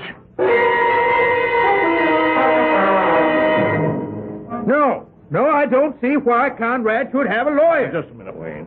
Just a minute. Now, you wait a minute. I thought the reason this committee was to get together was to get away from lawyers and their shenanigans. A man's entitled to counsel. I object to that. All right, we'll put it to a vote. All in favor of Conrad's having counsel, raise your hands. All opposed? The vote's 9-3 in favor, counting mine. All right, why don't we proceed? Who wants to speak against Conrad? What's to speak about? And we know Conrad hated Bertram. Did you, Conrad? It was my one weakness, sir. Now, the idea of losing Mayetta drove him wild. Didn't it, Conrad? Yes? Okay, now, Conrad, did you or did you not poison Bertram's drink? I did, sir. Well, then why isn't that the whole ball of wax? Just a moment. Here comes the lawyers to steal it. What do you mean by poison? I poisoned him. Do you mean you poisoned him with a drug or a chemical of some sort? I understand a heavy dose of poison was found in his system. Did you administer it? Yes, sir. How? Does that matter? For crying out loud, the man admits he did it. How, Conrad? Well, my poison thoughts toward him, sir. It turned into actual poison. Did you at any time place into his glass a pill, a powder, a liquid, a substance of any sort? Did you? No. I didn't do that. How did the poison get into Bertram's glass? Conrad, put it there. How? When? Where? Now, where did the iced tea come from? The kitchen. Bertram said, I'd like some iced tea. We were all sitting out on the patio. Yes, and I said, I'll tell the cook to make some. And Bertram said, nobody makes better iced tea than I do. And he went inside. And a couple of minutes later, he called for Mayetta to come in and help him serve. We heard all this at the trial. But it is important, Mr. Lynn. So Mayetta went inside and came back carrying the tray. She set it down, and Bertram set a glass in front of everyone's place. And then what happened? Well, there was a sound of an explosion from the rear of the house. So we ran back to see what it was. Who ran back? All of us. In any particular order? I remember. Uncle Frank first. Yes, and then Conrad, and then Bertram and Mayetta. And what was the explosion? Oh, the cook's little boy. He'd found a firecracker left over from the 4th of July. I see. And then what did everybody do? Well, we all went back to the patio. And everyone picked up his glass and started to drink. And then, in a few minutes, Bertram just keeled over. Then how did the poison get into Bertram's glass? Conrad, put it there. He admitted it. But when? And how did he have a chance? He couldn't do it in the kitchen. Only Bertram and Mayetta were there. He couldn't have done it on the patio because someone would have seen him. He did it when they went out to investigate the noise. How? He was second man out. Bertram and Mayetta were still on the patio. When they came back. Did you all come back together? Yes, we did. This is the same kind of hocus-pocus the lawyer pulled at the trial. Now, Conrad admitted it. He can admit anything he pleases. It doesn't work unless and until we can show he put the poison in the glass. The thing was put into the drink after the glasses were set out. No, it wasn't. Mayetta, what are you saying? Yes, Mayetta? Well, you all should have asked me. Nobody ever asked me before. As I came into the kitchen, I saw Cousin Bertram place a pill into one of the glasses. A pill? Well, he always took pills for his heart. I didn't think anything of it. But then we set the glasses down. I saw him put the one with the pill in it in front of Cousin Conrad. Uh-oh, I thought. He made a mistake. So I just put the glass with the pill in it back in front of his chair. You changed the glasses? Oh, yes. I was going to call it to his attention, but everybody started to run to the back of the house, so I just changed them myself. But, Mayetta, that was not a pill. That was the poison that killed him. Oh, no. No, Conrad is right. The poison that killed him was Conrad's mean and unbalanced thoughts. But Conrad has atoned. He's balanced now. Mayetta, why would Bertram want to kill Conrad? Oh, Bertram. Bertram was unbalanced. Everyone knew that. He was so angry because I told him I could never marry him as long as Conrad was alive. What? We love each other so much. Gentlemen, the defense rests.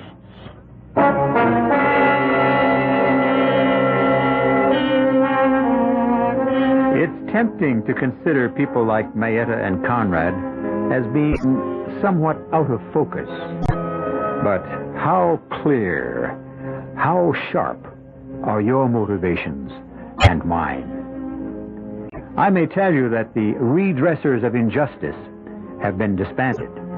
That is, I think they have been. The weirdest of urges and desires and motivations can still make any number of people go bump in the night. Be sure of nothing, except that I shall be back in a few moments.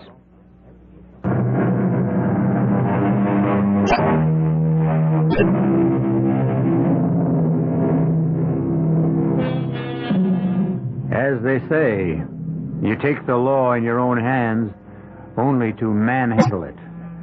We hope Mr. Bennett has learned his lesson, as have Mr. Wayne and the rest of the redressers of injustice. Mr. Farnsworth won what he considers his most important case, but it's a secret between him and us, since he doesn't talk about it in public. You'll learn a great many more fascinating secrets when you visit with us again. Our cast included John Beale, Brett Morrison, Denise Alexander, and Casey Kasem. The entire production was under the direction of Himan Brown. This is E.G. Marshall inviting you to return to our Mystery Theater for another adventure in the macabre.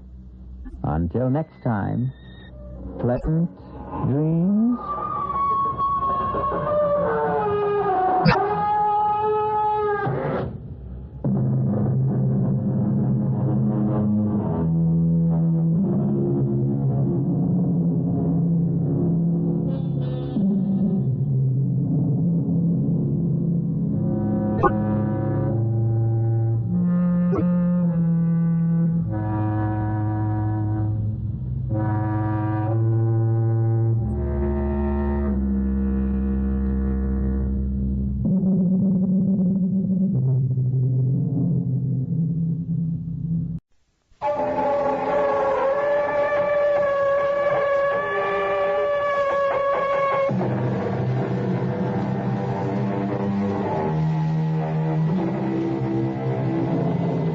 Come in. Welcome. I'm E.G. Marshall. None of us is immune to that old game about people once in the public eye. I suppose you could call it the whatever happened to game. In this case, the woman generally considered the most beautiful and desirable in the world, Marcy Herrick. The first accident, of course, was a 10-day wonder. But the second didn't get as much publicity, though it took Marcy into a coma and eventually forever out of sight and out of mind. All right, clear the area. How do they always know, nurse? Disaster hounds, I don't know, Sergeant. They always sniff it out, chase the ambulance if it's anyone in the news. Who is it this time? Marcy Herrick. Same old problem. Barbiturate poison? What else? Check the intern. She's in coma. They'll butt over tea kettle all the way downstairs for good measure. Yeah. Know what I thought when I got the call? Let the lady be. I mean, considering that what she's got is a hell of a lot more than any one of us have. That never land she keeps trying to get back to sure must be something special.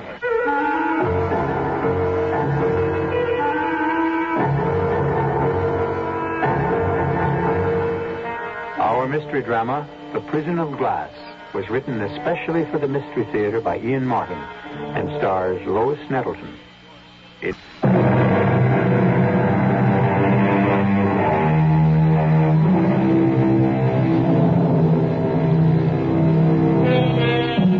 Marcy Herrick, an American symbol, blend of Judy Garland and Marilyn Monroe, adored by countless millions, picked by fortune to be the brightest of stars, but confined by the smothering adulation of her fans to life in a goldfish bowl. Child of fortune, queen of misfortune, a national tragedy of mob nonviolence.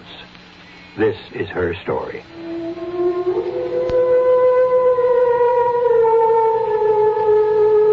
All my life, I dreamed of being here, inside this glass paperweight, with the feathery snow under my feet, and the dark little house with the bright red door beckoning to me to enter it and discover its secrets at last. No more wondering if I could really see a tiny shadow across the window under the eaves, or the handsome, dark face I pretended to myself looked out from the oriel window on the ground floor. Well, now I am here at last. And all I want to do is break out of my glass prison.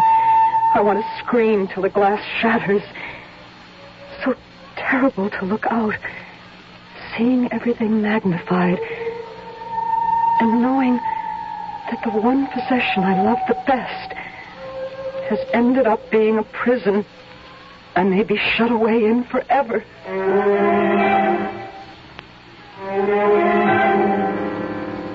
Marcy, where are you? In the living room, Mother.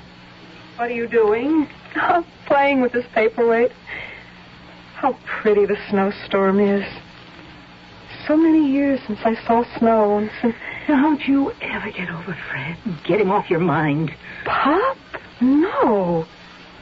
I'll never forget him. Do you? Of course I don't. But there's no point dwelling on the dead. Oh, every time I see the paperweight, it's like he was still in the room. Laughing that funny, deep way he did. Pleased that I was pleased with my present. It's too long ago to still be mourning for him. Why? Because he's gone. I'd like to make an end of that silly child's toy sometimes. You're too old to play with toys. But this isn't a toy. It's a real old antique. Pop told me. Look at the little house. And the trees planted round, and the path leading over the little hill to the door. And turn it upside down and then right side up and watch the snowflakes fall. Look, Mother, wouldn't you love to be small enough and to be able to somehow get inside there and walk up that path and knock on the door? Who do you suppose would open it? Oh, Marcy, that's enough nonsense. You know who I keep being sure it would be? Who? Pop. That's who it would be. Pop. Now, that is all. You put the paperweight down and come and get dressed. You've got a million things to do to get ready for the contest. Come on. Mother, do I have to go? To the finals? But you're going to win. So what? Well, first of all, it means money. And second, it means you can enter the state contest. And after that... I don't want to go. Why not? I hate being stared at and walked around and examined as though I was a prize heifer or an animal in the zoo.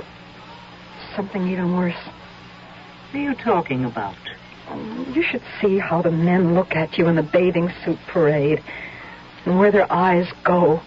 It's humiliating, degrading. You mean you'd let me down? After I've devoted every minute of my life to you, working as a cleaning woman, doing other people's dirty work just so I could give you a decent home and a chance in life. I know, Mom. I want to pay you back, but not this way. Well, how else?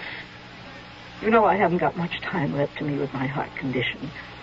How are you going to make enough money to pay off the debts I've had to run up? Oh, no, sir. You want to pay me back, Marcy Gerstenberg? You follow the path I set for you. You'll see. One day, you're going to be a star. I don't want to be a star. Well, you can decide that when you get there. Because I'm going to keep pushing you till you get to the top. Even if it kills the both of us. Well, it killed Mom, all right. Within a few years. And it killed me. A little bit at a time. The paperweight became a kind of symbol for me. Inside it, I might be safe and private. If the faces were peering in at me there, I could always hide in the soft snow. But there was never a chance to hide.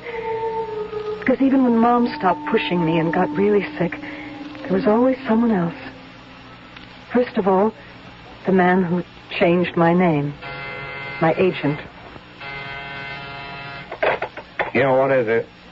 Marcy Herrick, you're damn right sent her in. Little Miss Sunday School, what you think she's trying to do to me? Good morning, Dave. Come in and shut the door.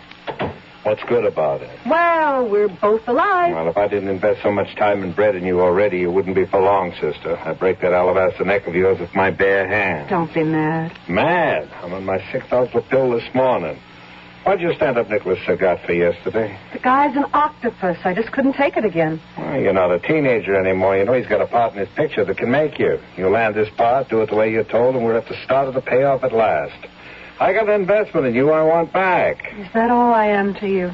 A warm body you can peddle? Oh, cut the sarcasm, baby. It's not your style. You got a mother in the hospital who's expensive to maintain. You want to keep her there? Sergey'll never see me now that I stood him up. I fixed it. I had him on the phone 15 minutes this morning. I'd eat plenty crow, but I fixed it. How? Now, wait a minute. If you have any idea Now, that look, I'm a louse, a hard-nosed son of a gun, but I have some standards. I pulled the little hearts and flowers. I told him you had to go see your mother in the hospital. That's where I was. And I figured. With all you got going for you and a mother who needs you, I don't know what it is that you keep running from. I think you still ought to be seeing a good shrink. No. Well, it's your business, I guess, but do you make the appointment I set up with Sergett today at 2? I guess so. You'd better, because this time, for one reason or another, I'm going to be with you. Meet me at his office 1:45, and wear some lipstick and a dress that fits tight. Ah, Miss Herrick, I'm delighted to meet you again, at last. And Mr. Morgan. Hi, Nick. It really wasn't necessary for you to escort your charming client. She is perfectly safe with me. Marcy has a back-to-back appointment with Multinational for the ingenue lead in the new feature. I'm playing chauffeur for her because her own car's laid up. Oh, I see. Well, then I won't keep you long. Just sit down, everyone, please. Thank you. Well, I had forgotten how beautiful you are. What a pity. You mean the part is cast? No. I mean only that your time is so short today. I would have liked to go over the shooting script with you personally. If I can get a copy of the script, I'd be happy to come back and read for you. No. I don't work that way. I mean, I must learn to know the actor. I've had him or her learn to know me. We must establish a rapprochement. No? I mean, it is, as we say, a one-to-one situation. No? However, I'm sure we can let Miss Herrick have a scene, a few pages, to give her the feeling of the part. How soon can we meet again? Well, if you're under any pressure, Mr. Sergett. When are we not? When are we not, all of us? Name the time and the place. I'll have my client there. All right, my bungalow on the set. Day after tomorrow at, say, 5:30. We'll be there. She. A one-to-one situation, as I said. She'll be there. Right, Marcy? Right, Dave. You make the dates. I keep them. I can't blame Dave. Nothing overt was even particularly hinted at. It was a business appointment, it was an exceptional part, and I was an actress. How much of my private self I was willing to surrender for a career was my own business. So, I kept my appointment at 5:30 with Nicholas Sergett. Ready, I suppose, to deliver. And I received a surprise. What he seemed to be interested in was my talent, whether I was right for the part. We went over the scene again and again, and finally he said... No, it still isn't right. But all the capability is there. The part is yours if you want it. But of course I do. I don't know what to say. As far as the part is concerned, we'll let your agent handle that.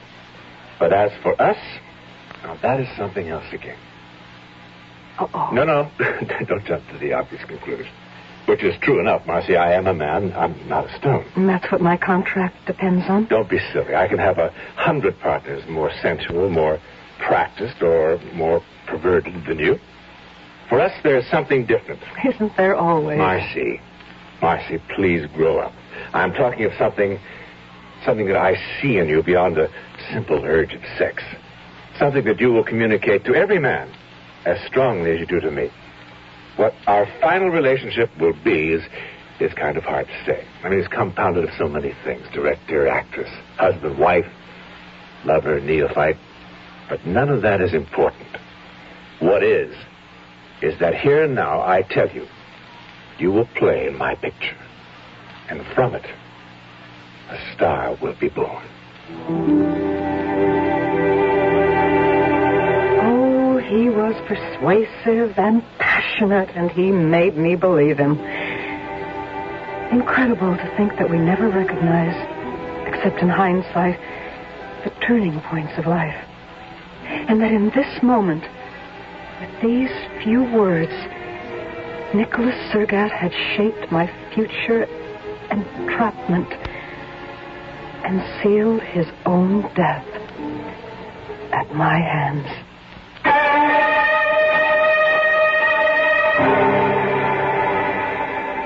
Murder from someone as gentle and dependent as Marcy? And by what means? And to what end? And if indeed there was murder, by what instrument that leads to the strange imprisonment we first found Marcy immersed in at the beginning of our story? I'll return in a moment with Act 2.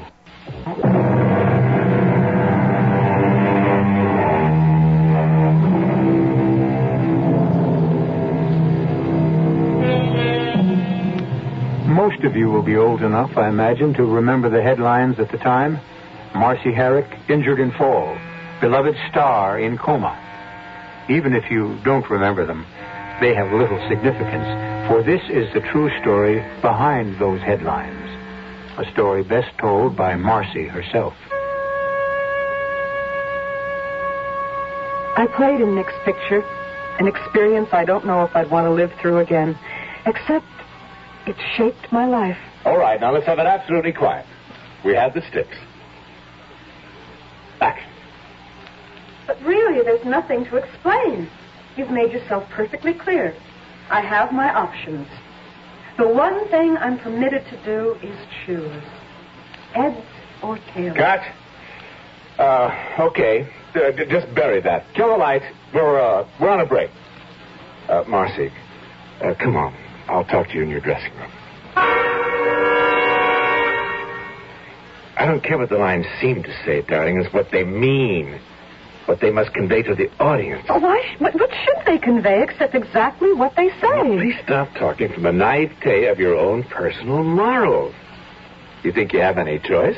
Why shouldn't I? Because this picture has nothing to do with your own personal little Never Never Land. That's why. It's real. It's here.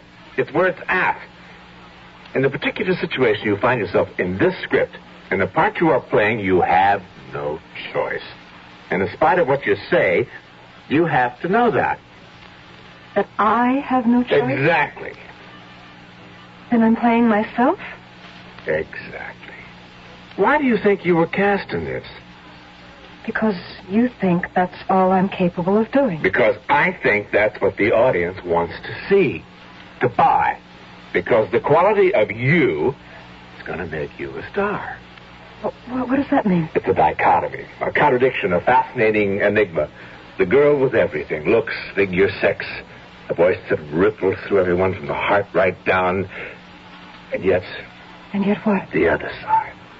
The feeling of a little girl lost that everyone wants to protect, to fuss over, arrange for, shield from harm. But I don't need to be shielded.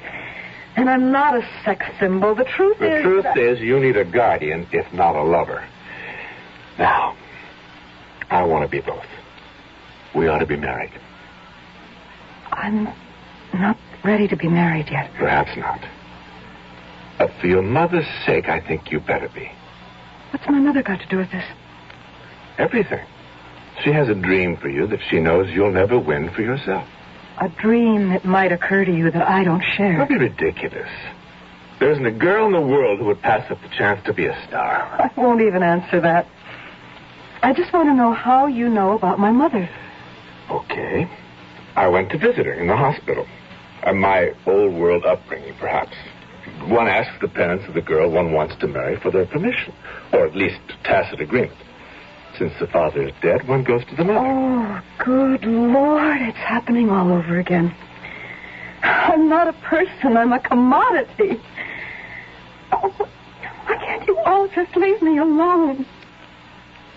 To be what? To be I don't know what. I never even seem to have a chance to find out for myself. To be Marcy Gerstenberg, first off, I guess. After this picture, Marcy Gerstenberg will no longer exist. There will only be Marcy Herrick. And if I don't want to be Marcy Herrick? Pretty hard to escape. There's also one contract I don't think you could break. What? An unwritten one. It's with a very sick lady in the hospital. Mom? Your mother. Was going to have open heart surgery. Very expensive surgery. No. Don't. Listen, Marcy. Darling, what is it you're afraid of? I mean, most girls would give their eye teeth for the career that beckons you. Why in the world don't you want it? I don't know. Because I want simpler things. A man to love, children, never to ask anything more from them than they want to give. Some time to myself. I need that. My own snow paperweight world. What? Nothing. Just a special thing of my own. But most of all, Nick, I just don't feel I have the talent. I mean, just to look at me on the set. I can't get things the way a real actress should. Baby, who wants you to be an actress? I want you to be you. No one else. If I can achieve that, if you can, you'll be one of the greatest. I know you're going to be. But you need help. I think I can offer it. And best as your husband. But I don't want to be married. But it's what you need. You have to be guided, shaped, protected. And if I refuse? Well, I might have to make a change in casting. Unfortunately for you, on the production end, there is an escape clause. Among other things, you'd be throwing away a lot of money. A lot of necessary money in your case, because... You don't have to hammer it home. Like my part in the picture, I have no options. Not even heads or tails. Marcy, you missed the point. It's the same option. There's always choice. Win or lose. Before I went to the hospital that night, I sat idly tilting my snowstorm paperweight in my hands, watching the snow, trying to let it calm me as it used to. But not tonight. All I could think of were phrases like caught in a vice, trapped, a squirrel in a cage. And then, without any decisions, I went to see Mother. Marcy? Dave, what are you doing here? Oh, I drop by now and again to say hello. To Mom? Oh, sure. I mean, we go a long way back, her and me, you know. How is she tonight? No use you going in there. They have a, knocked down. She's worse?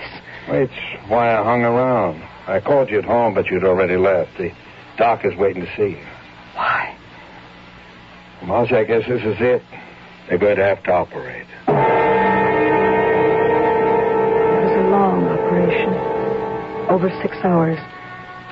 And Dave sat with me in the waiting room all the way.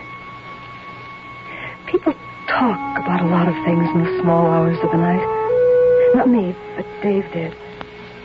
And as he talked, I was suddenly seeing him through different eyes, realizing that once in the past, before Dad came along, Mom and he had been quite close. Now, let's get it straight again. Your contract with Nicholas Sagat and his production company only promises to deliver your services as an actress. I know that, Dave, but maybe he's right. If this is what I'm to do, I need someone like him to play Tringale to your Trilby? It doesn't have to be that melodramatic. It doesn't have to be at all. I need money for Mom.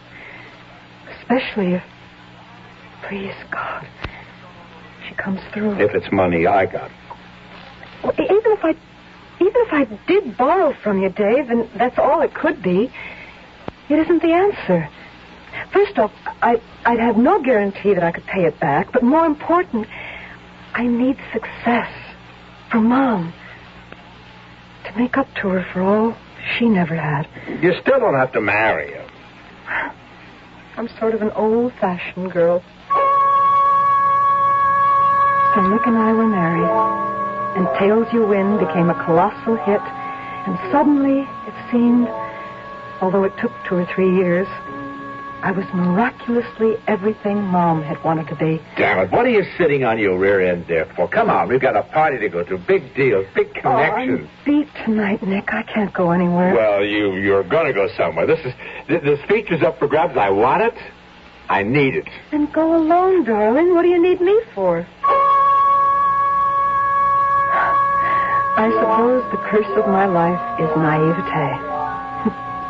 It took Dave to explain that to me later. He was on the way out when he married him. He latched onto you as a meal ticket. He wanted you with him because he needed you. You're all that keeps him alive. What?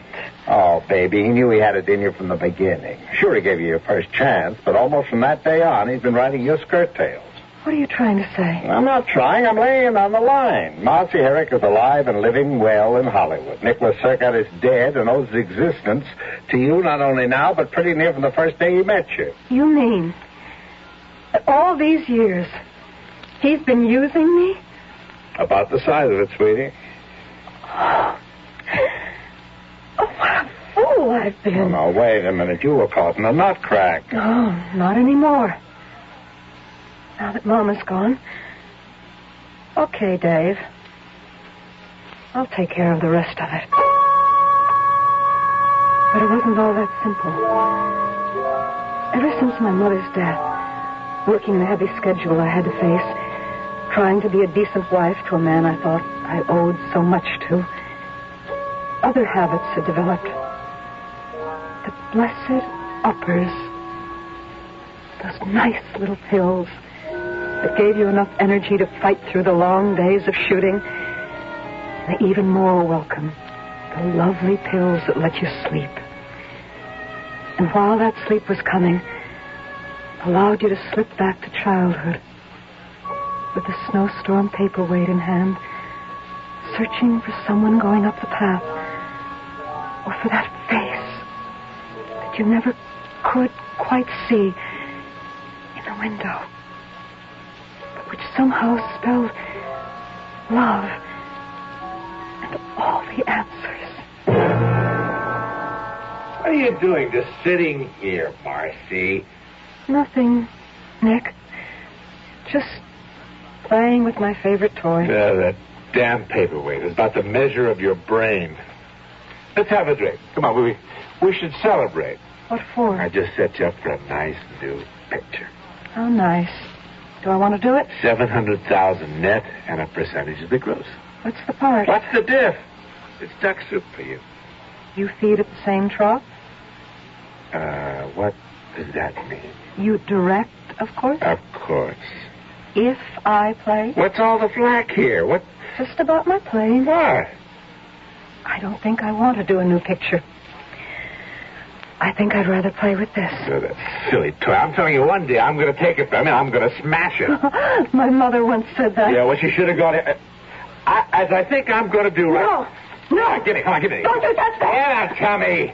Go away, you drunken fool. Don't you touch it. Nick, are you all right? You... Blood. You hit your head on the andiron. Or did I hit you with the paperweight? What? I don't know. I don't know. What have I done? I've killed him.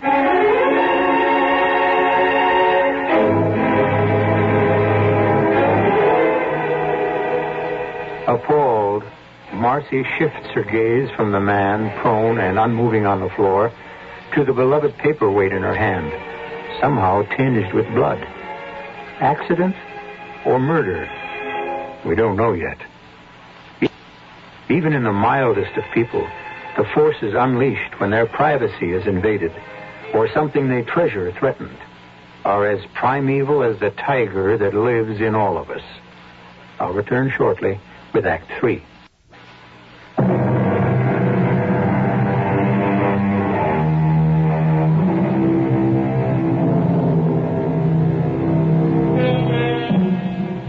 There was no way, of course, of keeping the story out of the papers or off radio and TV.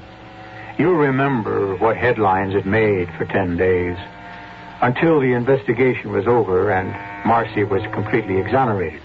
Officially, that is. Unofficially, the self-declared insiders, the wise and the worldly, the Hollywood rumor factory that never shuts down, knew better.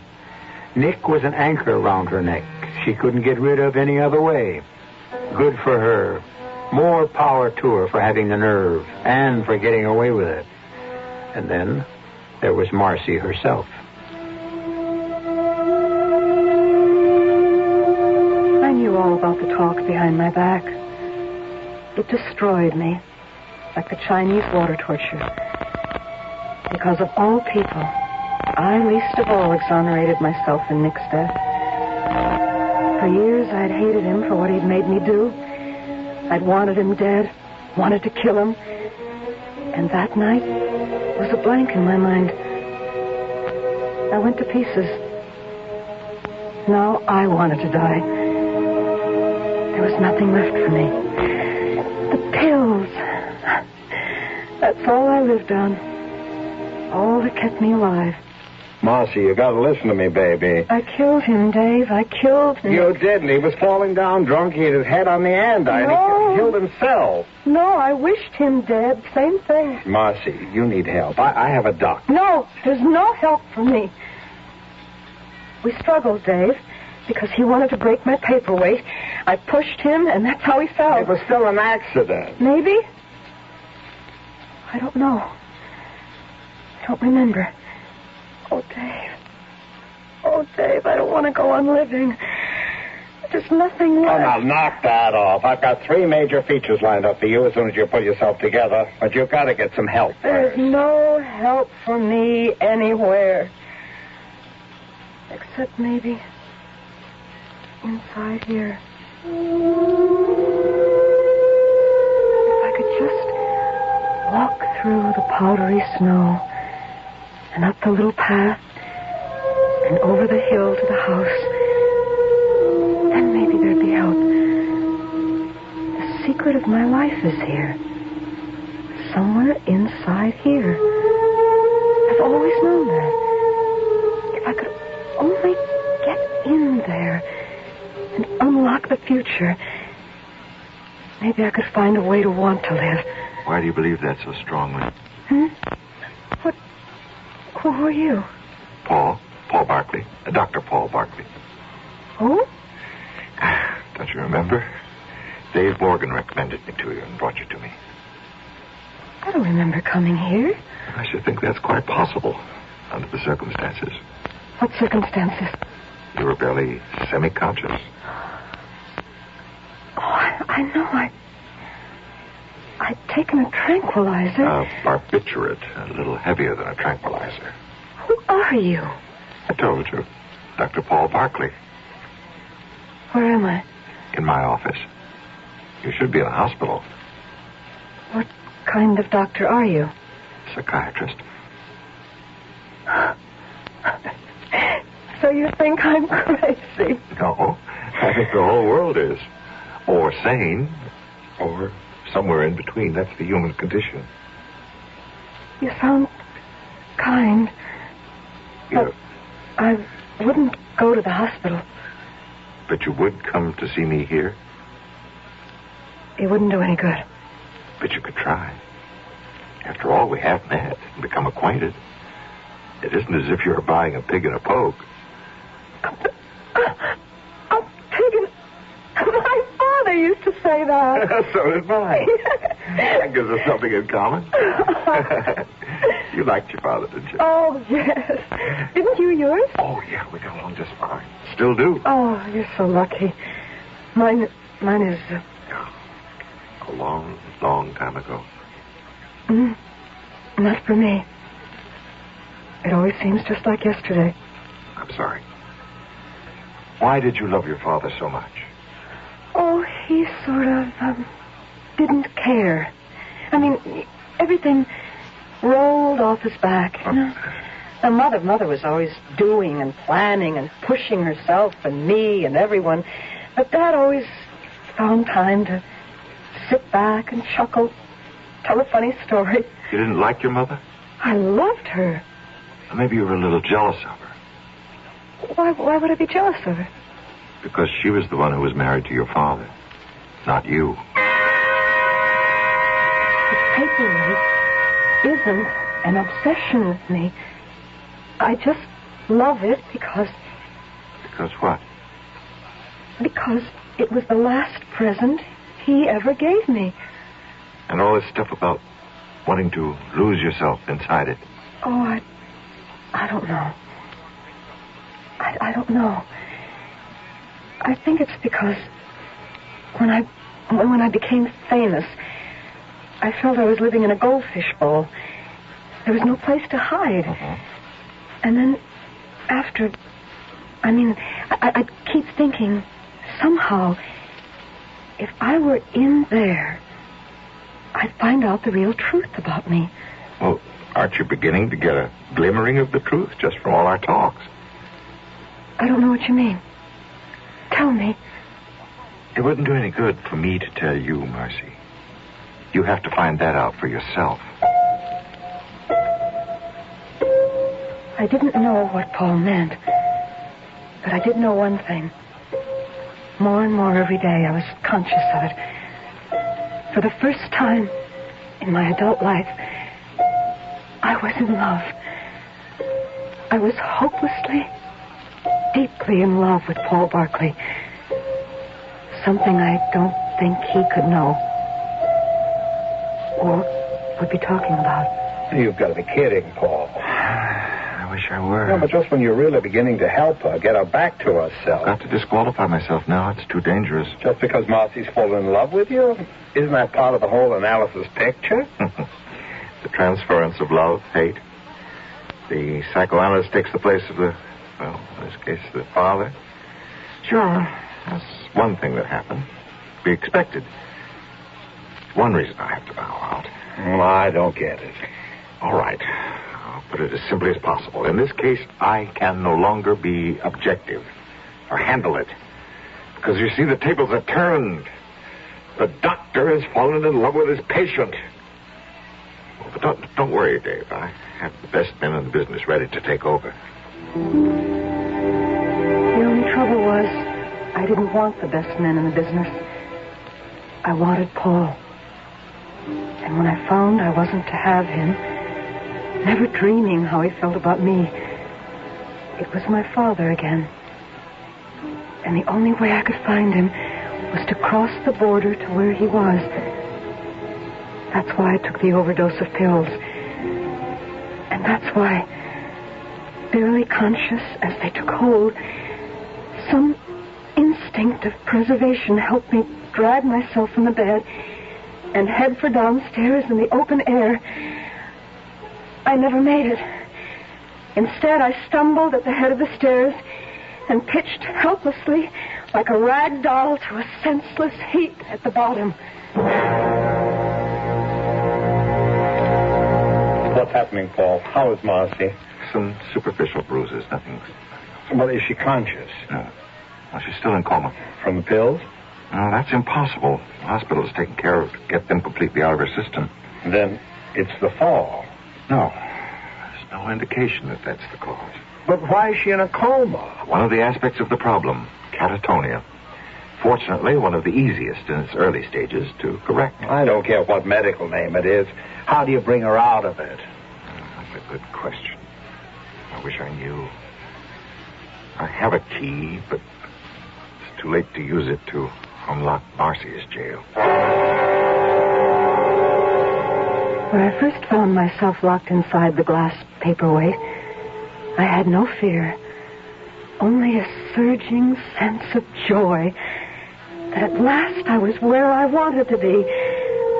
I hurried up the path through the gently falling snow, which was warm and almost tickled like feathers, to knock on the little red door. Who is it? Wait a minute. Yeah? Pop! Who are you? Marcy! It's been a long time. I don't remember so long. Oh, you couldn't forget me. We were so close, Pop. You and me. So close. The only thing close to me, Bright Eyes, is this little model. Or the next one. Or the next one after that. You mean I just made you up? The way I wanted you to be? Not the way you were at all. Maybe. What's the difference? That's your problem. Thanks.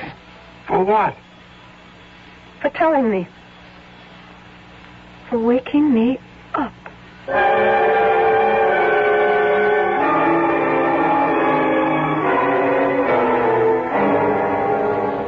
can't look at her, Paul. She could be dead. If I can't find a trigger, she might as well be. That silly paperweight. How did it get to the hospital? It was clasped in her hand. We had to force her fingers open to free it. She's so damned intense. Why is this piece of junk so important to her? It's a symbol, Dave. Why was her father so important? Was he so wonderful? Jack Gerstenberg? The jerk of the world. Sober, he was a lump of clay. With some drinks in him, he was always on. Life of the party. Funny, for sure. Appealing. The women went for him, but he was a paste-up man. Not a human feeling in his whole lousy, non-existent soul. Then why did Marcy set so much store in him? And in this present? Oh, I don't know. Maybe because it's the one thing he ever gave her in his entire life. And for this nothing, someone like her has to be destroyed? Oh, damn him and damn this silly thing. Somebody ought to have got rid of it long ago. Oh. I must be out of my mind. Why would I do a thing like that? Maybe because the man upstairs, if there is one, put it in your mind. Look. Oh, Paul. Oh, Marcy. Paul, where are you? Marcy, I need you. I'm right here, Marcy. Right where you can touch and feel me. Oh, don't go away. Please. Don't you ever worry. I'll never be farther from you than a whisper can carry.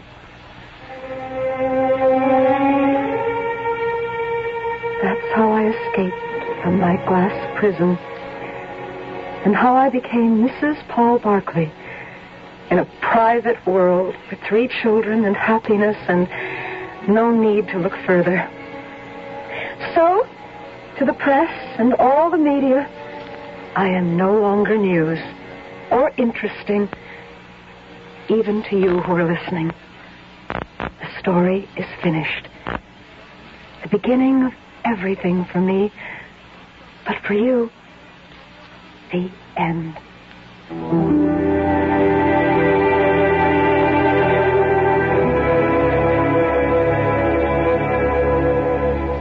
There's your answer to whatever happened to Marcy Herrick. This time, I'm as happy to tell you as I am happy with the answer. One further thing to add, but after I return shortly.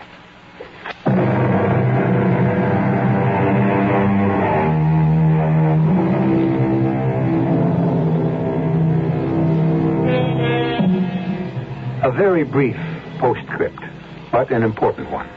Neither I, nor Marcy, nor Dr. Paul Barkley would like to leave the impression that she was miraculously cured overnight. The ravages of the mind must be mended as carefully as those of the body, but with time, care, and equal devotion from patient and doctor, more and more of them, as we advance, even in adversity, can be and are. It isn't always one, but there is still hope for the human race. Our cast included Lois Nettleton, John Newland, Hans Conried, Peg LaCentra, and Barry Kroger. The entire production was under the direction of Himan Brown. Radio Mystery Theater was sponsored in part by Anheuser-Busch Incorporated, Brewers of Budweiser, and Buick Motor Division. This is E.G. Marshall inviting you to return to our Mystery Theater for another adventure in the macabre. Until next time, pleasant dreams.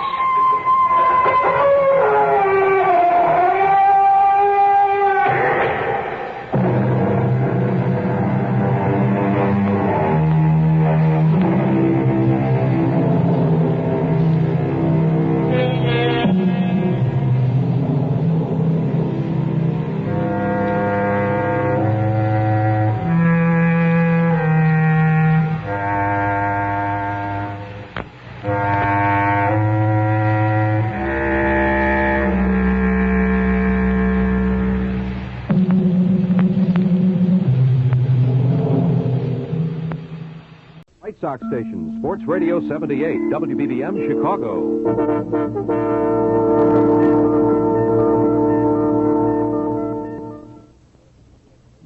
The CBS Radio Mystery Theater presents...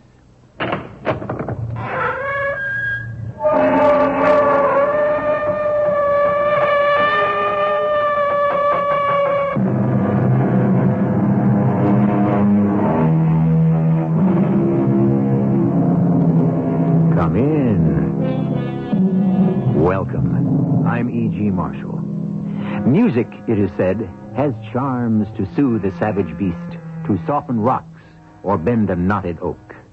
For so many of us, music has provided so much happiness and comfort. And yet, so often, music, even the most divine music, has failed to soothe or soften or even comfort the very people who created it. Isn't it a mystery that so many of those gifted composers who wrote such heavenly melodies often felt they were living in hell? Hector,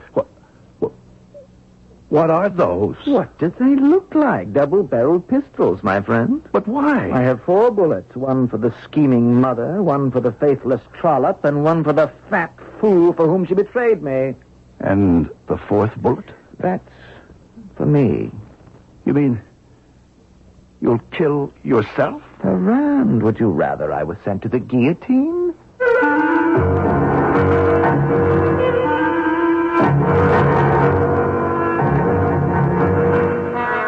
Our mystery drama, The 4th Bullet, was written especially for the Mystery Theater by Sam Dan and stars Russell Horton and Bernie Grant. I'll be back shortly with Act 1.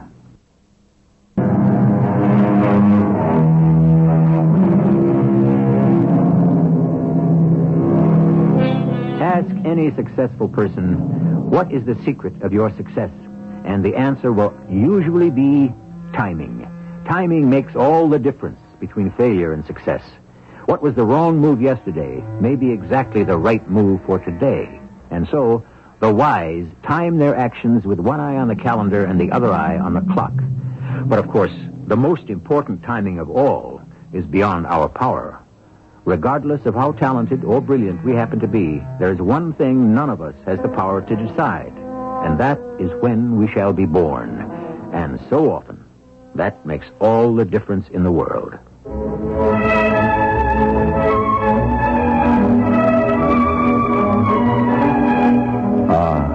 Such divine music. It will live forever, along with everything else he wrote. I'm speaking of my best friend, Hector Berlioz. This is the overture from an opera called The Secret Judges.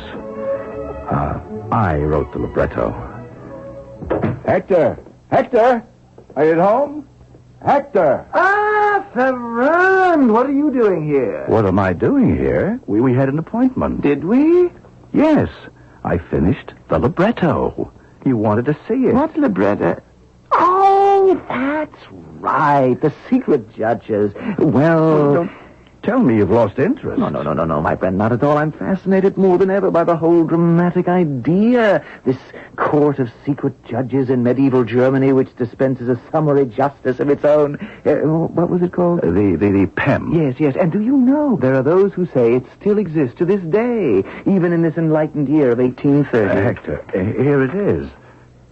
Do you want to read it? Oh, I can't at the moment. I'm leaving for Italy. Italy? When? Tonight. The Academy has given me a scholarship to study in Rome. Oh, I didn't know. Congratulations. And the libretto's finished. Good. I shall take it with me and write it in Rome. Rome, the eternal city. Hector, I wanted to talk to you about something. Of course you do. We must have a long discussion. Yes, but when? Tonight. But you're going... I'm not leaving Paris till after dinner. Come with me. I'm going to dine with the Countess Moke. Yes, but I haven't been invited to dine. You're with me. I have to have dinner there tonight. Why? Because I'm in love. Yes, dear friend. I'm going to marry the Countess's daughter, Camille. And what made you fall in love with Camille Moke? When I heard her play a Rhapsody by Franz Liszt. So the sense of what you're saying, then, is that you fell out of love with one and in love with the other. Exactly, my friend. But how do you know you're not in love with the music? Oh, Ferrand, look at the divine face of Camille Moke and tell me that.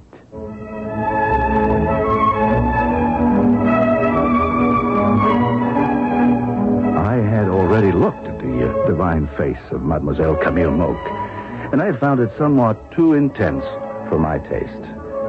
The same could be said about her playing, even though she was the latest rage of Paris and all of her concerts were sold out. Yes, the word to describe her would be intense. Also, smoldering, simmering, seething. If you ask me, if these two ever were married, they would go up in flames. But Nobody ever did ask me. After dinner, Camille played a little music for us.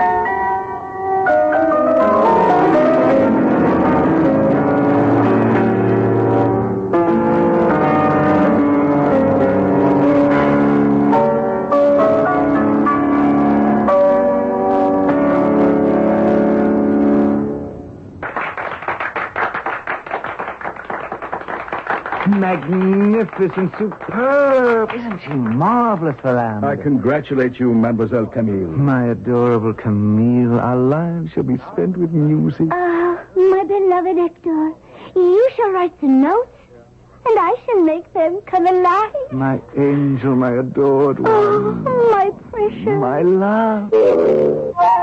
These exchanges continued despite the fact that they were not alone in the room. Oh, I didn't count. To Hector, I was more or less like another piece of furniture. But among others, there were the Countess Moke and a thin gentleman called Ignaz Pleyel. Monsieur Pleyel seemed quite upset, and obviously the Countess wasn't giving him very much comfort. Are they not the most adorable looking couple? Oh, Don't you think he is the most handsome gentleman in Paris, Monsieur Pleyel? He has the most magnificent brow. Truly, a creative artist's forehead. But, of course, he leaves for Italy tonight. Did you know that? He will be away for a year. Who knows what can happen? Especially when a girl is young and impetuous. Ah, look at her, monsieur. She is a flower that must be constantly nourished by love. Have you the heart to leave her to languish on the vine? Seize the day, the hour, the moment. Remember, absence makes the heart go wander. Direct that searching heart towards yourself.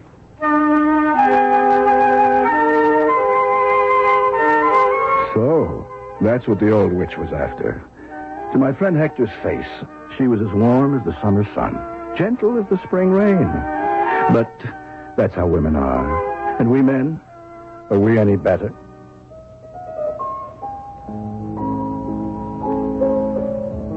How brilliantly she plays, Countess.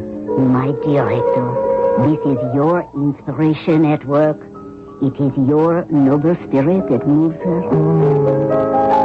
How can I leave her? But you must. Fame, fortune, glory await you in Italy. Perhaps I shall not go. Oh, go. And return as one of the immortals. Already they speak of you in the same tone, whether for Mozart, Beethoven, even Bach. But Bach didn't write operas. Which is why you shall surpass him in greatness one day. Ah, how proud I shall be to call you my son. And so when the evening drew to its reluctant conclusion, there were tearful, almost heart-rending farewells. Camille swore that she would be faithful to Hector forever. And 3 weeks later, she announced her engagement to Pleyel. Somehow, I felt I'd better be there when Hector received the news. So, I decided to go to Rome immediately and tell him myself. What? It's Ferrand. Hello, Hector. What good wind blew you to Rome? Come in, come in. Oh, I'm so happy to see you. I'm not even one bit disappointed. Disappointed? Oh, that you're not the post. I've been waiting all these days, all these weeks for a letter. Oh? Any special letter? Special? It's the only one in the world. From my darling Camille. I see.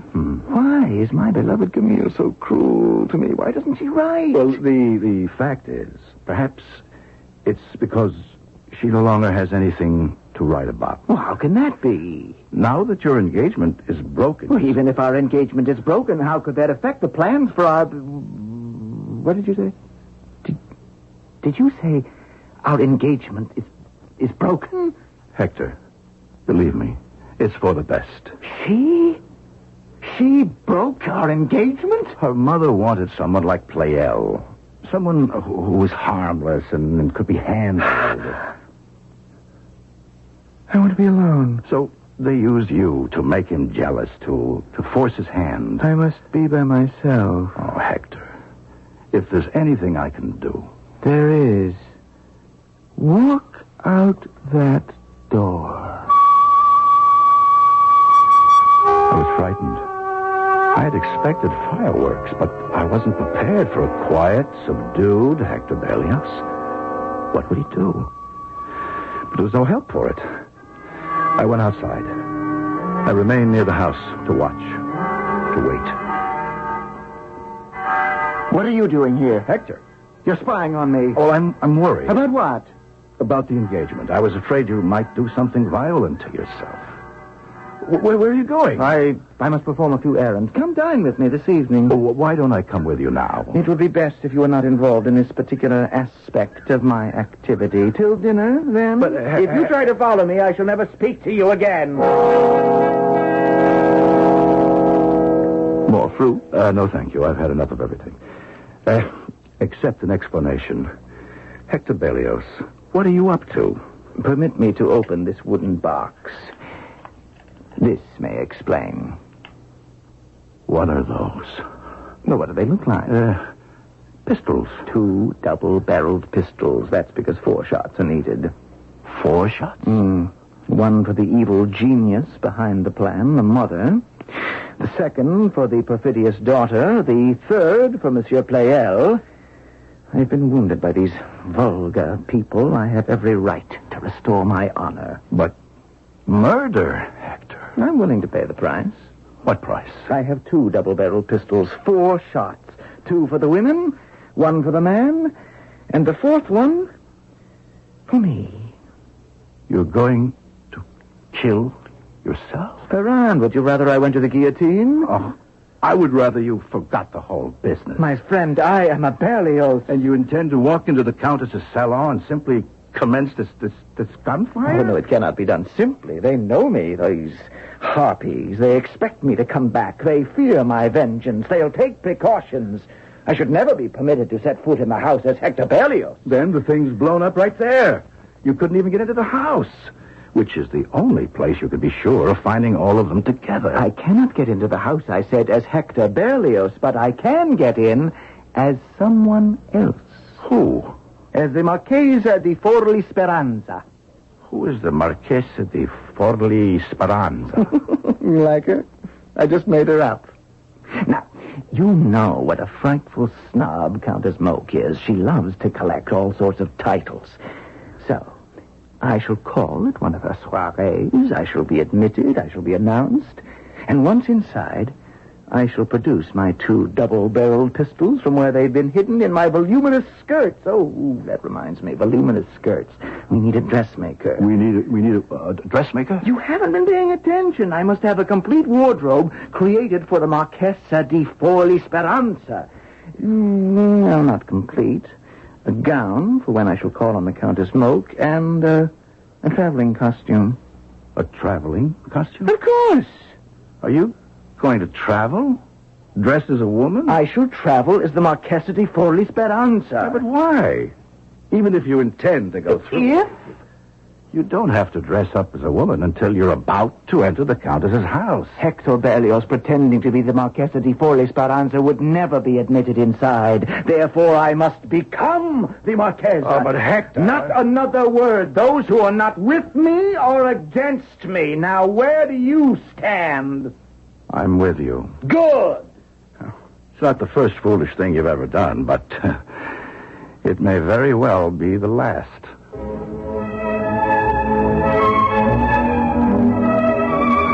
And so the plot thickens and the pace quickens.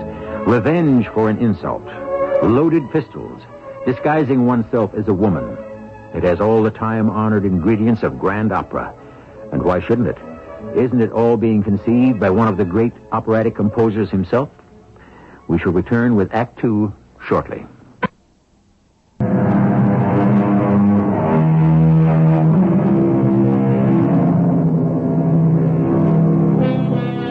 He seems a bit flaky, this Hector Berlioz.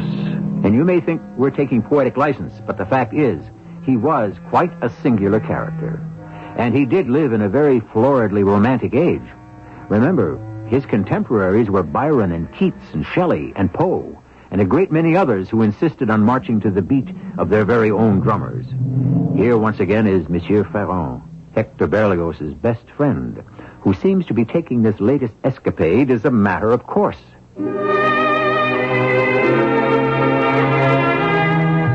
Yes, well, he had every intention of disguising himself as a woman and traveling to Paris to kill 3 people, and then himself.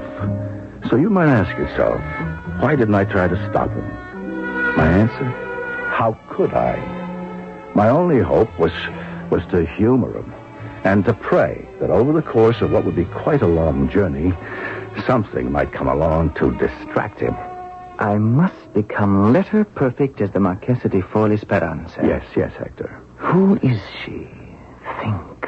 What sort of woman? What are her tastes? Oh, Hector, after all, We are creating a character, my good Ferrand. You talk as if this were theater. Well, of course it is. When I present myself to the Major Domo at Countess Moke's establishment as the Marchesa di Forli Speranza, shall I not be playing a part?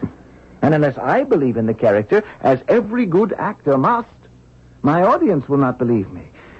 Now, to begin, I must shave closely. Now, then, I shall be posing as a woman of 30. What colors suit my personality? What is my personality? You would think he was composing an opera. Well, whether he knew it or not, he was. Of course, it would have an ending unlike anything in the theater. The people who would be shot in the final scene would remain dead forever. I kept hoping for something to turn up, but every day saw the plot advance further. Finally, it was time for wardrobe. We went to the finest shop in Rome, naturally. Only the best for Hector. And how may I be of help, Signor? Ah, Signora, we wish to purchase several outfits for a young lady. I shall be happy to serve you. What does the young lady need? Everything. Oh, I see. Particularly a traveling costume. Yes. Also, a formal gown and all of the required undergarments. I understand. Can it be done quickly, Senora? As quickly as you can bring the young lady in for her fittings? Oh, well, that may present us with a difficulty. It's not convenient for the young lady to come here. In that case, perhaps you could supply me with her measurements. Her measurements? Or would that also be inconvenient? No. As a matter of fact, we could do that right away. Do you happen to have them with you? Actually, you might say that I have them on me. Signor? You see, the young lady and myself, by a coincidence, happen to have the same measurements. Exactly? The same measurements? You might add an inch or two, or perhaps 3 to certain parts of the basic costume. Oh, yes. I suppose I could. Good. Shall we begin?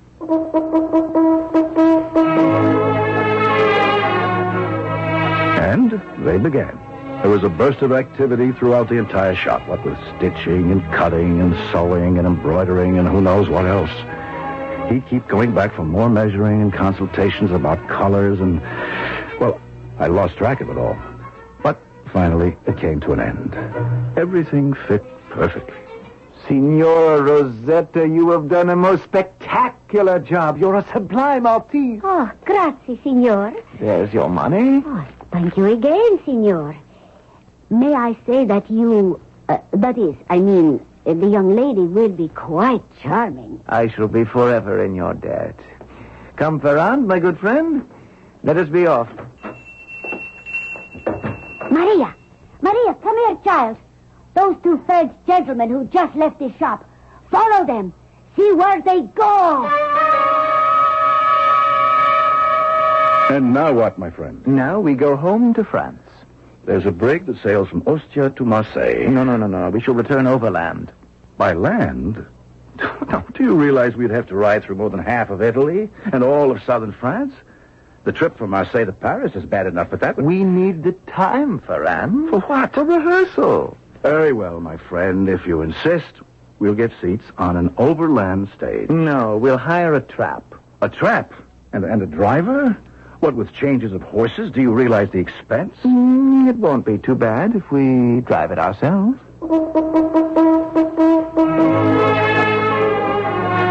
What was the use? He would have his way. We hired a trap.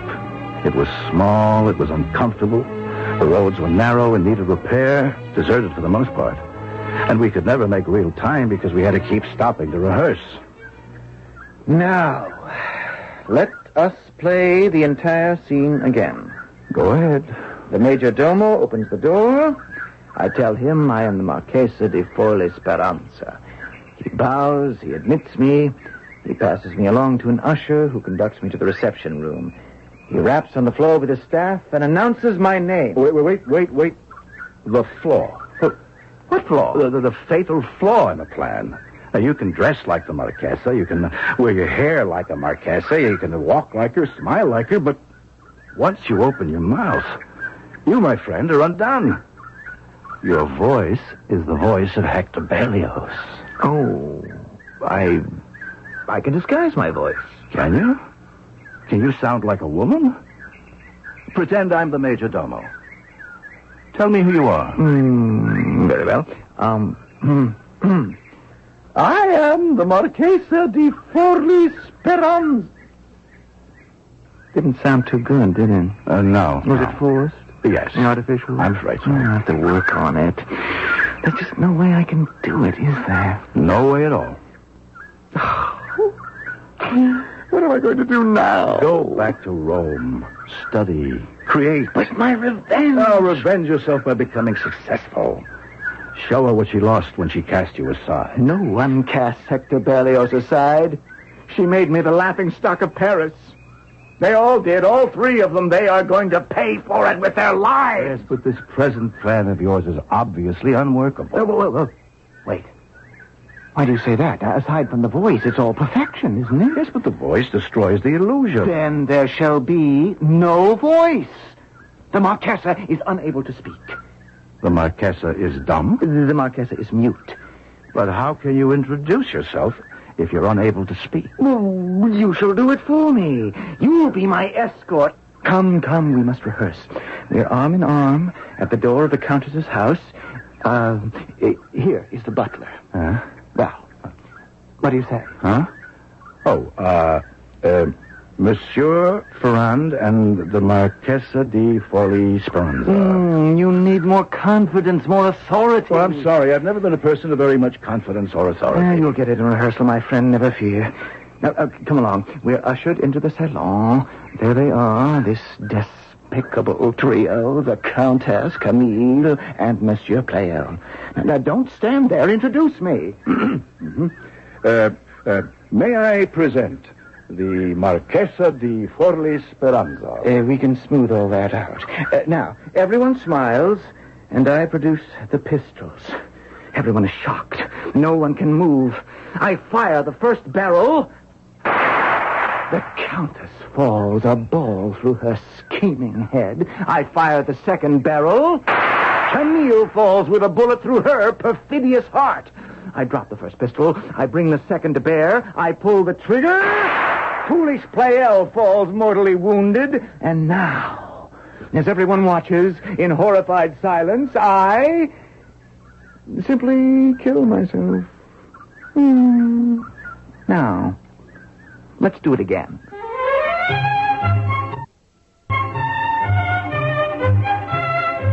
Why did I take all this from Hector Berlioz?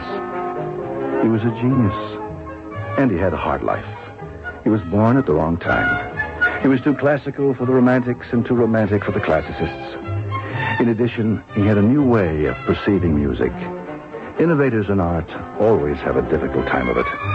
Of course, I was having a difficult trip. My back was killing me.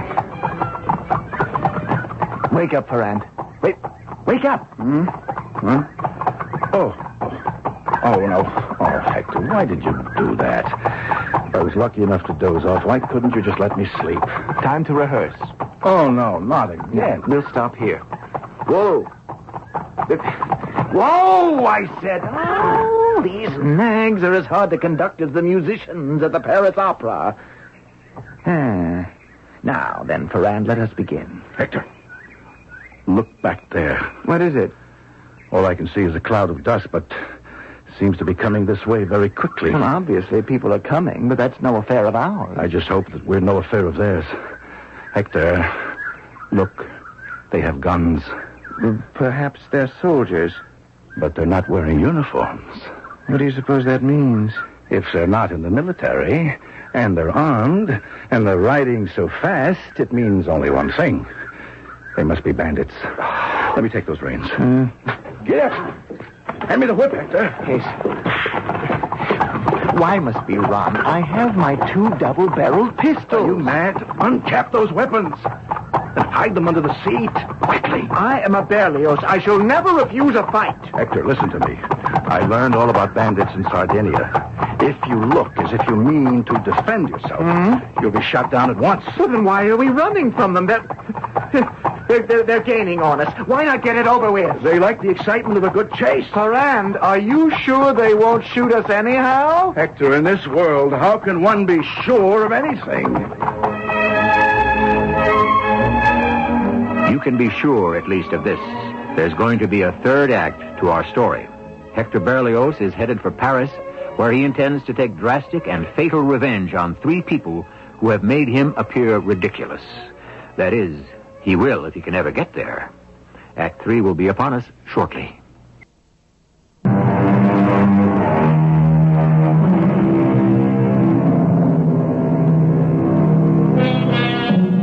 Here we have one of the great composers of the 19th century, Hector Berlioz, a man whose artistic immortality has already been established. And what is he doing?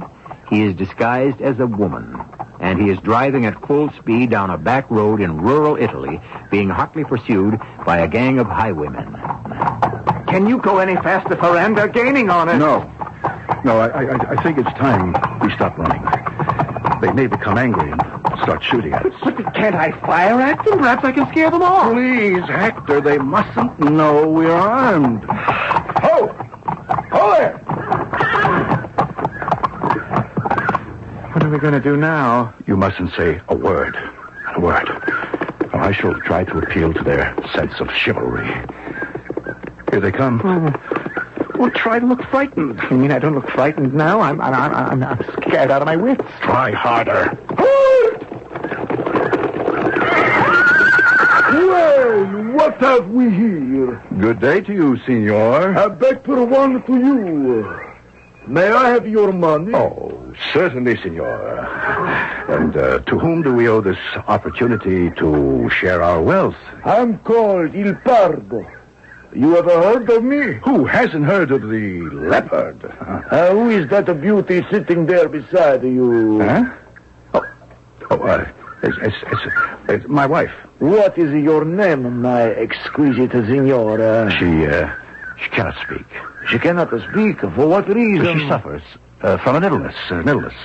That's why we're on the road. We are hurrying toward Florence. Yes, I see how pale she is. Yes, there's a famous doctor there. Perhaps he will cure her. And perhaps he will kill her with his infamous pills and potions. My friend, there is no need to travel all the way to Florence to see this quack. Oh, but we do I myself can cure her. Oh, how pale she is. Yes, she suffers. She suffers from living in the dirty, dusty, crowded city. She suffers from lack of fresh air to breathe, spring water to drink. Although this is a rather delicate subject, it should be obvious. She is withering away because of lack of affection. But we can remedy all these deficiencies here in our healthful mountains. What does that mean? It means that the woman pleases me, and I intend to have her. But she's my wife. True. So you have 2 choices. You can sell her to me, or you can fight me for her. Fight? But you wouldn't want her. Why not? Oh, because, well, she may not be everything you think she is. She is everything and more. I will have this woman. Come down, my magnificent blossom. Let me sweep you into my saddle. We shall ride to paradise together. But you wish to be paid? Very well. I shall let you keep your money, your baggage, your horses. Fair enough? More than fair. And now, beloved, come to me. Soldiers, run! Dogs! They sniffed me out. Another time, my angel. We shall meet again. Head across the field, men! Saved. Oh, we're saved, Moran. Yes. We've been delivered from these brigands. Doesn't this prove that Providence is with us? We are destined to succeed. Oh, sir, I want to thank you for saving our lives. Don't thank me so quickly. You may have been better off with the bandits. You are under arrest. Arrest? What's the charge? Espionage. But we're not spies. Silence! You will be given a fair trial before we hang you. It was a long, slow, terrifying journey back to Rome. We weren't permitted to say a word, not even to each other.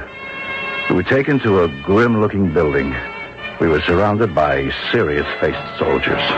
Bring in the woman. The woman! If only you would allow us to explain. Silence! You are the Signora Rosetta. Yes, Colonel. And these are the men? Oh, these are the men. And that is my dress he is wearing. I didn't steal it. I paid for it. Silence! Continue. Why should a man wish to dress as a woman? I asked myself. Suddenly, the answer became clear. He must be a spy in the service of the King of France. But that isn't true. Basta, Signor. You will be given your opportunity. Now, do you deny that you are a Frenchman? I proclaim it. Therefore, does it not stand to reason that you are a spy? Why does that stand to reason? All Frenchmen are spies. But I, sir, am Hector Berlioz. Who is Hector Berlioz? Oh, I am a composer. I never heard of you. Ask at the Academy. I don't know anyone at the Academy. I don't hold much with composers. But you could ask Paganini. My instinct tells me that you are an agent. Hold. Did you say Paganini? Ah, now there is a musician for you. Well, ask him. He'll identify me. Very well. But if you are not who you say you are, you can expect to be looking at a firing squad in the morning. A firing squad? Would you rather be hanged? Send for Signor Niccolo Paganini. And so they finally ran him down. And Signor Paganini came in as diabolical-looking and sardonic as ever. They said he was in league with the devil. Only Satan could teach a man to play a violin at such speed. And he looked at Hector without blinking an eye, as if it were absolutely normal for anyone to go about dressed as a woman. Yes, this is Berlioz. You are certain? Yes, I commissioned him to write a viola concerto for me. It wasn't much good. That's a lie. It was excellent. You're complaining because your part wasn't big enough. What am I supposed to do during a half of it? Fall asleep? Colonel, it's called Harold in Italy. It's magnificent. It is a trap. It's ahead of its time. Charlatan. Gypsy fiddler. Get out of here, the bug of you. Madmen. Lunatics. What is this? An insane asylum? And so the days went by. We crossed the border into France. We drew closer and closer to Paris. Nothing occurred to me. The colonel was right. Berlioz was a madman. He would go through with this. How could I stop him? And we would pause in some deserted field and rehearse constantly. And now I produce my pair of pistols. The first bullet for the Countess. The second for Camille. The third for the fool. And the fourth for me. Very good.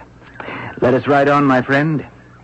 Hector, I was hoping... For what?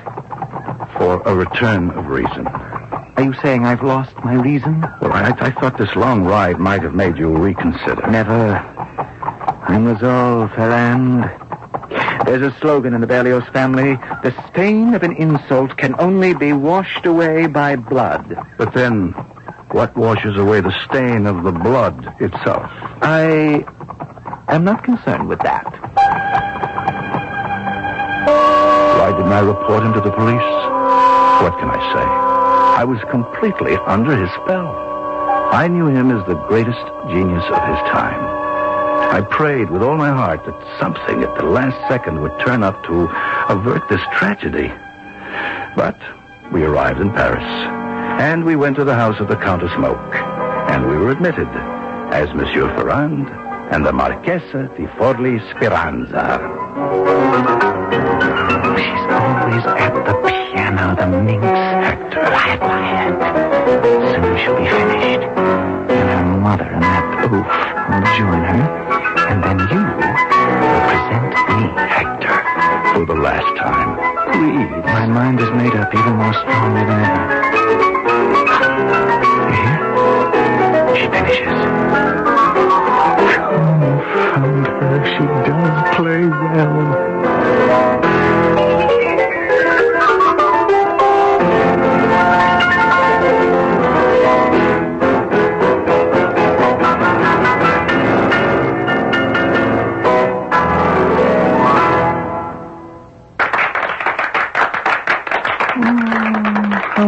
Prettily she blushes, how modestly she bows. What falsehood! What artifice!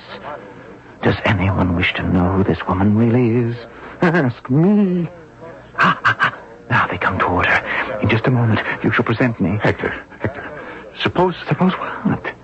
Something goes wrong. Oh, what can go wrong? A pistol can always misfire. No, not these. I've carefully measured out the charges to the final grains of powder. I have the finest, the most expensive percussion caps. Yes, but still... Even more important, I am perfectly rehearsed. I raise the first pistol, 2 shots the women. I raise the second, 1 shot the man. The 4th shot for me. I've done it over and over 100 times. No, you haven't. You haven't even done it once. Are you mad? How many times have I fired? You've only fired 3 shots. Never, not even once, have you fired the 4th. Oh. Well, that's because... Yes? Because? Well, hang it all, I can only kill myself once. How do you know you can even kill yourself at all? Well, because... To kill the 3 would be a source of immense gratification. True? Oh, how true. But to kill yourself afterward? You don't know yet if you can really hold the muzzle of that pistol to your temple. You don't know if you can pull the trigger and allow the trigger to blow your brains out. Please, Ferrand, you needn't be so indelicate. Shall you be able to say farewell to life, to art? Shall you murder not only the 4 of you, but also the great works that are still in your head, waiting to be released? The operas, the symphonies, the fantasies, all the brilliant music of Berlioz. Shall most of it die unborn? Now, Ferrand, you must not try to weaken my resolve. But how strong is it? Can you turn that pistol on yourself? Have you ever rehearsed? Do not try to swerve me from my purpose. Die or don't die. Hector, I wash my hands of it. I am leaving. Farewell, Hector. Goodbye forever. Wait, Ferrand, wait! For what? Looking at her, getting up from the piano with that simpering smile? This is your queen of beauty? Your angel of delight? What can I do? I love her still. After what she said. Remember what she said last time we were in this house? My darling Hector, she said, you shall write the notes, and I shall make them come alive. She said that? She will breathe life into my divine music? Why, that fumble finger... Why not tell her yourself?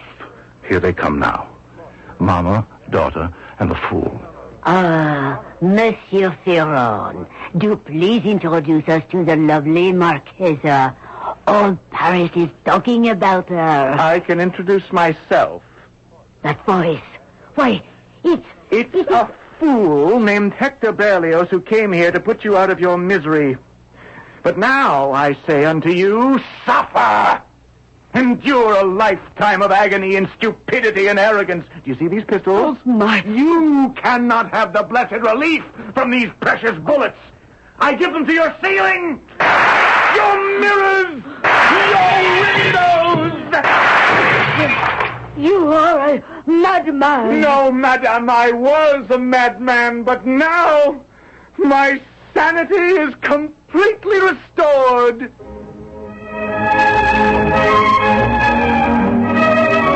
That remark might have inspired differences of opinion among his contemporaries, but then again, if you were to rate sanity on a scale of 1 to 10, where would most of us place? And what did our story prove? Quite possibly that these illustrious people whom we tend to set up on pedestals have feet of clay, just like the rest of us. However, my feet, even if of clay, shall bring me back here shortly. You've got it.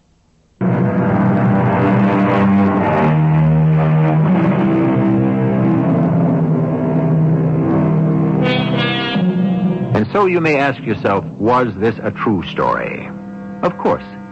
The incidents are selected from the memoirs of Hector Berlioz himself. So if it's fiction, it's his fiction, not ours. Of course, we have juggled a scene here and there, adjusted the timing a bit.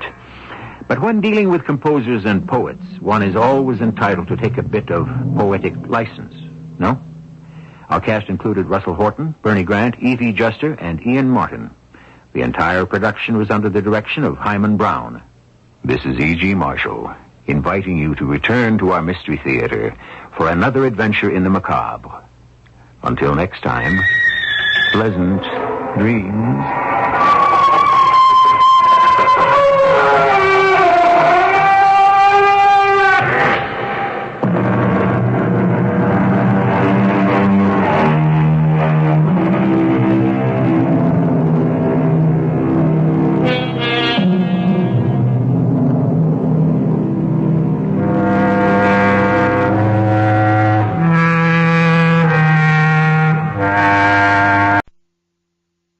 Mystery Theater.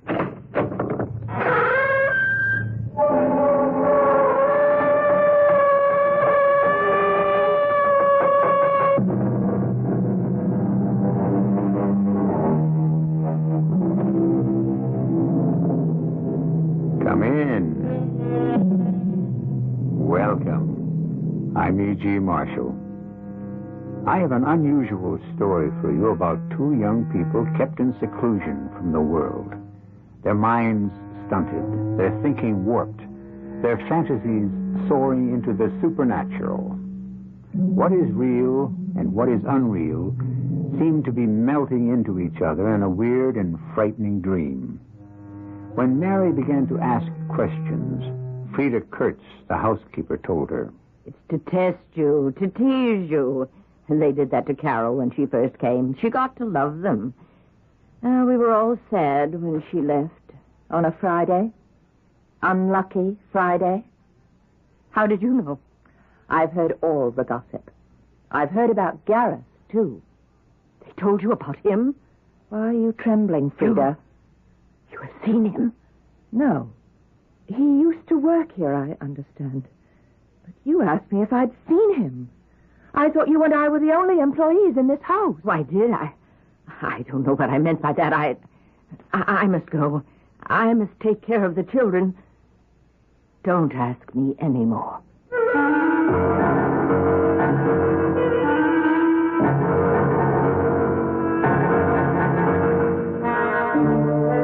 Our mystery drama, Circle of Evil, was written especially for Mystery Theater by Sidney Sloan and stars Marion Seldes and Christopher Tabori.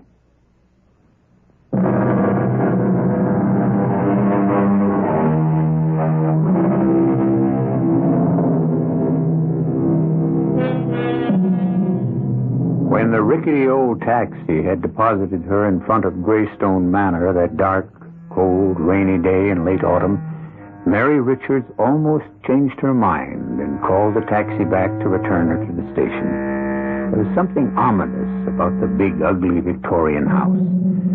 It was too much like the illustrations she remembered from the gruesome fairy tales of her childhood. When she had dragged her heavy suitcases to the top of the stone steps, she stopped. She was suddenly gripped by a nameless fear, a crippling fear of the unknown. However, after a moment, she made her way to the large oak door and rang the bell.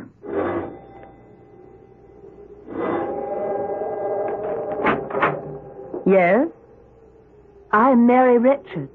Oh, yes, of course. You must be the new governess. I'm Frida Kurtz. I'm the housekeeper.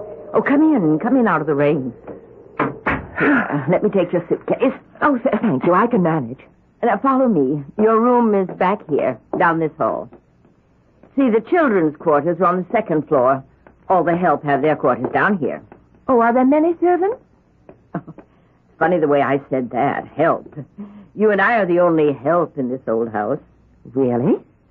But the house is so large. Oh, we only use a small part of it. The rest is closed off. Used to be a big family living here. Big. 10 people all the time. Sometimes as many as 15, 16. Oh, they're all away?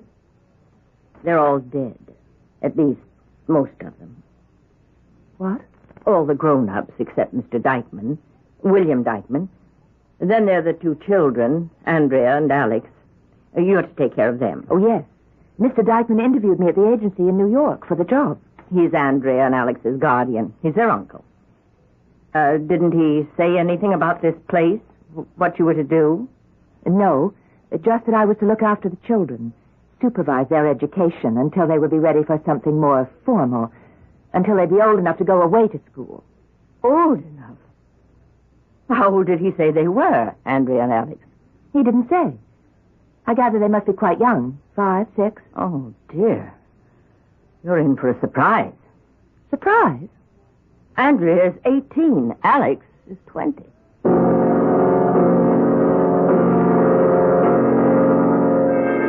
So you're the new nanny, are you? I wonder if you're going to like it here. Oh, shut up, Alex. You mustn't mind him, Miss Richards. He's always like this at first. I like to play games. Don't you, Nanny? Hide and seek, that's my favorite. In this house, there are so many good places to hide. You'd never be found till it was too late. Alex, stop it. Now, stop it, please. I'll stop.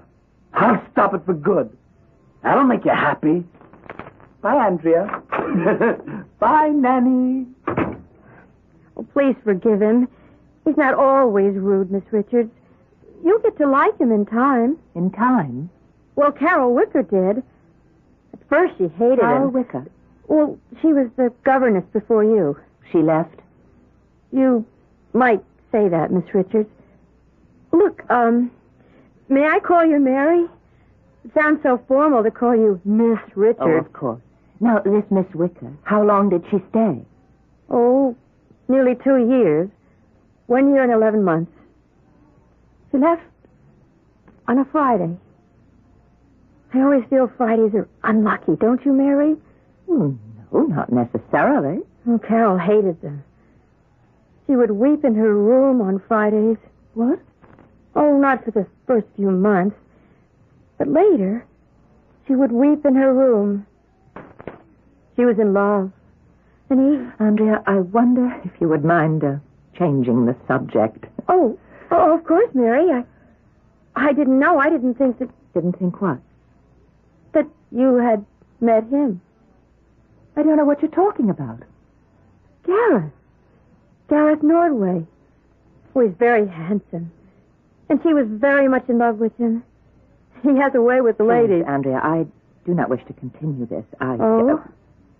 So you've met him, too? No, I haven't met him, and I don't wish to discuss this further.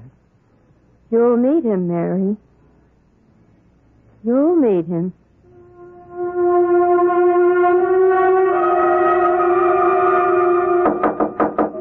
Yes, we're having supper up in the playroom. Wouldn't you like to come up and eat with the children? Come in, Mrs. Kurtz. I want to talk to you. Oh, you haven't unpacked yet. Do you want me to help you? No. As a matter of fact, I've decided that this job isn't exactly what I'd contracted for. You're leaving? Yes. I'm afraid this is more than I can handle. Mr. Dykeman gave me to understand that I'd be working with children. They are children. No. They are two young people who need attention, who seem to need psychiatric help, and I'm not qualified for the job. I've placed a call to Mr. Dykeman in New York. Oh, yes, I know. It's that crazy act they're putting on for you. Act? Sure. It's to test you, to tease you. It's only a joke. They did that to Carol when she first came, and she got to love them. We were all sad when she left. On a Friday? Unlucky Friday? Well, yes, how did you know? I've had all the gossip. I've heard about Gareth, too. They told you about him? Yes. Why are you trembling? Have you seen him? No. Does he work here? He used to. He was the chauffeur. Used to work here. But you asked me if I'd seen him. Oh, did I? I don't know what I meant by that. I must go and have my supper now. They're waiting. Mrs. Kurtz, wait. What? Hello? Mr. Dykeman, please. Mary Richards calling. What? Well, when will he be back? Well, how can he be reached? I'm the governess. I mean, he hired me recently to take care of his niece and his nephew, and No. It's nothing to do with the salary. That's quite satisfactory. It's just that... When may I expect to hear from him? Well, if he doesn't call, I shall leave Greystone Manor on the 31st. That's 2 weeks and 3 days.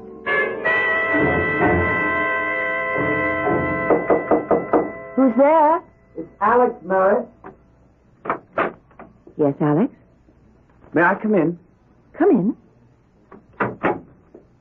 You've locked yourself away from us here in your room. We haven't seen you for the last 2 days. Yes. Haven't you been well? Nothing wrong with my health. Well, I hate to bring this up, but aren't you our governess? Shouldn't you be teaching us something? Something useful?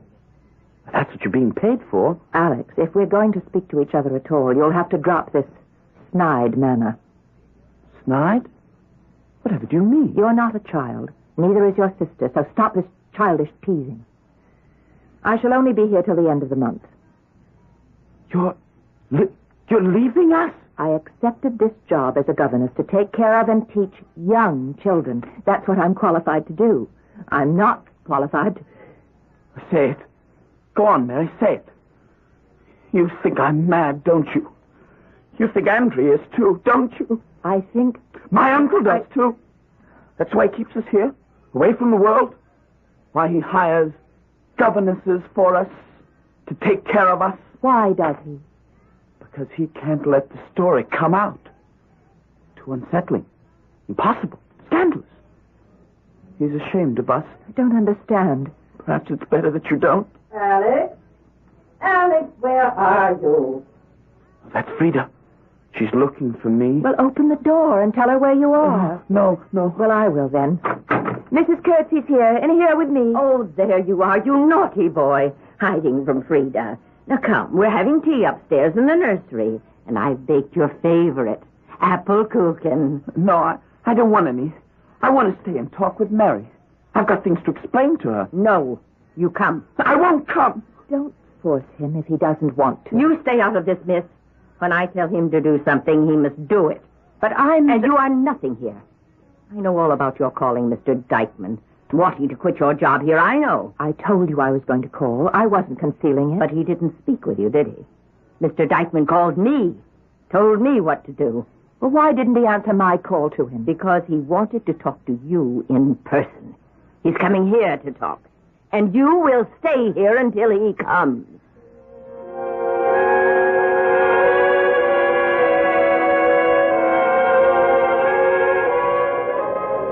The house doesn't look so gloomy when the sun is shining, does it? Oh, Andre, I thought I was alone out here. You're very unhappy here, aren't you? Oh, uncomfortable is closer to it. It's just that everything is so strange, so uncertain. Like living in a dream? Yes. Yes, like a dream, but not a very pleasant one. You'll be going soon. 10 days. I'm sorry. You can't help us? Help you? Oh, Alex knows that, too. We want you to stay. Oh, that's very flattering, Andrea, but I can't possibly help you. I don't even know what kind of help you need. We can tell you. Show you.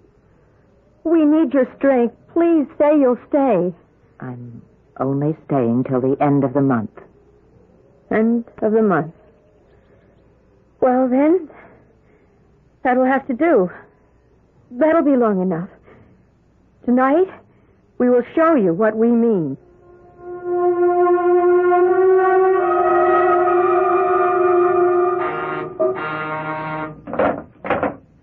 Hello? Yes? Did I wake you, Mary? No, I was reading. I wasn't asleep. Please come to the large drawing room on the 3rd floor as soon as you can. What is it? I can't tell you over the house phone, please. Very well. It'll take me a few minutes to dress. No, just put on your robe. Come now, please. I'll come right up.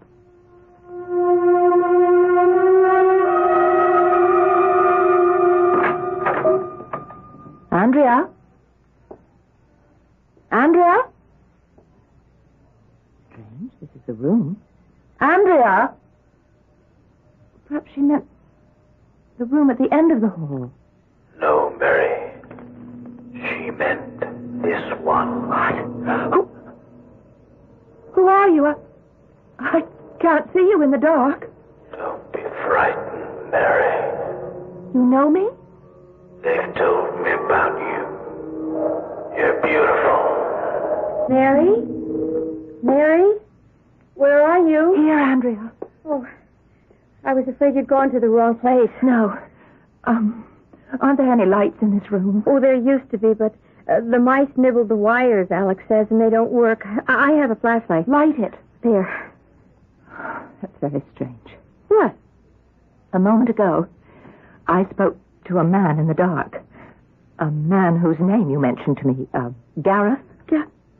Gareth Nordway. He was here. Well, where is he? He left very suddenly. You told me about him. A chauffeur, wasn't he? Oh, many years ago. Wait a minute. Flash your light here on the floor. There are no footprints. No. The dust is heavy on the floor, and your footprints are plainly marked, as are mine. But none for Gareth. None. The dead do not leave footprints, Mary. I want an answer. I must have an answer. Just accept what you see, what you hear. Dead. He's been dead for nearly 15 years. Dead, and yet not dead. Well, what sort of nonsense is this? It is not nonsense. You spoke with him. What are you trying to do to me? I don't believe in spirits and ghosts and the supernatural. It was some sort of trick, wasn't it? Tell me the truth. Believe this. Gareth is here. Possibly right in this room. No, I don't believe you. It's all in your mind. It's some morbid story that somebody told you when you were children. If this house frightens you and depresses you, why don't you run away from it? You don't have to stay. But we do. What? We cannot leave. He won't let us leave. He holds us. He keeps us here. It's part of his revenge. Revenge? Do you expect me to believe... Revenge for his murder. He says he was murdered. And he will not stop until all of us, all of our blood, are dead.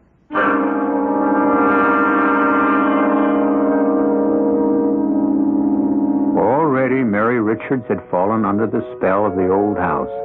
She was beginning to believe the unbelievable. Had she really spoken to the spirit of Gareth Nordway? Or was this just a frightening thought conjured up by the strange young people who inhabit Greystone Manor? Perhaps we will find some of the answers in Act 2.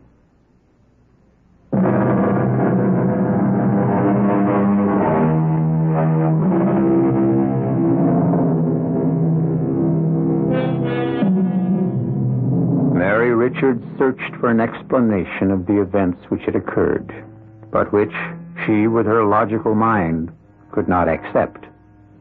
She waited impatiently for the arrival of William Dykeman, hoping that he could answer the questions to which she could find no answers.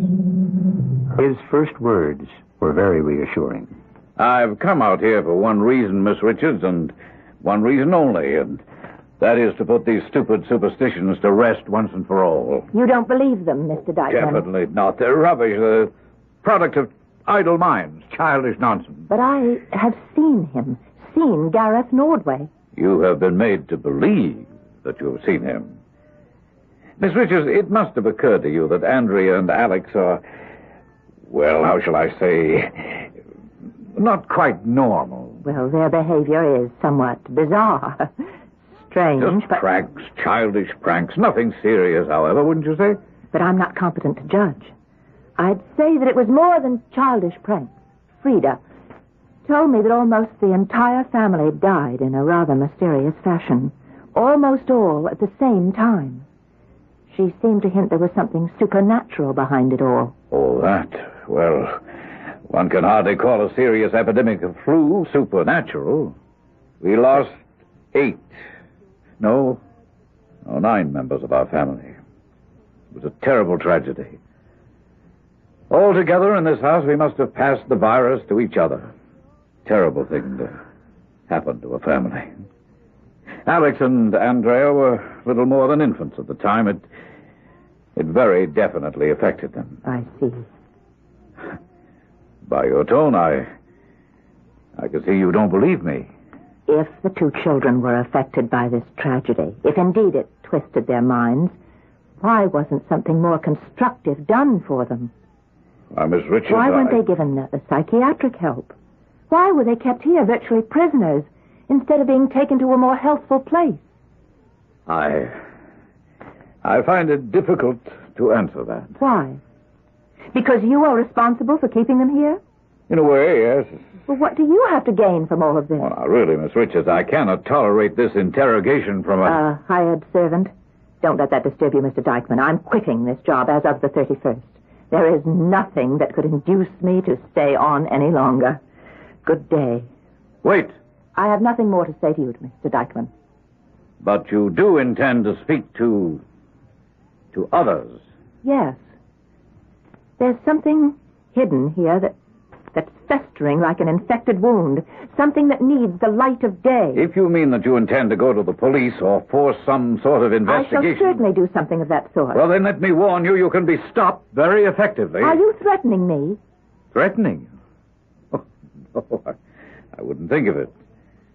But I must, in your own interest, prevent you from causing yourself hardship. Yes, and perhaps even injury.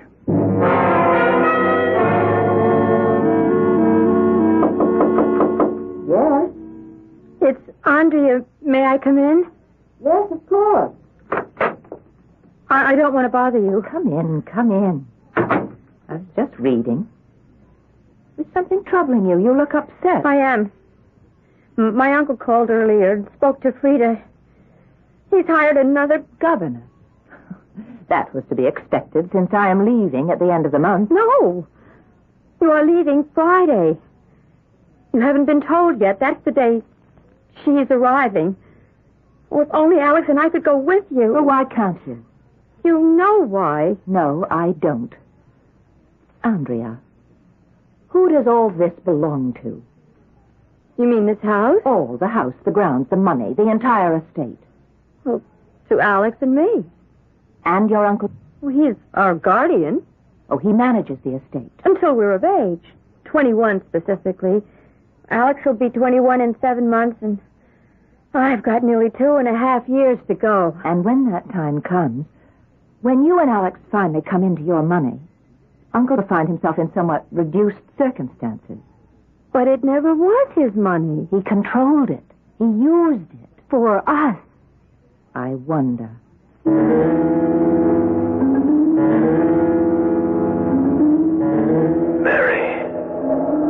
Mary, listen to me. I must speak to you, Mary. Who is... Mary, this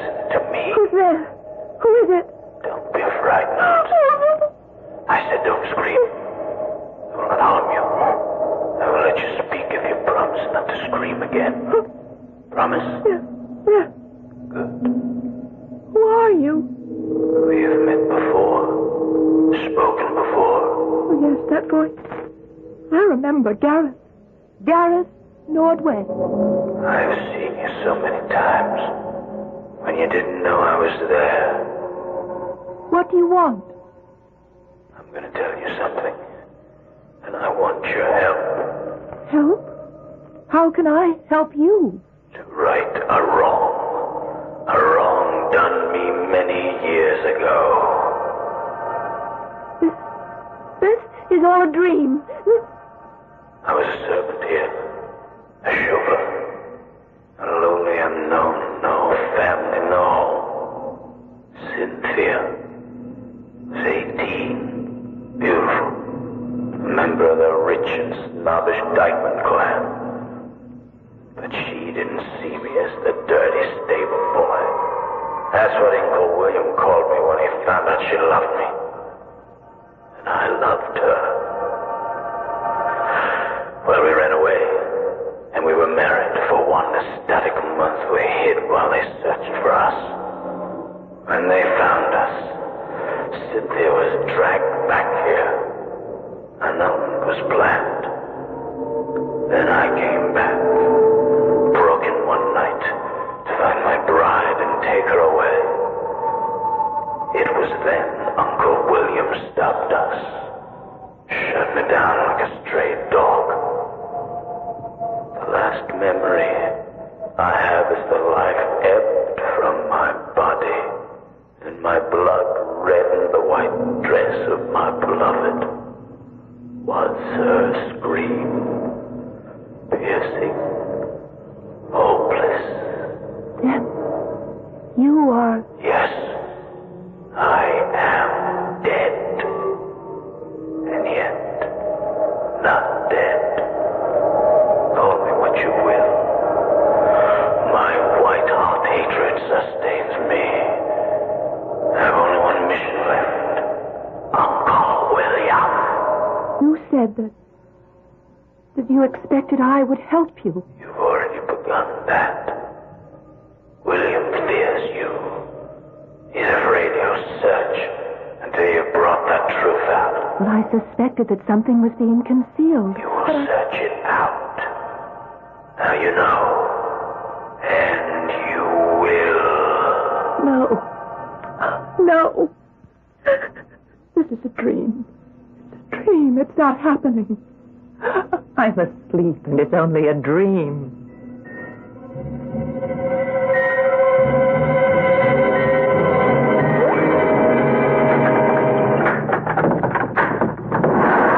Going cycling again, Mary?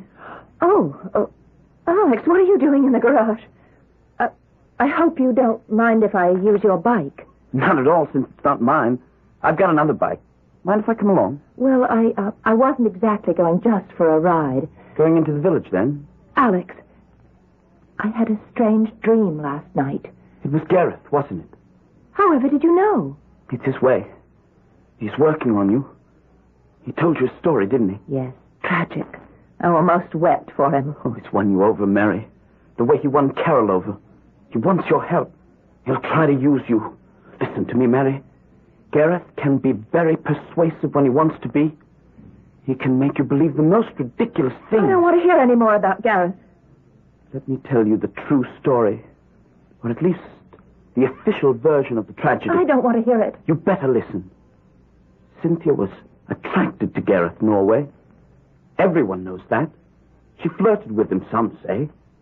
Whatever it wasn't love. Not on her part.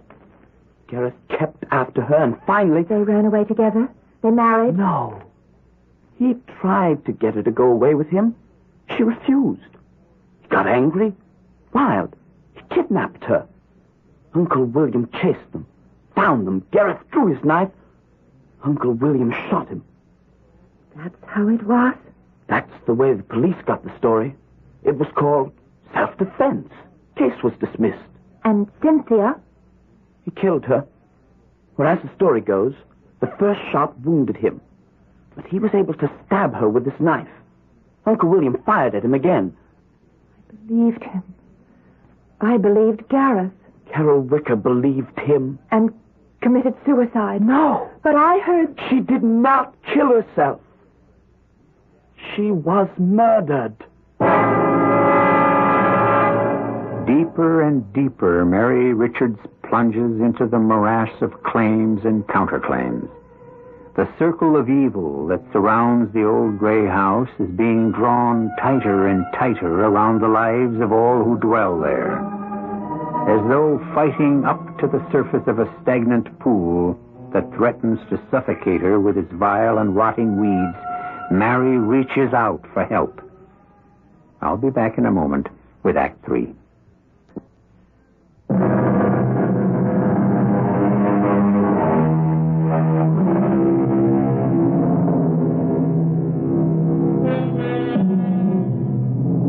Mary Richards' sleep that night was filled with frightening dreams. Dreams of frustration in which she could not fight or defend herself from unknown and unnamed forces. She found herself slipping into a deep abyss, the sides of which afforded not the slightest foothold. Her fingers, clutching at the slimy walls, could grasp nothing.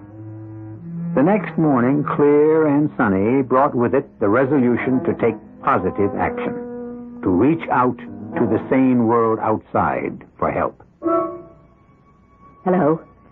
County Coroner's Office. Mr. Lascombe. My name is Mary Richards. I'm inquiring about the late Carol Wicker. No, I'm not a relative. Let's say that I'm a friend. Was a friend. Yes. Now, I've read your report on her death. I got the transcript from the Bureau of Records. Well, I'm just a bit confused. Your original opinion was that she might have been struck with a club or some other blunt instrument. But your final opinion was that her death was caused by an overdose of sleeping pills. Well, I was just wondering why you changed your mind. New evidence. What new evidence? That she had been upset, melancholy, despondent. Well, who gave you that evidence? Oh, I see.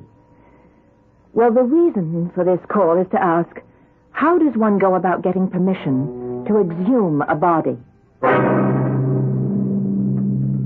I'm not so sure you're doing the right thing, Mary. After all, Carol was in a bad state of mind, unhappy, depressed. And she knew something. Something which might prove embarrassing. It was your Uncle William who supplied the information that changed the coroner's opinion. Don't you find that interesting? I do.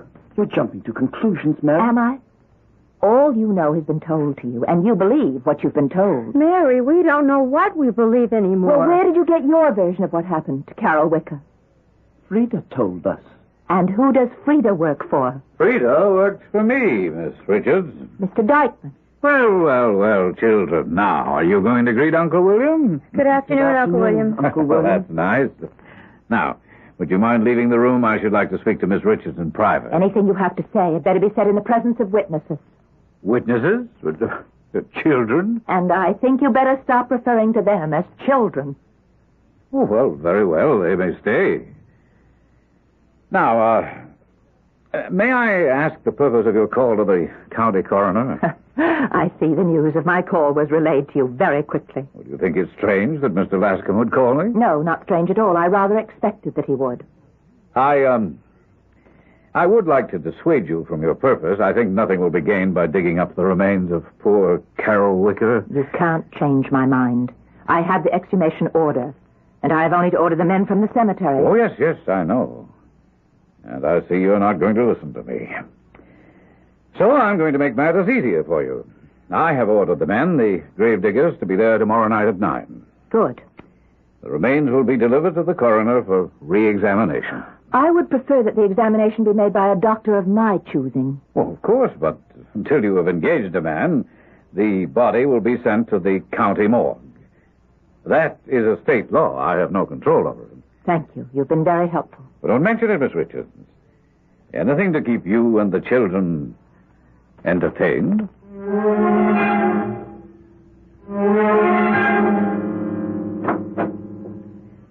Is that you, Alex? Yes, Andrea. Where have you been? Upstairs, in the old part of the house. Looking for him? I thought he would want to speak to us. Are you certain that he can? That he... Are you beginning to have doubts? I don't know. Uncle William is going to have us committed. I heard him speaking with Frida. He said he'd had enough trouble. He doesn't care if the entire matter comes out. We're going to be locked up. Treated as though we're insane. Isn't it possible, Alex, that we are? No, we're just frightened, afraid. Don't tell me that Gareth is just something I imagined. You've seen him, too. Spoke with him as I have. Yes, Alex. Carol saw him. Spoke with him. Mary, too. Isn't it possible that we, you and I, have conjured him up? Perhaps he's nowhere but in our minds. No, I'm not that mad. I'll not believe that. They can't lock me up. What is this? Still up? It's long past your bedtime. Now go to your room at once, children, or I will punish you both. Yes, Frida. We're going right now. Aren't we, Andrea?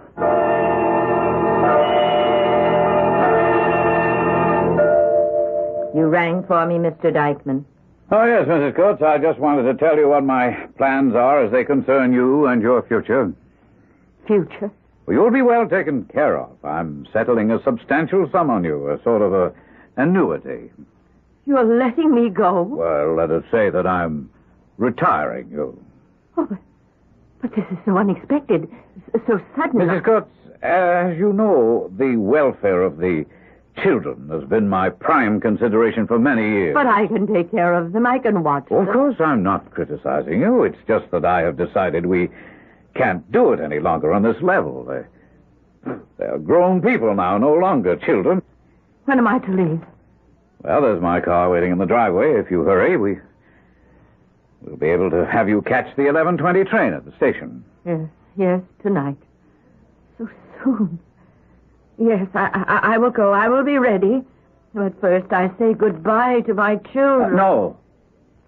Under no circumstances are you to let them know that you're going. It would be very bad for them. Oh, yes. Yes, I will do as you say.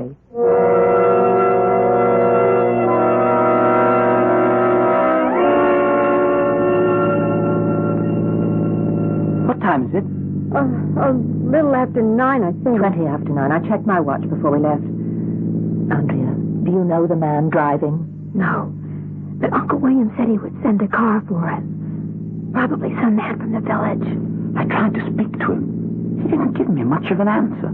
Just mumbled something about driving us to the cemetery. Is it very far from the house? That's it, just up ahead. Oh, this is it. We'll have to walk from here. Oh, driver, will you wait for us here? Follow me.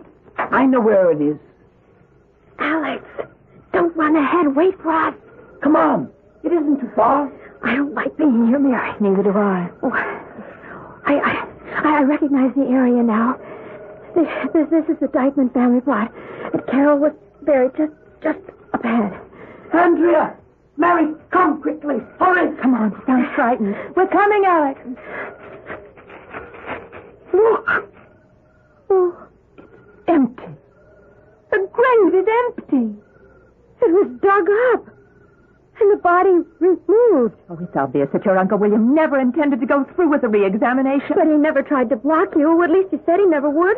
Why did he go through this whole business of digging up the body and bringing us here to see what he had done? The car! The car that brought us here! It's leaving! Stop! Wait! Stop! Hold your breath, Alex. He won't stop. How are we to get back?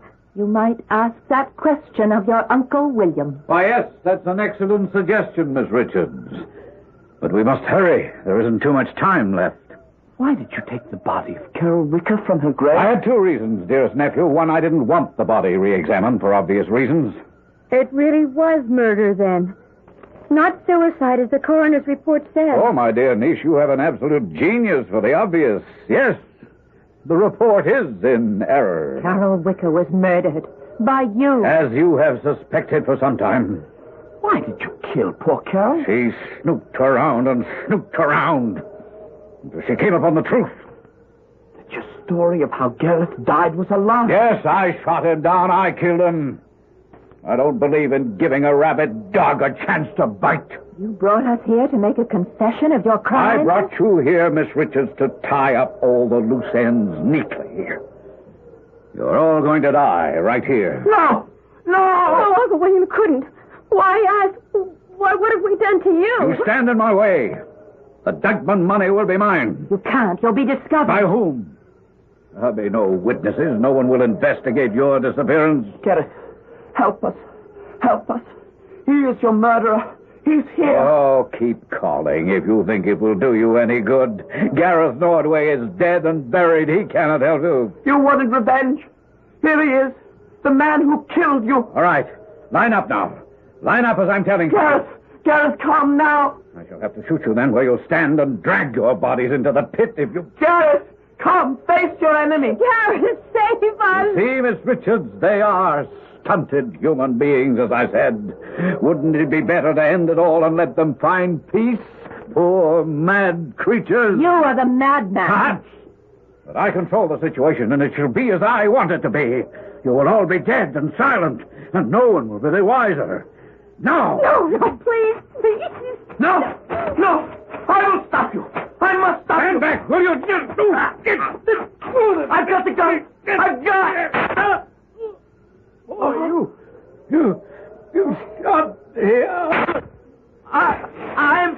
I'm quick. Oh, he's fallen. He's shot.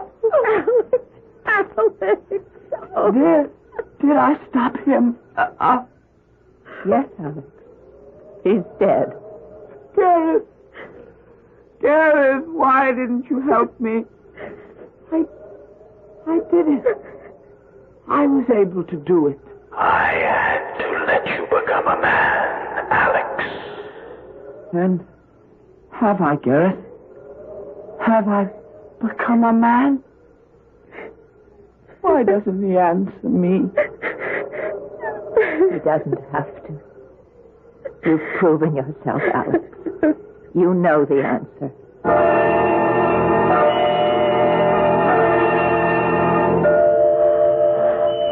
I just checked with the ticket agent. The train's on time. I'm almost sorry. I hate to see you leaving. I must. And you'll be all right now, Andrea. Oh, are you sure you won't reconsider and come back to the city with me? No. I've definitely decided to stay in the old house. So many memories. Well, if you ever change your mind, you know where and how to reach me. I know. The old house will be different now. It feels different. The gloom seems to have lifted, and everything seems brighter. It's only Alex. Ah, you promised not to dwell on that. Yes, I'll keep my promise. But I wanted to say that I'm so proud. Yes, that's the word. So proud of him.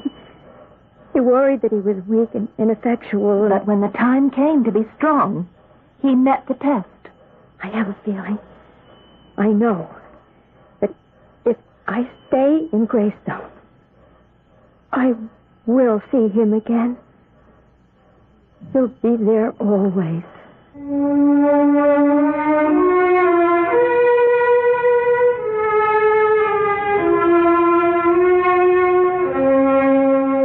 As the train began slowly pulling out of the station, Mary Richards could see the lonely figure of a young girl standing wistfully looking after the departing train.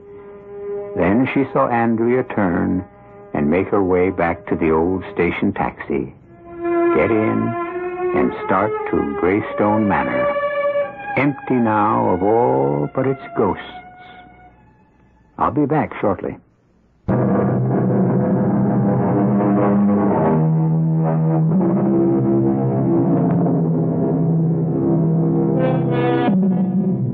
What is real and what is unreal? It's a question which has troubled man since he began to reason. Some say the answer can be found in our primeval fear of the dark, a carryover from our early days on this earth. There are others who believe that there are forces beyond our comprehension, forces which control us, guide us into good or evil. What do you think? Our cast included Marion Seldes, Christopher Tabori, Mary Jane Higby, Rosemary Rice, and Ian Martin. The entire production was under the direction of Himan Brown. This is E.G. Marshall inviting you to return to our Mystery Theater for another adventure in the macabre. Until next time, pleasant dreams.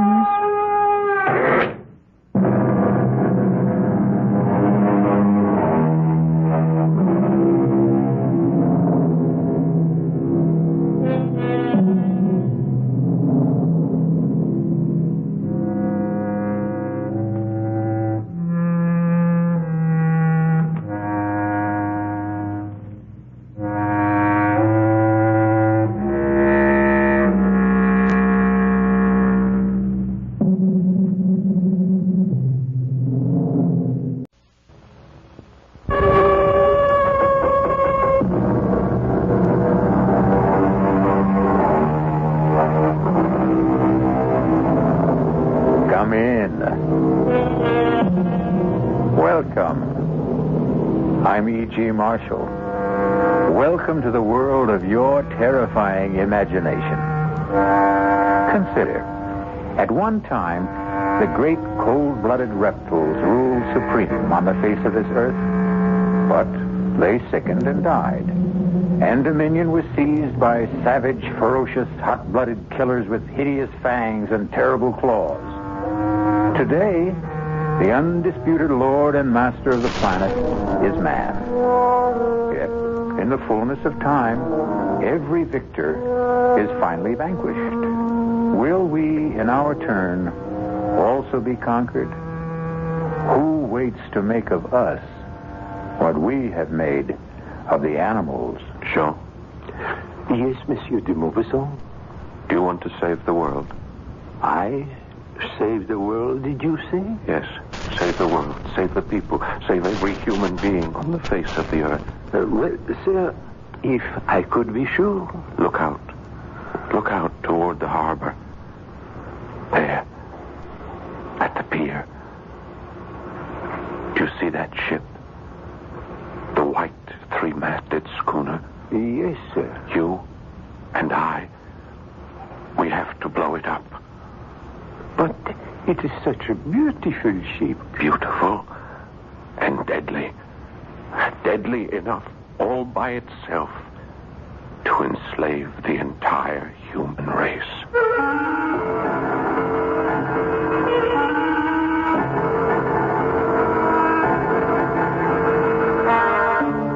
Our mystery drama, The Horla, was especially adapted from a story by Guy de Maupassant for the Mystery Theater by Sam Dan and stars Paul Hecht.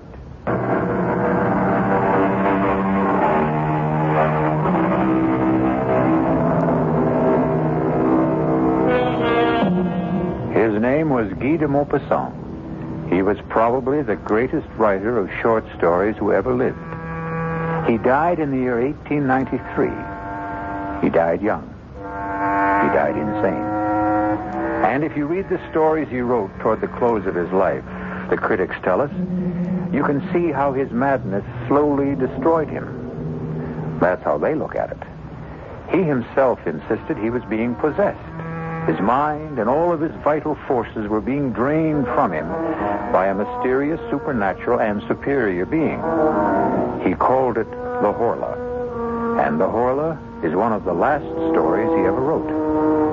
Is the Horla merely the raving of a man going mad, or is it an inspired prophecy of a fate that awaits us all? You decide. Dr. Cartier. Yes? Yes, what is it? I have been pressing the bell signal, Doctor.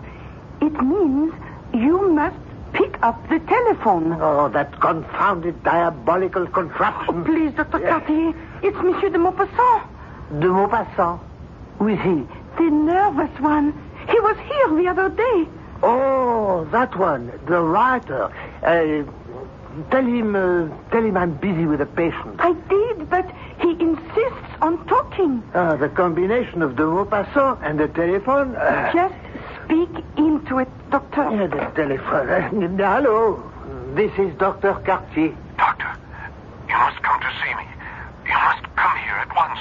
Please, monsieur, calm yourself. If I knew how to calm myself, I wouldn't need you. You must Monsieur, be reasonable. I would like to be. I'd give everything I own if I could be reasonable, if I could only be reasonable, but it won't let me leave. What won't let you leave? It. The Horla. The what? Monsieur de Maupassant. Monsieur, speak up. What happened?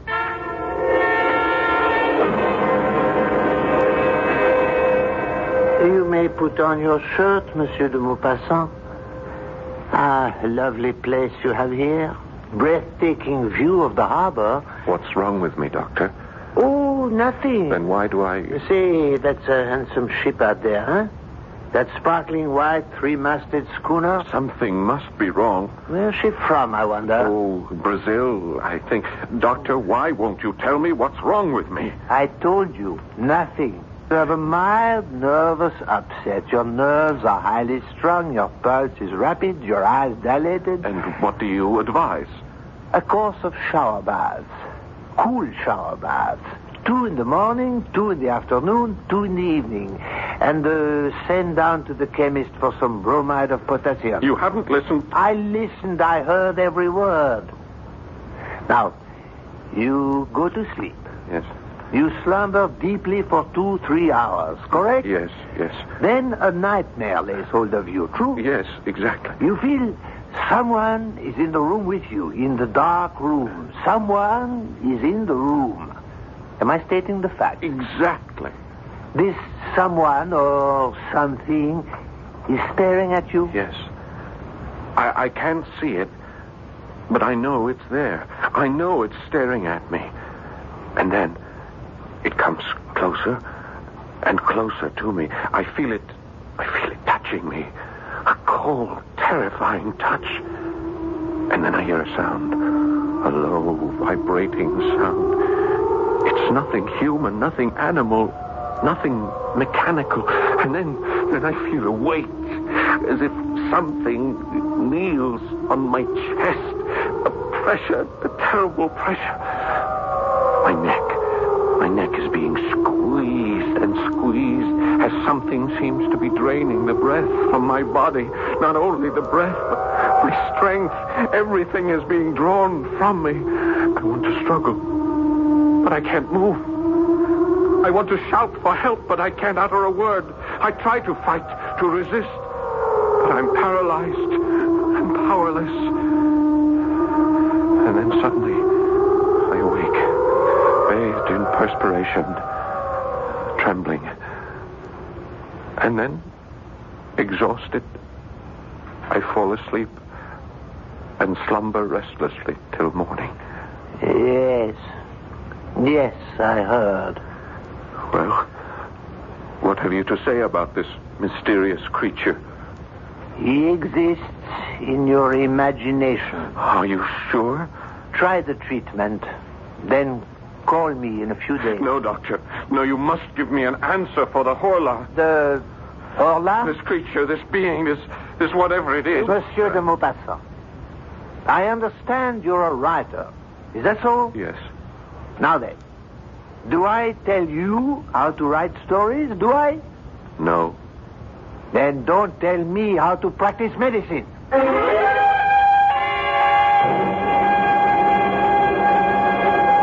Fish, fresh fish, fresh mullet, mackerel, bass, flounder, fresh and sweet as a faithful wife. Good morning, Madame Bossard. Oh, it's you, Monsieur de Maupassant. I hear you have been ill. It's because you have not been eating enough fish. I instructed my cook to buy some for dinner. Oh, yes. She has been here. Monsieur, you promised to put me in a story. Well, perhaps I will. Tell me, Madame Bossard, have any interesting new ships come in? Now that is a good question. Yes, it is. And I would say it's not what comes in that's interesting. It's what's not going out. If you get my drift, monsieur. No, I'm afraid I don't understand. The Brazilian. The Brazilian? The white three-master schooner at the end of the pier. Oh. You see? Oh, yes. Well, what about her? Oh, monsieur, she has been tied up here for 3 weeks. So? She hasn't unloaded a stick of cargo. Well, perhaps she's put in for repairs. She has not replaced so much as a rope. Supplies? Food, water? Listen, Monsieur de Maupassant, no one is allowed to go aboard her. Her crew has not been given so much as 10 minutes of liberty. Strange, no? Every few days, her captain comes down to the dock to buy fresh fish, meat, some fruits. And that's all we ever see of them. What does the captain say? Not a word. He's a huge, surly ape of a fellow. He points to what he wants and pays. Comes in without a hello and leaves without a goodbye. Well, we seem to have a mystery.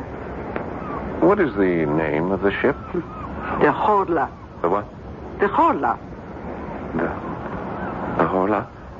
But that's... What is it, monsieur? The Horla. I thought... Yes? I thought I had just made it up. Monsieur, what are you saying? Are you sure? Are you positive that that's the name?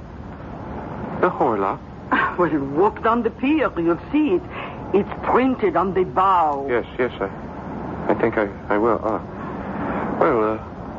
Good day, Madame Bossard. Good day, monsieur.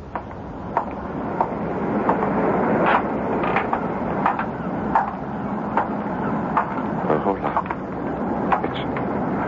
It's incredible. Ahoy! Ahoy there! Aboard the Horla! Ahoy there! Anyone there? What do you want? You have a beautiful ship there, sailor. Listen, mister. Move on. Well, all the other ships allow visitors. Captain's orders. Well, why... None of your business. Couldn't I ask you something, sailor? No. Your name, the Horla, what does it mean? It doesn't mean anything. How did you come to choose Go on, move. You got no business here. This is a public pier. I have as much right to be here as you do. Perhaps more. Now, listen, mister. Please, for your own good, get out of here. Leave as fast as you can. Go away. Go away as far as you can before... Before what? Before the... Aha! No! Please. I didn't say anything to him. Well, who are you talking to? No, please. Don't do that to me. No! Sailor, what is it? What is it? No! Sailor!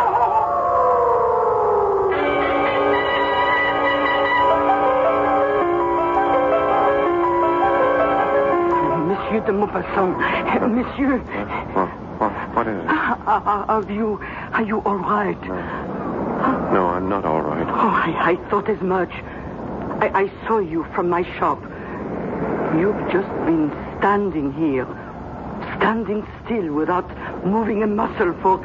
Oh, monsieur, it must be every bit of 3 hours. The ship. What about the ship? My head, I feel so weak. Oh, take my arm, monsieur. Ship. No, I must go aboard that ship. Listen. Do you hear that? What, monsieur? That sound. It comes from the ship. I am sorry, but I hear nothing. Nothing? Oh, I hear seagulls, waves. Oh, and now, come, monsieur, it's thunder, a storm. I must go aboard that ship. But they won't let you. The ship. Oh, come quickly, monsieur. You'll catch your death. The ship. Oh, hurry, monsieur. How did I know? Answer me that. How did I know? How did you know what? The name of the ship. How did I know that name? The Horla.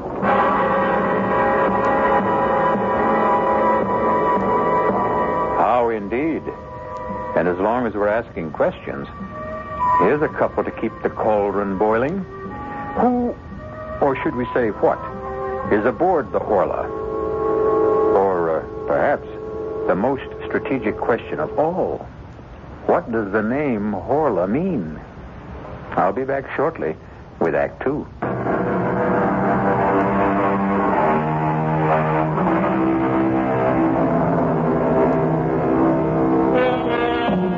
Guy de Maupassant is writing a story about a mysterious force which he calls the Horla, a force that drains the life and strength from his hero.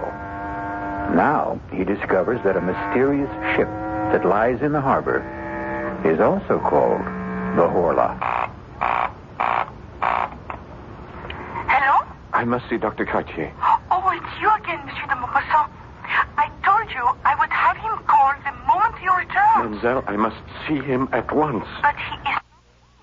Monsieur! Oh, excuse me.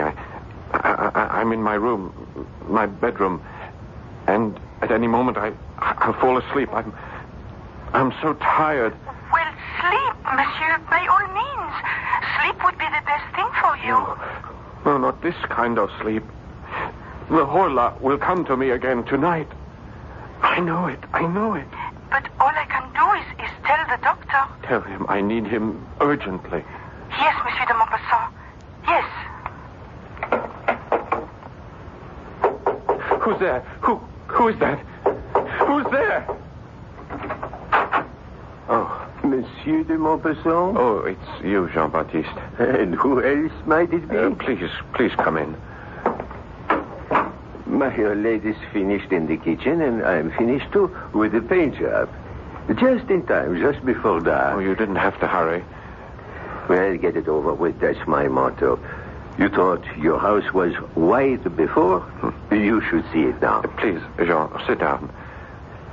Yes, monsieur. Jean, I have a job for you. Doing what? Doing just what you're doing now.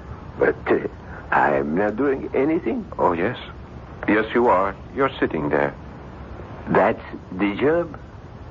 That's the job. And I'm just supposed to sit here? Well, you could talk to me. About what? About anything that comes into your head. You may also have to serve as my bodyguard. Bodyguard? Someone may try to break in while I'm asleep. I'm your man. I served H in the Chasseurs d'Afrique. The tourist outfit in the army. Oh, is that so? Well, tell me about it. Well, we were the only ones who could hold the ground at Sedan. And, are you really interested? Oh, yes, please. Tell me everything. Tell me the story of your life.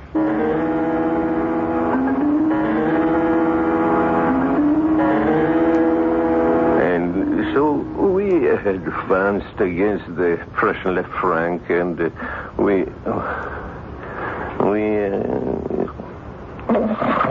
Jean, go on, Jean. Don't stop. Talk to me. If you fall asleep, I'll fall asleep. Jean, please talk to me. Don't let me sleep. Oh, I'm so tired, but don't let me sleep. Don't let me fall.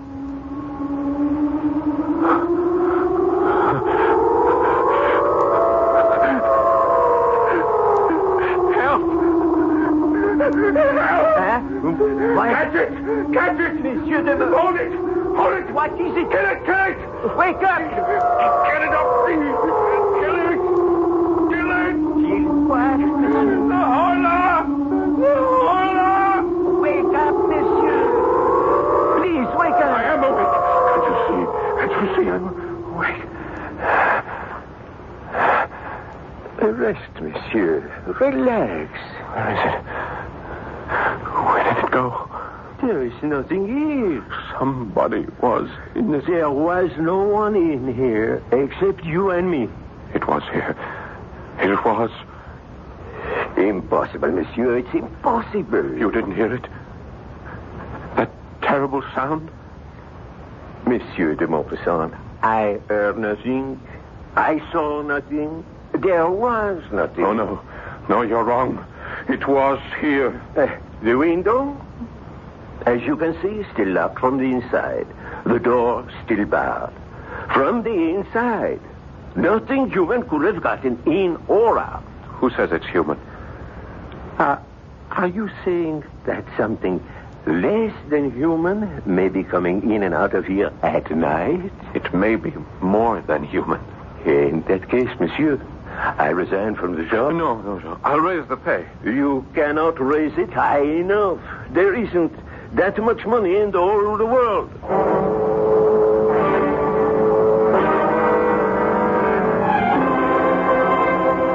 Dr. Kachi, I thought you'd never get here. Nothing works. Shower baths, the bromides. You insist you still have this visitor? I know I do.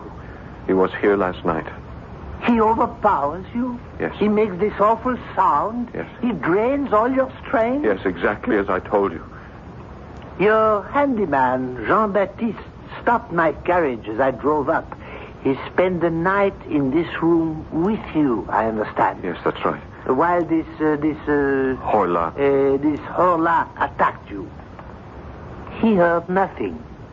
He saw nothing. Well? Well, what? Come, monsieur. Admit this is all a nightmare. But it was so real. It's always so real. But there was a witness. Is Jean-Baptiste reliable? Is he sane? I would say so, yes. Would he have any reason to lie? To embarrass you? No. Then why do you insist on maintaining this ridiculous fiction of a Horla? Doctor, that name, Horla, I thought I had made it up. That it was a creation of my own imagination. But it happens to be the name of that ship. What ship? You know, the one you asked me about last week. The white three-masted Brazilian schooner.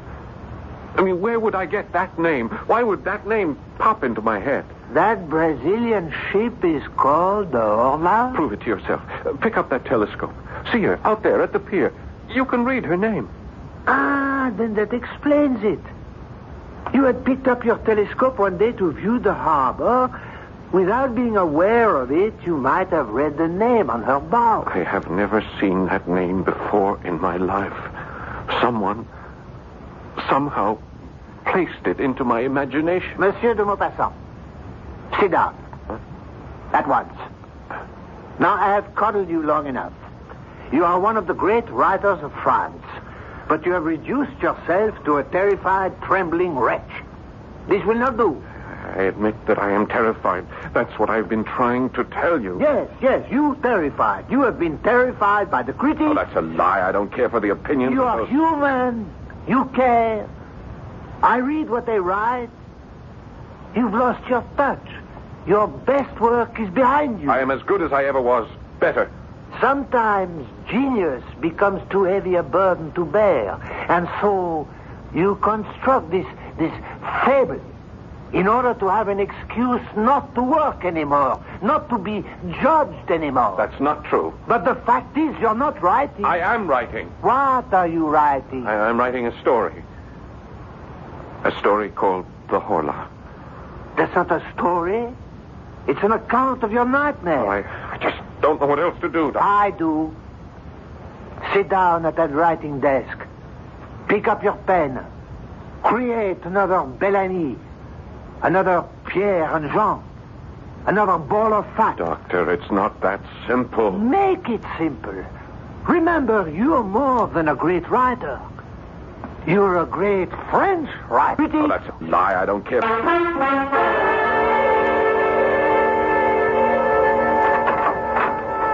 May I come in, monsieur? Oh, Jean-Baptiste, yes, of course. I see your honor is working. That's good. It's good. Yes, I feel wonderful this afternoon.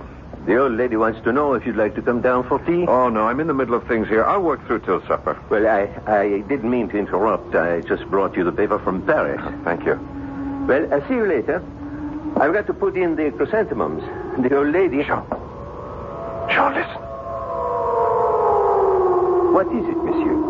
You tell me. I can't tell you nothing. You don't hear anything? What? What am I supposed to hear? Just listen, Joe, listen. You're having that problem. The one you had last night. Yes, I'm afraid so. Well, you'd better see the doctor. I've just seen the doctor. Sean, please, would you mind sitting here with me? I don't mind, as long as it's the daytime. I just can't work anymore. I don't think I'll be able to concentrate. Well, why don't you take a little nap? No, I don't want to sleep.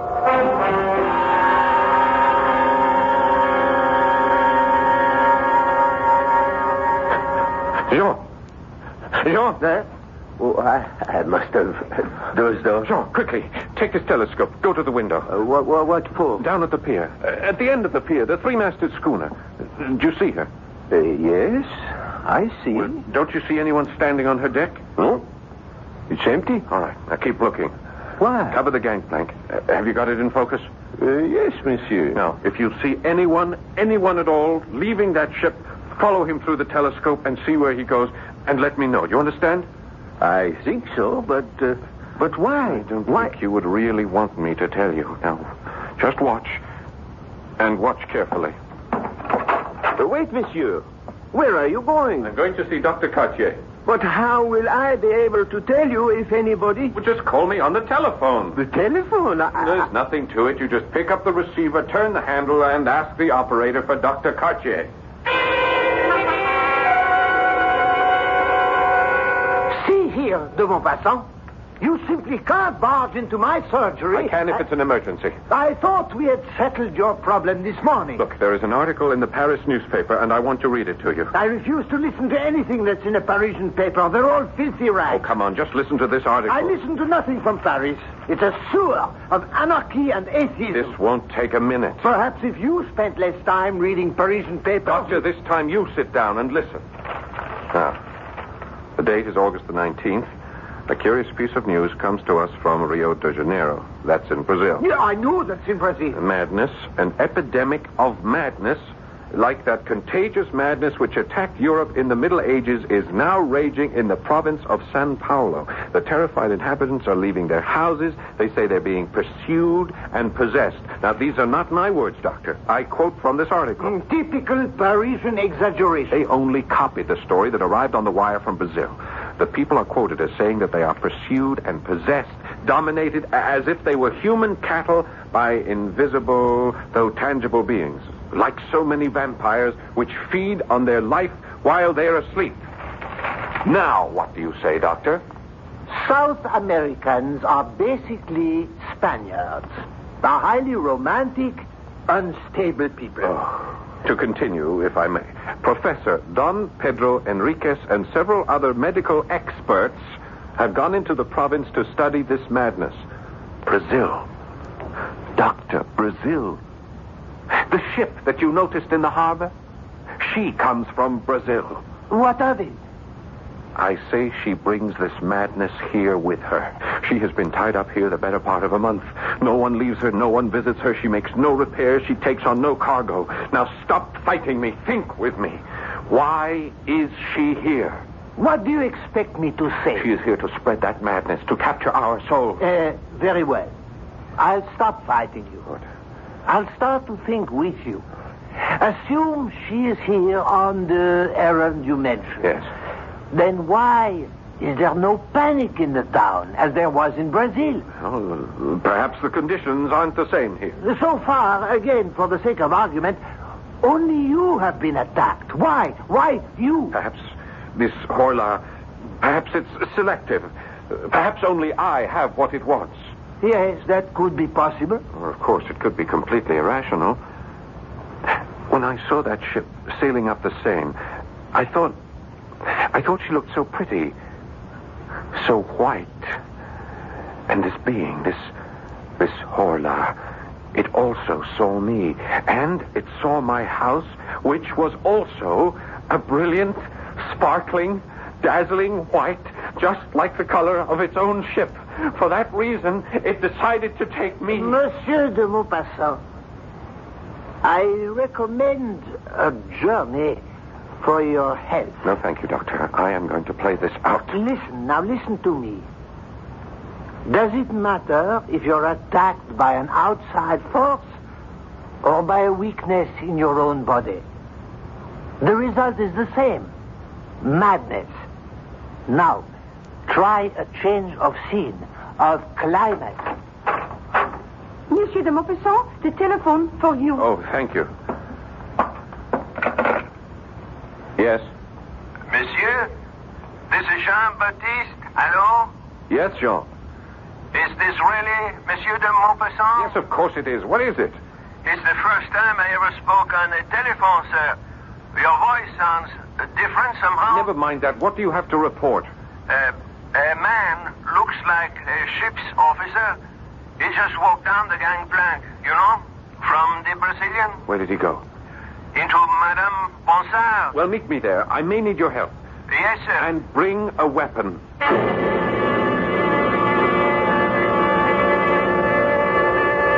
Well, will the man of letters become the man of action? And how ironic it is that the epic struggle for the mind and the soul of not just one man, but perhaps all men, may take place in the small, crowded stall of a provincial fishmonger. I shall return shortly with Act 3. A beautiful white sailing ship is docked in the harbor near the mouth of the Seine River. And a famous French writer claims she carries aboard her a mysterious force that intends to destroy the world. Only he can't be sure, and neither can we. Is this just a story he is writing, or a nightmare he is living? But fancied or real, a confrontation with the ship's captain awaits us. Jean, here I am. Yes, monsieur. Are you armed? Yes, I have my old service revolver loaded and ready. Now keep it out of sight. Your man is inside the stall buying fish from the Bonsard. All right, come along. Follow me. Yes, monsieur. And you'll have some mullet. Very good. Oh, good afternoon, Monsieur de Maupassant. I'll be with you as soon as I'm through with this customer. You know this, Jean? Yes. He's the mackerel. Look, he doesn't speak. Renee. Yeah, he points to the fish he wants and holds up his fingers for how many he'll take. He's a hard-looking customer. No, sir. Very well. That will be 27 francs, monsieur. René will bring it out to your ship. Bon appetit. One moment. Captain, I'd like a word with you. Stand aside. My name is Guy de Maupassant. Stand aside. I would like to talk to you about your ship. I said stand aside. Not until we learn what's happening here. Stand aside. Oh, help me with this fellow. Help me.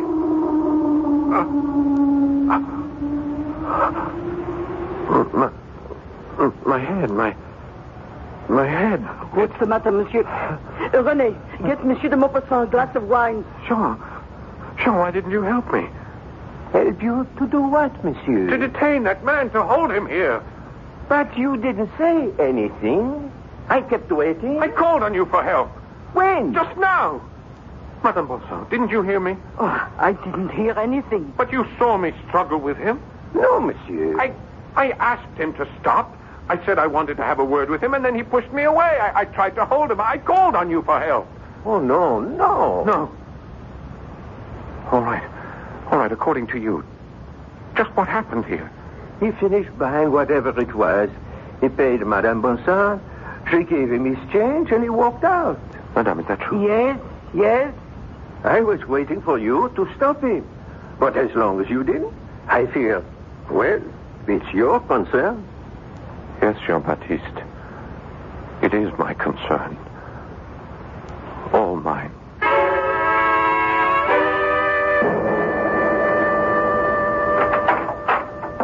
Good evening, de Maupassant. I didn't send for you, Doctor. No, you didn't. But I received a visit from your handyman and the Bonsard woman.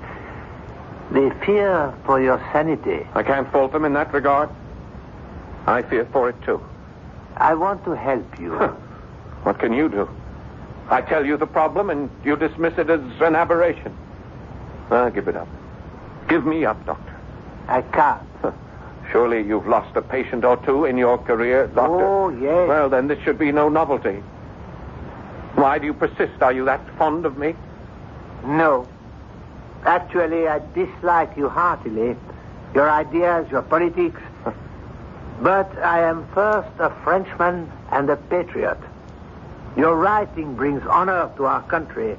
You are one of our national resources. I must save you. How far would you be willing to go?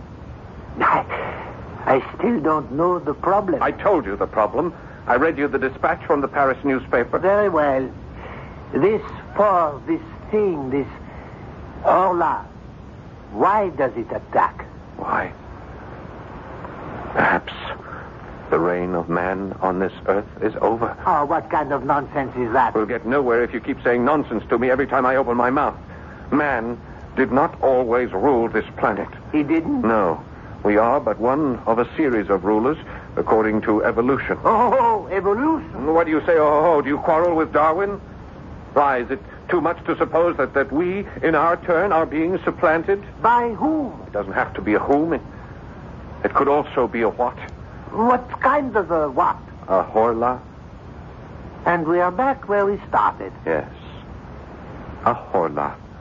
I would accept a vampire, a physical, tangible, visible creature, but your Horla cannot be seen. That's true. Then how can he do damage? He can seize control of the brain. Never. The brain is inside the skull. It is safe. It cannot be tampered with. The Horla has always tampered with it. Primitive man feared him, this unknown, unseen horror. The priests, magicians through the centuries have tried in vain to exorcise him. Yet he has stolen into our minds, captured our thoughts. Mesmer, he understood this power. He could even demonstrate it. And Mesmer was a Frenchman. I regret to say he was also a charlatan. The mind, that part of it we don't know. That dynamic, unconscious portion. The part discovered by Freud. Who? Freud, Sigmund Freud of Vienna. Oh, an Austrian. A brilliant psychologist. Freud, Mesmer, others, they show us glimpses of this awful mental power. Some call it magnetism, suggestion, hypnotism. But only the Horla fully understands it, and he will use it to conquer. But why? Why did we conquer? Because our time had come.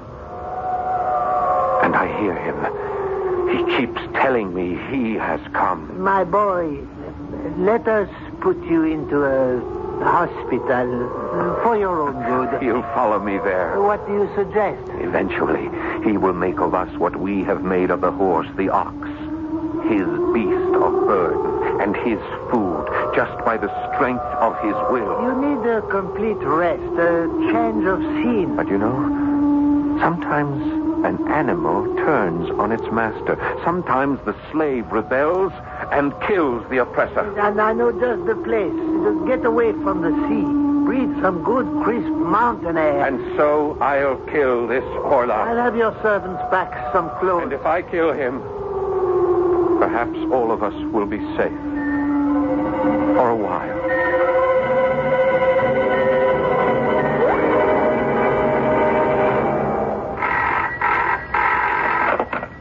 Hello? Hello? Jean-Baptiste here. Hello, this is Dr. Cartier. I called to make sure Monsieur de Maupassant is all right. Oh, he's all right, feeling fine. Ah, is he back for the journey? Yes, we're all set here. You say he's feeling fine.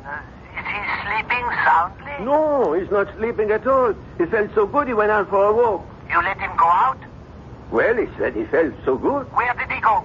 I guess he went to the harbor. We have to bring him home. Bring him home at once. Where do you think you're going? I'm coming aboard. What for? I'm delivering a special order of fish to the captain. All right. Go all the way aft.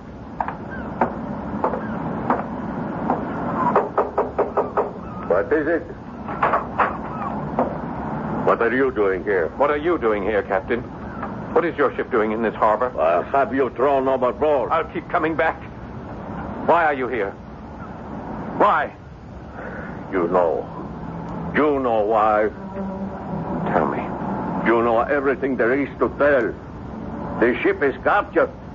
It belongs to the Horla. Yes. It captured us in the harbor back in Rio. It owns us. It owns every man on board. What is it doing here? Looking for captives. Looking for you. Why me? I don't know. It chooses its victims according to... I don't know the reasons. Some are obvious. Us, we have a ship.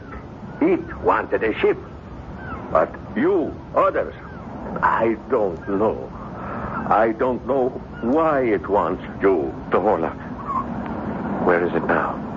Here, in this cabin. With us? Here now? Yes. What's it doing? Sometimes, like now, it sleeps. Other times, you better leave now while you can. No, Captain, let's fight it. You cannot fight it. Let's kill it. You can't kill it. Kill it, and then we'll all be free. But how can we kill it? It's in here. It's asleep in here. Yes? Lock the door. Lock the door and destroy the ship. Destroy the ship? Burn it.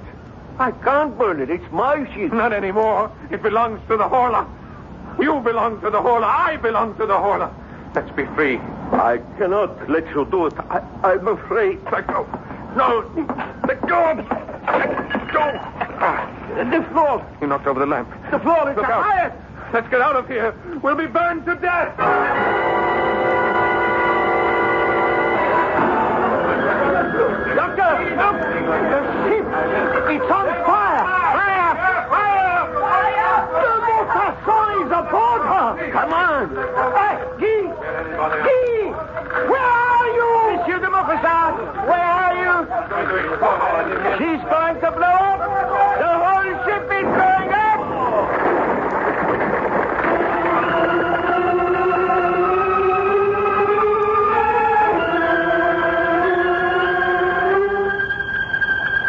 Comfortable, monsieur? Yes. This is such a pleasant, restful ride. We will be at the sanitarium in time for dinner. You won't regret it. You had a narrow escape last night. Yes. Yes, I know. Why did you go aboard that ship? Why? Yes, why? I told you. To strike a blow for freedom. To overthrow the slave master. To kill the oppressor. And, did you? Did I what? Did you kill the Horla? Did you prevail? For just a moment. I thought I did. But no. How can man prevail against the Horla?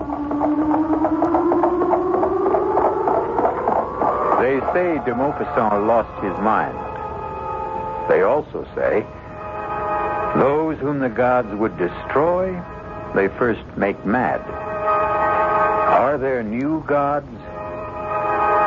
As we are absolute monarchs over the willing horse, the faithful dog, will someone soon force us to yield, spirit, soul, and body, to him? I'll be back shortly.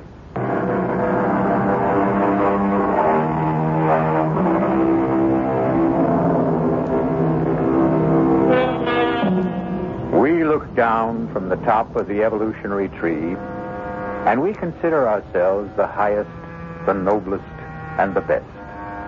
But there can be someone ready to take over, someone more perfect. Maybe the only way we can survive is to beat this thing at its own game, improve ourselves, shape up, and also show up regularly for the next adventure in the macabre. Our cast included Paul Hecht, Bryna Rayburn, Robert Dryden, and Dan Ocko. The entire production was under the direction of Himan Brown. This is E.G. Marshall inviting you to return to our Mystery Theater for another adventure in the macabre. Until next time, pleasant dreams.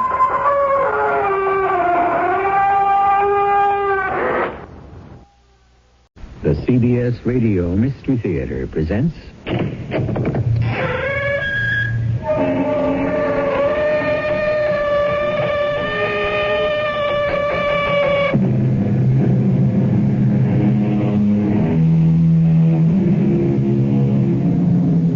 Come in.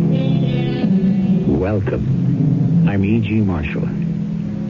How do you measure fear? It's like pain or love or hate or any of the imponderable things in life. It varies from individual to individual. But even that is not accurate.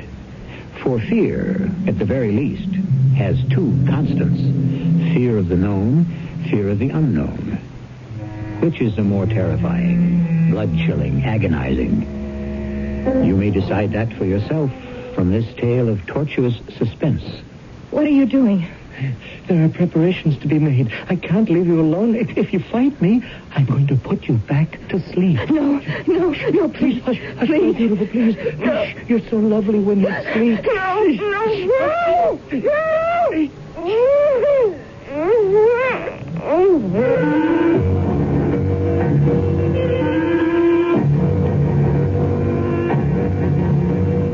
Our mystery drama, Sheer Terror, was written especially for the Mystery Theater by Ian Martin and stars Terry Keane and Larry Haynes. I'll be back shortly with Act One.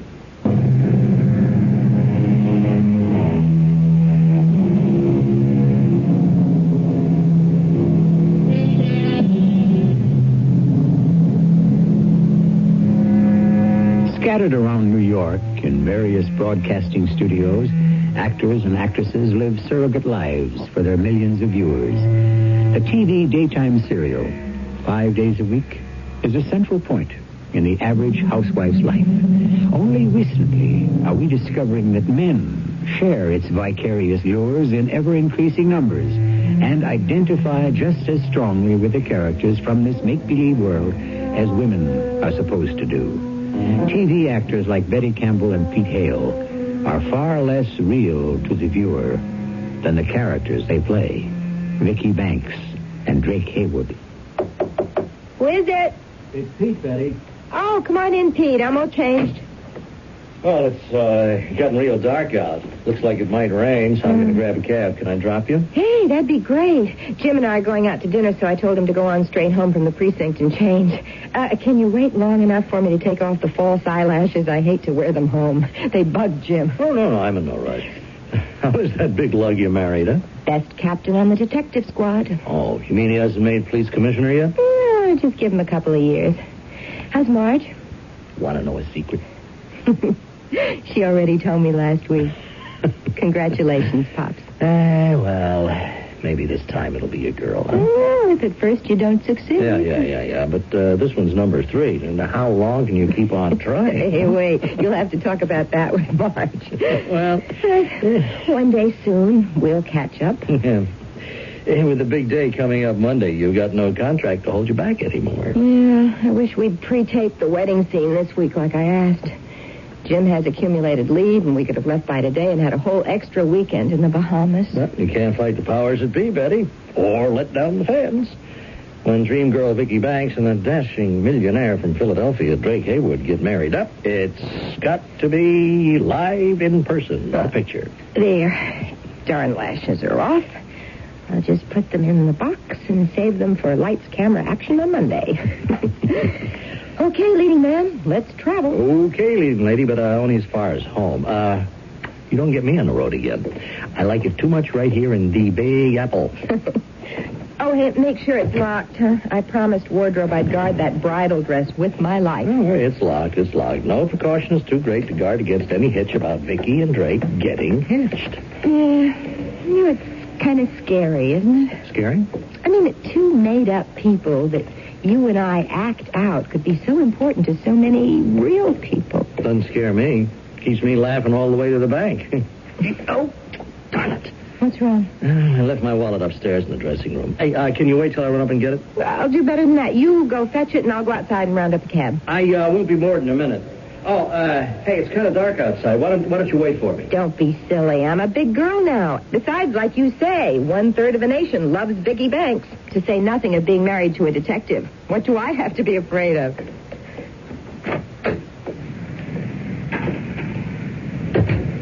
Vicky?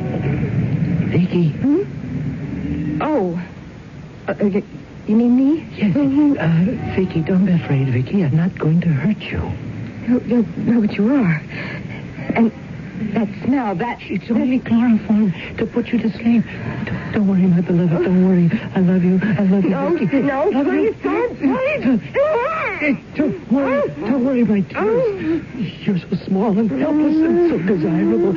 I can lift you into my car as easily as I can carry you across the last threshold.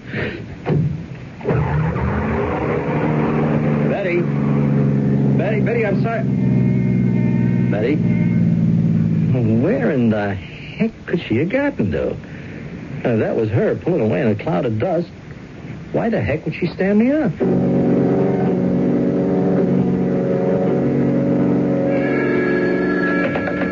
Hi, darling. Oh, not unless I've misjudged our friendship up to now. It's Pete, Jim. Oh, Pete, I'm sorry. I've been expecting Betty home, so I thought it must be a call from her. You still at the studio? No, I just got home. I had an uneasy hunch that I ought to give you a ring. Oh, how come? Oh, Jim. Look, Jim, I'm not trying to cry wolf or anything, but about an hour ago, when Betty and I were leaving the studio, this thing sort of happened. What sort of thing? Well, Betty and I were going to take a cab together, and I had to run back for my wallet. She said she'd go outside and flag down a hack and wait for me. All right, come on, Pete. What are you trying to say? Well, he said, that's when the whole trouble started, Jim. I mean, I don't exactly know. Well, when I came down and went charging outside, Betty was gone. What do you mean, gone? Well, you know how the block is. The studio's in the middle, so you could look either way to see someone hailing a cab. Well, not exactly. It's a one-way street. Yeah, but I mean, if you walk either way to one of the avenues... Now, never mind all the evasions, Pete. We're not kidding here anymore. I'd be a pretty lousy detective if I couldn't read concern in your voice. Now, what are you worried about? I give you my word that it wasn't 2 minutes before I came downstairs from the dressing room and went outside. When I got there, Bets was gone. The street was empty? Well, that time of night, yeah. Except for some kid burning his tires getting away up the block. Some kid, huh? Or maybe some guy just plain abducting my wife, Betty. Yeah, but what for? For money. Like any kidnapping. Now, you people who work in those soap operas got any idea how much any of you could be worth to a wrong guy? Oh, Jim, now come on, you don't Right think... now, I don't know which way to think. Just get off my line, Pete, and let me get some pros to help check this gig out.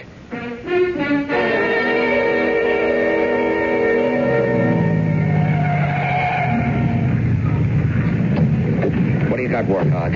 Hey, don't call me Warthog. All right, pardon me, Sergeant Watowski. You, Captain Campbell. Oh, that's all right. You could call me Warthog. I only do when I'm worried. What do you got, Sergeant? I don't want you should get mad, Captain. All right, what do you got? Nothing. I mean, that's so far. No witnesses? No. Nobody saw Betty come out of the studio, hail a cab? Hales and Everest are combing the block. Anything overlooking or any residents who might have been going and coming. I work this whole building here, and I got a list of the TV employees. As soon as I get back to the precinct, I'll get on the pipe, check them out. All right, we'll want to check all the cab companies, see if anyone has a record of picking her up at that time. Trouble is, it could have been an independent. Yeah, or a gypsy. Well, maybe it's a false alarm. Have you checked? Yeah, I called home just before I stopped the car. Nothing. All right, come on. I want to prowl the area myself a minute or two. I got a notion in the back of my head, Sergeant. There's some lead hanging around that I'm not following up.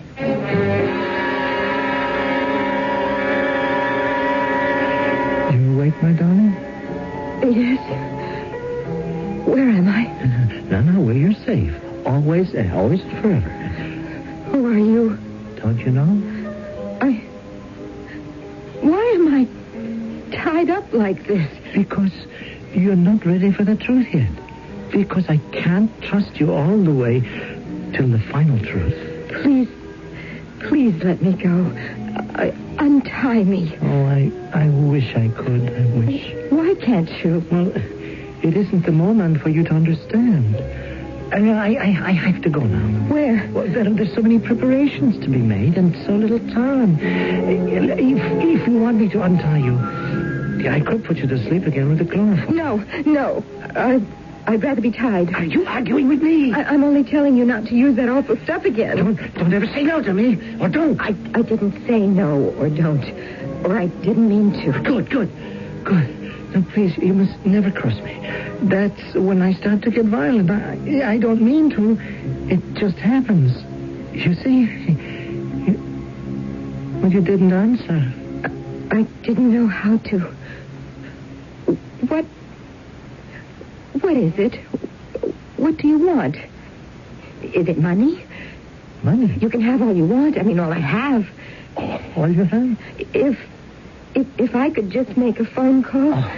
No, Vicky, no. Why do you keep calling me Vicky? That is not my... Yes, that is your name. It's not my real name. My name is Betty. Don't contradict me. I warn you. I can't stand to be contradicted. What are you doing? I told you. There are preparations to be made, and I can't leave you alone if you're going to fight me.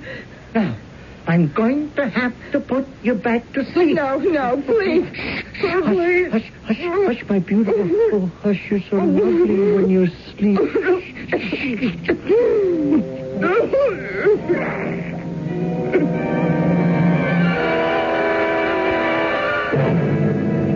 Any luck, Captain? No. All we have is an approximate time, 6:18 p.m. Did Everett or Kelly turn up anything? Why, no, they're still working a block for eyewitnesses. But, I did. What? Well, see, I figured your Betty's a nice, active little woman. Now, how easy would it be to hustle her into a cab that fast? Are you trying to tell me she just got into a cab by herself and took off from nowhere? Oh, no, sir. All right, then what? Then I found this. It's, a rag for cleaning like. My old lady calls it cheesecloth. That's just what it is. Only it's been soaked in something and... It's chloroform or ether or something like that. Yeah, you said it. Now, where'd you find this? Well, in the corner of those 2 steps from the door right out of the building. It caught my eye like somebody, threw it away in a hurry. Yeah. Right here, where Betty came out. Now, let's see. Would have had a car running by the curb, right where that street light is out. They take her from behind, out of the shadows, smother any cry for help, and by the time they got her in the car, she'd be out. Sure looks like a snatch, all right. What are you going to do, Captain? I'm going to get back to my apartment and wait for him to make the contact. Now, you call off the boys, and everybody sit tight till you hear from me. Call them off? Why don't you just let the department go ahead? No, this is my wife. I'm not taking any chances on her life till I know what these guys, or whoever it is, want with her. Well, I don't mean to speak out of turn, Captain, but don't you take more of a chance if you stop giving us any chance to trace her? No. But you always said, Captain, there's no way to trust a kidnapper. The only thing... Maybe I'm learning a lesson. It's always been someone else before. Well, this time the victim happens to be my wife. I'm going to go home and sit by that phone.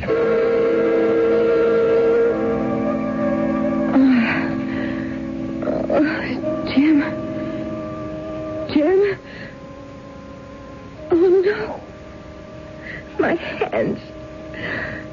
hands are still tied up. Oh, if I could only get them loose. I can't. What does he want with me? Where is he? He scares me so with those flat, blank, pale blue eyes. Oh, if only it weren't so dark. There's no window. There's nothing. Why does he keep calling me Vicky? I'm afraid he's mad. If he keeps me prisoner like this before he's done with me, I think I could go mad, too.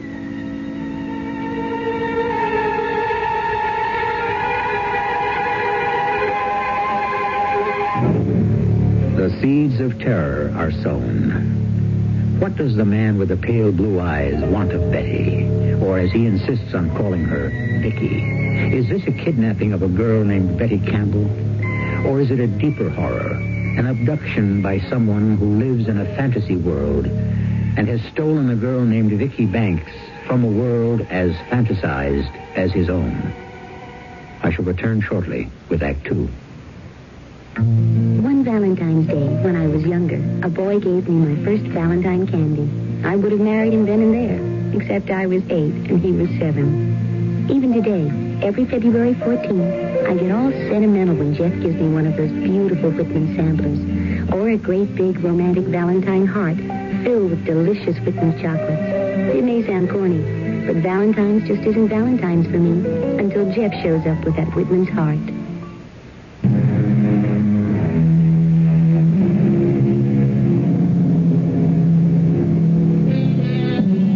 Hours later, how many hours, she doesn't know. Betty awakens in a dark room.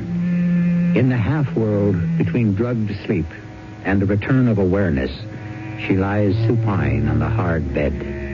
Then the cords tying her wrists and pulling tight across her ankles bring the terror flooding back. Her eyes are open, but her world is still dark. Helpless to move, her mind runs scattering through fright, half-memories, prayer, and what possible action she can take to escape. I have no idea idea where I am. Only a vague memory of this room I'm locked into. Empty. No rug, no window. Just the door. And when he comes back through it... How can I escape? The door. Yes, wait a minute. I remember once. What? Yes, a door, I know. When I was little, and the lock to the bathroom jammed, and my father, what did he do? Something about the hinges. Now, first I have to get my hands free so I can get untied.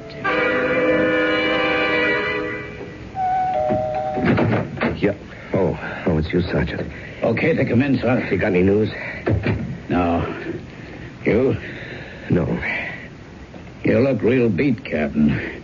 I thought maybe I could spell you here at the phone. You got an idea. Let's have a cup of coffee first. I got it all brewed.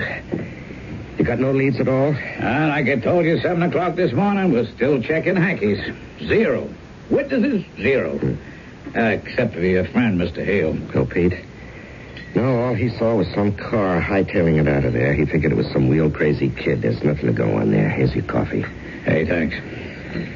Why doesn't the guy call? What guy? Whoever abducted her. Just let him call. He can have anything he wants, just so I get her back. Oh, you'll get her back, Chief. We'll get her back for you. Only, Captain. What? How's about opening it up instead of sitting on it? Give it to the press, radio, TV. Get it in the headlines. Spread it wide enough so this guy can know what he's up against. What do you mean what he's up against? That he didn't snatch no ordinary dame. He knows that. Oh, he could know she's a TV star and like that. But does he know that she's married to a cop?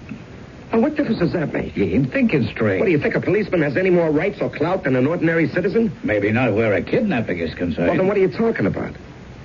You ever stop to consider maybe this ain't no ordinary snatch? What? Look at the time, Captain, huh? 5:30. Right. That means Mrs. Campbell's been gone pretty near 24 hours. Now, how come there's been no contact yet? Well, maybe he thinks it's safer by mail. Hey, it's a weekend coming up. He ain't going to allow that much time to pass. And here's another thing. I don't know how much money someone like Mrs. Campbell makes in daytime TV, but it's hard to figure it's all that heavy bread. Now, what are you getting at? But there's 2 other possibilities. You must have thought of them. You mean someone like Ferrara or Big Charney might want to get back at me because I busted them and had them sent up? Yeah. Well, I thought of that. I had their files pulled. They're still doing time. Well, there were others who promised they'd get you as soon as they got out. Yeah, I know. I'm having the precinct check them out right now. You don't have to, Captain. That's where I've been all day. I dug them all up. Mad Dog Perrine, Charlie Deadbeat, Jimmy Valdez. They're clean. At least as far as this is concerned. So, that leaves the last possibility. Yeah. And that's something I don't like to face. I don't blame you, boss. There's no way to put your finger on a kook. You don't think this could have been a psycho? You don't have to ask me that, Captain. You know that's what's in your mind. Well, why, Betty? Why? When it comes to psychos, count me out. You're the one with the brains, Captain. If I face it, it doesn't take much brains. Now, Betty's highly visible in that serial. Millions of people know her. Now, what would he want with her?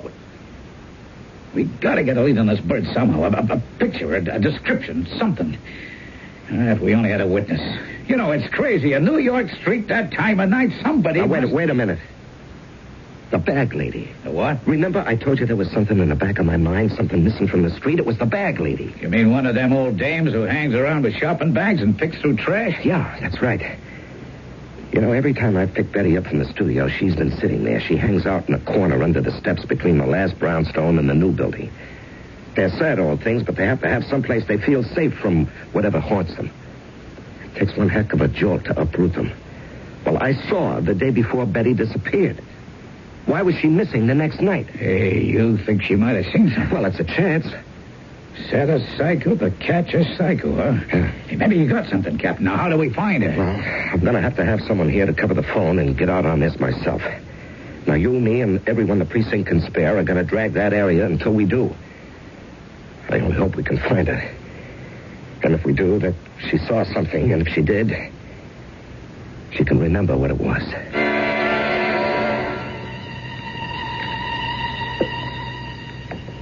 Vicky? Vicky, you asleep? Oh. How about some meat? Get some soup and some Chinese food. Do you like Chinese food? Hmm? I couldn't remember. Do you like Chinese food? Oh, of course. Silly of me. The gag, we must take that off. Mm-hmm. But you must promise not to scream. Please, that upsets me. I don't like to have you scream. It makes me feel... Well, it's funny because I'm very gentle. I want to be gentle, but some things make me violent, so... You won't scream, will you? Mm. No. Oh, good. And if I do it quickly, it shouldn't hurt. I don't really want to hurt you. Did that hurt? Did it? Oh. I don't know. Everything hurts. Being tied up like this, I'm so cramped. Oh, there, poor darling Vicky. I'll set my little bird free for a moment here. Now, let me see. Why, you almost had your hands free. You were trying to escape. No. I don't like that. Now, why should you want to escape from me, Vicky? You know what I should do because of that. I should hurt you back. No, I was not trying to escape. It was just that, the ropes hurt so. I wanted... Oh, my poor little... Oh, yes. I don't want to treat you so. My ankles hurt, too. Could you set my feet free also? Oh, yes. I want to do everything for you. You see, what you ask is easy. As easy as this. There. You see? And you see what cut them? A straight razor. Yes. Yes, it belonged to my father. You know, he cut my mother's throat with this. And he left me alone. I thought I was always going to be alone until... Do you want to have something to eat, huh? A nice dinner for two? Hey, well, did you like our first dinner together, Vicky? I was hungry. And stop calling me Vicky. Don't tell me what to do. Don't ever tell me what to do. I'm sorry. It's just... It is not my real name. But of course it is. Now, haven't I known you for nearly 3 years? I've watched you grow up and flower into a lovely woman, just like... Your name is Vicky Banks, and I love you. But it isn't really. That's just a part I play on a show. Do you remember when Tommy Prince was in love with you, and you were kind because he lost an arm. So kind that you might have married him if he hadn't died in that car crash. Tommy, yes. But you see, that was just a made-up story. That You know, I knew then that at last there was somewhere I had a chance. What do you mean, a chance? A chance to be loved, to be accepted. See, I knew that you were a girl who wouldn't care about what was the matter with me. That you would take me just like I am. And that's when I knew that someday we were going to be married. That you would marry me, Sid, proud that you would be my wife. But, Sid, I can't marry you. Why not? Because I'm already married. Oh, no, you're not. You don't marry Drake Haywood till the day after tomorrow, Vicky. Drake Haywood? Mm-hmm. Drake Haywood is just a made-up character like Vicky Banks. We are not real. Drake's real name is really Pete Hale. He has a wife and 3 children and a 4th on the way. And my real name is Betty Campbell, and I'm married to a police detective called Jim. You're lies, all lies. You are Vicky Banks, and nobody is going to have you but me. Now, it's all arranged because I arranged it. I just have to finish the preparations, and Monday, you and me will be married. Vicky Banks and Sid Prout. And then we'll consummate our marriage. Oh, but it will be beautiful, Vicky, and not sordid and hateful like my father and my mother, because you and I, we will find perfect peace together forever. What are you talking about? This. The razor is so sharp you will never feel a thing, and I shall follow immediately. You're mad. No, don't say that to me. Come, Vicky. Come to me. No, don't touch me. Don't touch me. I'll scream. Well, you know that won't do any good. There's nobody to hear you. How do I know that? Because I tell you it's so. Then why won't you believe what I try to tell you? Sid. Please, Sid, listen to me. We can't be married because I'm already going to have a child. Oh, that's a lie. It's the truth. No, you can't be having a child. Vicky, everybody knows how sensitive and how fastidious you were, and that's what put men off. But it drew me to you because it was just how my mother was. Oh, to find a woman like her. Oh, Vicky, we were made for each other. No, stay away from me, please. Don't touch me. I understand, my dear. You're right. You're right. When we meet together, it must be pure and perfect. It's late. It's 8 o'clock. Now you must rest. No. Please, not the chloroform again, and please don't gag and tie me. But don't you see, I must. The rest of the world doesn't understand. And we must celebrate our wedding alone.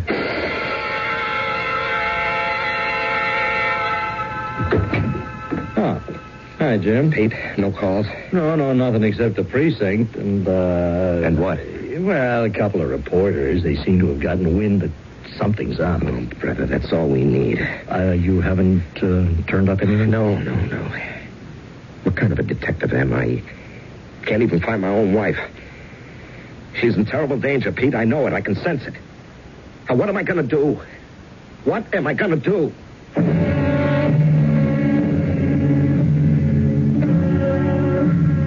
What feeling in the world is more desperate than frustration, especially when it is linked with fear or concern for someone's safety? And that Betty Calder is in danger, ultimate and complete, there can be no doubt.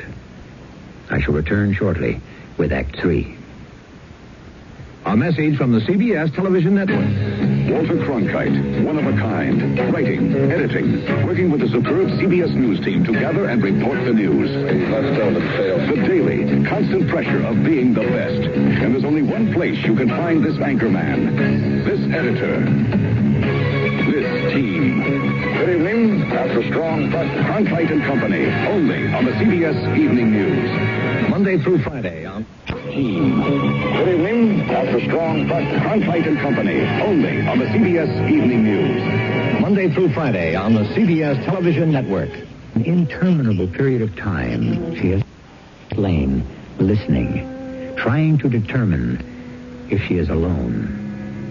At last, she has decided she is, and decides to use her last weapon, for she has not been gagged. Help! Help! Can anyone hear me? Help me!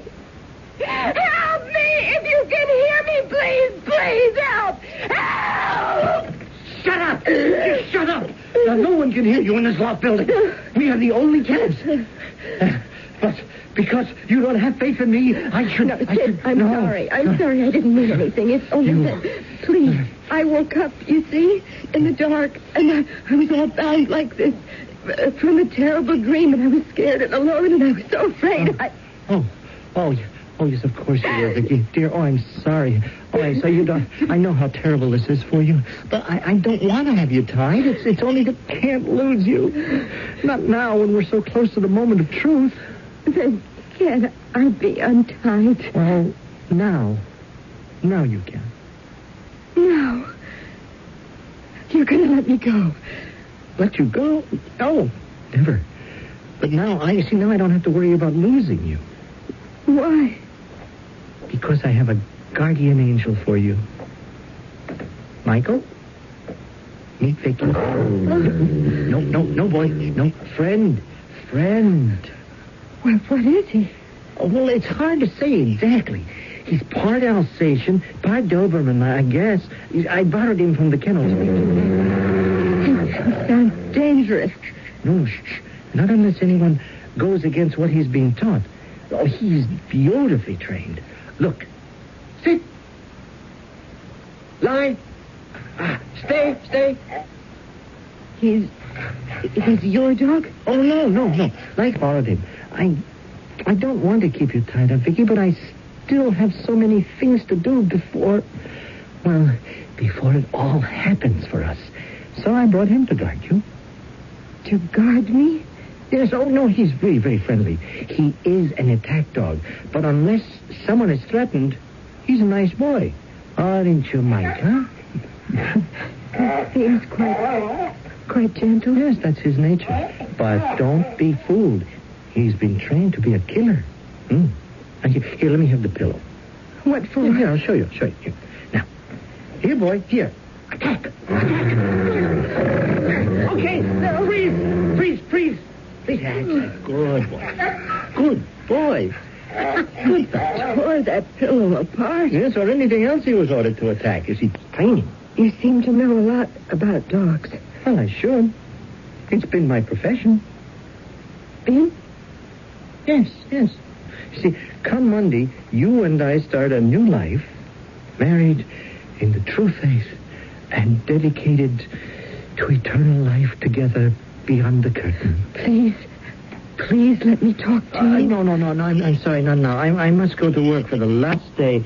And then there are so many things still to get ready for tomorrow. You're going to tie me up again? No. There's no need with Michael here. He'll be your guardian. I will be back tonight to say my last goodbye. Then we will join the long sleep together. Don't try to run from me, or Michael will stop you. I'm leaving him on guard outside the door. Now, he's better than any lock. Now, for your safety, my darling, I warn you not to try to leave.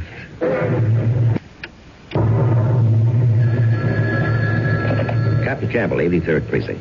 It's the old Warthog, Captain. I think we got you back, lady. Where are you? On the south side of the Bible building, just off Broadway to the west. Okay, I'll be right there. Great, and, Captain. Yeah, what? Why don't you bring us all some coffee, huh? Amanda likes hers half and half.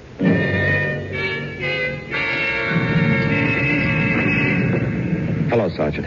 Captain, this here is Miss Amanda Schutz. What are you on, ferries, tugs, Hudson River line? I told you, Amanda, he's a cop, just like me. Another one. I don't like cops. We only want to ask you some questions, Miss Schutz. That's why I don't like you guys. And don't call me Miss Schutz. Isn't that your name? It is. Just say Amanda. All right, Amanda, I need your help. Then do I get left alone? I hope so. First off, I brought us all some coffee. Got any half and half? Yeah, I sure do. Just like Sergeant Watowski told me. In that case, maybe I'll answer. Give me the coffee first. Okay, you are, madam? Miss. I'm sorry, miss. You are what? Oh, thanks, boss. Hey, that's good Java. Now, what else can I tell you? I ain't already told this lug. What did she tell you, what? Yeah, and she was right, boss. She seen this guy drive up and park. She seen him there before, hanging around. She saw the missus come out Friday night, and this guy hustles her into the wagon and took off. You got the license plate number? I don't see good. I got glasses, but they're not my prescription. I found them in a trash can. All right, what kind of car was it? The best she remembers is it was a station wagon. A station wagon, that's just great. Well, there's something more. She said that had bars, like, in the back. Bars? What kind of bars? Like you got in some patrol cars. That's why I took off. I got enough trouble with cops. Now, what about the man who hustled my wife into the car? Was there anything special about him? I don't see so good. Yeah, that is good coffee. Oh, yeah, he had a limp like, with one of them shoes all built up like a, what do you call it, a... Clubfoot? Yeah, I guess. Hey, you got any more Java? What? Yeah, Captain. I think maybe the balloon just went up. What do you mean? A station wagon with bars, like you put up for a dog, huh? Chloroform. Yeah. Now, that's not so easy to get hold of unless you work around a clinic or a lab. So, how about a vet? Well, I don't get you. A veterinarian. Now, he'd have it right on the shelf, and he'd have a car like that, too. Hit the gas and turn on the squealer. Sure. Where to, Cap? The precinct house, round up a dragnet. We're going to cover every vet in this city.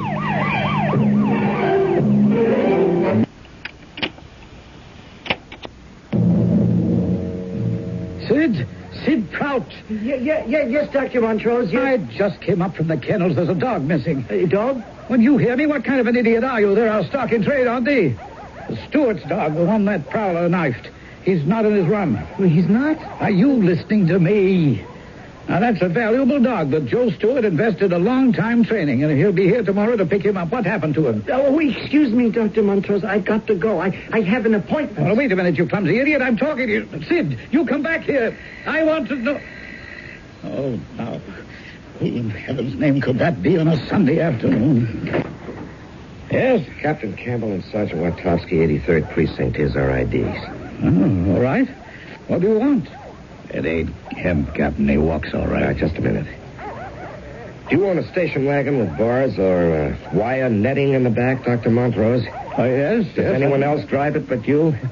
Matter of fact, I very seldom drive it. My assistant does that. Your assistant? Well, that's rather a grandiose title. Sid Prout feeds the dogs, delivers them sometimes, or picks up strays. Does this assistant of yours have a clubfoot? Yes, he does. I want to talk to him. Oh, very well. If he's still here, he went down towards the kennel. Wait, that's my car now. And that's Sid driving. I don't know what he's doing. Come on, Wart, follow him. And don't you lose him, or so help me, I'll break your neck.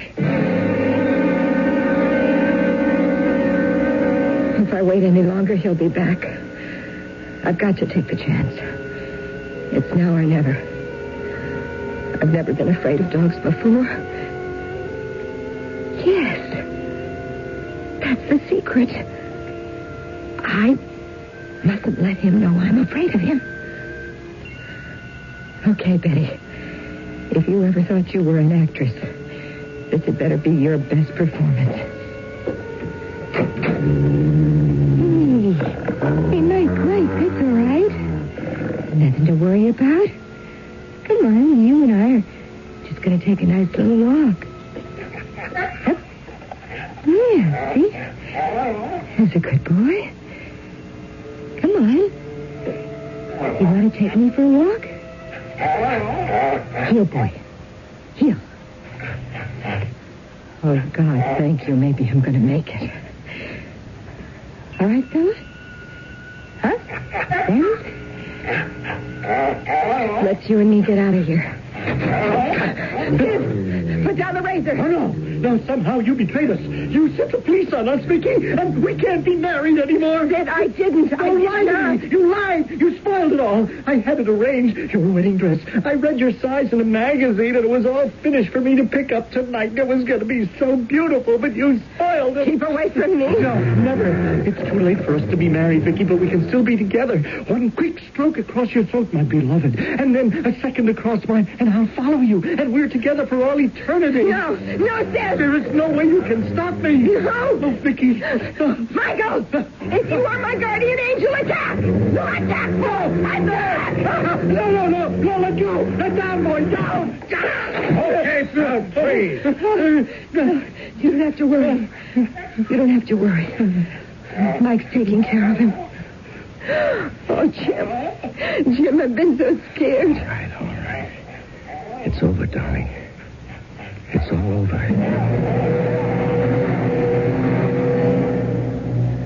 What I'll never quite understand, Jim, is about the dog. Yeah. It's what Sid Prout didn't understand either. See, Mike wasn't an attack dog. He was a guard dog. His training taught him to attack only when someone was threatened. So he really was my guardian angel. Yeah, well, only for one time around, darling. But from now on, I'm taking the job full time, and I promise you, you'll never be threatened again.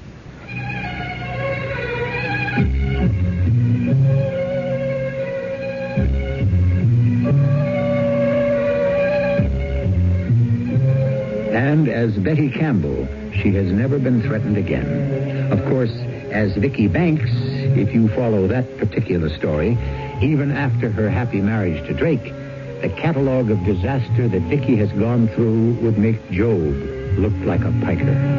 But that's storyland, and never to be confused with real life, or after what has happened, what is.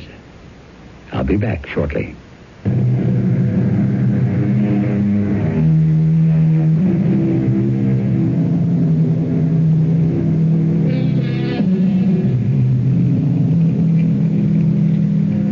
Shakespeare said, "Tell me, where is fancy bred? Or in the heart, or in the head?"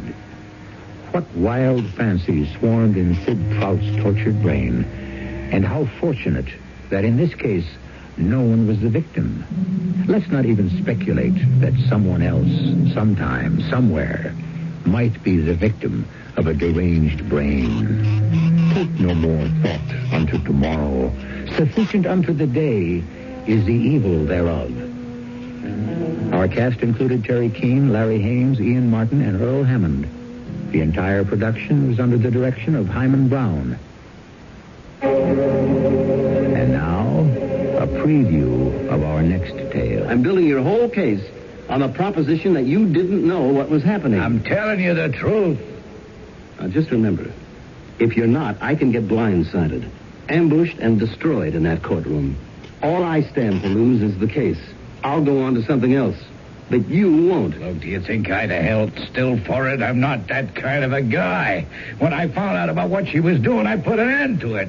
Right then, right there. Did you ever argue with your wife? How can you be married and not argue with your wife? Loud, angry arguments that the neighbors could have overheard? No, never. I mean, I have to make sure that they can't spring a witness on us to testify that he heard the two of you having some serious shouting matches. Whoever says anything like that would be lying. All right, that's what I have to know. So, how does it look? If you're telling me the truth, you've got a chance. This is E.G. Marshall inviting you to return to our Mystery Theater for another adventure in the macabre. Until next time, pleasant dreams.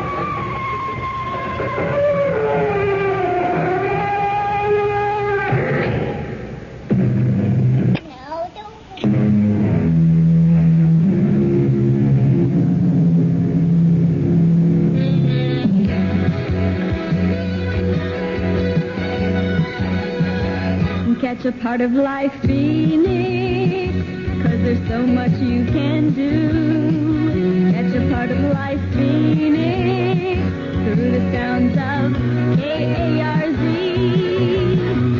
Hold the world and all that's in it, every minute there's a life.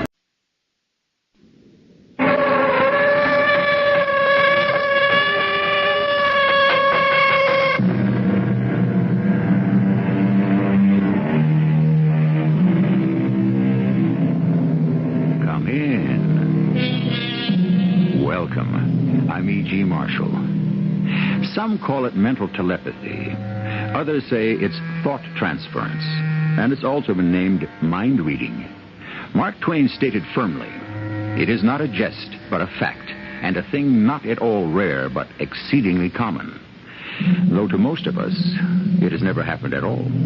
I do not intend to take sides or even offer an opinion, but simply bring you a story called The Doll. He's coming home, Mother. Are you sure? Don's coming home. He's on his way. When'll he be here? Within the hour, maybe sooner.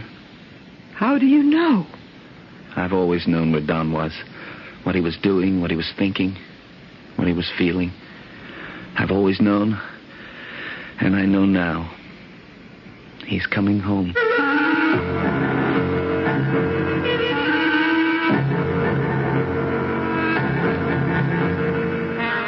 Our mystery drama, The Doll, was written especially for the Mystery Theater by Elspeth Eric and stars Christopher Tabori. I'll be back shortly with Act One.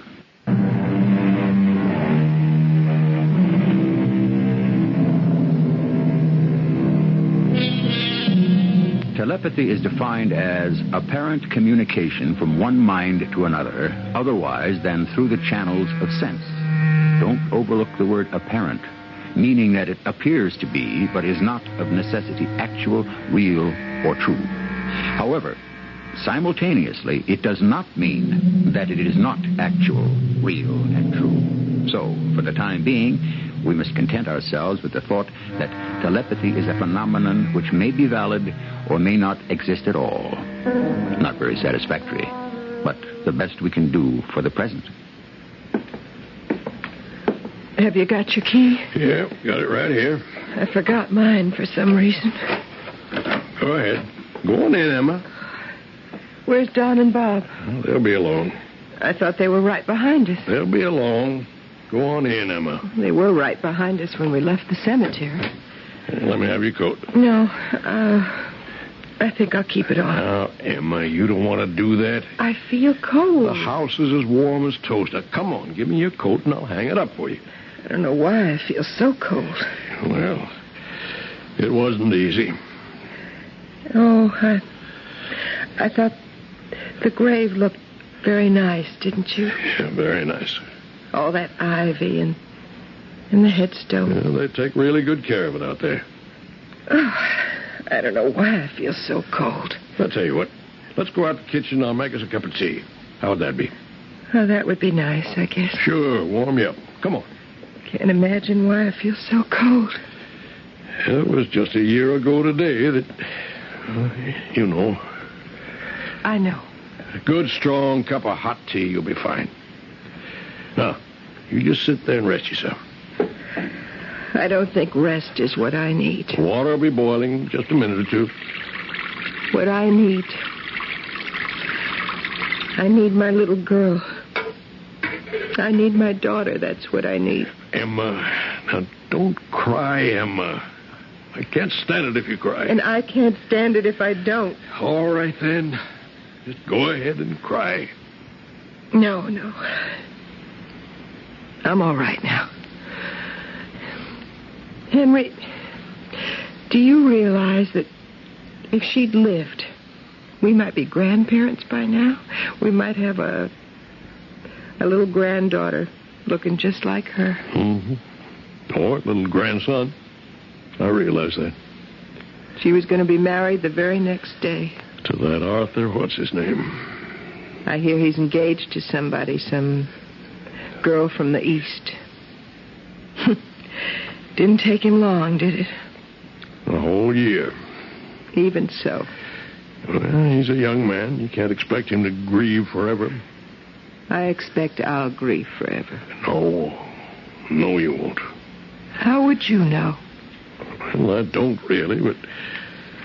Remember when we brought her home from the hospital? And she was all pink and white, and she was never red and wrinkled like most babies.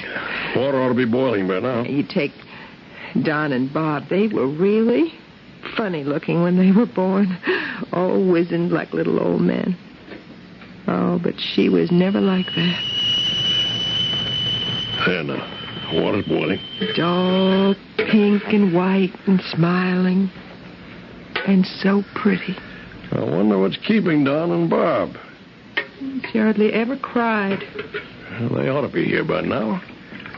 Well, they slept most of the time. Here's your tea now. Drink it. Never a bit of trouble. We've been very fortunate with our children. Now, go on. Drink your tea. Henry, I don't think I want it. Drink it, Emma. Oh, all right. Oh, Don and Bob weren't any trouble. Not much trouble, anyhow. But then they had each other. No matter what, they always had each other. Being twins, it's a special bond. Or so I've been told. Remember how excited they were when we brought her home? So pleased to have a baby sister. They just stood there and stared at her in the bassinet. I don't understand why they're not home. They left the cemetery when we did, didn't they? I think so. Sure they did. They were right behind us. Don had his hand on Bob's shoulder. That's the way they always walk, always have. Well, why aren't they home? They'll be here. Oh, now, see? What did I tell you? Was that the front door? Of course, I told you they'd be along. Don? Bob? We're in the kitchen. Certainly took their time getting here. Well, they're here, so put out some extra cups, why don't you? Sure, I'll do that. We're in the kitchen, boys. Having tea?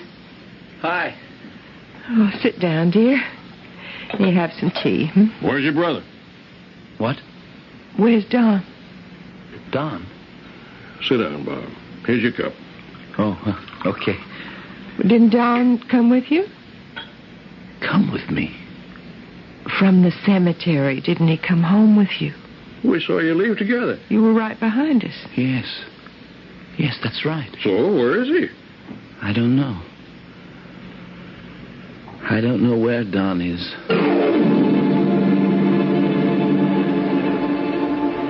A grown man just doesn't disappear like that. 4 whole days now. I'm not going to worry too much about it. After all, Don's 23. He's old enough to look out for himself. But why doesn't he get in touch with us? He must know we're worried. Well, what worries me the most is Bob, locked up in his room like that. I've tried to talk to him through the door, but he won't even answer me. Well, I've left food for him every day. Sometimes he takes it in. I guess he eats it.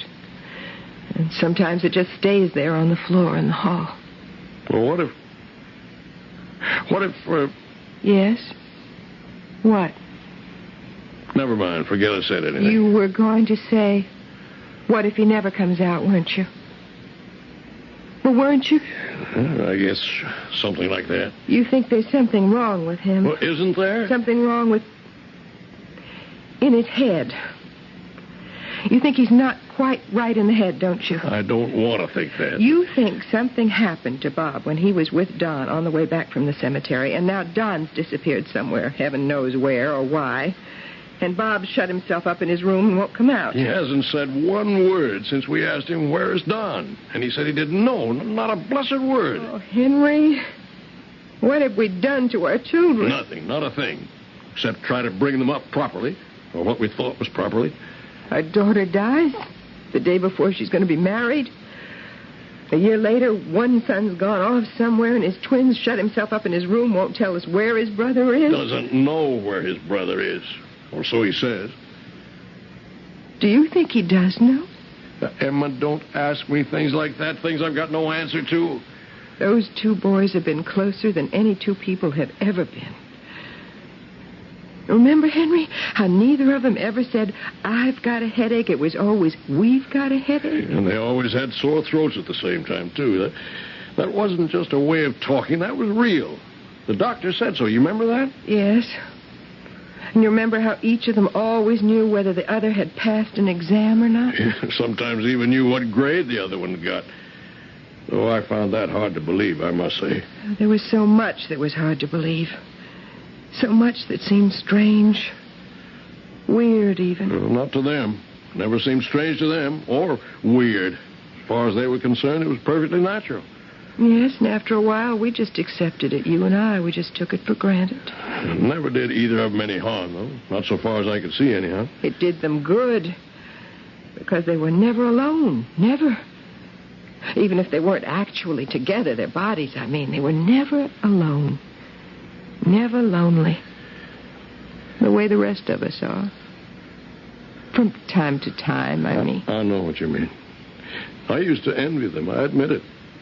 I used to envy them never being lonely. Wait. Hush. I think I heard Bob's door open. You did? Yeah, I think so. Is he coming out, do you think? I don't know. I think so. Do you think he'll come downstairs? I hope so. Do you think he'll talk to us? Emma, how should I know? I only meant... I know what you meant. I know perfectly well what you... Oh. Oh, good morning, Bob. Hi. Good to see you, son. I'm sorry if I upset you. Well, as long as you're all right. Oh, yeah. I'm all right. More or less all right. Well, sit down, son. Can I get you anything?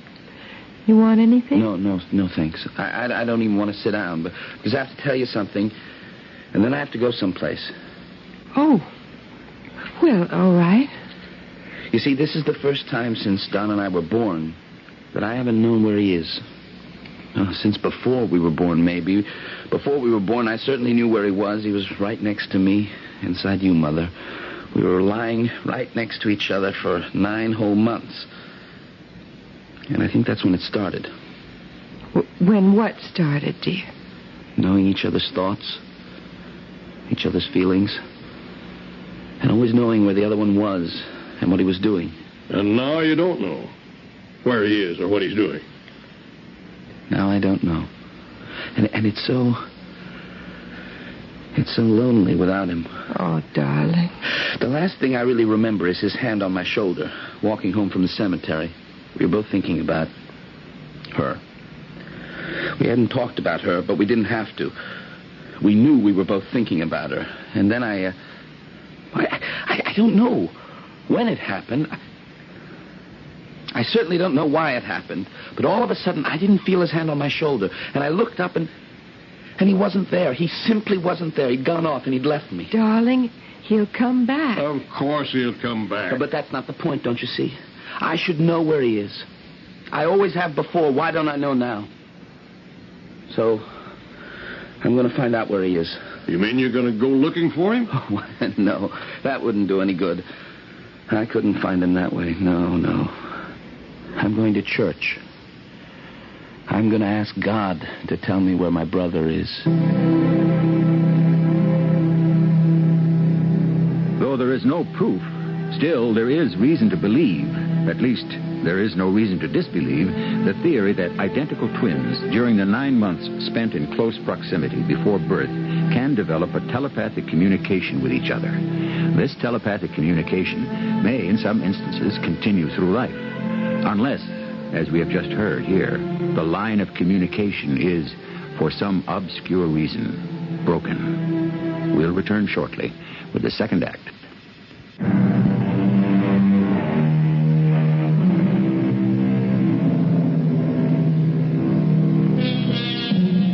A year after the death of their well-loved sister, the twin brothers, Don and Bob, started to follow their parents back home after a visit to their sister's grave. But it was only Bob who arrived there, and he has, at this point in our story, no notion of where his brother is.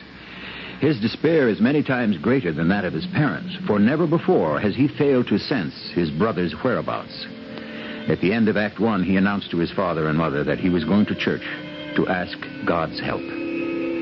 Can I help you, my son? Are you the pastor here? Yes, I am. I'm not one of your parishioners. I'm not a member of your church. That's all right. Matter of fact, I'm not a member of any church. All right. I haven't been inside a church for years, not since I was a kid. Oh, but you're here now. I just turned in at the first church I came to. Mm-hmm. It just happened to be yours. It's not my church, really. Oh, it's not? No, it's God's church. Oh. I never thought of it that way. You should, I think. Yes. Yes, I should. It makes everything easier. You're in some sort of difficulty, am I right? Oh, yes, you're certainly right. You're certainly right about that. And you think that God can help you? Nobody else can, I know that. But you don't know how to reach God, is that it? Yes, that's it. That's it exactly. Well, that's why I'm here. To try and help you reach him. You mean that? Well, that's my job. That's my whole life. Really? And I thought you just preached. Oh, I hope not. Well, it looks like I came to the right place. You see, the thing I need God to help me with, well, it's not your ordinary run-of-the-mill problem. It's you might call it peculiar. So I don't think God considers any problem peculiar. You don't? Well, I'm quite sure he doesn't. In fact, I'm positive. Hardly anybody really understands it. Hardly anybody is God. Well, yes, that's true, all right. I hope you don't think I am. Or that I think I am. Well, only God is God, right? Right as rain. Only I don't know how to approach him with this particular problem. Well, would it help you to approach him if you told me first? Told me what this problem is that's giving you so much trouble? Putting it into words to me, would that help? I think maybe it would. Well, then if it would help, why don't you? Okay, I will. You see, I have a brother, Don. Don and I are identical twins. Yes? I don't know if you know what that means, what it can be like. Well, not from personal experience, no. I'm not sure if it's the same with all twins, but it certainly was with Don and me. Don is your twin brother? Oh, yes. Not that we look exactly alike. I'm a little taller, about a half inch. And we don't sound exactly alike. But we're identical twins. Born from the same ovum? Yes, I think that's the medical explanation. The ovum splits in two, and you have two babies. I think that's how it is anyway. I believe so. With Don and me, it's as though It's as though the split never happened. I mean, we stayed together, as much as two people can stay together who are really two separate people. Do you understand what I'm saying? I think I'm beginning to. It's like we never accepted the fact of being two people. We were always trying to be one.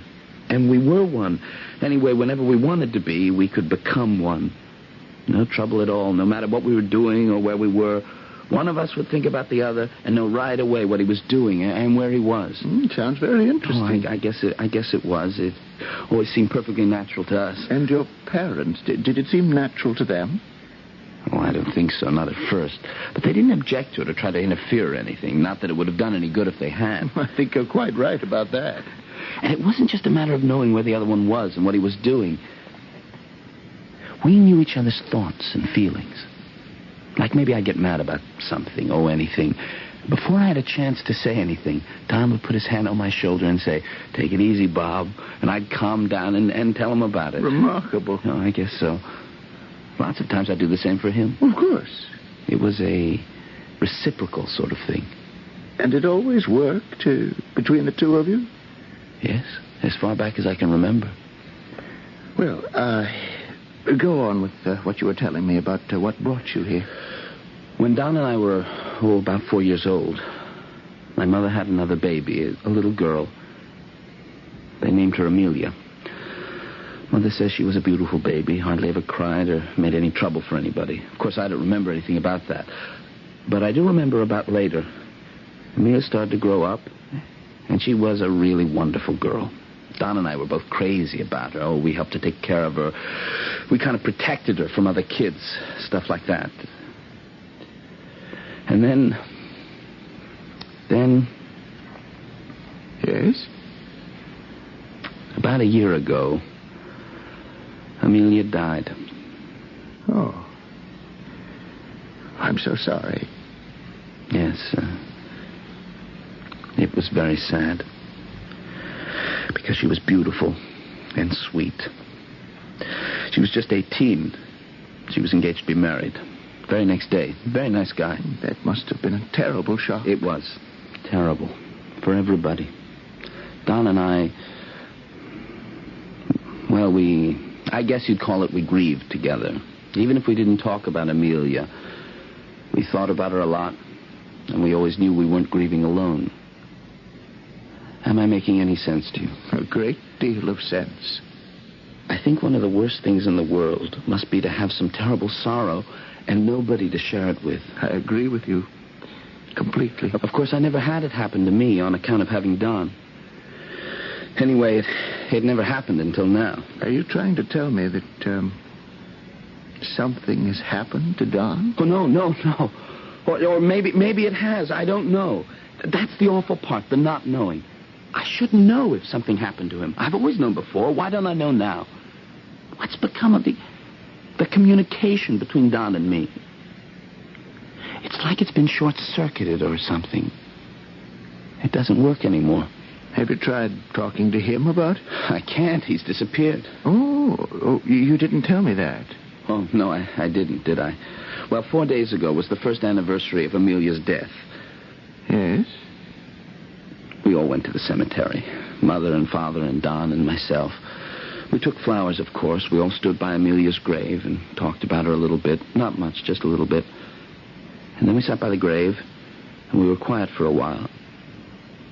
I don't know just when our parents left, but pretty soon, Don and I got up and followed them. Don had his hand on my left shoulder, his right hand. We often walked that way. It was a habit we had from way back. Neither of us was saying anything. We were just looking at the ground and thinking about Amelia. Anyway, that's what I was thinking about. Not Don? I thought he was. Now I don't know. Because all of a sudden, I felt that Don's hand wasn't on my shoulder. Know what I mean? About feeling the absence of something. Of course I know what you mean. It startled me, that absence. I looked up. Don wasn't there. Without saying a word to me, he'd simply gone off somewhere. At first I didn't worry because I knew that if I thought about him, I'd know right away where he'd gone to and I'd go after him. So I thought about him.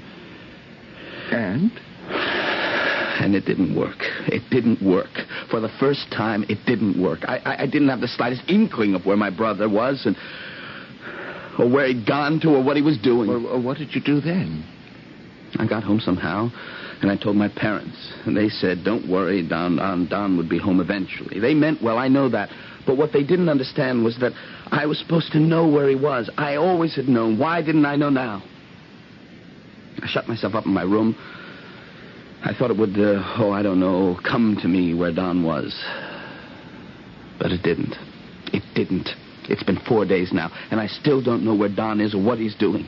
It's driving me crazy. I think what has existed between you and your twin brother all these years could be called telepathy. I guess you could call it that. For some reason we don't know at the moment, the telepathic communication has been interrupted. Yes, that's it. Have you ever heard that prayer is telepathic communication with God? I never